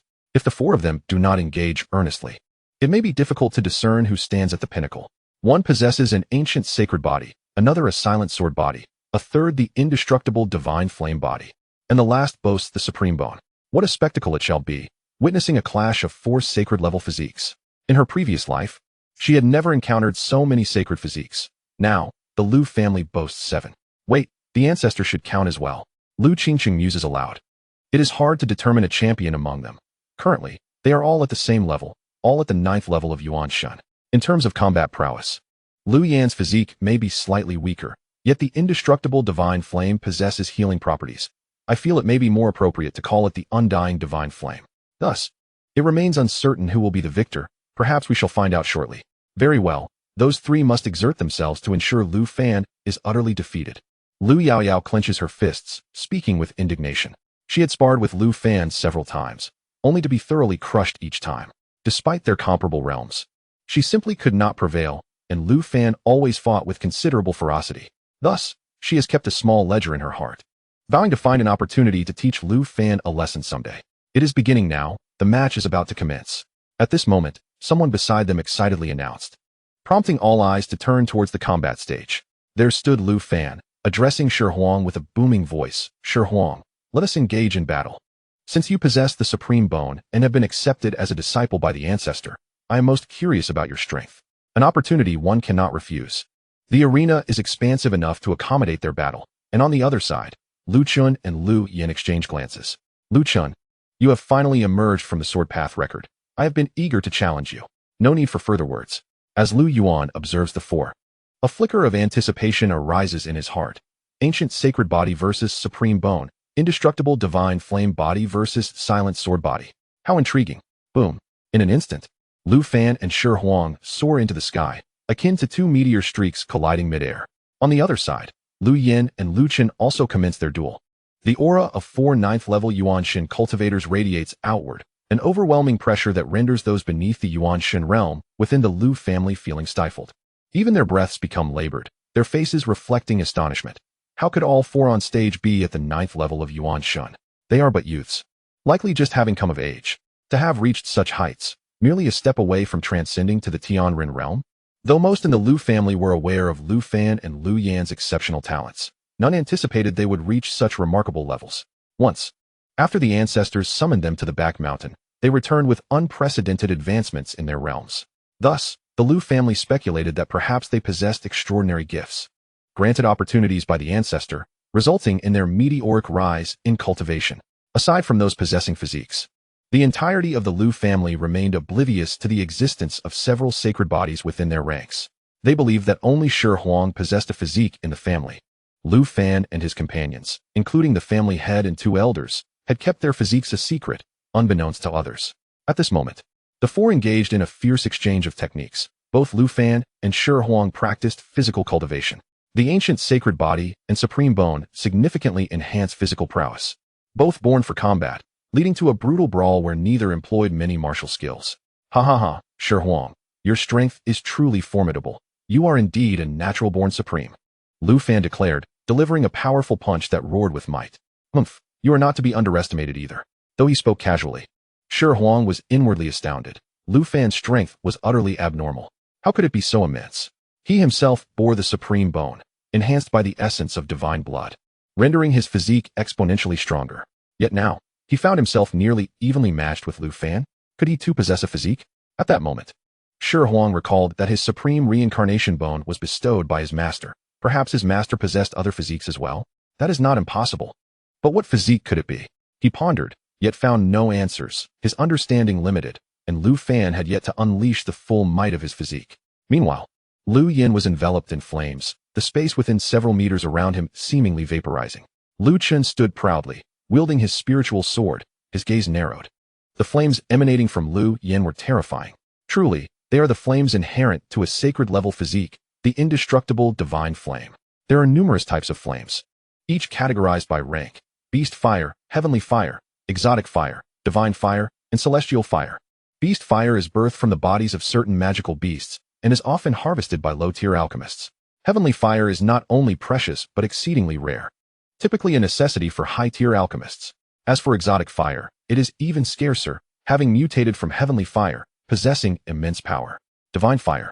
Perhaps only Lu Yin among the current generation possesses such a fire, the indestructible divine flame that comes with his physique. As for celestial fire, no further elaboration is needed. Lu Chen's expression grew grave. Lu Yan's flames belong to the category of divine fire, a fire that continuously evolves, perhaps with the potential to attain celestial fire. Lu Yan, behold my sword. As he spoke, a sword qi imbued with intent surged forth, slicing toward Lu Yan, while Lu Yan's flames coiled around him like a serpent, gradually eroding the sword qi. Truly, such is the terror of divine fire. Chapter 55, Enlightenment Tea Leaves? Boom. The sounds of their battle resonated as Lu Fan and Xuanhuang continued to clash, the void around them trembling. This conflict had evidently surpassed the bounds of the Yuan Shen realm. Meanwhile, on Lu Yan's side, sword qi whistled past as flames surged skyward, the temperature rising incessantly. The sword light screamed, and the flames twisted like a dragon. Surely, even those in the Tianren realm would not possess such divine might, would they? What extraordinary gifts do young master Lu Yin and the three other young masters, Lu Fan, Lu Chun, and Xuanhuang, possess? It is utterly terrifying. What level of flame does young master Lu Yin wield? The aura is astounding. How far has Lu Chen's swordsmanship reached? He may have already comprehended the essence of the sword. Look at Lu Fan and Xuanhuang. Their combat stage is on the verge of shattering. As the spectators engaged in animated discussions, assessing the strength of the four, all eyes turned to Lu Fan and Xuanhuang, who radiated overwhelming pressure, their might elevating as if they were celestial beings. No, their oppressive presence even exceeded that of celestial beings. Lu Fan, unleash the power of your physique. Otherwise, you may not have another chance. Are you about to employ the abilities of the Supreme Bone? Very well. Let me show you the true capabilities of the ancient sacred body. As the words fell, the two figures gradually ascended into the skies, a radiance of destruction coalescing above them. What is that? A gasp erupted from the crowd as they beheld the ominous light of devastation in the heavens, their eyes wide with astonishment. Meanwhile, steam began to emanate from Lu Fan's body, his flesh temperature rising rapidly, golden veins breaking through the surface of his skin. The overwhelming essence of his life force billowed forth, transforming even his eyes into a brilliant gold. This was the golden blood of the ancient sacred body. On the other side, Lu Chun gazed at Lu Yin and remarked, "They are truly serious. Let us also test our mettle." Ha ha ha, just as I intended. With that, their formidable auras surged forth, two additional waves of pressure surpassing that of the celestial beings, drawing the attention of all. Suddenly, a true flame appeared in Lu Yin's hand, slowly morphing into a blooming lotus flower. The lotus spun and expanded, ultimately resembling a small mountain. Lu Chun, with a calm demeanor, summoned forth a sword intent that howled through the air, materializing as a colossal sword shadow, pointed menacingly at Lu Yin. What on earth are you planning? Do you wish to annihilate the Lu family? Lu Yuan, witnessing the scene, could no longer remain still. All four had unleashed the power of their physiques. Lu Fan's golden blood of the ancient sacred body, Xuanhuang's celestial calamity light, Lu Chun's annihilation sword, and Lu Yin's divine flame lotus, born from the unquenchable sacred fire. Good heavens, should they unleash their might while he was present, the other parts of the Lu family would remain unscathed. However, the entire martial arena and the surrounding 100 meters would be utterly obliterated. Realizing this, Lu Yuan swiftly flashed into action, appearing above the martial stage in an instant. The crowd was momentarily stunned at his descent. Why has the Ancestor come down? At that moment, a voice filled with exasperation rang out. Is it truly necessary to escalate a family competition to such an extent? With a wave of his hand, all attacks vanished in an instant, and the overwhelming pressures dissipated. Ancestor, we were impulsive. Please, punish us as you see fit. The four looked to Lu Yuan with trepidation, hastily admitting their faults. There is no need for such formality. Simply exercise caution in the future. Lu Yuan then surveyed the crowd, proclaiming, "Let this family competition conclude here." At this moment, the members of the Lu family were still in shock. Had Lu Fan just mentioned the ancient sacred body? That is, indeed, a sacred level physique, right? Wait, has our Lu family produced another sacred level physique? And an ancient sacred body at that? In that instant, everyone exchanged incredulous glances, unable to believe it as they turned their eyes towards Lu Fan, Lu Yan, and Lu Chun. The might they displayed in battle had been no less than that of Lu Fan and Lu Chun. Surely not. Could they also possess a sacred level physique? Then, they recalled Lu Yan's terrifying flames and Lu Chen's sword intent, which seemed capable of cleaving through the heavens. They concluded in their hearts that the two must also possess sacred level physiques. What a marvel! How did our Lu family suddenly manifest so many physique bearers? Moreover, they are all sacred level. It was utterly astonishing, too extraordinary, leaving everyone in a state of disbelief. It was only with Lu Yuan's next words that the crowd's thoughts were drawn back to reality. Now, we shall begin the distribution of rewards. The top 10 from each realm should step forward. As his voice fell, dozens of figures emerged, the top 10 from each realm of the competition.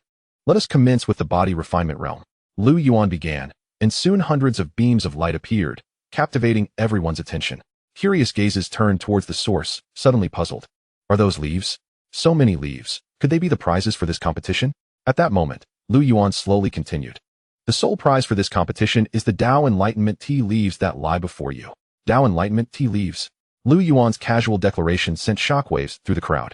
The Tao Enlightenment tea, when brewed, could induce a state of sudden realization. They had only heard of it before, never seen it, nor imagined it would appear before them. Excitement surged through the crowd. The Ancestor intended to bestow Tao Enlightenment tea leaves as prizes? To offer such a treasure as a reward for a competition? Who would believe it? The value of a single Tao Enlightenment tea leaf rivaled that of a quasi-imperial pill, for these tea trees were not owned by anyone, existing solely in secret realms and the relics of powerful beings within those ancient lands. However, amidst the joy, there were those who felt disheartened, those who narrowly missed the top 10, as well as those from the Soul Realm. If they had known the prize was the Tao Enlightenment tea leaves, they would have participated. What is a little embarrassment matter compared to the Tao Enlightenment tea? They felt as though they had suffered a tremendous loss. In that moment, all those from the Soul Realm began to regret, without exception. Meanwhile, Lu Yuan's voice echoed once more. The quantity of Tao tea awarded is uniform. The first place in each realm will receive 10 leaves, the second place 8. The third 5, and those from 4th to 10th will each receive 3 leaves. As for the 4 of you, since you hold no specific rank, the distribution will be postponed until after this concludes.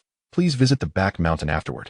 Lu Yuan then pointed out several individuals, all of whom had not secured a place but shared a commonality. They fought beyond their ranks. Looking at these dozen or so individuals, Lu Yuan spoke slowly. Though you did not enter the top 10, your commendable performance warrants each of you 2 leaves of Tao Enlightenment tea. Then, Lu Yuan turned to Lu Qianshan and announced, from this moment forward, every member of the family shall receive 1 Tao Enlightenment tea leaf each month. Those who contribute to the family may receive additional leaves at discretion. Chapter 56, The 3 Halls. Every person will receive 1 leaf monthly. Those who contribute to the family may receive more. Upon hearing this, the crowd erupted in joyous cheers, the earlier unease dissipating entirely. Simultaneously, they began to ponder. There were nearly 900 members in the Lu family. If each received 1 leaf, that amounted to over 900 leaves per month, over 10,000 in a year. Goodness! A simple calculation sent shockwaves through their minds. Not realizing until now, they were astounded. Over 10,000 leaves of Tao Enlightenment tea would be consumed in a year. Just how many Tao Enlightenment tea leaves does the Ancestor possess? Could it be that there exists a single Tao tea tree? Surely not. It is impossible. They dismissed this notion. If it were true, it would be utterly terrifying. If these 10,000 leaves were taken outside, it would undoubtedly incite a bloodbath, turning the Lu family into the epicenter of chaos across the entire Xuanhuang continent. In that moment, every member of the Lu family silently resolved that no one outside the family should ever learn of this matter, just as with the 4 patterned pills and the several imperial treasures. It must remain buried in their hearts, forgotten beyond the family gates. At this point, Lu Yuan spoke once more, his voice deliberately measured. Everyone, take heed. From now on, the family shall establish the Alchemy Hall, the Artifact Hall, and the Array Hall, each led by a Hall Master and 2 Deputy Hall Masters. The Hall Master of the Alchemy Hall shall be Gu Yao, Lu Yan's Master, with the former Master of the Alchemy Pavilion as 1 Deputy Hall Master and the 3rd Elder, Lu Ningyue, as the other.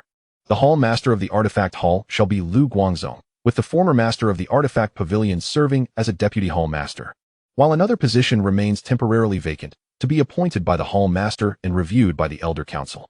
The position of the Hall Master is held by Lu Yaozu, with the former head of the Array Pavilion serving as the Deputy Hall Master, while another position remains vacant, to be appointed by the Hall Master and reviewed by the Elder Council.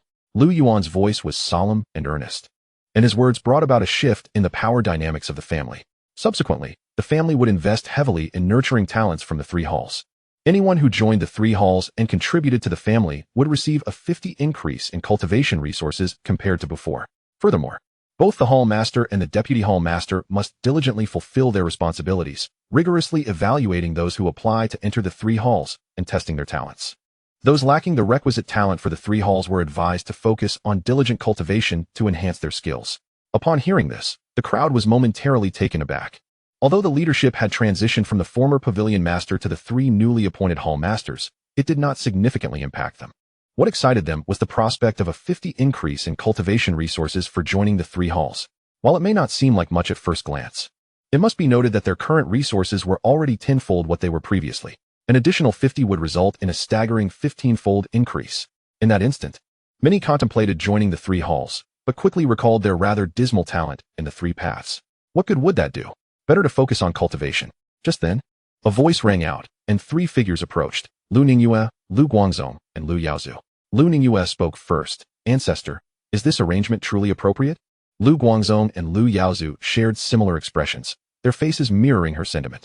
We are already elders. Taking on the role of Hall Master might not be suitable. Thus, they reluctantly conveyed their concerns to Lu Yuan. Ha ha ha, there is no need for such trepidation.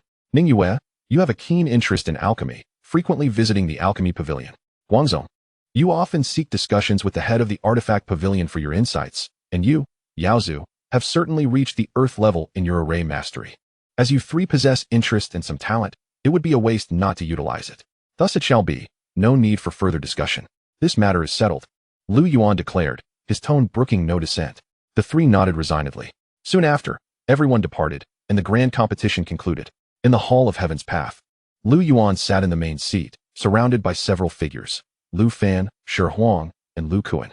You nine possess either a sacred physique or the bloodline of the 10 fiends, and all of you are endowed with the potential of emperors. Thus, you are the pillars of our Lu family. Here are some enlightenment tea leaves. Please take them and share among yourselves. Should there be an insufficient quantity, do not hesitate to come to me again. With a wave of his hand, a multitude of enlightenment tea leaves materialized within the Hall of Heaven's Path. The group was momentarily stunned. What? A mountain of enlightenment tea leaves? A cursory glance allowed them to ascertain that the quantity was approximately several thousand pieces. At that moment, a spark of astonishment flashed in their eyes, and they couldn't help but gasp in disbelief. Even though some among them had once been mighty emperors in their past lives, they were still taken aback by the sheer volume. Simultaneously, curiosity stirred within them. Ancestor, just how many enlightenment tea leaves do you possess? Do you truly have a tree that bears them? Big brother, when are we moving? This Pingyang city is utterly dull, lacking even a female bird. In the silent grand hall, Lu Kuan suddenly spoke, his tone casual and irreverent, entirely unbecoming of a protector of the Lu family. A move should be imminent. Once the Yunwu mountain range is completed, we shall depart without delay, Lu Yuan replied after a pause, a glimmer of anticipation rising within him. How long had it been since his last visit to the Yunwu mountain range? Almost 2 months, if memory served. He had allotted 3 months for the completion. They should be nearing the final stages by now. Just then, a mocking voice interjected. Humph, female bird, your mind is consumed with thoughts of female birds. Shall I fetch you a few hens? Lu He stood with crossed arms, his tone icy. In an instant, Lu Kuan and Lu He began to bicker again, leaving the others with expressions of exasperation as they watched the two lively characters, shaking their heads in amusement. Lu Yuan, too, was about to intervene when he heard Lu Yaoyao's voice. Ancestor, what kind of beasts are the two protectors? They seem so enigmatic. Upon hearing Lu Yaoyao's question, Lu He and Lu Kuan ceased their quarrel, while the others turned their attention to the two. Lu Kuan is a Kuanpeng, and Lu He is a Jiuyoyao. Both of them among the 10 fiends, Lu Yuan explained, his tone calm. Yet, his words struck the ears of the group like thunder from the 9th heavens. Among the 10 fiends? Kuanpeng? Jiuyoyao? Their hearts quaked with shock, their souls trembling. Lu Yin, Lu Yaoyao, and Xuanhuang were not reincarnated or reborn. They lacked the perspective and experience of Lu Fan and the others from their past lives. Thus, they were puzzled. What are the 10 fiends? What kind of beasts are the Kuanpeng and Jiuyoyao? Conversely, Lu Xian and the others were different, having been emperors in their former lives. They were all sovereigns in their respective worlds. They were well-versed and experienced, fully aware of the 10 fiends, the Xuanhuang, and the Zhuoyao. The very essence of legendary beings and bloodlines was now standing before them. The group stared in disbelief, feeling a wave of incredulity wash over them. Living embodiments of the 10 fiends, standing alongside true dragons and true phoenixes. Yet, they were not far from them. Belonging to the same family. They gazed at Lu Kuan and Lu He, their eyes revealing a mix of scrutiny and curiosity. What were their true forms like? Could the Xuanhuang truly transform between its two forms? What did the Zhuoyao look like? How immense was its true body? In that moment, an avalanche of questions surged forth in their minds, unrelenting like a mighty river. Lu Kuan and Lu He had fought a few times within the clan, but they had only ever transformed into half-human, half-demon forms. They had never revealed their true bodies. Hence, everyone was filled with curiosity and anticipation regarding their true forms. At that moment, Lu Yan spoke up. Lu Kuan Protector, Lu He Protector, could you manifest your true forms for us to see? Upon hearing this, the crowd nodded vigorously, their eyes alight with expectation. Even Lu Yaoyao's eyes sparkled with excitement. Lu He and Lu Kuan exchanged glances, then simultaneously replied, you go first. If you don't go first, I won't go first. After a brief moment, the two demons revealed their true forms and departed, leaving the audience in awe, thoroughly satisfied before they too exited.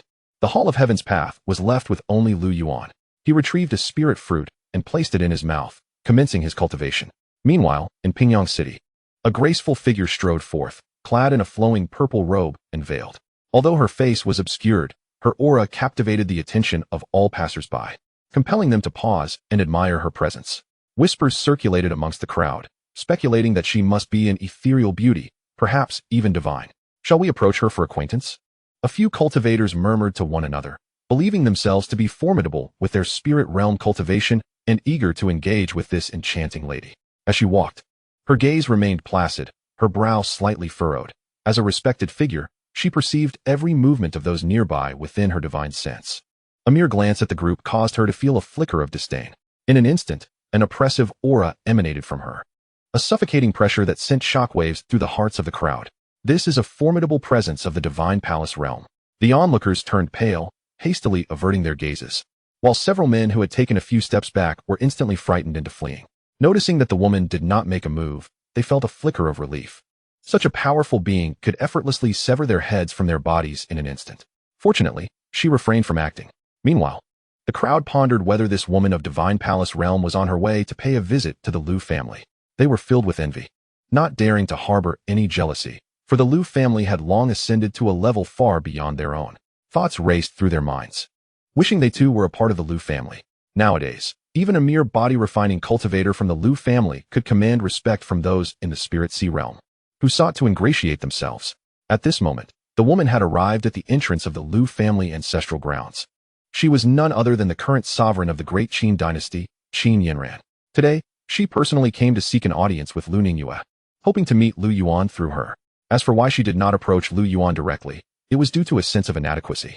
Even as the sovereign of the Great Qin and a cultivator of the venerable realm, she felt unworthy to seek an audience with the ancestral elder of the Lu family, especially since she had a request of him. Thus, she had to proceed in this manner. Miss, ahead lies the ancestral grounds of the Lu family. If there is nothing pressing, kindly withdraw, spoke a gentle-voiced guard at the gate, his tone imbued with a sense of warning and devoid of any arrogance. Upon hearing this, Qin Yanran felt a surge of goodwill. How welcoming the Lu family was. Even their guard treated others with such warmth. What then could be said of the family members? At that moment, she was astonished. As the ruler of a dynasty, she had encountered numerous examples of arrogance among the great clans and sects, where even a mere gatekeeper would often display contempt for others. With this thought in mind, Qin Yanran turned to the guard and softly requested, could you kindly relay a message to Elder Lu Ningyue, stating that Xiaoran wishes to meet her? Certainly, please hold on for a moment. The reason Qin Yanran referred to herself as Xiaoran was that she had met Lu Ningyue in her childhood. She had once called out, Aunt Ningyue, let us play hide and seek, shall we? Aunt Ningyue, do you find this flower beautiful? Reflecting on those memories, an overwhelming sense of nostalgia washed over Qin Yanran. Back then, she had understood nothing, merely viewing Lu Ningyue as a big sister who played with her. Although they had only spent a day together, she believed Lu Ningyue would certainly not have forgotten her. Moments later, a woman appeared in a flurry. It was Lu Ningyue, the third elder of the Lu family. Xiaoran, is that you? It is I. Within a courtyard of the Lu family, Lu Ningyue and Qin Yanran sat side by side, recognizing one another. Lu Ningyue spoke first. Yanran, did you come this time for your father? Lu Ningyue understood that after the Lu family's fame spread throughout the eastern wilderness, it would likely reach the ears of the royal family. Bitterness filled her heart. Xianxia had abandoned her and their unborn child, leaving her filled with resentment. However, news had suddenly emerged that Xianxia was gravely ill, with little time left. At that moment, it seemed she comprehended everything. Perhaps Xianxia had forsaken them out of a desperate desire to protect them from his perilous situation. She had once conversed with Lu Qingcheng about this, attempting to explain. Yet she had not fully articulated her suspicions, which left Lu Qingcheng harboring resentment towards her father. Every time he was mentioned, Lu Qingcheng would interrupt. It was not until recently that Qingcheng sought her out, revealing matters concerning the emperor's physique and the results of discussions with the ancestral elder. She had helplessly tried to persuade her, laying bare all her thoughts, but Lu Qingcheng had remained unyielding. All she knew was that she and her mother had been abandoned for 19 years. At this juncture, Qin Yanran responded, "Indeed, my father's actions stem from subsequently." She shared everything with Lu Ningyue, and the two sat in silence, facing each other. Lu Ningyue felt a surge of emotion. Realizing the situation was not as she had imagined, he had even sent people to secretly protect the Lu family for a time. "Sigh, I had surmised part of it.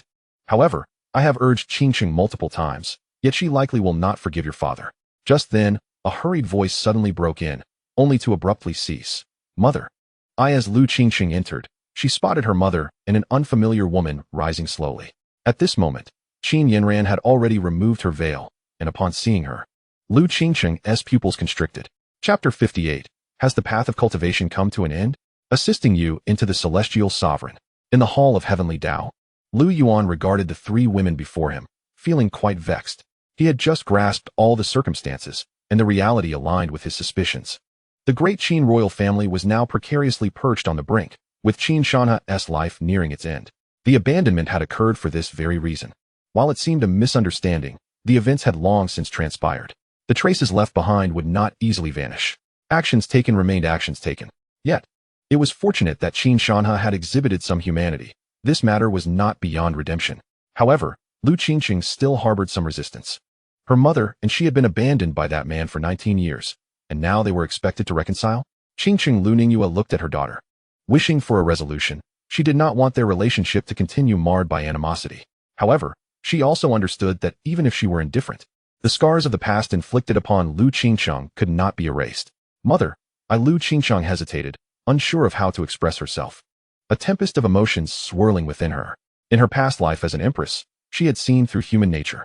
Yet now she felt a sense of injustice for her mother, who had endured solitude for 19 years, raising her alone amidst countless hardships. Although her mother had forgiven that man, she was still filled with an inexplicable rage, a feeling that was both frustrating and unclear. "My mother, she is far too love-struck." Lu Yuan observed this and understood. As a former empress, Lu Qingcheng could not simply hold on to grudges. Most likely, she felt pity for her mother. What should be done? Lu Yuan pondered deeply, struggling to find a resolution. Suddenly, a spark of inspiration struck him. He calmly proposed, "Qingcheng, since it is thus, we cannot let Xianxia off so easily. Let us impose a punishment upon him. Then I shall heed the ancestral elder's counsel." Lu Qingcheng replied, agreeing. Lu Ningyue and Qin Yanran, witnessing this exchange, were instantly filled with joy. At last, Qingcheng had relented. With this matter concluded, they would now address the turmoil within the great Qin royal family. Lu Yuan turned to Qin Yanran, inquiring, "You mentioned traitors within the great Qin. Do you know what they are plotting?"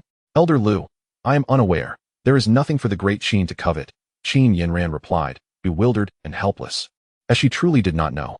Just then, a thought struck Qin Yanran, and she spoke urgently. "Elder Lu, my father once found a jade pendant, which is currently in the royal treasury. Aside from my father, no one else can access it. Could they be scheming for that item?" She racked her brain, arriving at this solitary possibility. What purpose does that jade pendant serve? Uncertain, yet aware that it was no ordinary object, Lu Yuan pondered deeply. Even with the full might of a late-stage esteemed being, his father had failed to inflict the slightest damage upon it. This artifact, perhaps a jade pendant, could it be the key to his secret realm? Or the remnants of a formidable being? With this in mind, Lu Yuan deduced that it was most likely indeed this object. "Let us proceed to the imperial city," he stated calmly, rising slowly. With a wave of his hand, the four of them vanished from the hall of heavenly Tao. Above the grand capital of the Qin dynasty, Lu Yuan gazed down at the sprawling metropolis.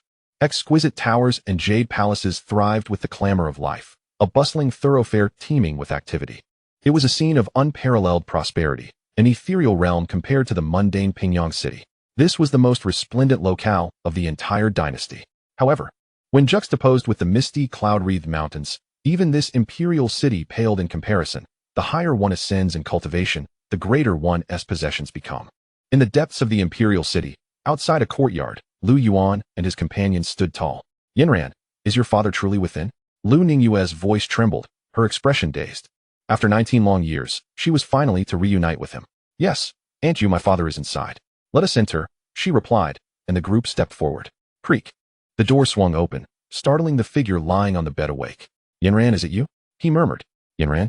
Not receiving a response, the emaciated man, pale as death, struggled to turn his head. So many figures. However, upon recognizing their faces, he was instantly shocked into a sitting position. You are Ningyue? Xianxia's voice quivered with disbelief, his body shaking, his expression a mask of incredulity. He could hardly fathom that Lu Ningyue had come here. Yanran, did you truly visit the Lu family? Xianxia's gaze shifted to the two individuals beside her, a man clad in white robes with black hair and a handsome countenance, exuding an otherworldly aura, and a woman whose mere glance struck him like a thunderbolt, an instinctive recognition coursing through him. This was his daughter, his only remaining heir, Lu Qingqing. Xuanhuang, it is I. I have come to see you, Lu Ningyue said, equally astonished at Xianxia's condition, once a figure of dazzling brilliance, now reduced to this. Father, I have invited Senior Lu here. He will assist us, she continued. Xianxia turned his gaze toward Lu Yuan, realizing with certainty that this was the very individual who had single-handedly annihilated the Tianxian sect and the hidden family, the Stone Clan. Yet, he appeared devoid of any visible cultivation. Lu Yuan regarded Xianxia with quiet composure. Xianxia, I have long admired your name. Yet I did not expect you to end up in such a state. Brother Lu, I am indeed ashamed. I have been tormented by poison to this extent. Xianxia lamented. To be brief, I can alleviate all your troubles, but as for the cost, Brother Lu, as long as you eliminate those traitors, I am willing to pay any price. Very well. The price is quite simple, the throne. Bestow the throne upon Lu Qingqing and proclaim to the subjects of the dynasty that she possesses royal blood. I trust there shall be no objections. Upon hearing this, Xianxia looked at Lu Qingqing, his expression complex, then turned to Qin Yanran, about to speak when Qin Yanran interjected. Father, my sister Qingqing possesses a sacred physique, the human emperor body. Only by becoming the ruler of a nation can she fully unleash the potential of her physique. At her words, Xianxia's heart trembled, his very soul quaking. Had he truly not misheard? A sacred body? The human emperor body. Excellent. It is settled then, he declared, as if releasing an obsession. He feared that Lu Qingqing would harbor resentment towards him, yet with her arrival, he felt that the grievances could be set aside. Then, Lu Yuan spoke, his voice tinged with amusement. You too. One has regressed to the qi condensation realm, while the other has exhausted her potential, stagnating at the initial stage of the esteemed realm. Truly a father-daughter duo. Yanran once claimed the path of cultivation was at an end. It seems such assertions are premature. Thus, I shall open the path of cultivation for you, and as for Xianxia, I shall assist you in reaching the heavenly sovereign realm. Chapter 59. Where is your sect? Point me in the right direction. To open the path of cultivation and assist Xianxia in reaching the heavenly sovereign realm. Lu Yuan's voice resonated in the ears of those present, causing them all to tremble. Lu Qingqing and Lu Ningyue remained unfazed, harboring no doubts. The miracles birthed by the Ancestor were plentiful. Yet, Xianxia and Qin Yanran were momentarily stunned, struggling to believe. Could it truly be so? Lu Yuan of the Lu family possessed such divine abilities? It was well known that Qin Yanran had exhausted her potential completely. Could there really be a method to restore it? And for Xianxia, his cultivation had dwindled to merely the qi condensation realm and was still on the decline. Was there indeed a way to ascend to the heavenly sovereign realm? In that instant, though both father and daughter harbored a sliver of doubt, their expressions were filled with exhilaration, their gazes fervently fixed upon Lu Yuan. Ancestor, what must we do? It is quite simple. Consume this pill, he replied. As the words left his lips, two pills materialized in Lu Yuan's hand. One shimmered with the brilliance of stars, its deep black surface shimmering with a faint golden glow, seemingly harboring boundless energy. The other resembled a pearl, warm and lustrous, exuding an aura of profound mystery, its smooth surface gleaming like a mirror, enticing one to gaze upon it longer. Both pills were of the sacred grade. One, the Nirvana pill, a supreme sacred grade elixir, distinct from the imperial-grade nirvana sacred pill Lu Yuan had previously consumed. This nirvana pill could not reshape one's body or foundation, yet it could cure all ailments, temper the physique, and elevate the user to a higher realm. The other, known as the Supreme Foundation Pill, was also a supreme sacred grade elixir, with a singular purpose, to restore potential and slightly enhance aptitude, perfectly suited for Qin Yinran. The two pills floated in the air, releasing fragrant aromas. Qin Xuanhuang and Qin Yinran gazed at them, their breaths quickening. They were unaware of the specific nature of these pills, but the richness of the fragrance indicated they must be of royal tier or higher.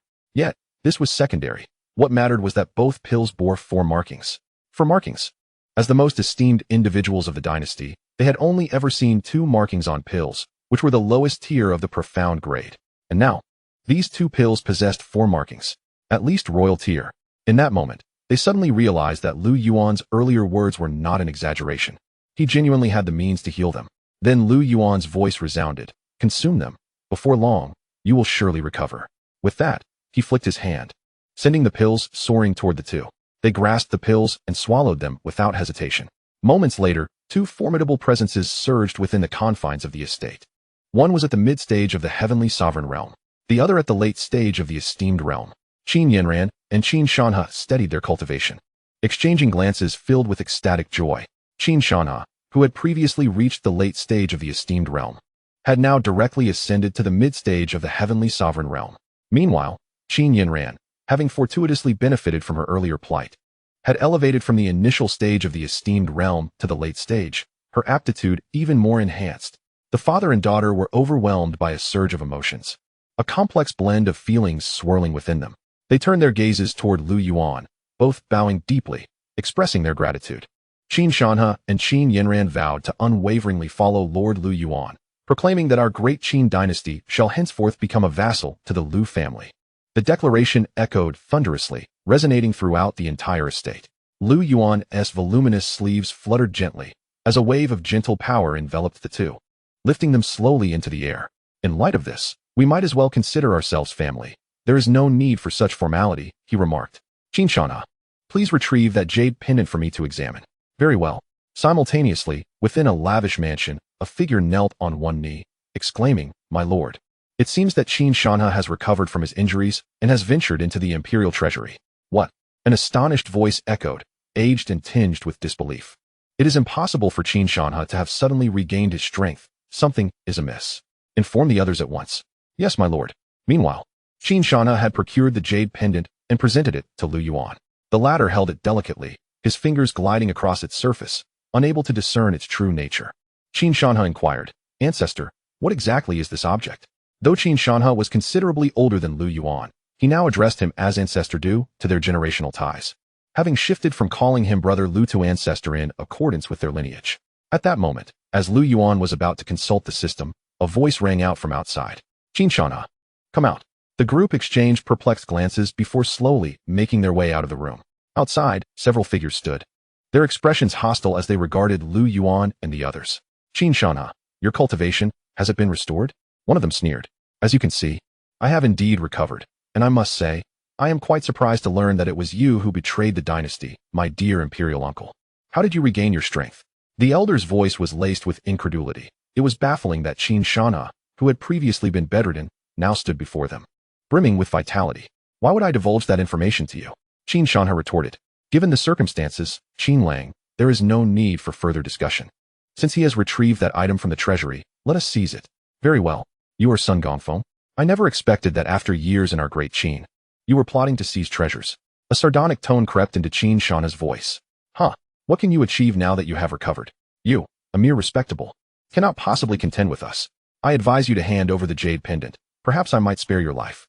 A hoarse voice proclaimed, dripping with arrogance, demanding Qin Xuanhuang surrender the artifact to ensure his survival. "Oh, the jade pendant you speak of? Is this what you mean?" Lu Yuan interjected with a light chuckle as he tossed the pendant into the air, catching it effortlessly, amusement dancing in his eyes as he observed the group. "Is that the helper you summoned?"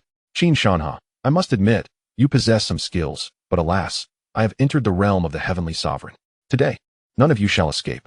As he spoke, he revealed his cultivation level, early heavenly sovereign. A palpable pressure surged forth as a gust of wind swirled, stirring up clouds of dust. Lang and his companions were unaware that the figure before them was Lu Yuan, although they had heard his name. They were unfamiliar with his visage. Had they known it was Lu Yuan, they would have fled in terror, their hearts pounding with dread. Who do you represent? Arriving in Great Qin, and do you understand the significance of this artifact? Lu Yuan mocked, his voice dripping with derision. You are on the brink of death. So allow me to enlighten you. I am a member of the Blood Sun sect from Qianzhou, and as for the jade pendant's significance, you are not worthy to know.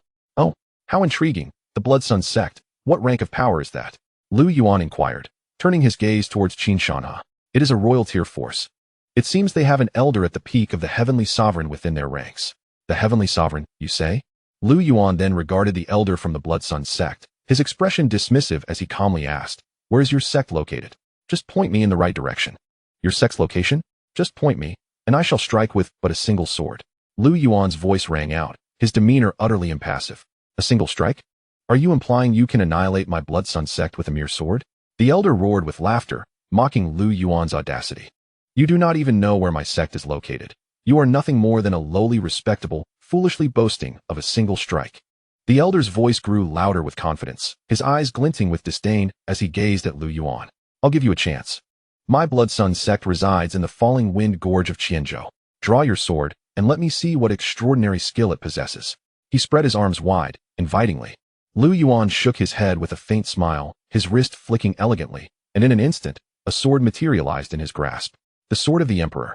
The onlookers turned to gaze, unable to discern its true rank, perceiving it as ordinary yet imbued with an ancient, weathered aura. Qianzhou, falling wind gorge. Lu Yuan murmured to himself, well aware of the location from his extensive travels in Qianzhou, though he had never heard of the Blood Sun sect. Indeed, back then, he had merely been a fledgling at the Yuan Shun level, while the Blood Sun sect was a royal tier force with a heavenly sovereign presiding over it. The two were not of the same caliber. How could he have crossed paths with them? However, now, Lu Yuan remained composed, wielding the sword of the Emperor, channeling his post-saint level cultivation. In an instant, the atmosphere shifted dramatically. A foreboding aura enveloped the entirety of the Great Qin imperial city, a suffocating dread settling in the hearts of all present. What is happening? What is this overwhelming pressure? Is it a heavenly sovereign? Or a half-saint? Gasps of horror echoed through the imperial city as some speculated, their faces pale with fright, unable to fathom a saint's presence in the Great Qin.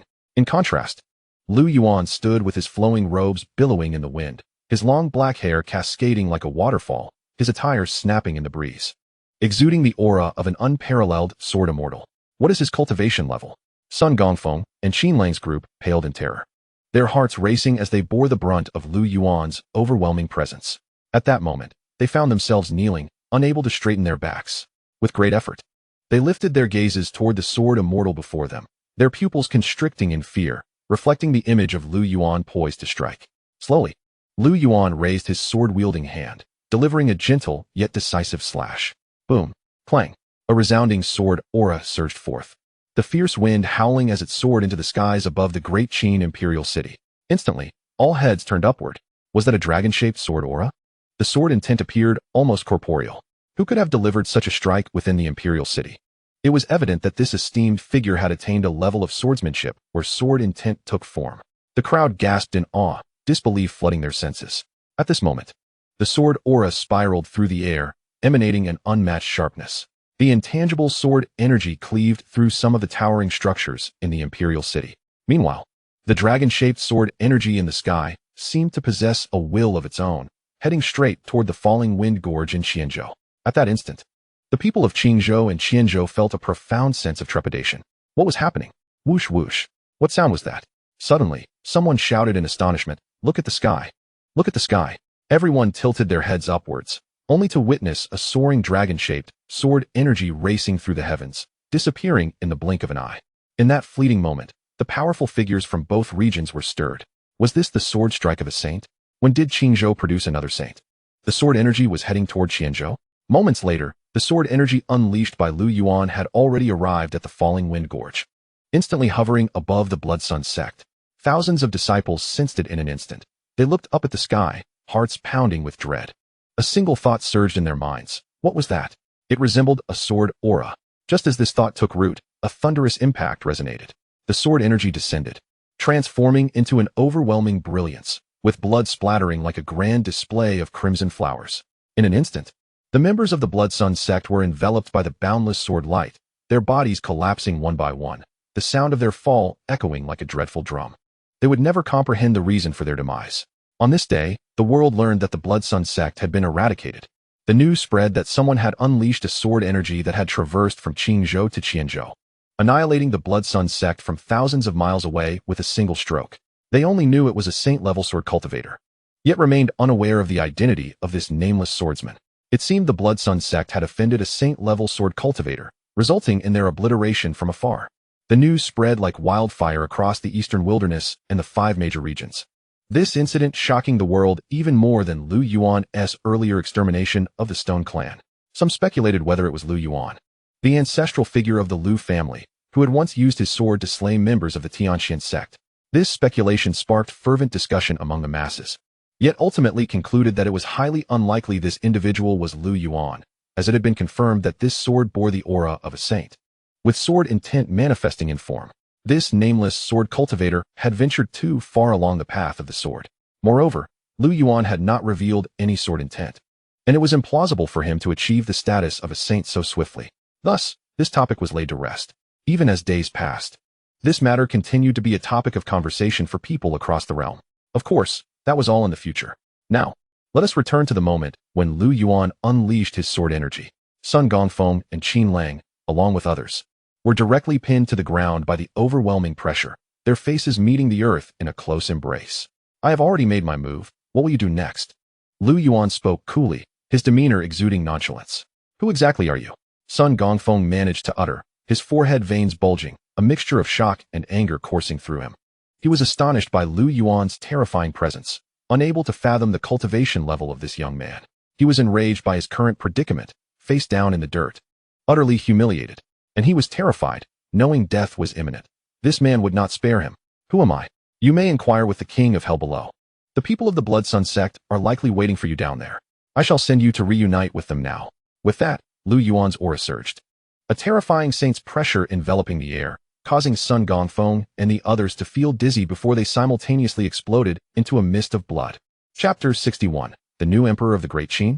The Holy Dynasty of the Great Qin.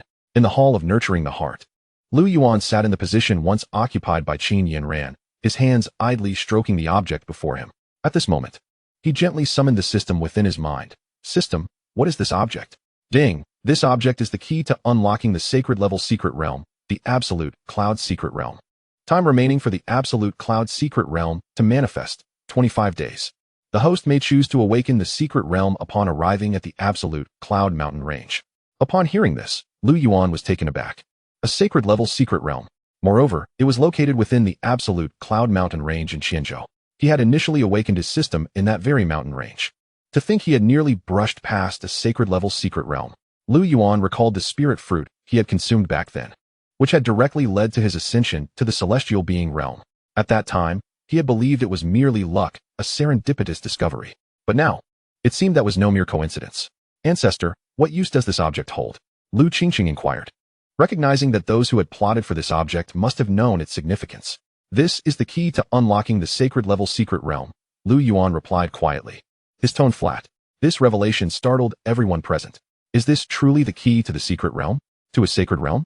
At that moment, aside from Lu Qingqing, the others found it hard to believe. Qin Yanran and Qin Xuanhuang were equally astonished, their hearts racing with a mix of confusion and fervor. They had never imagined that this seemingly inconsequential jade pendant was the key to a sacred-level secret realm. Ancestor, where is this secret realm located? Lu Ningyue's voice broke the silence, prompting everyone to turn their attention to Lu Yuan for clarification. In Qianzhou, the Absolute Cloud Mountain Range. 3 days later, within the Lu family, Lu Yuan remained in the Hall of Celestial Path, meditating. Meanwhile, outside, within the Great Qin dynasty, a proclamation echoed throughout the land. The Great Qin Empress had been replaced. Qin Yanran abdicated the throne, and Lu Qingqing ascended to power. As soon as this news broke, it ignited a frenzy across the entire dynasty. Countless individuals speculated, who is Lu Qingqing? How could she inherit the throne? Soon after, further news emerged. Qin Xuanhuang had recovered from a serious illness and ascended to the celestial venerable realm. Lu Qingqing was a descendant of the Lu family. The long-lost offspring of Qin Xuanhuang, father and daughter had finally reunited, leading to the transition of the throne. Lu Qingqing successfully passed the bloodline test, and entered the imperial tomb. The previous empress of the Great Qin, Qin Yanran, announced that the Great Qin dynasty would become a vassal of the Liu family. The Great Qin dynasty was renamed, no longer bearing the suffix of dynasty, now called the Holy Dynasty of the Great Qin. The numerous announcements left the populace in shock, their faces pale with disbelief. First, Qin Shanha's ascension to the celestial venerable realm meant that the Great Qin dynasty was no longer an ordinary venerable level power, no longer a low-tier royal force. Next was Liu Qinsheng. To outsiders, Qin Shanha's discovery of an heir was inconsequential, yet the shocking revelation was that Liu Qinsheng belonged to the Liu family. Finally, the renaming of the dynasty to a holy dynasty. Such audacity! The Great Qin had no saints, yet they dared to name themselves as such. Other Taoist sects in Qinzhou were discontent upon hearing this, but dared not voice their objections. For the Great Qin was now a force under the banner of the Liu family. Former adversaries of the Great Qin now approached with lavish gifts to pay their respects. And they were all the most esteemed individuals from their respective sects. All of this was made possible by the Liu family. Liu Qinsheng was a descendant of the Liu family, and Qin Shanha's ascension to the celestial venerable realm was likely orchestrated by Liu Yuan, who was a semi-saint. Cultivating a celestial venerable was hardly a challenge for him. Moreover, the entire Great Qin had now been absorbed into the Liu family, bound to them inextricably. However, the name Holy Dynasty leaves the world perplexed. Is Liu Yuan truly a sage? The rumors circulating outside suggest that he is merely a half-saint. A far cry from a true sage, yet he dares to name his establishment as such. This reveals Liu Yuan's audacity and self-assurance. The Liu family has once again stirred up a tempest, sweeping across much of Qinzhou. Meanwhile, in the holy land of Wuj, within the Hall of Saints, Zhao Wuj embraces a voluptuous woman, savoring the reports from his subordinates. He muses to himself, "My brother Liu truly knows how to stir things up." At the same time, a thought crosses his mind. 3 days prior, that surge of sword energy reportedly emanated from the imperial capital of the Great Qin. And now, Liu Yuan has once again stirred the winds and clouds of Qinzhou 3 days later. This seems a tad too coincidental. Could it be that Brother Liu is indeed that nameless sword cultivator of the Holy Realm? Upon contemplating this, Zhao Wuj abruptly releases his embrace, feeling that the beauty in his arms has lost her allure. If Liu Yuan truly is a sage, then he stands in stark contrast to his so-called brother. He is merely at the early stage of a venerable, soon to advance to the mid-stage, while the world equates him with Liu Yuan, who has already ascended to the Holy Realm. The disparity is quite significant. Zhao Wuj furrows his brow and promptly heads to the Tianzi cultivation chamber within his sect, disregarding the pleas and entreaties of the dozens of beautiful women in the hall. With a resolute gaze and steady steps, he thinks to himself, "What fun can women provide? If I do not cultivate, I will be left far behind by Brother Liu." As he strides forward, he suddenly halts, reaching for his waist. Ouch! Why does it hurt a bit? Meanwhile, in the outside world, the Liu family's recent actions in the Great Qin imperial capital have aroused suspicions among the discerning. Many are aware that the sword energy from 3 days ago shot up from the imperial capital of Great Qin, and now the Liu family resurfaces. Coupled with Liu Yuan's penchant for causing trouble, gasp. The crowd inhales sharply. Could that nameless sword cultivator truly be the ancestor of the Liu family, Liu Yuan? Is Liu Yuan genuinely a sage? In that moment, countless rumors take flight, and those with fiery tempers even resort to fighting over the matter. Concurrently, within the Liu family's hall of heavenly Tao, Liu Yuan brews a cup of enlightenment tea. After sipping the tea, he slowly settles into the chair of heavenly Tao and reviews his personal panel. Host, Liu Yuan. Realm, late-stage sage. Talent, unparalleled in the ages. Physique, chaotic immortal body. Fortune value, 633333.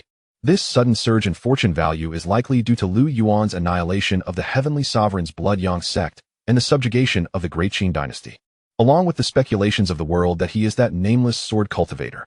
The destruction of powers, the elevation of family prestige, and fame all contribute to gaining fortune value, and the members of the Liu family are also gradually enhancing their cultivation, providing Liu Yuan with a continuous influx of fortune value. At this moment, the system's melodious voice suddenly resonates in Liu Yuan's mind. Beep. Congratulations to the host for capturing a faction for the first time. Reward. Chapter 62, Fortune Golden Dragon. Beep. Congratulations to the host for capturing a faction for the first time. Reward. Continuous Fortune Immortal Map. The mechanical voice of the system echoes in Liu Yuan's mind, causing him to shudder. Continuous Fortune Immortal Map?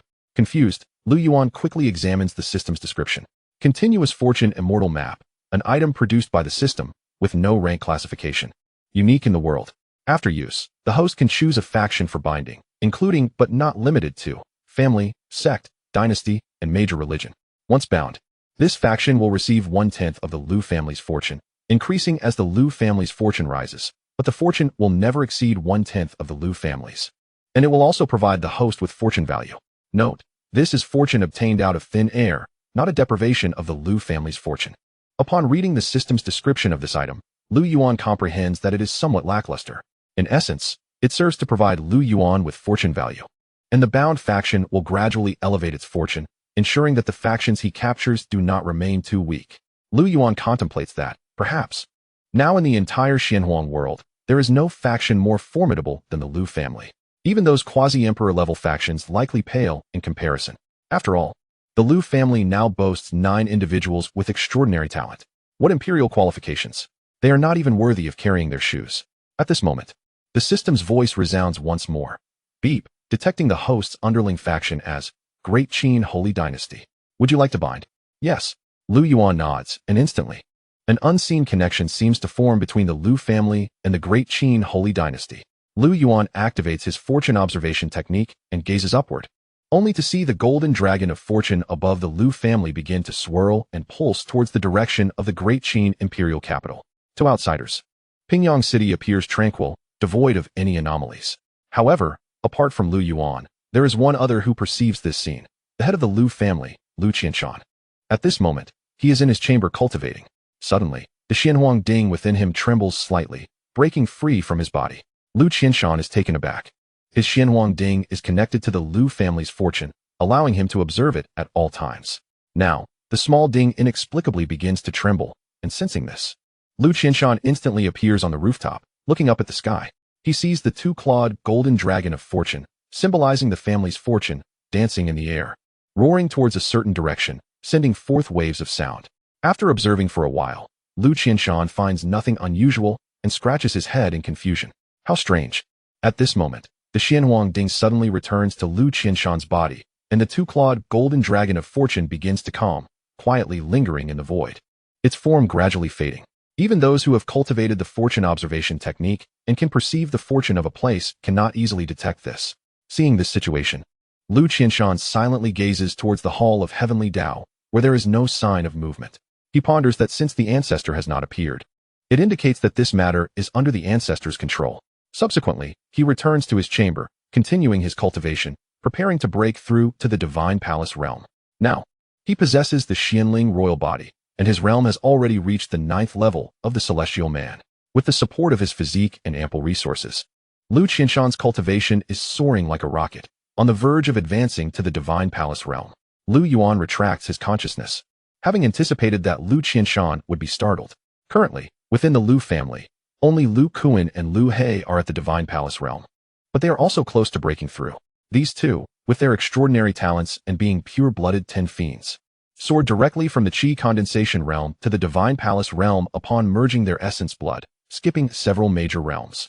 However, their cultivation has not been as diligent, resulting in their current state of barely reaching the 8th level of the Divine Palace realm. Meanwhile, Liu Yin and the others have been steadily entering the Celestial Man realm. The present Liu family can be described in one word: thriving. With such thoughts, Liu Yuan's gaze turns towards the Great Qin imperial capital, and with his sage-level cultivation, he effortlessly covers the entire Great Qin with his divine sense. At this moment, within the imperial capital, Liu Qingcheng is filled with astonishment. Gazing up at the golden 1-clawed dragon of fortune in the sky, her expression dazed and bewildered. Just moments ago, that 1-clawed golden dragon was merely an ordinary golden jiaolong. And even earlier, it was not a jiaolong at all, but simply a massive golden python. It was only after she ascended to the position of Empress of the Great Qin that it evolved into a jiaolong. Yet now, it has undergone yet another transformation. She had just witnessed the astonishing sight of the previous 2-clawed jiaolong sprouting an additional claw in an instant, transforming directly into a 5-clawed jiaolong, which then began its evolution, shedding its mortal form to become a true dragon, now manifesting as a 1-clawed golden dragon. Indeed, a genuine 1-clawed dragon. Liu Qingxing pondered deeply, unable to comprehend the implications of this occurrence, for it far exceeded her understanding. In her previous life, although she was an empress, she had never encountered such a phenomenon. What could this signify? Was the fortune of the Great Qin ascending? Yet it seemed rather implausible for such rapid progression to occur within mere days. transforming from a python to a jiaolong, and then to a golden dragon. As the embodiment of the human emperor, now serving as the empress of the Great Qin, she was naturally capable of observing the fortunes of her realm. Lu Qinsheng retrieved the human emperor seal and the human emperor jade seal from within her. The human emperor seal, birthed from her own essence, was now continuously growing stronger after she became the empress. She had harnessed the national fortune to amplify it to the size of a fist. Now, the human emperor seal appeared even more extraordinary, rather than merely increasing in size. It had become more exquisite. Enriched by the national fortune, a true dragon had appeared upon it, vividly depicting a single claw. As Lu Qinsheng gazed at the human emperor jade seal, she noticed that, due to the enhancement of national fortune, it too had transformed. The human emperor jade seal was 4 inches square, resting upon a square base, with a dragon coiled above it. Previously, a jiaolong had been entwined atop it, but now, it was indeed a genuine one-clawed dragon. A ripple of emotion stirred within Lu Qinsheng's beautiful eyes. She felt an indescribable sensation. A hunch that this matter was likely connected to her ancestor. Suppressing her complex feelings, Lu Qinsheng commenced her cultivation. For the human emperor body could utilize the national fortune for its practice. Moments later, she opened her eyes, astonished to find her cultivation speed had multiplied several times over. Within the Lu family, at the Hall of Heavenly Tao, Lu Yuan retracted his consciousness. A hint of confusion etched upon his brow as he murmured, "Has the fortune of the Lu family reached the level of a one-clawed golden dragon?" He produced the key to the secret realm of absolute clouds, contemplating whether this realm had any restrictions regarding cultivation levels or time limits. Once the secret realm was opened, it would surely attract the attention of the entire eastern wilderness. If there were no restrictions on cultivation levels or time, what would the consequences be? Countless saint-level forces would undoubtedly descend to vie for the secret realm. The entire eastern wilderness could plunge into chaos. After all, this was a saint-level secret realm. Chapter 63. The emergence of the secret realm of absolute clouds. System. What limitations are imposed upon the secret realm of absolute clouds? Lu Yuan silently called upon the system within his mind. Ding, the secret realm of absolute clouds is a saint-level realm, with a time limit for activation, 7 days. Cultivation level restriction, maximum of saint, below grand saint. 7 days? Maximum of saint? Lu Yuan's pupils contracted, a wave of frustration washing over him. Below grand saint. What difference does that make to having no restrictions at all? The secret realm of absolute clouds is the burial place of the absolute cloud saint from tens of thousands of years ago. Within the secret realm lies the absolute cloud medicinal garden, along with numerous ferocious beasts, and the greatest opportunity is the inheritance of the saints. Upon hearing the system's voice again, Lu Yuan furrowed his brow. If this secret realm serves as a place of inheritance, why did absolute cloud not set the level restriction below that of the saints? How could even saints gain entry? Something was amiss. Lu Yuan contemplated. This was exceedingly peculiar. According to the system, this secret realm had never before manifested, so why had absolute cloud arranged it for 10,000 years hence? If the inheritance of the saints was the greatest opportunity, why would saints have access to it? Did saints still require the inheritance of other saints? Absolute cloud. Is it? I shall see what you intend to do. Lu Yuan ceased his musings, his gaze deepening, suddenly recalling that he had not visited the Misty Mountain range in quite some time. Once this matter regarding the secret realm concludes, it would be time to relocate. He awaited the awakening of the heavenly Tao, curious to know how it would perceive the fortunes of the Lu family and these extraordinary individuals. Lu Yuan found himself somewhat eager for the outcome. Subsequently, Lu Yuan rose slowly and walked outside, his consciousness enveloping the Lu family, while his voice resounded in the ears of all. In 1 hour, the saint-level secret realm will manifest in Xianzhou. Everyone shall remain within the clan. Lu Kuan, Lu He. Accompany me. With that, Lu Yuan whisked away the 2 demons, vanishing from the clan. The members of the Lu family were immediately engulfed in confusion, filled with astonishment and uncertainty. A saint-level secret realm? It would appear in Xianzhou in 1 hour? Why did the ancestor command us to remain within the clan? Their expressions reflected shock, and their hearts were rife with questions. The ancestor's decision was to be obeyed without question. In the imperial capital of the Great Qin, Lu Yuan brought the 2 demons to this place, where the highest cultivation levels of the Lu family were now Lu Kuan and Lu He. As for Gu Yao, he was still engrossed in researching the true essence of alchemy. Lu Yuan had come here to bring Qin Yanran along, as she was at the late stage of the honorable level, making her an ideal companion for the secret realm, a chance to hone her skills. Meanwhile, Qin Shanha, though possessing the cultivation of a heavenly sovereign, would not be taken along, as he was still stabilizing his level. Having directly broken through from the late honorable stage to the mid-heavenly sovereign stage, necessitating further refinement. Several of Xianxia's wives had passed away due to various reasons, leaving him with only one spouse. His offspring consisted solely of Qin Yanran and Lu Qingqing. Presently, he was wary of allowing the third elder of the Lu family to suffer any grievances, for such matters could easily turn against him. Lu Yuan stepped lightly and directly entered, thus appearing within Qin Yanran's chamber. Upon the sudden appearance of someone in her room, Qin Yanran was taken aback, but upon recognizing the visitor, she immediately relaxed her guard. Observing the strikingly handsome man before her, she quickly rose to her feet, her cheeks flushed, and bowed with cupped hands. Yanran greets Lord Lu Yuan. Come with me to the saint-level secret realm. Senior Lu, are you about to activate the secret realm? Indeed. My father is still refining his level. There is no need to bring him along. In Xianzhou, at the absolute Cloud Mountain range, Lu Yuan stood in the void with one woman and two demons, gazing down below. He had spent 2.5 years in that very place. At that moment, a questioning voice suddenly broke the silence. Boss, isn't this the place we stayed at before? Lu Kuan inquired, looking toward Lu Yuan. Indeed. This is the absolute Cloud Mountain range, the very place we once called home, Lu Yuan replied. Upon hearing this, Qin Yanran glanced sideways, her thoughts stirring. Had Lord Lu Yuan truly lived here? As the words fell, Lu Yuan produced the key to the secret realm of absolute clouds, a jade pendant. Go. A soft whisper escaped Lu Yuan's lips, and the jade pendant transformed into a streak of light, racing toward the depths of the mountain range. Simultaneously, the entire mountain began to tremble, and an ancient, profound aura permeated the air. Countless powerful beings were stirred, raising their heads in unison, directing their gazes toward the absolute Cloud Mountain range. A secret realm is manifesting? That direction is the absolute Cloud Mountain range? This aura, could it be the saint-level secret realm? Hurry and summon the saint ancestors. At that moment, the entire Qianzhou trembled, and within a mere quarter of an hour, the news of the saint's secret realm emerging spread like wildfire throughout the entire province. Countless individuals flocked to the Juyan mountain range, eager to uncover the truth. After all, according to the rumors, this was the saint's secret realm, surely brimming with opportunities for breakthroughs in cultivation. Who among them did not harbor thoughts of seizing a fortuitous chance? A saint-level secret realm, to them, seemed to be a veritable treasure trove of opportunities.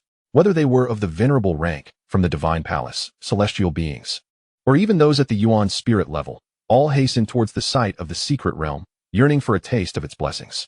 If they could not partake of the meat, surely they could savor a sip of the broth, could they not? At that juncture, several voices resonated through the heavens and earth, sending tremors of alarm through the hearts of the multitude. What business do you, people of Qingzhou, have in our Qianzhou? The secret realm is manifest, open to all. A derisive tone followed. Since the secret realm has appeared in Qianzhou, it belongs to us. Those from the other great provinces, leave at once, or face annihilation. Truly, the arrogance of the second-ranking province in the eastern wilderness was palpable. Which power do you, the saint of Qianzhou, represent? Pray reveal your name. Do you think you are worthy to know my name? The speaker continued. You wait for me. I hope I do not encounter you within the secret realm. As the dialogue concluded, the crowd stood agape, disbelief etched across their faces. Had a saint just conversed from afar? 3 distinct voices had been heard, one from a saint of Qianzhou, and 2 from other great provinces. Although the saint of Qianzhou had declared that outsiders were unwelcome, it appeared that few were deterred. Do you not know my origins? Someone mused. Moreover, with 2 other saints opposing, every province in the eastern wilderness boasted its own saint-level power. Could Qianzhou truly contend with the other 4 provinces? With this thought, the crowd quickened their pace. Deep within the Juyan mountain range, Lu Yuan and his companions stood before the entrance of the secret realm. Upon the vast luminous screen above the gate were inscribed several lines of text. The Juyan secret realm will manifest for 7 days. All below the great saint rank may enter. May you all seize your fortunes, and may the fated inherit the legacy of this saint. Lu Yuan gazed at the inscription, lost in profound contemplation. Chapter 64, Entering the Secret Realm. Within the Juyan mountain range, shadows flitted about as terrifying auras surged and receded. In a brief span, a throng of cultivators gathered, and a cursory glance revealed that even the weakest among them possessed Yuan spirit-level cultivation.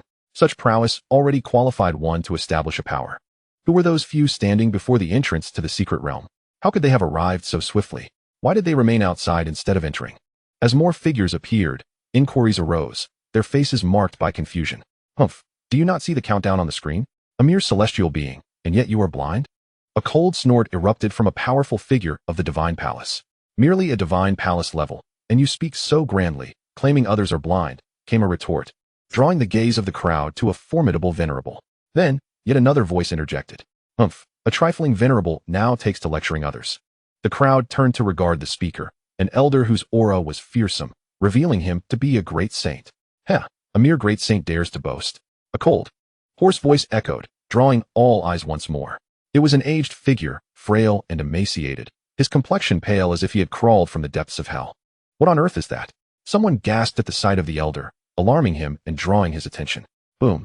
The person was instantly obliterated by a wave of the elder's aura, a chill of death sweeping through the area, leaving the crowd aghast and drenched in cold sweat. Fear gripped their hearts, and they exchanged glances, too terrified to utter a sound. Was he a saint? This was what a saint was like, terrifying beyond measure. A single aura had caused the divine palace power to explode. Do not provoke him. Do not provoke him. This individual is too fearsome. In an instant, thoughts of trepidation surged within the crowd, their eyes betraying their astonishment. Just then, a casual voice resonated across the expanse. Old withered tree, you remain as domineering as ever. As the words fell, a middle-aged man appeared, radiating violet light, clad in luxurious purple garments, a gentle smile gracing his features as he regarded the elder. Xianxia, you two have arrived. Lingzhou is not close to here. Are you weary? Shall I offer you hospitality? The withered saint's gaze fixed intently on Xianxia. His voice raspy and peculiar. No need for your concern. The secret realm is about to open. Old ghost, do not perish within. Such arrogance. Even if all of you were to die, I would still survive. Suddenly, the ground began to tremble, prompting the gathered cultivators to stabilize themselves with their powers. Meanwhile, peculiar waves of energy emerged from the secret realm, seemingly welcoming all. The secret realm has opened. The secret realm has opened. In an instant, the crowd surged forth like a fountain into the realm. Yuan and his companions observed from above, while several great saints lingered in the distance, seemingly in no rush to enter, sharing Yuan's intention to await further developments. As the throng of individuals began to dwindle, Yuan turned his attention to the saints. He noticed the earlier Xianxia smiling gently, stating, "Fellow Taoists, let us proceed together." No sooner had he spoken than the saints vanished, stepping directly into the secret realm. With an expressionless visage, Yuan, flanked by a woman and two demons, also entered the realm. As the world spun and shifted, Yuan opened his eyes to find himself standing in an immense, dense forest. Towering trees loomed overhead, numerous as blades of grass, while the roars of ferocious beasts echoed incessantly in his ears. It appeared to be a random teleportation. Alone, Yuan stood in place, while Qin Yanran and the other two had been sent elsewhere. However, given their cultivation levels, they should be safe from harm below the great saint rank. Strolling through the forest, Yuan found himself in the secret realm for the first time. How had this realm been established? He pondered. His thoughts momentarily disrupted as his divine sense expanded, only to halt abruptly. His divine sense was obstructed, leaving him to observe his immediate surroundings, but unable to probe further afield. Suddenly, a shout echoed ahead, causing Yuan to furrow his brow and hasten his steps. Before him, a young woman was fleeing in a panic, her face a mask of terror as she exerted every ounce of strength to escape. Behind her, a fearsome tiger pursued relentlessly. She was merely at the Yuan spirit level. How had she encountered a divine palace beast upon entering? Fortunately, her survival instincts had proven formidable. What a stroke of misfortune. She had intended to seize an opportunity, only to find herself ensnared in a perilous game of cat and mouse. Despair washed over Xianxia. Was she truly destined to perish like this? Feeling the rapid depletion of her true essence, Xianxia was engulfed by a wave of regret. Had she known, she would never have ventured into this secret realm. At merely 22 years of age, was she destined to leave this world? As she fled, her mind raced. And at that moment, she unexpectedly spotted a figure emerging ahead, clearly visible in its form. The young man, with raven hair and clad in a white robe, possessed an air of cold elegance and striking handsomeness, yet he appeared exceedingly young, perhaps even of a lower cultivation level than herself. To her astonishment, he was now walking towards her. Upon witnessing this, Xianxia's heart tightened. She could not be the cause of another's demise. Fellow cultivator ahead, run. There's a formidable beast of the divine palace realm behind us. Seeing Yuan standing motionless, she was momentarily taken aback. Why wasn't he fleeing? She had warned him. Fellow cultivator, what are you doing? If you don't hurry, you'll be devoured by the great tiger. As she spoke, she reached Yuan's side, her heart racing. Although he was incredibly handsome and had an ethereal presence, he seemed to lack common sense, having disregarded her repeated warnings. Xianxia considered Yuan, determined not to let him perish. Perhaps he had come because he heard her cries. She could not act so recklessly. Shaking off her thoughts, she made a move that even Yuan did not foresee. She attempted to lift him to escape. However, given that Lu Yuan was a sage, how could she possibly carry him? She struggled, yet he remained immovable. Wiping the sweat from her brow, she turned to glance behind, where a gigantic tiger, as massive as a small mountain, loomed ominously. "This is it. I'm done for," she muttered, trembling with fear. Meanwhile, Lu Yuan gazed at the approaching beast, his eyes gleaming with determination, a faint smile gracing his lips. With a mere flick of his finger, a sound akin to something collapsing echoed through the air. Boom! The beast lay lifeless on the ground, a blood hole between its brows, devoid of any breath. With a wave of his hand, Lu Yuan made the tiger's corpse vanish without a trace. Chapter 65, The Apothecary Garden. Having collected the carcass of the Divine Palace Realm tiger beast, Lu Yuan smiled faintly. Since there were so many beasts here, he might as well gather some wild game to take back to his clan. Thus, he continued on, oblivious to the fact that a certain individual remained rooted in place, utterly bewildered. At that moment, Xianxia stood frozen, her mind swirling with countless questions. What had just transpired? Had the tiger beast truly perished? How could this seemingly frail young man annihilate a Divine Palace Realm beast in an instant? What was his cultivation level?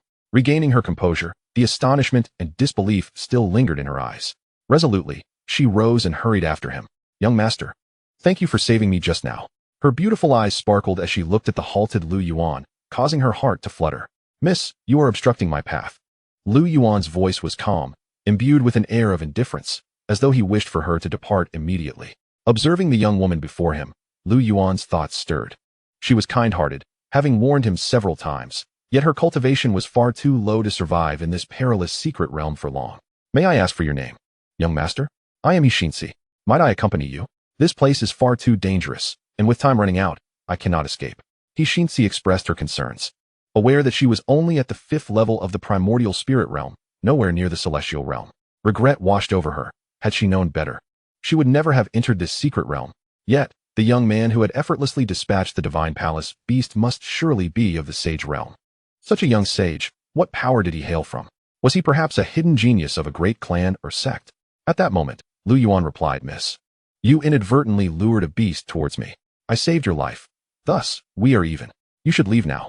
The path I came from is relatively safe."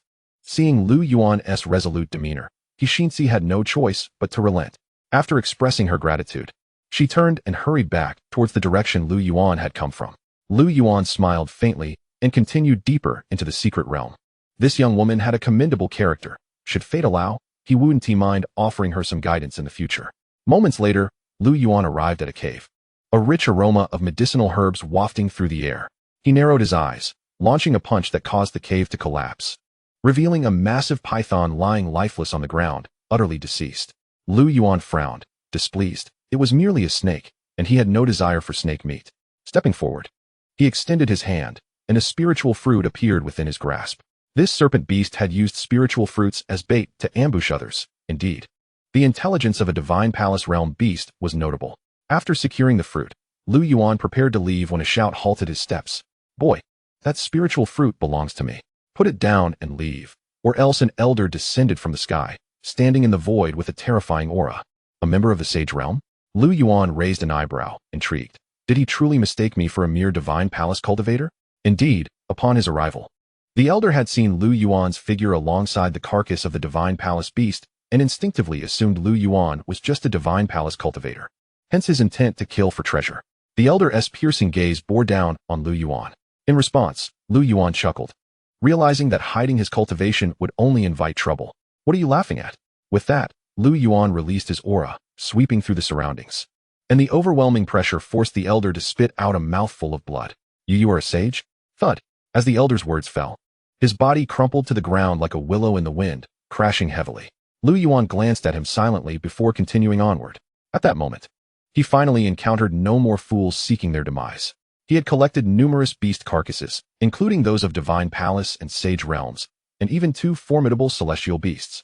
A short while later, Lu Yuan arrived at a bustling location, filled with voices and activity. "Is this the apothecary garden?" Lu Yuan frowned, realizing he had stumbled upon the apothecary garden of the renowned saint of absolute clouds, as mentioned by the system. Observing the astonishing aroma of the herbs, a thought crossed his mind.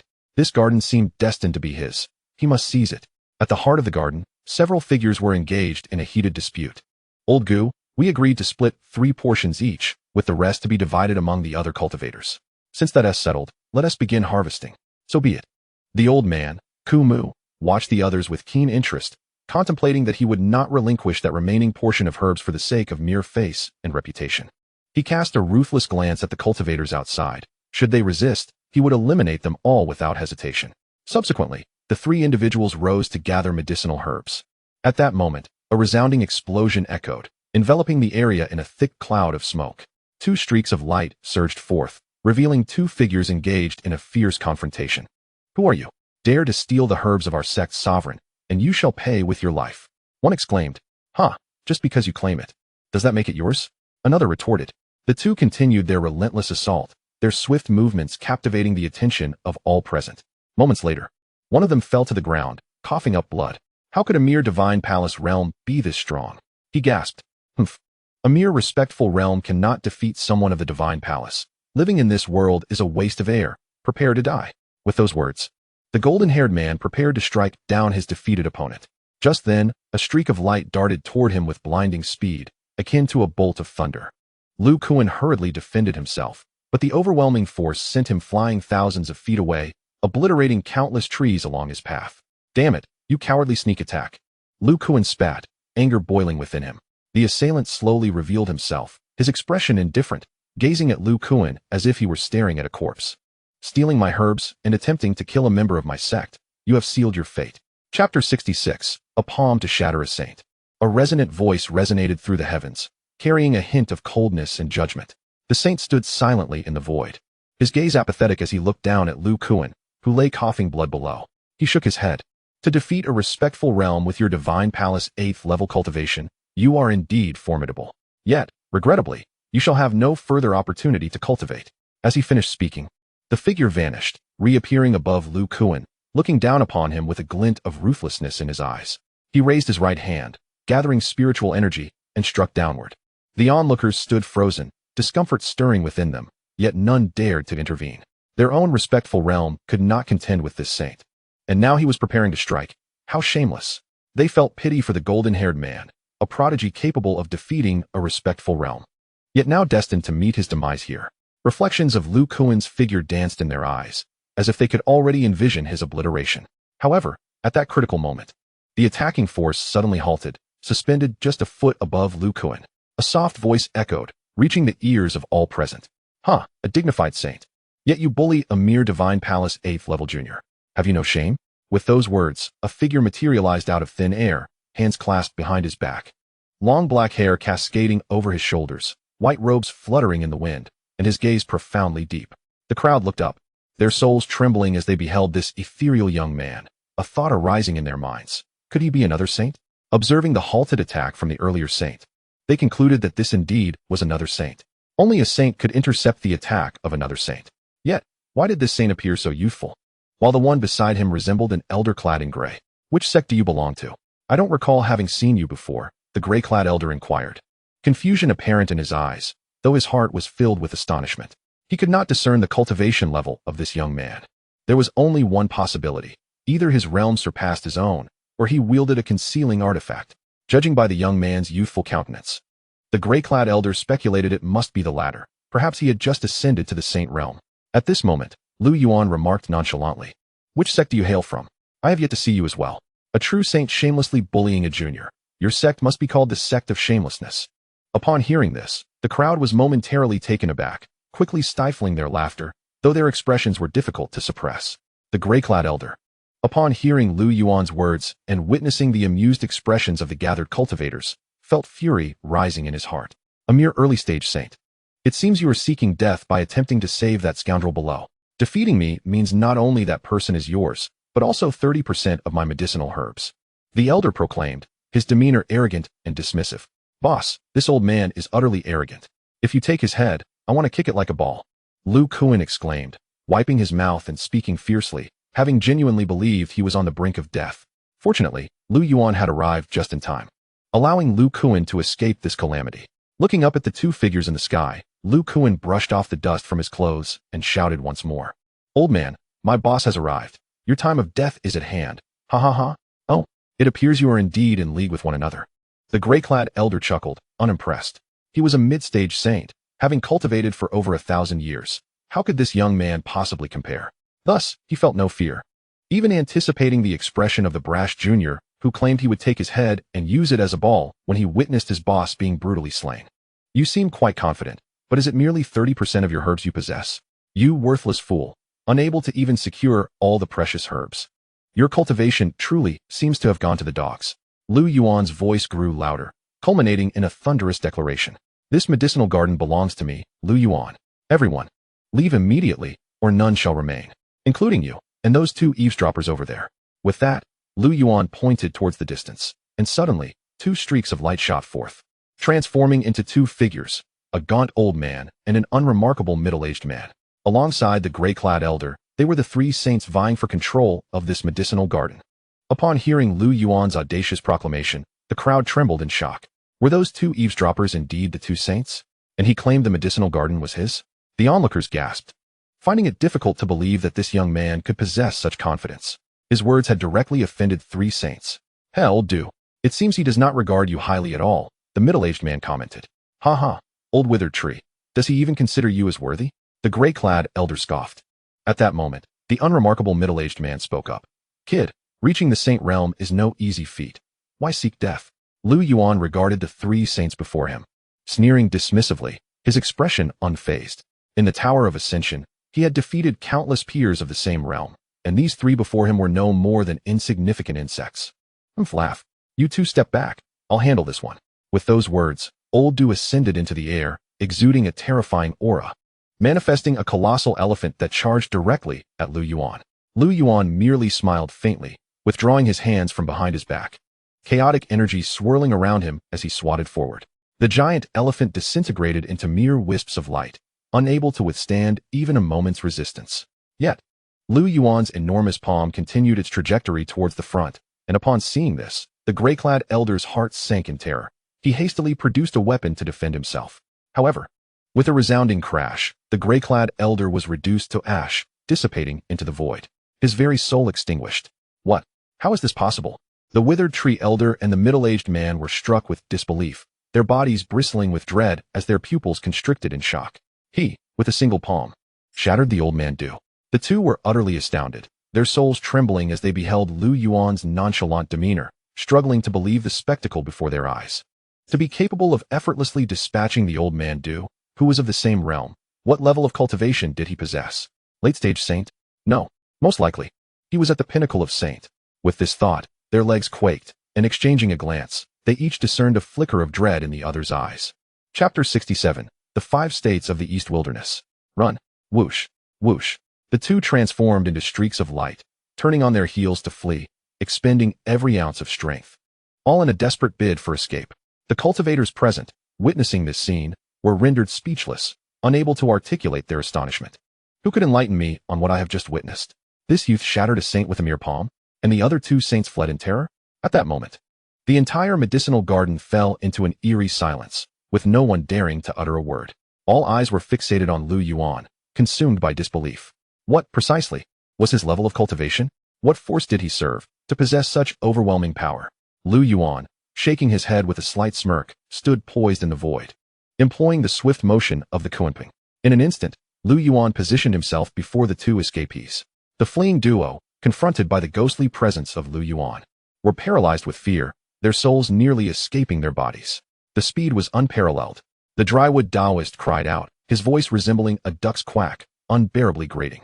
The three stood face to face, Lu Yuan's eyes filled with indifference. To him, these three were akin to mere grasshoppers, easily trampled. Meanwhile, the drywood Taoist and the middle-aged man were drenched in cold sweat, their garments thoroughly soaked. Friend Lu, would you spare us this once?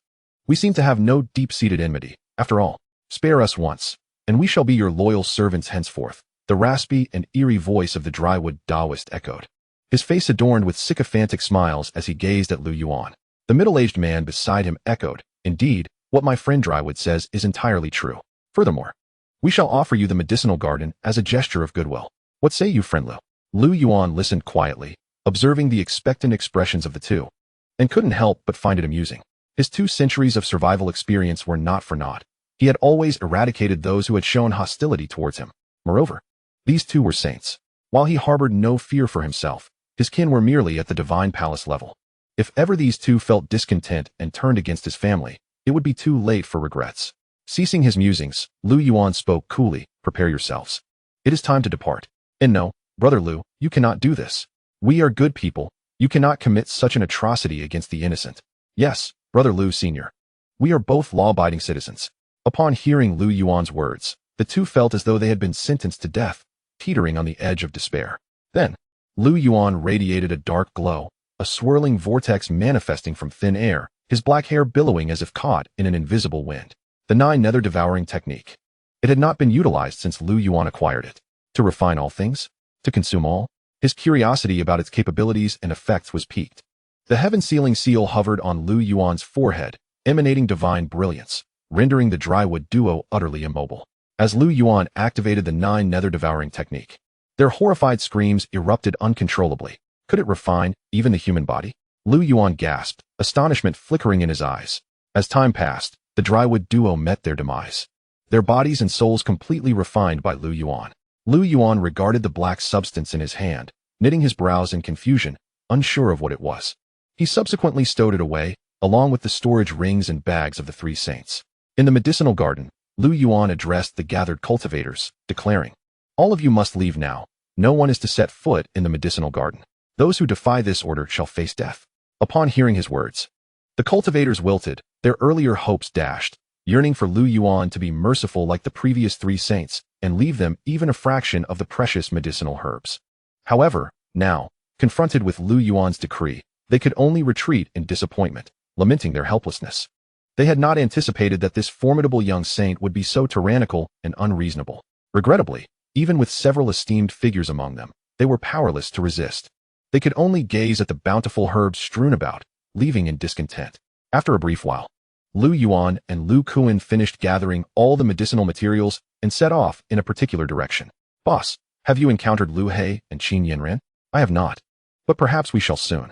Lu Yuan pondered, contemplating the vastness of this secret realm, where everyone was randomly dispersed.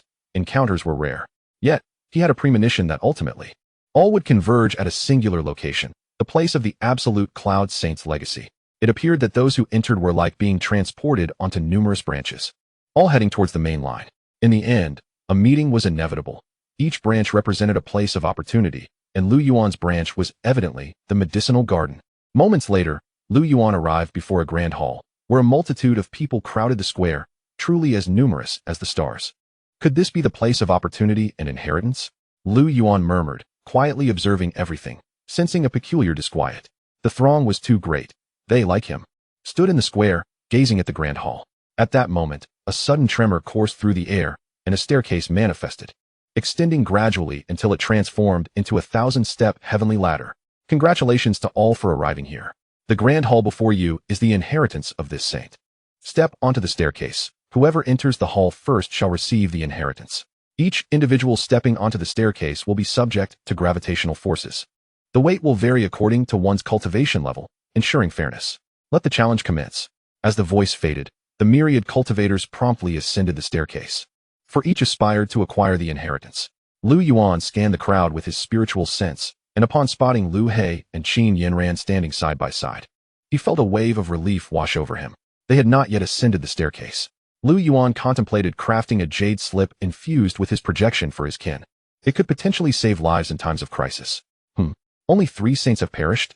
Scanning the area, Lu Yuan could not help but exclaim in surprise.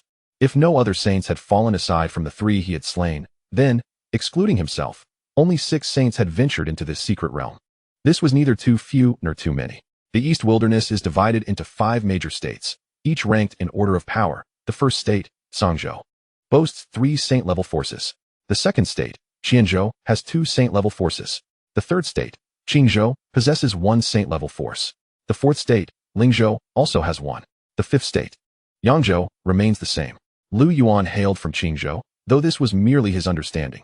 There could be hidden forces like the Stone Clan, unknown to the world. Moreover, there were also rogue saints, such as the Drywood Taoist. Thus, for this expedition into the secret realm, 6 saints, not counting Lu Yuan, was indeed a noteworthy number. After all, this was merely a saint-level secret realm, which held significantly less allure for those of the saint rank.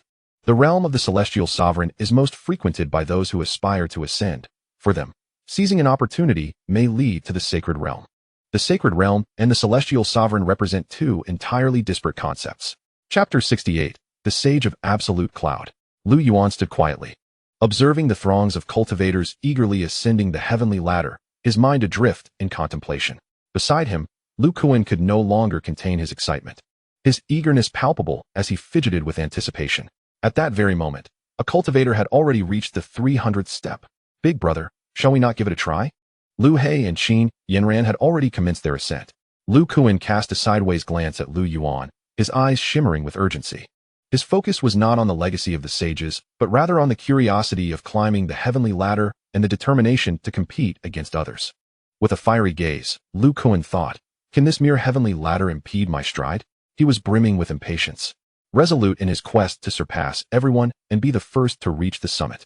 Lu Yuan cast a glance and replied with a smile, I shall ascend shortly. You may go ahead. All right. Upon hearing Lu Yuan's words, Lu Kuan dashed away. Lu Yuan stood with his arms crossed, exchanging glances with the three formidable sages in the distance. At that moment, a voice resonated, audible only to the four of them. This friend seems unfamiliar. You are not from Qianzhou, are you?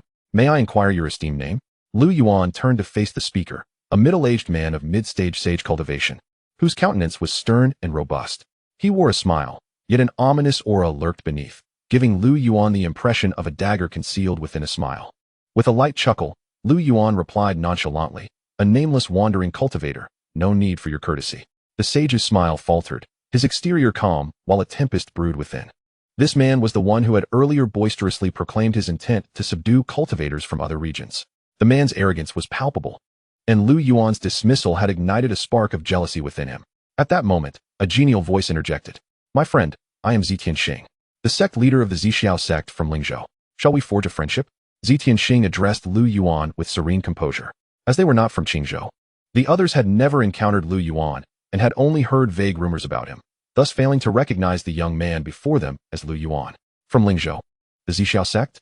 Lu Yuan mused internally, realizing that Lingzhou was the farthest from this place, and to his surprise, even those from Lingzhou had arrived. Moreover, it was the sect leader himself.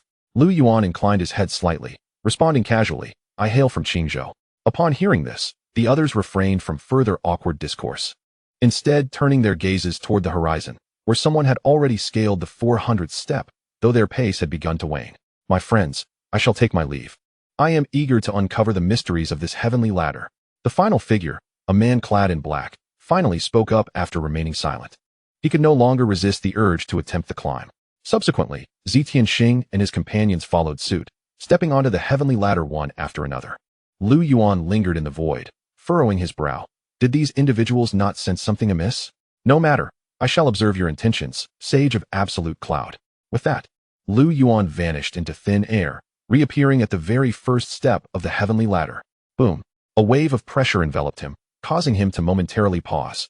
Yet his expression remained composed. Through his observations, he discerned that every 100 steps represented a distinct level.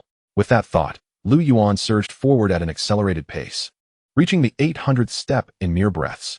He left all other cultivators in his wake, who stood dumbfounded, gazing at the silhouette ahead. Who is he? How can he ascend so swiftly? Does he not bear the gravity imposed by formations? The crowd erupted in astonishment, oblivious to Lu Yuan's identity.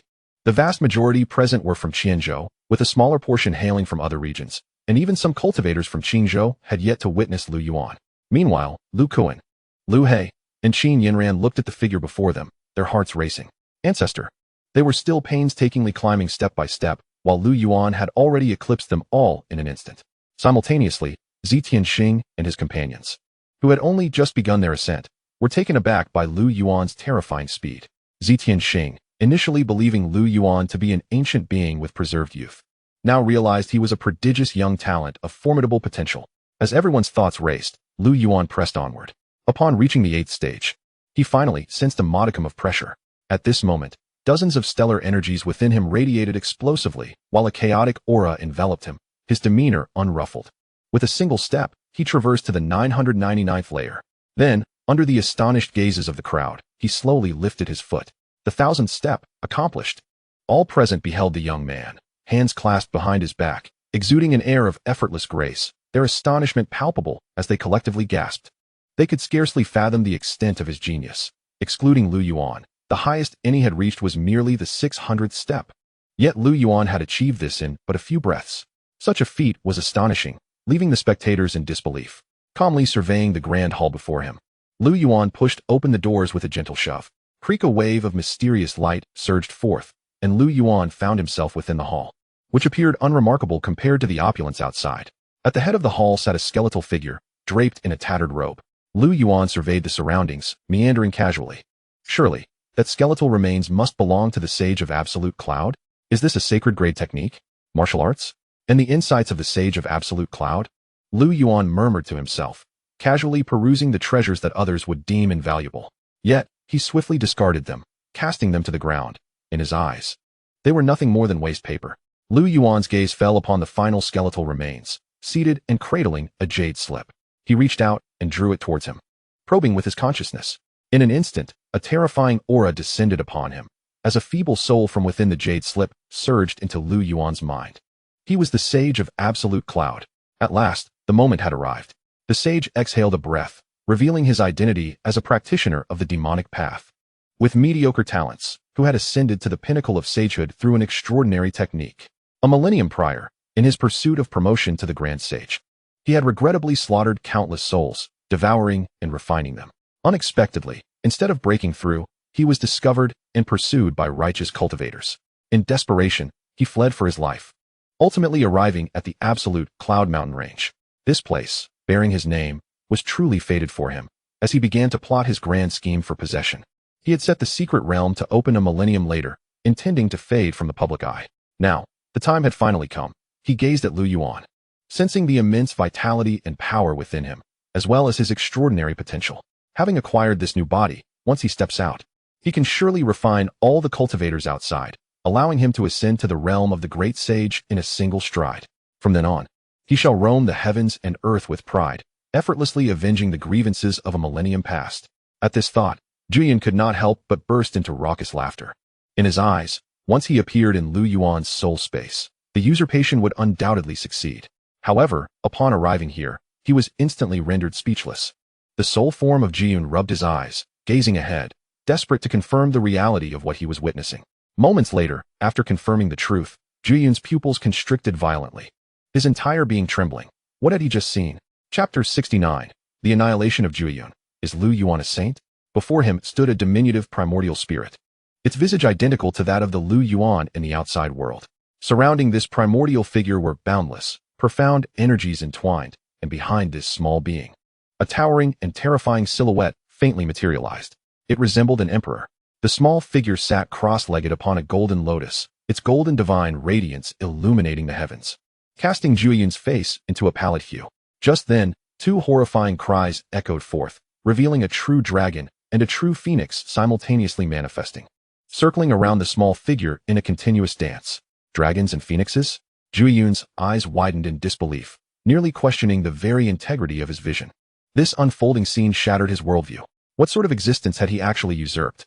Were those manifestations truly extraordinary phenomena?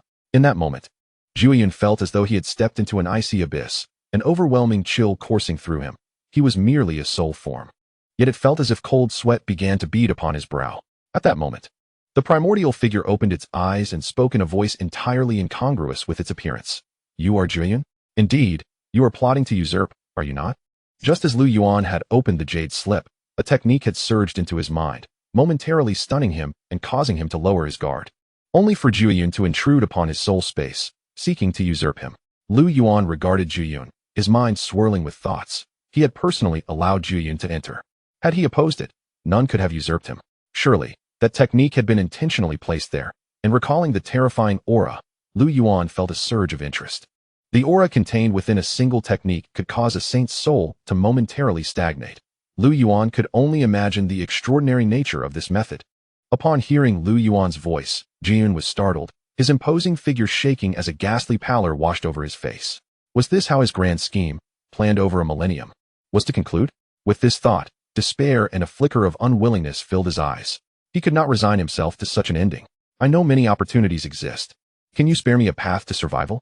Yuan spoke, his tone resolute, gazing at Lu Yuan, a hint of pleading in his expression.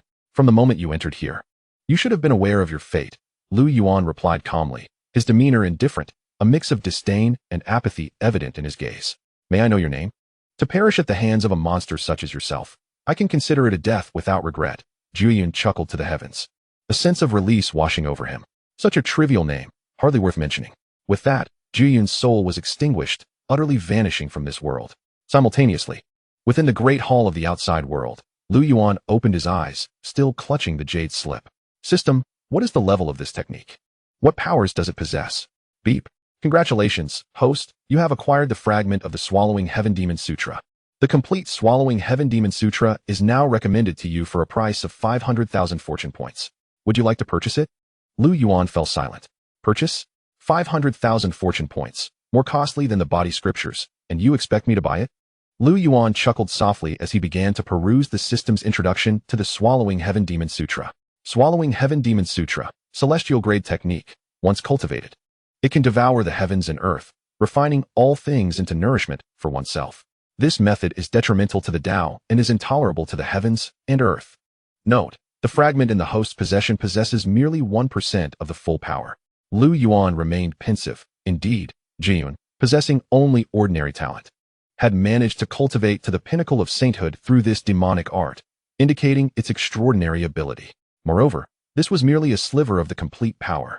Lu Yuan sighed, exhaling a breath of foul air, slowly rising to his feet, surveying the grand hall. He casually conjured a flame and stepped forth. Outside the grand hall, the crowd had already halted their movements. Lu Yuan had entered, and all efforts were in vain. They waited in silence for Lu Yuan's emergence. Just then, a voice cried out in astonishment, "He has come out." Everyone turned to look, and simultaneously, a tremendous sense of upheaval surged forth. The surrounding scenery began to fade. The secret realm was about to vanish. That individual had inherited the legacy of the Saint Yuan. At that moment, all were compelled to stabilize themselves through their cultivation. As the rules of the secret realm began to dissipate, sending people out one by one, Lu Yuan stood quietly, his gaze fixed upon Qin Yanran and the others. While his heart contemplated deeply, it appeared that this secret realm was destined to fade entirely, especially since he had directly set ablaze everything within the Great Hall, leading to this occurrence. Moments later, everyone found themselves within the Juyun mountain range. This secret realm expedition concluded, and Lu Yuan had gained some rewards, a vast medicinal garden and a fragment of the Swallowing Heaven Demon Sutra. As Qin Yanran and the others approached Lu Yuan, just as they were about to speak, they were interrupted by a voice. "Fellow cultivator, what did you obtain within the Grand Hall? Present it for us to see." The speaker was a saint, a cold and stern man, his expression mocking and his gaze unfriendly. "Oh, what do you intend?" Lu Yuan replied coolly, feigning indifference. At that moment, Xianxia stepped forward, positioning himself between the two, and spoke. "During our expedition in the secret realm, each relies on their own abilities, Brother Yan. You have overstepped." With a smile, he addressed the cold man.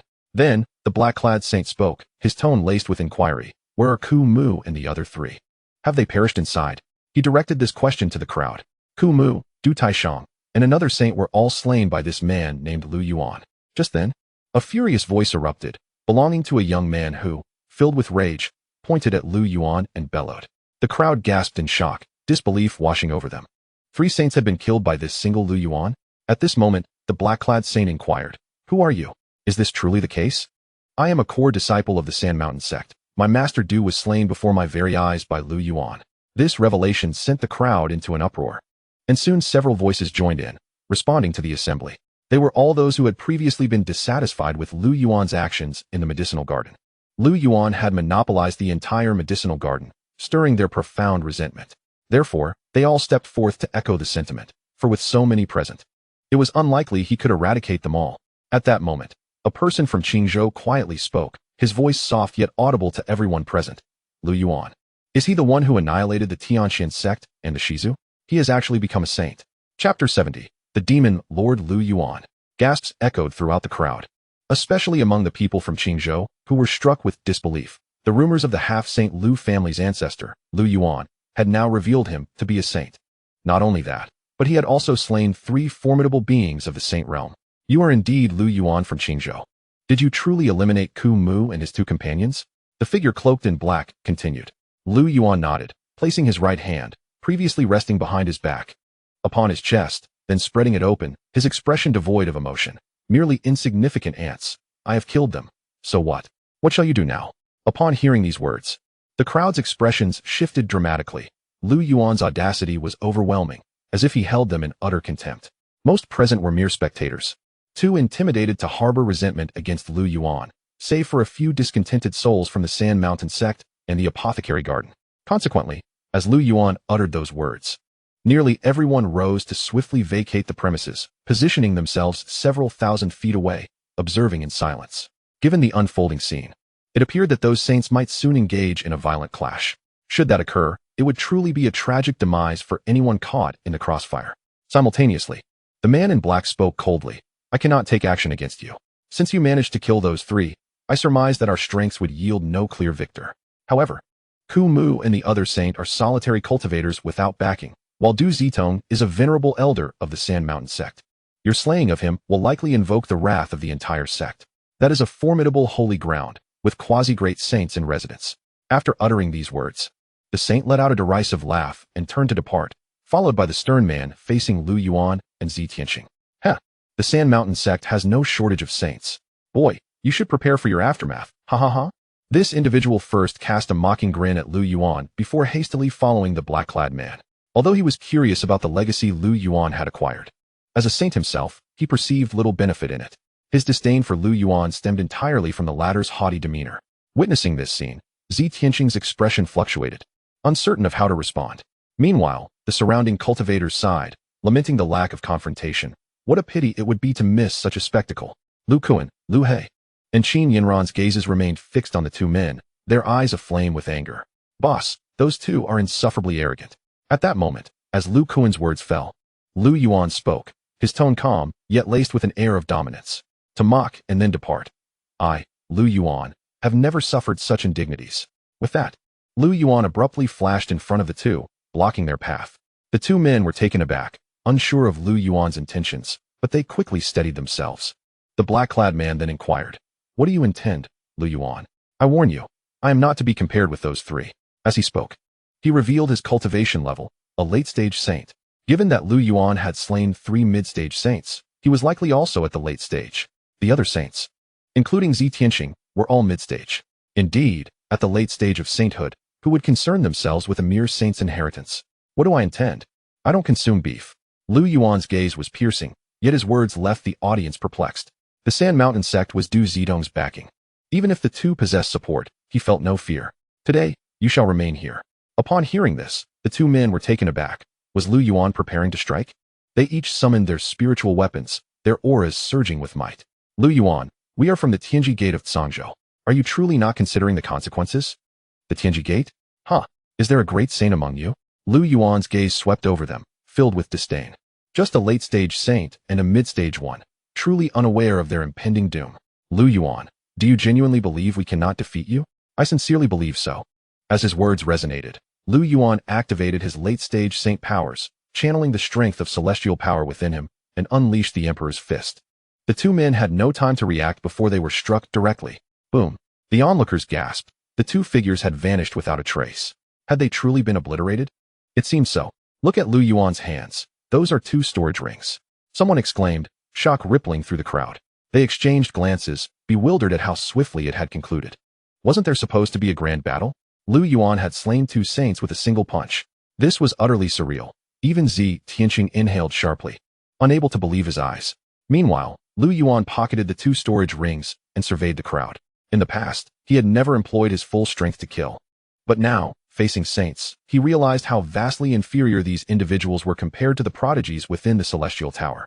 Turning his gaze back to Lu Kuan and the others, he spoke indifferently, let us depart. With that, they vanished from the scene. Just as Lu Yuan departed, a cacophony of explosions ensued. All members of the Sand Mountain sect, and those who had publicly disparaged Lu Yuan met their gruesome end. An unfathomable pool of blood splattered across the nearby cultivators, inducing a chilling sensation akin to descending into an ice cellar. How terrifying. One could be slain at a moment's notice. The spectators were momentarily stunned. In this instance of the secret realm, 5 saints perished, 2 solitary cultivators, 1 venerable elder of the Sand Mountain sect, and the last 2 from the Tianji Gate of Zhangzhou. 5 saints were killed by Lu Yuan alone. Unlike before, Lu Yuan had now become renowned throughout the entire East Wilderness. A deity of death. a demonic fiend. Some compared Lu Yuan to a frenzied killer, dubbing him a god of slaughter, a reincarnation of malevolence. They recounted his exploits, annihilating the Tianxian sect, slaughtering the Shizhu clan, dominating the apothecary garden within the secret realm, and slaying 3 saints, only to kill 2 more outside the realm at a moment's notice. Such numerous events compelled those ignorant of the truth to believe the rumors. Lu Yuan of the Lu family in Qingzhou is a ruthless murderer, devoid of reason. At this moment, the entire East Wilderness trembled. When had such outrageous events ever occurred? 5 saints slain by an inconspicuous individual, and astonishingly, prior to this, it was rumored that Lu Yuan was merely a half-saint. Yet, he had transformed into a mighty dragon, unleashing a roar that felled 5 saints. Within the boundless Holy Land, Zhao Wujin listened in a daze as his subordinates reported the news, utterly stunned. He was currently in the sect's top-tier training chamber, on the verge of reaching mid-stage respect. Initially, he had been striving diligently to advance swiftly, aiming not to fall too far behind. And now, you tell me Lu Yuan is a saint? One of the 5 he killed was even a late-stage saint. At this moment, Zhao Wujin felt the air escape from his lungs. He perceived that his cultivation efforts seemed futile. Indeed, he harbored a sense that Lu Yuan was not merely the half-step saint he had previously conjectured, nor the late-stage saint as rumored, but rather, a half-step great saint. Zhao Wujin's emotions were a tumultuous sea as he turned and exited the training chamber. Cultivation? What was the point of cultivating? Were beautiful women not more enticing? As he walked, the thought of Lu Yuan holding leverage over him filled him with unease, prompting him to unleash a roar towards the heavens, venting his inner turmoil. However, suddenly, a surge of energy emanating from a breakthrough in cultivation enveloped Zhao Wuji. He momentarily stood in a daze, feeling the terrifying power of a mid-stage venerable within his body. Have I truly broken through? He mused. Subsequently, Zhao Wuji burst into joyous laughter, exclaiming, I, Zhao Wuji, am indeed a genius. I can break through at any time and place. I am simply extraordinary. Meanwhile, the disciples of the Wujidi Holy Land gazed at Zhao Wuji in the distance, their brows furrowed in confusion. What is wrong with the Holy Son? Why does he oscillate between laughter and tears? One questioned. Who knows? Perhaps he has been struck on the head, another quipped. Nay, I believe he has been kicked by a mule, came the retort. Chapter 71, The Glory of Labor. At the Sand Mountain sect, within a spacious edifice, dozens of figures stood with grim expressions. What shall we do about this matter concerning the Heavenly Extremity sect? A voice spoke up. It was the sect master of the Sand Mountain sect, his gaze directed towards several others as he inquired. That Lu Yuan dares to disregard us so blatantly. Even if he possesses the power of a half-step great sage, he cannot withstand the wrath of our sect. One individual bellowed, his tone laced with fury, his eyes ablaze with indignation. The sect master, Yishan, felt a myriad of emotions swell within him. Truth be told, he too was uncertain of how to proceed. Although the Sand Mountain sect was one of the 2 holy lands in Xianzhou, the highest cultivation within their ranks was merely that of a half-step great sage. Similarly, the Heavenly Extremity sect ranked 3rd among the 3 holy lands in Zhangzhou, with their highest being a half-step great sage as well. And as for Lu Yuan, while most in the outside world speculated he was at the late stage or peak, what if he were truly a half-step great sage? If a half-step great sage were to clash, their sect would surely suffer. Yishan felt a heavy heart. Despite losing a venerable, their losses paled in comparison to the Heavenly Extremity sects too. However, could he simply resign himself to misfortune and swallow this humiliation? Yishan believed he could not. For Du Zitong was their sect's esteemed elder, a venerable in his own right. To endure this affront would render the Sand Mountain sect unworthy of the title Holy Land. In truth, the term Holy Land was merely a self-bestowed moniker. Strictly speaking, only those forces possessing a great sage could rightfully claim such a title. At that moment, someone proposed, if both our sects deploy our half-step great sage resources, we can surely annihilate the Lu family and eliminate Lu Yuan once and for all. I deem this plan feasible. If we do not avenge such a grave enmity, how can we ever be worthy of being called a Holy Land? After several hours of deliberation, the 2 sects finally reached a consensus. Each would send forth 1 half-step great sage. They would seek vengeance with their utmost combat strength. As for peak venerables, if a half-step great sage could not resolve the matter, then a peak venerable would merely be courting death. They agreed upon a time for their confrontation. At the Lu family's Tiandao Hall, Lu Yuan sat cross-legged within the vast chamber, his eyes gently closed. Oh, I have finally reached the pinnacle. A calm voice resonated as Lu Yuan opened his eyes, a glint of brilliance shining forth. A month had elapsed since his last expedition to the secret realm. Lu Yuan had cultivated to the peak of venerable through the rewards from the Tongtian Tower and the Tao Enlightenment Tea. It must be noted that even with the chaos immortal body, ample resources, and the Tao Enlightenment Tea, rapid breakthroughs were not easily achieved. Was this the suppressive force of heaven and earth? If I struggled to break through a minor realm, how long must those in the outside world take to achieve a breakthrough? Lu Yuan mused, reflecting on the venerable realm, which granted a lifespan of 8,800 years. With longevity elixirs, one might live for over 10,000 years. In truth, Lu Yuan was somewhat boastful. How long had it taken him to ascend from late stage to peak? Had it even been a month? If the venerables in the outside world were to learn of this, they would surely descend into madness, having taken hundreds or even thousands of years to break through a minor realm, while he accomplished it in a mere month. It was time to visit the Yunwu mountain range. At the new ancestral ground of the Lu family within the Yunwu mountain range, dozens of figures busily engaged in their tasks. Labor is the most glorious. Labor is the most glorious. We are tireless laborers. One individual hummed a tune while completing the final steps of the formation. Concurrently, he leisurely took out a source stone and inhaled its essence, although it bore no fragrance. He seemed to savor it as if it were a rare delicacy, displaying a look of rapture. Despite being a formation master of the venerable realm, he bore no semblance of the esteemed image typically associated with such a status. Brothers, we are nearly finished. Let us wrap this up. Indeed, I'm so excited. Me too.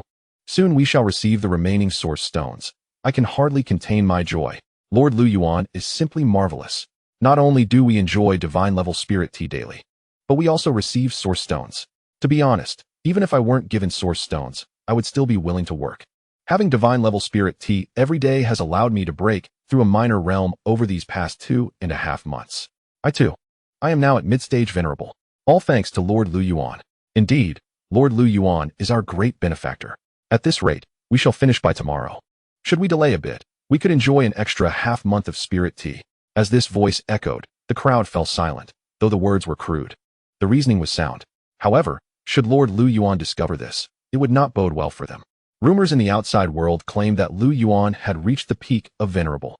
Do not speak recklessly, Xiaoli. You have strayed from the path. Yes, Xiaoli. Do not jest with us. Xiaoli, cease your fanciful thoughts and focus on the formation. Let us complete our work early, so Lord Lu Yuan can move in without delay. Hearing the words of the crowd, the middle-aged man known as Xiaoli chuckled awkwardly. Hee, I was merely joking. Do not take it to heart. My work is complete, so you all should hurry as well. Amidst their light-hearted banter, they remained committed to their tasks. Lu Yuan stood suspended in the void, a smile gracing his features, before he suddenly appeared below. Upon seeing Lu Yuan's arrival, the crowd rejoiced, hastily setting down their work to bow in unison. We pay our respects to Lord Lu Yuan. Observing this, Lu Yuan gently raised his hand, and in an instant, a mysterious force lifted their bent forms. Masters, there is no need for such formality. I am quite satisfied with your work. Gazing upon the imposing architecture before him, Lu Yuan's smile widened. This has been constructed to the standards befitting a family of 10,000. It is nearly complete, with only the formations for certain buildings remaining. Lord Lu Yuan, within half a day, the final formations will be arranged. Excellent, excellent. Given that you have finished ahead of schedule, I am pleased to reward each of you with a bag of divine-level spirit tea. Upon hearing this, the crowd exchanged glances, ensuring they had indeed heard correctly, before hastily expressing their gratitude. Some even moved to tears. To work for Lord Lu Yuan is truly the greatest honor of my life. Lord Lu Yuan, you are a deity of wealth. No, an emperor among us. This decision has proven to be the most correct of my life. Mother, I have succeeded. Chapter 72, The Heavenly Source Vein. The following day, at the Yunwu mountain range, Lu family. Boom, boom. At the highest point of the Lu family, there stood a peak, towering into the clouds, piercing the heavens. This mountain peak has been named Yunwu Peak by Lu Yuan. This summit symbolizes not only the apex of the Cloud and Mist mountain range, but also represents Lu Yuan's status within the Lu family, as well as the Lu family's position in the eastern wasteland and the entire Xuanhuang realm. Lu Yuan placed the Hall of Heavenly Tao atop Yunwu Peak, surveying the various medicinal herbs cultivated around him, inhaling the fragrant aroma that wafted through the air. A smile graced Lu Yuan's face as he felt a wave of contentment. These herbs had been planted by him the day prior. There was no particular reason for his fondness. He simply reveled in the scent emitted by these holy-grade treasures. He then produced a formation plate, upon which countless stars shimmered and sparkled brilliantly. The stellar array of the heavenly cycle, a formation of imperial rank that Lu Yuan had signed in. According to the system, this formation was an ancient protective array of the heavenly court, established with the power of 360 celestial stars, along with the Yin star and the Sun star as the primary focal points, boasting formidable offensive and defensive capabilities. The protective array of the ancient heavenly court, and I shall use it as a protective formation for my clan. Lu Yuan chuckled lightly, raising his hand to directly place the formation plate into the depths of Yunwu Peak. He then activated the array's inherent method, beginning to communicate with the heavenly stars. 1 star, 2 stars, 3 stars. Moments later, Lu Yuan gazed upon the dazzling brilliance of 120 stars, his brow furrowing slightly. Alas, can it truly only connect with 1/3? Lu Yuan sighed, his heart filled with myriad sentiments. This system is truly amusing, insisting that I set up a formation. How comical is it that you, as a system, cannot even arrange the grand array? As a mere sage, you expect me to establish an imperial-grade ancient formation? Is this not asking the impossible? Ultimately, Lu Yuan expended all his efforts, even utilizing his chaos immortal body, yet could only connect with 1/3 of the stellar power. As for the Yin star and the Sun star, he could barely harness a trace of their energy. Array activate, Lu Yuan called out, and in an instant, a radiant barrier appeared, enveloping the entire cloud and mist mountain range. There were no people within the mountains, as this was the territory of the Lu family. Yet there were demon beasts. At this moment, all the demon beasts were startled. Several grand demons at the divine palace and venerable realms gazed upward, trembling in fright. It is worth noting that this is a mountain range vast enough to rival dozens of grand imperial capitals. Now, with the stellar array of the heavenly cycle activated, it directly shrouded the entire mountain range. At this point, Lu Yuan could control the extent at will, sensing that this was not even the limit. With the current incomplete state of the array, it might even extend beyond the mountain range. Henceforth, entry and exit would be entirely at Lu Yuan's discretion. Excellent. This can be used to ensnare others. Lu Yuan chuckled mischievously, then continued to murmur, smaller, smaller. In the blink of an eye, the array contracted, no longer encompassing the entire cloud and mist mountain range, but rather focusing its scope around the Lu family's ancestral land. Lu Yuan gazed at the twinkling stars on the array's barrier, a smile gracing his lips. He could feel that beneath the threshold of the quasi-emperor level, this formation was invincible, capable of annihilating even grand sages with its assaults. And as it stood, this was merely an incomplete formation. Truly, it is a formidable imperial-grade array. With a thought from Lu Yuan, the array vanished instantly, concealing itself.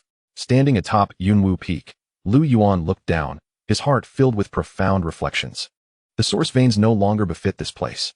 As his voice faded, a massive white dragon materialized from thin air, stretching thousands of fathoms long. This was a heavenly source vein, its spiritual energy purer than that of the ordinary source veins. This vein was obtained through Lu Yuan's signing. In the System S store, it was clearly priced, 10,000 fortune points. The heavenly source vein is a privilege reserved for quasi-emperor level powers. Lu Yuan's expression remained impassive as he directly suppressed it with his chaos immortal body, forcefully embedding it beneath the cloud and mist mountain range. In that moment, the previous lesser spiritual veins beneath the mountains trembled in fear, akin to mice in the presence of a cat. They wished to flee, but how could they escape? In less than a moment, the heavenly source vein devoured those inferior spiritual veins entirely. Lu Yuan, feeling the dense spiritual energy in the air, relaxed his brow and spoke to himself. After consuming so much, the spiritual energy only increased slightly. He revealed a look of astonishment, for it was beyond his expectations. Indeed, the disparity between spiritual veins and source veins was as vast as a chasm, let alone when compared to the heavenly source vein. Furthermore, above the heavenly source vein, there existed the divine source vein, which truly belonged to the imperial lineage. In the System S store, it was clearly priced at 100,000 fortune points. Lu Yuan shook his head with a sigh. Were it not for the exorbitant cost, he could have directly purchased a divine source vein. Regrettably, 100,000 fortune points were far too steep, and Lu Yuan had other uses for his resources. In this cloud and mist mountain range, the highest-ranking grand demon was merely at the celestial venerable level. Lu Yuan's expression was calm, yet his tone carried a hint of doubt and disdain. Just the celestial venerable level? Should this statement reach the ears of the Xianxian sect, they would surely leap from the ground to argue with Lu Yuan. If we had a few more celestial venerable powers, could this celestial venerable grand demon still reside in the same vicinity as us? As it happened, this celestial venerable grand demon had indeed established a pact with the Xianxian sect, mutually agreeing not to interfere with one another.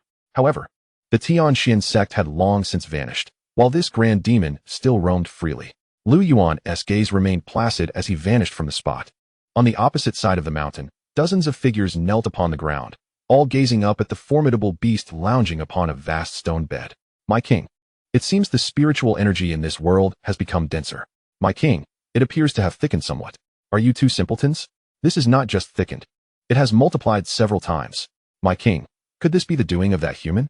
They conversed, and a delicate-featured man among them suddenly exclaimed. Casting a look of disdain at the two who had just spoken, he was one of the transformed grand demons, either from the divine palace or venerable realm. The one referred to as the king by the others was a massive tiger. He lounged upon the stone bed, flanked by two stunning women, one massaging him while the other leisurely fed him glistening grapes.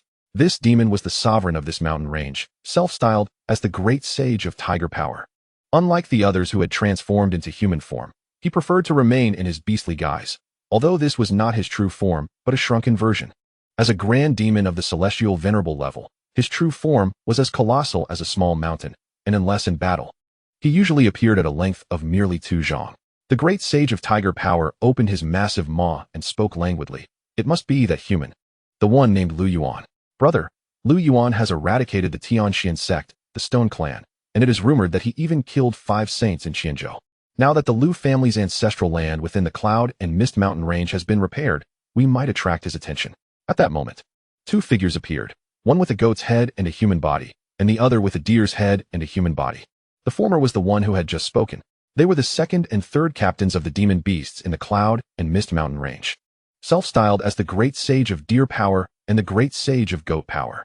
Chapter 73, The 3 Great Sages of Tiger, Deer, and Goat Power. The Great Sage of Goat Power looked up at the Great Sage of Tiger Power, his expression tinged with urgency. He was indeed somewhat fearful, apprehensive that Lu Yuan would come to settle accounts with them. Although they had long established a pact with the Tianxian sect and had not harmed any humans over the years, the fear of retribution lingered in his heart. However, the outside world portrays Lu Yuan as a murderous fiend, who can ascertain whether he harbors animosity towards the demon race, who can tell if he relishes consuming demon flesh, who truly knows his thoughts, who can predict whether, in a few days, he might acquire yet another title, the hero of slaying demons. Consequently, Master Yongli experienced a surge of trepidation. The departure of those human masters signified the completion of the Lu family's domain. The recent awe-inspiring array of light, along with the extraordinarily dense spiritual energy permeating the air, served as irrefutable evidence. Lu Yuan was poised to lead his family to relocate here, dwelling alongside the demon beasts of their Cloud Mist Mountain. After all, he was a sage. Would he tolerate the coexistence of the demon race with his family? What a jest! Contemplating this, Master Yongli found himself trembling uncontrollably. He cast a glance at the leisurely king above, indulging in fruits, and felt an irksome ire rising within him. Brother, if we do not pay our respects to Lu Yuan, we may leave him with a poor impression, he exclaimed. If he were to become enraged, our Cloud Mist lineage's demon beasts would be doomed. Beside him, Master Lu Li interjected, Brother, Yang Li and I have prepared lavish gifts to present to Lu Yuan. You should accompany us.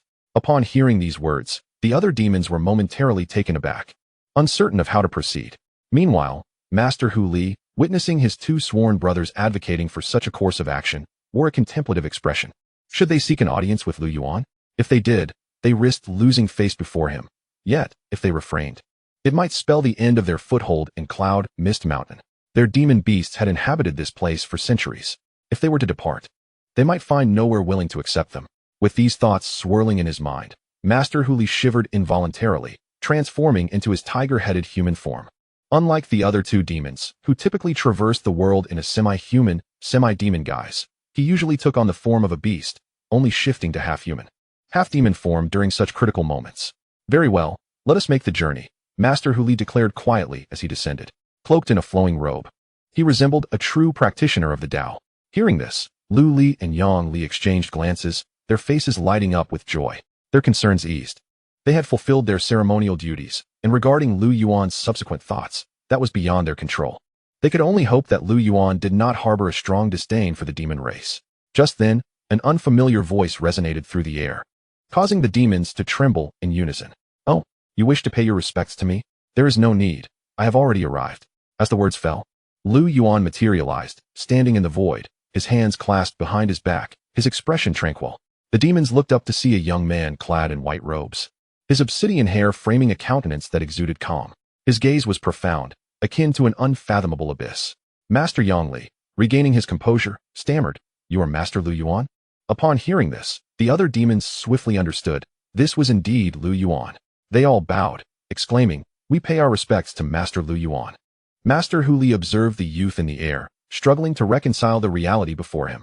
Was this truly Lu Yuan, the sage at the pinnacle of power, as rumored? How could he appear so youthful, were it not for the palpable aura of authority surrounding him? Master Hu Li might have mistaken the figure for a mere junior who had just attained the Yuan Shin realm, capable of flight. Alas, Lu Yuan's strikingly handsome visage led one to perceive him as a member of the younger generation. Master Hu Li, Master Lu Li, Master Yang Li?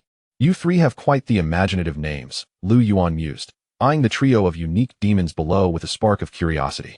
Their names evoked memories of a celebrated classic from his past life on Blue Star, which featured three peculiar demons who referred to themselves as masters: the tiger demon, the deer demon, and the goat demon. Despite being demons, they practiced authentic Taoist arts without causing harm to humanity, instead serving as national advisors, ensuring the prosperity and stability of their realm. Ultimately, they met their demise at the hands of the great sage during a contest of wits. As Lu Yuan's thoughts drifted, he gazed at the three demons before him, feeling a twinge of sentimentality. Startled by Lu Yuan's previous remarks, the three demons exchanged alarmed glances. Master Lu Li quickly lowered himself, saying, "Master Lu Yuan, do you find our titles unsatisfactory? We can change them." Master Yang Li added, "Master Lu Yuan, we may have been somewhat presumptuous in calling ourselves masters. If it displeases you, we shall promptly amend our names."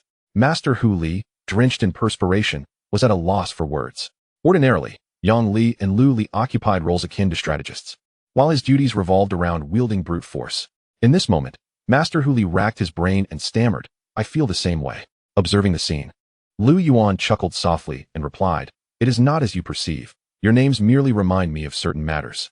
Pausing briefly, he continued, "As long as you do not cause harm to humanity, I shall not pursue extermination. However, whether you may continue residing in Cloud Mist Mountain remains to be negotiated." His calm voice stirred a tumult of emotions among the demons, eliciting both relief and apprehension. While it was fortunate that Lu Yuan would not act against them, the prospect of leaving Cloud Mist Mountain loomed ominously. Contemplating this, the expressions of Master Hu Li, Master Lu Li, Master Yang Li, and the other demons turned ashen. To be cast out? The world was vast, yet finding a suitable place to dwell would prove immensely challenging, regardless of whether other demons would accept them. Their nonviolent stance towards humanity would render them the subject of mockery and derision among their peers. Were they still considered demons if they did not consume humans? Chapter 74, The Lu Family of Cloud Mist. The demons fell into silence, having resided in Cloud Mist Mountain for over a millennium, adhering to principles of amicable coexistence with humans, even aiding those in distress. Would they truly be forced to depart now?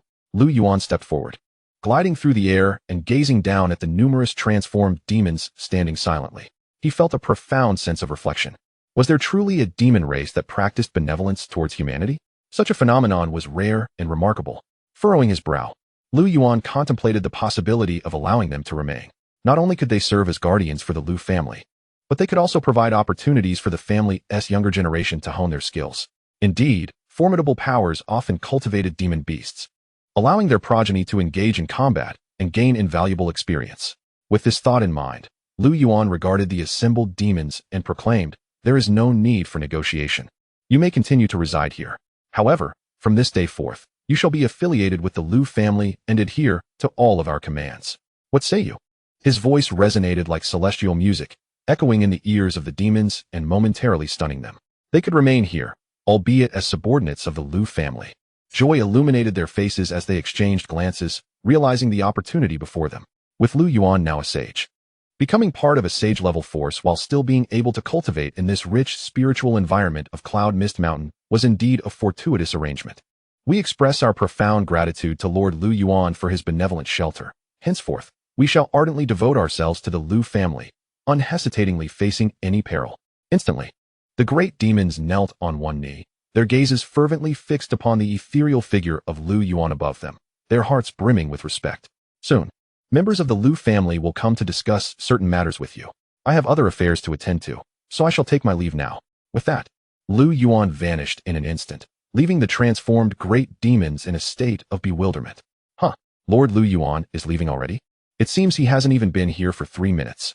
The multitude of demons exchanged astonished glances, feeling the abundant spiritual energy in the air, and shared a knowing smile. In the Lu family, Lu Yuan stood aloft over his clan, his expression tranquil and his gaze unperturbed, before a voice resonated. All members of the Lu family, heed my command. Within the hour, prepare your belongings, and then proceed to the Yunwu mountain range. In an instant, the Lu family erupted into a flurry of activity. Countless individuals pausing their tasks. Are we moving? Has the Lu family's territory in the Yunwu mountain range been established? Indeed, the Ancestor has spoken. Hasten to gather your things. Meanwhile, within the Patriarch's chamber, Lu Qinshan slowly opened his eyes, immediately releasing an aura of terrifying power characteristic of the Divine Palace realm. He rose leisurely, concealing his cultivation, his demeanor exuding immense pride. In a hidden training room, Lu donned a robe, obscuring his robust physique, and surveyed the scattered vials around him. His expression remained calm as his essence surged, revealing his cultivation at the Divine Palace realm. In the family training grounds, Lu Fan and Lu Yin halted their sparring, dispelling their divine techniques, sharing a glance before swiftly departing. In the 5th floor of the scripture pavilion, Lu Qin's soul gradually merged with his body, and his tightly shut eyes flung open. In an instant, a razor-sharp sword aura burst forth, reducing several decorations on the 5th floor to mere fragments. Within a bamboo house, several puppets busily attended to various tasks, some cleaning, others forging weapons, some refining elixirs, and others continuously setting up formations within their own bodies. A figure emerged, wearing a mask that bore no features, so lifelike that it appeared as though he were a faceless entity. In the residence of the 6th elder, Lu Guan, a graceful figure with closed eyes was lost in deep meditation. At that moment, the sound of the door creaking open pierced the air, and Lu Guan stepped inside. Instantly, the girl's aura trembled, and she exclaimed with excitement, "Brother, I have reached half a step into the Divine Palace." In the Lu family's rear mountain, a young man wore a sorrowful expression, tears welling in his eyes, his face marred by streaks of sorrow. Though his cultivation had reached the celestial realm, he still bore a youthful countenance. Kneeling on the ground, indifferent to the dirt beneath him, he gazed at the 2 graves before him, his voice trembling as he spoke. "Father, mother, with this relocation, there will be no more Lu family in Pingyang City. I shall not allow you to remain here in solitude. I will seek my master and have this land moved." The young man's voice was desolate, yet he resolutely rose, casting aside the flowers and wine in his hands, striding away. Outside the celestial tower, Lu Kuan and Lu He whispered to each other, appearing amicable. "Oh hey, do you think there are beautiful maidens in the Yunwu mountain range?" "Heh, I can't say for certain about the maidens, but I'm sure there are plenty of lovely hands."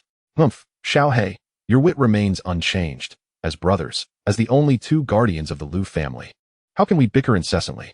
An hour later, all members of the Lu family had gathered, their belongings secured within storage rings and bags, leaving behind only empty houses. Lu Yuan surveyed the desolate ancestral land of the Lu family in Pingyang City, his heart filled with poignant reflections. From this moment forth, there would be no Lu family in Pingyang City. As for the source vein beneath Pingyang City, Lu Yuan considered it a gift to them. After all, the Lu family had resided here for several hundred years.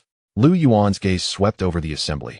Then he produced a spirit vessel, a magnificent craft of the great sage level, acquired through his endeavors. With a flick of his mind, the vessel expanded, nearly overshadowing half of Pingyang City. An immense shadow enveloped the city as the vessel stood majestically in the sky, inevitably drawing the attention of the cultivators within the city. Is that the spirit vessel? One glance at its exterior reveals its extraordinary nature. It must surely be of the sacred tier. Is the Lu family preparing to leave Pingyang City? Lu Yuan's expression remained serene as he waved his hand, collecting various imperial treasures, then declared loudly, "Everyone, aboard the spirit vessel." Moments later, all members of the Lu family had boarded the vessel, with Lu Yuan seated at the bow, infusing it with source stones. In an instant, the vessel roared to life, exuding a terrifying aura, its sound reverberating like a waking beast. Whoosh! The spirit vessel transformed into a streak of light, vanishing from above Pingyang City, soaring tens of thousands of miles in the blink of an eye. The citizens of Pingyang City gazed upward at this spectacle, their hearts heavy. The Lu family had not taken the source vein with them. While this was ostensibly a fortunate turn of events, the departure of the Lu family left the source vein vulnerable to the interest of other factions, potentially inciting unnecessary conflict. Yet, in the midst of their complex emotions, a black gold banner descended from the heavens, gently landing atop the highest pavilion in the center of Pingyang City. All eyes widened in shock, as they recalled Lu Yuan's proclamation. Wherever this banner is planted, all is under the dominion of the Lu family. Such an overwhelming display of authority. In that moment, the hearts of the citizens of Pingyang City were set at ease. With this banner present, the city would remain untroubled. And as the origin of the Liu family, the ancestral land of the Liu family in Pingyang City, though now deserted, evoked no ambition in anyone to covet it. This phenomenon persisted for countless ages to come. Lu Yuan, seated at the vessel's prow, sipped tea brewed from enlightenment leaves, his mood buoyant as they passed through the sacred capital of the Great Qin Holy Dynasty. Slowing the vessel, Lu Yuan retrieved a source vein from the system space, swiftly suppressing it and sending it deep underground beneath the imperial capital. In an instant, all within the capital sensed this change, their gazes drawn to the spirit vessel in the sky. As they looked toward Lu Yuan at the vessel's front, understanding dawned upon them. Lu Yuan had indeed placed a source vein beneath the imperial capital. What a fortuitous blessing.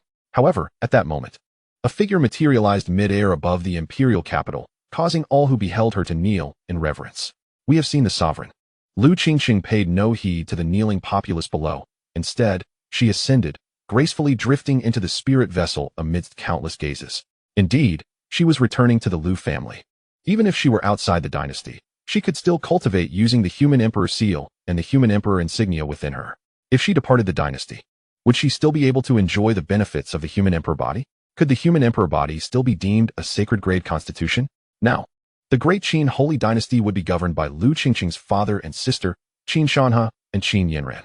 Moments later, the spirit vessel roared back to life, and all gazed at the vessel that had vanished in an instant, their emotions a tangled web. Once, the renaming of the Great Qin Dynasty to the Great Qin Holy Dynasty had drawn the derision of countless. However, since Lu Yuan had slain 5 saints, did such voices still echo? No, they had vanished. At this moment, the majority of the populace in Qingzhou beheld the brilliantly radiant, ethereal spirit vessel in the sky. Upon learning that it belonged to the Liu family, a wave of profound sentiment surged within them. From this day forth, Qingzhou no longer harbors the Liu family of Pingyang City. In their stead, the celestial power, the Yunwu Liu family, has emerged.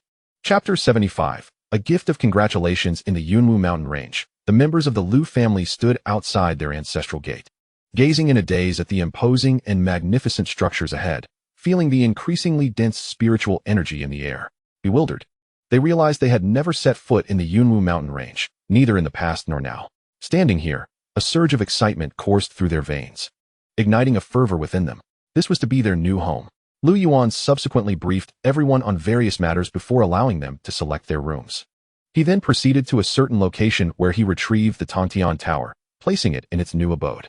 Afterward, he visited 2 different sites to set down the Siuet Qianquan Tower and the Kunlun Mirror. Finally, Lu Yuan arrived before the new scripture pavilion. This scripture pavilion now boasted 7 levels. Unlike before, the Sword Path Compendium was placed in the center, on the 4th level. The first level housed profound tier techniques, martial arts, formations, alchemy scriptures, and weaponry texts. The second level contained earthly tier techniques, martial arts, alchemical tomes, formation manuals, and weaponry books. The third level was reserved for heavenly tier techniques and martial arts. The 4th level was dedicated to the Sword Path Compendium. The 5th level stored king tier techniques and martial arts. The 6th level contained saint tier techniques and martial arts. The 7th level was designated for emperor tier techniques and martial arts. However, it was currently impossible to house emperor tier techniques and martial arts, nor could any auxiliary techniques or martial arts exceed the saint tier. The following day, atop Yunwu Peak, Lu Yuan reclined in a rocking chair, nonchalantly savoring this splendid moment. Suddenly, a voice reverberated through the heavens and the earth, its booming resonance infused with a trace of saintly power, causing every member of the Liu family to spurt forth a mouthful of blood. Lu Yuan, to celebrate your clan's relocation here, we have traveled a great distance to present you with a grand gift. Why not come out and welcome us? Upon hearing this voice, Lu Yuan sprang to his feet, his consciousness sweeping across the area, and his expression shifted dramatically, fury igniting within him. Just moments ago, a great saint's voice had resonated, laced with the aura of saintly cultivation, disrupting the breath of everyone in the Liu family and compelling them to vomit blood. In that instant, Lu Yuan felt a pang of regret. He lamented his negligence in failing to activate the Great Formation and not keeping vigilant over matters within the mountain range. At this moment, his heart seethed with rage as he gazed into the distance, where 2 figures stood silently, exuding a terrifying aura. Half-step great saints. Lu Yuan immediately soared into the air, appearing outside the family gate in an instant. With a wave of his hand, a pill materialized before all the clan members. Simultaneously, his voice resonated in their ears, echoing throughout the heavens. Consume the pill and heal quietly. I shall slay these fiends and avenge you.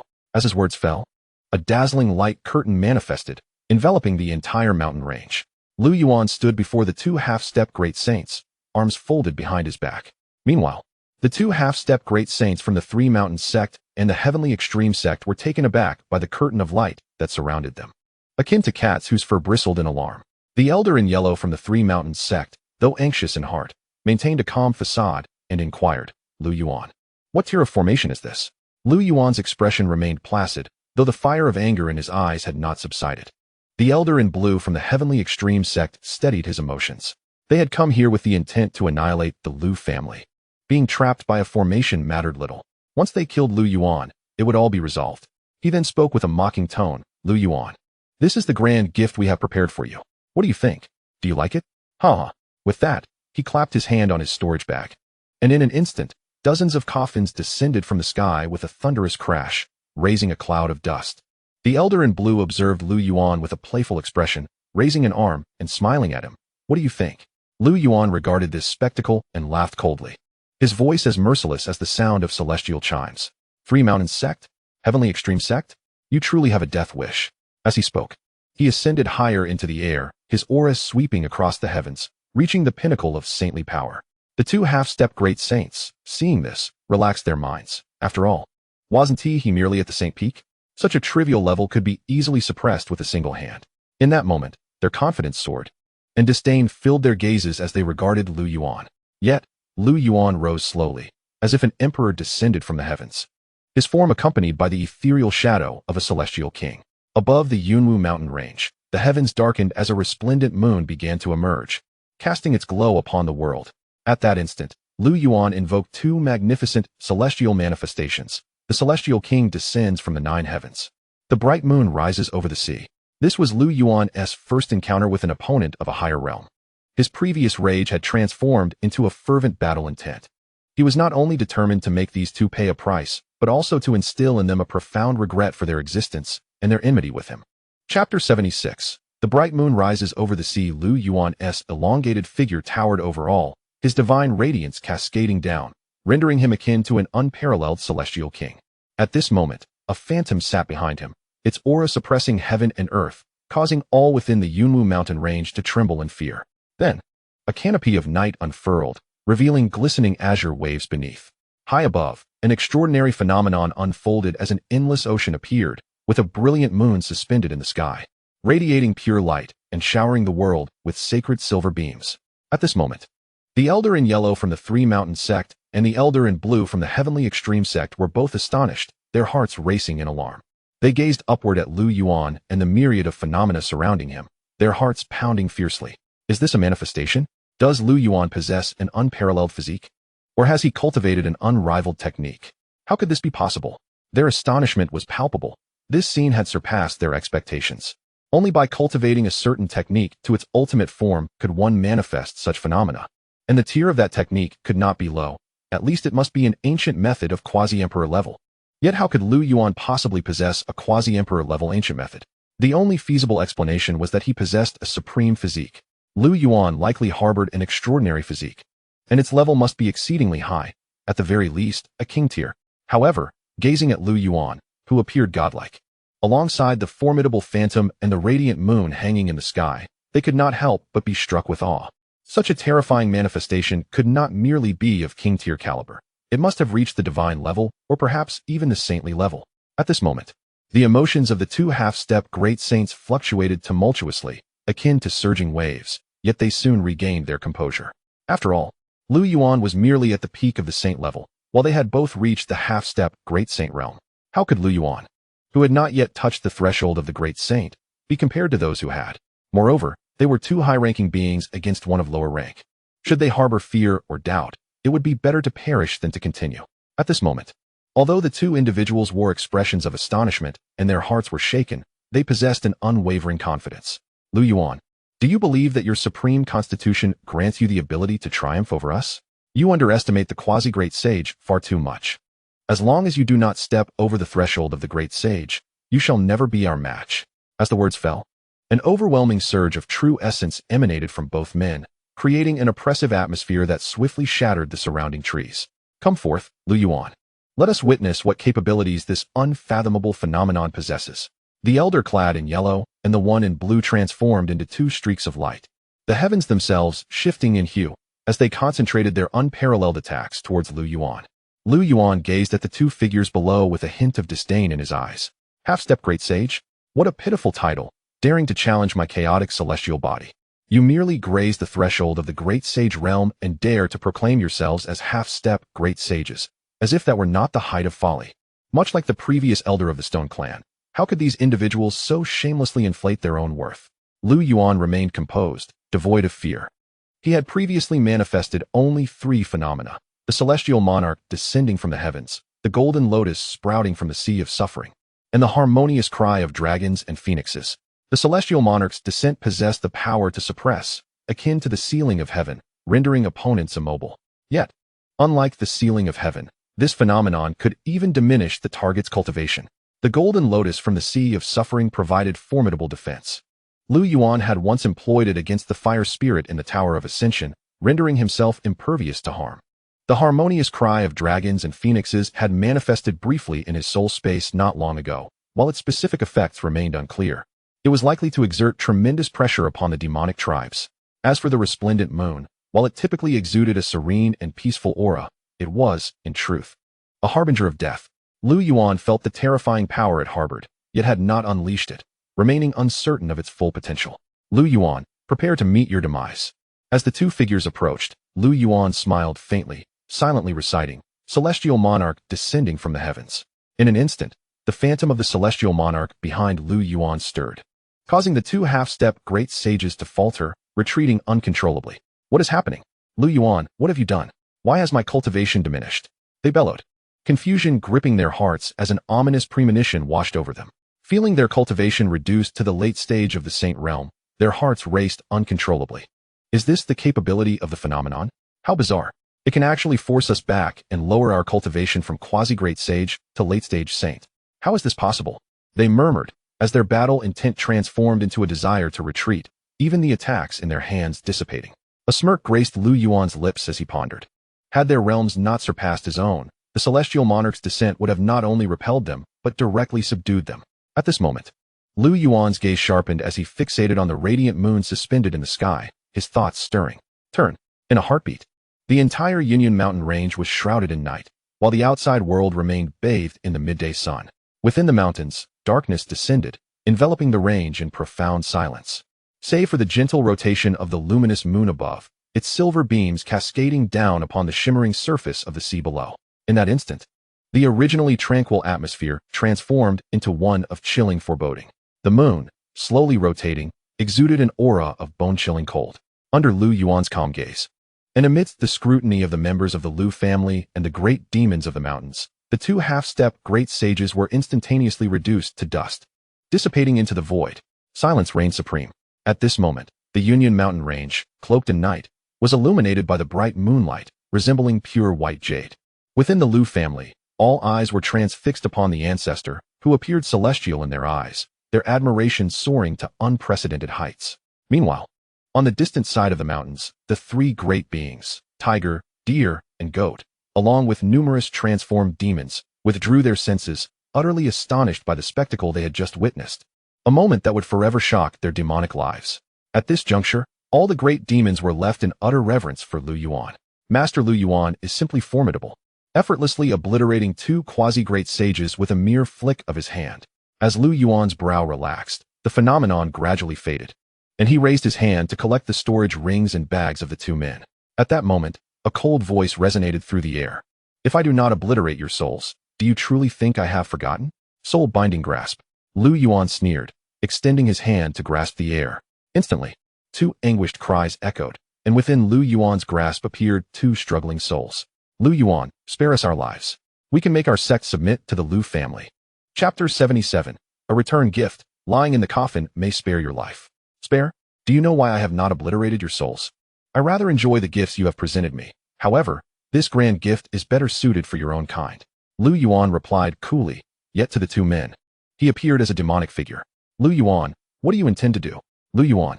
Yet, suddenly, they found themselves unable to utter a sound. As Lu Yuan silenced them, Three Mountains Sect, Heaven's Extreme Gate. Lu Yuan murmured, lightly stepping forward to collect the dozens of coffins, vanishing from the location. Ancestor. Is he going to return a gift to Qianzhou?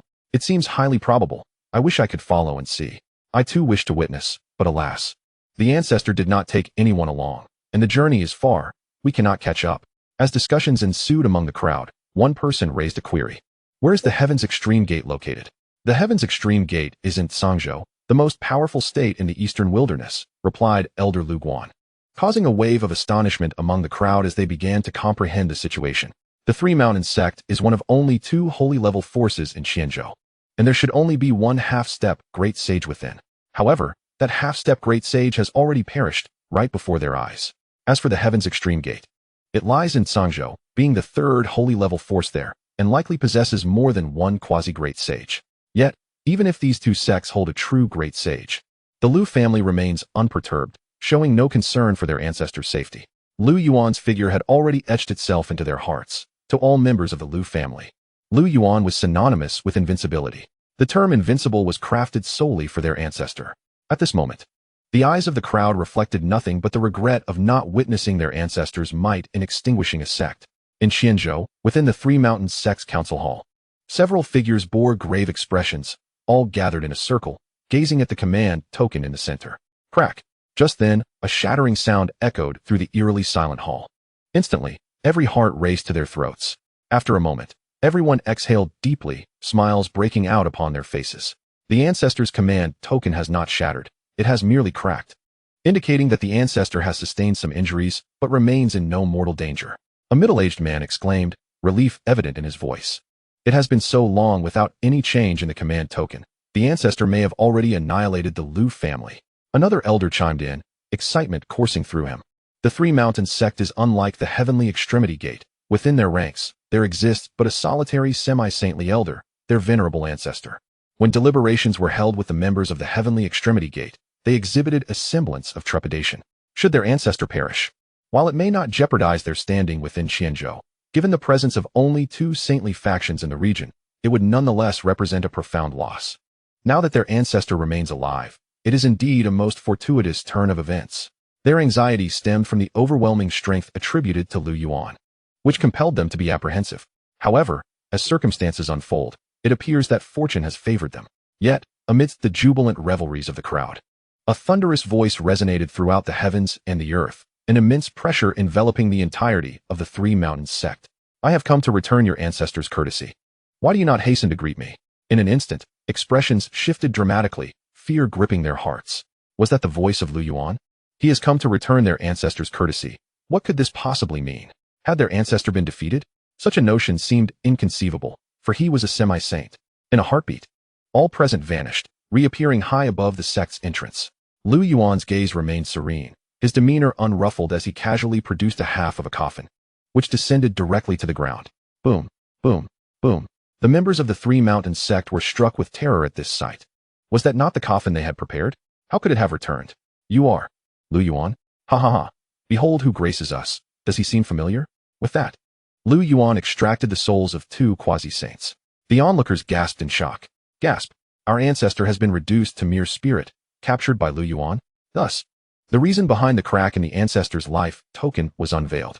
In this moment, every soul trembled, bodies quaking at the realization that both their ancestor and the quasi-saints of the Heavenly Extremity Gate had been vanquished by Lu Yuan, slain in body, yet captured in spirit. How could Lu Yuan possess such formidable strength? They could not fathom. How could 2 quasi-saints be powerless against him? The 2 quasi-saints held captive by Lu Yuan were engulfed in profound terror, particularly the ancestor of the Three Mountains sect. He was gripped by fear, dreading the annihilation of his sect at Lu Yuan's hands, yet he found himself utterly powerless. With a faint smile, Lu Yuan declared, his eyes glinting with amusement. I offer you a chance at survival. All those at the saint and heavenly sovereign levels may lie down within the coffin. I may spare your lives. Upon hearing Lu Yuan's words, the crowd exchanged glances, their expressions aflame with indignation. Was Lu Yuan attempting to insult them? This was the periphery of their sect, and several cultivators had already taken notice of the unfolding events, lurking at a distance to observe. If they were to heed Lu Yuan's command and lie within the coffin, the question of whether he would spare them became secondary. The very notion of such an act reaching the outside world would render the Three Mountains sect a laughingstock. Lu Yuan, There are no cowards among the Three Mountains' sacred land. We shall not disgrace our sect's honor by prostrating ourselves before you for the sake of survival. Oh, you were offered a chance, yet you proved so ineffectual. While their pride remained, what value did it hold if their lives were forfeit?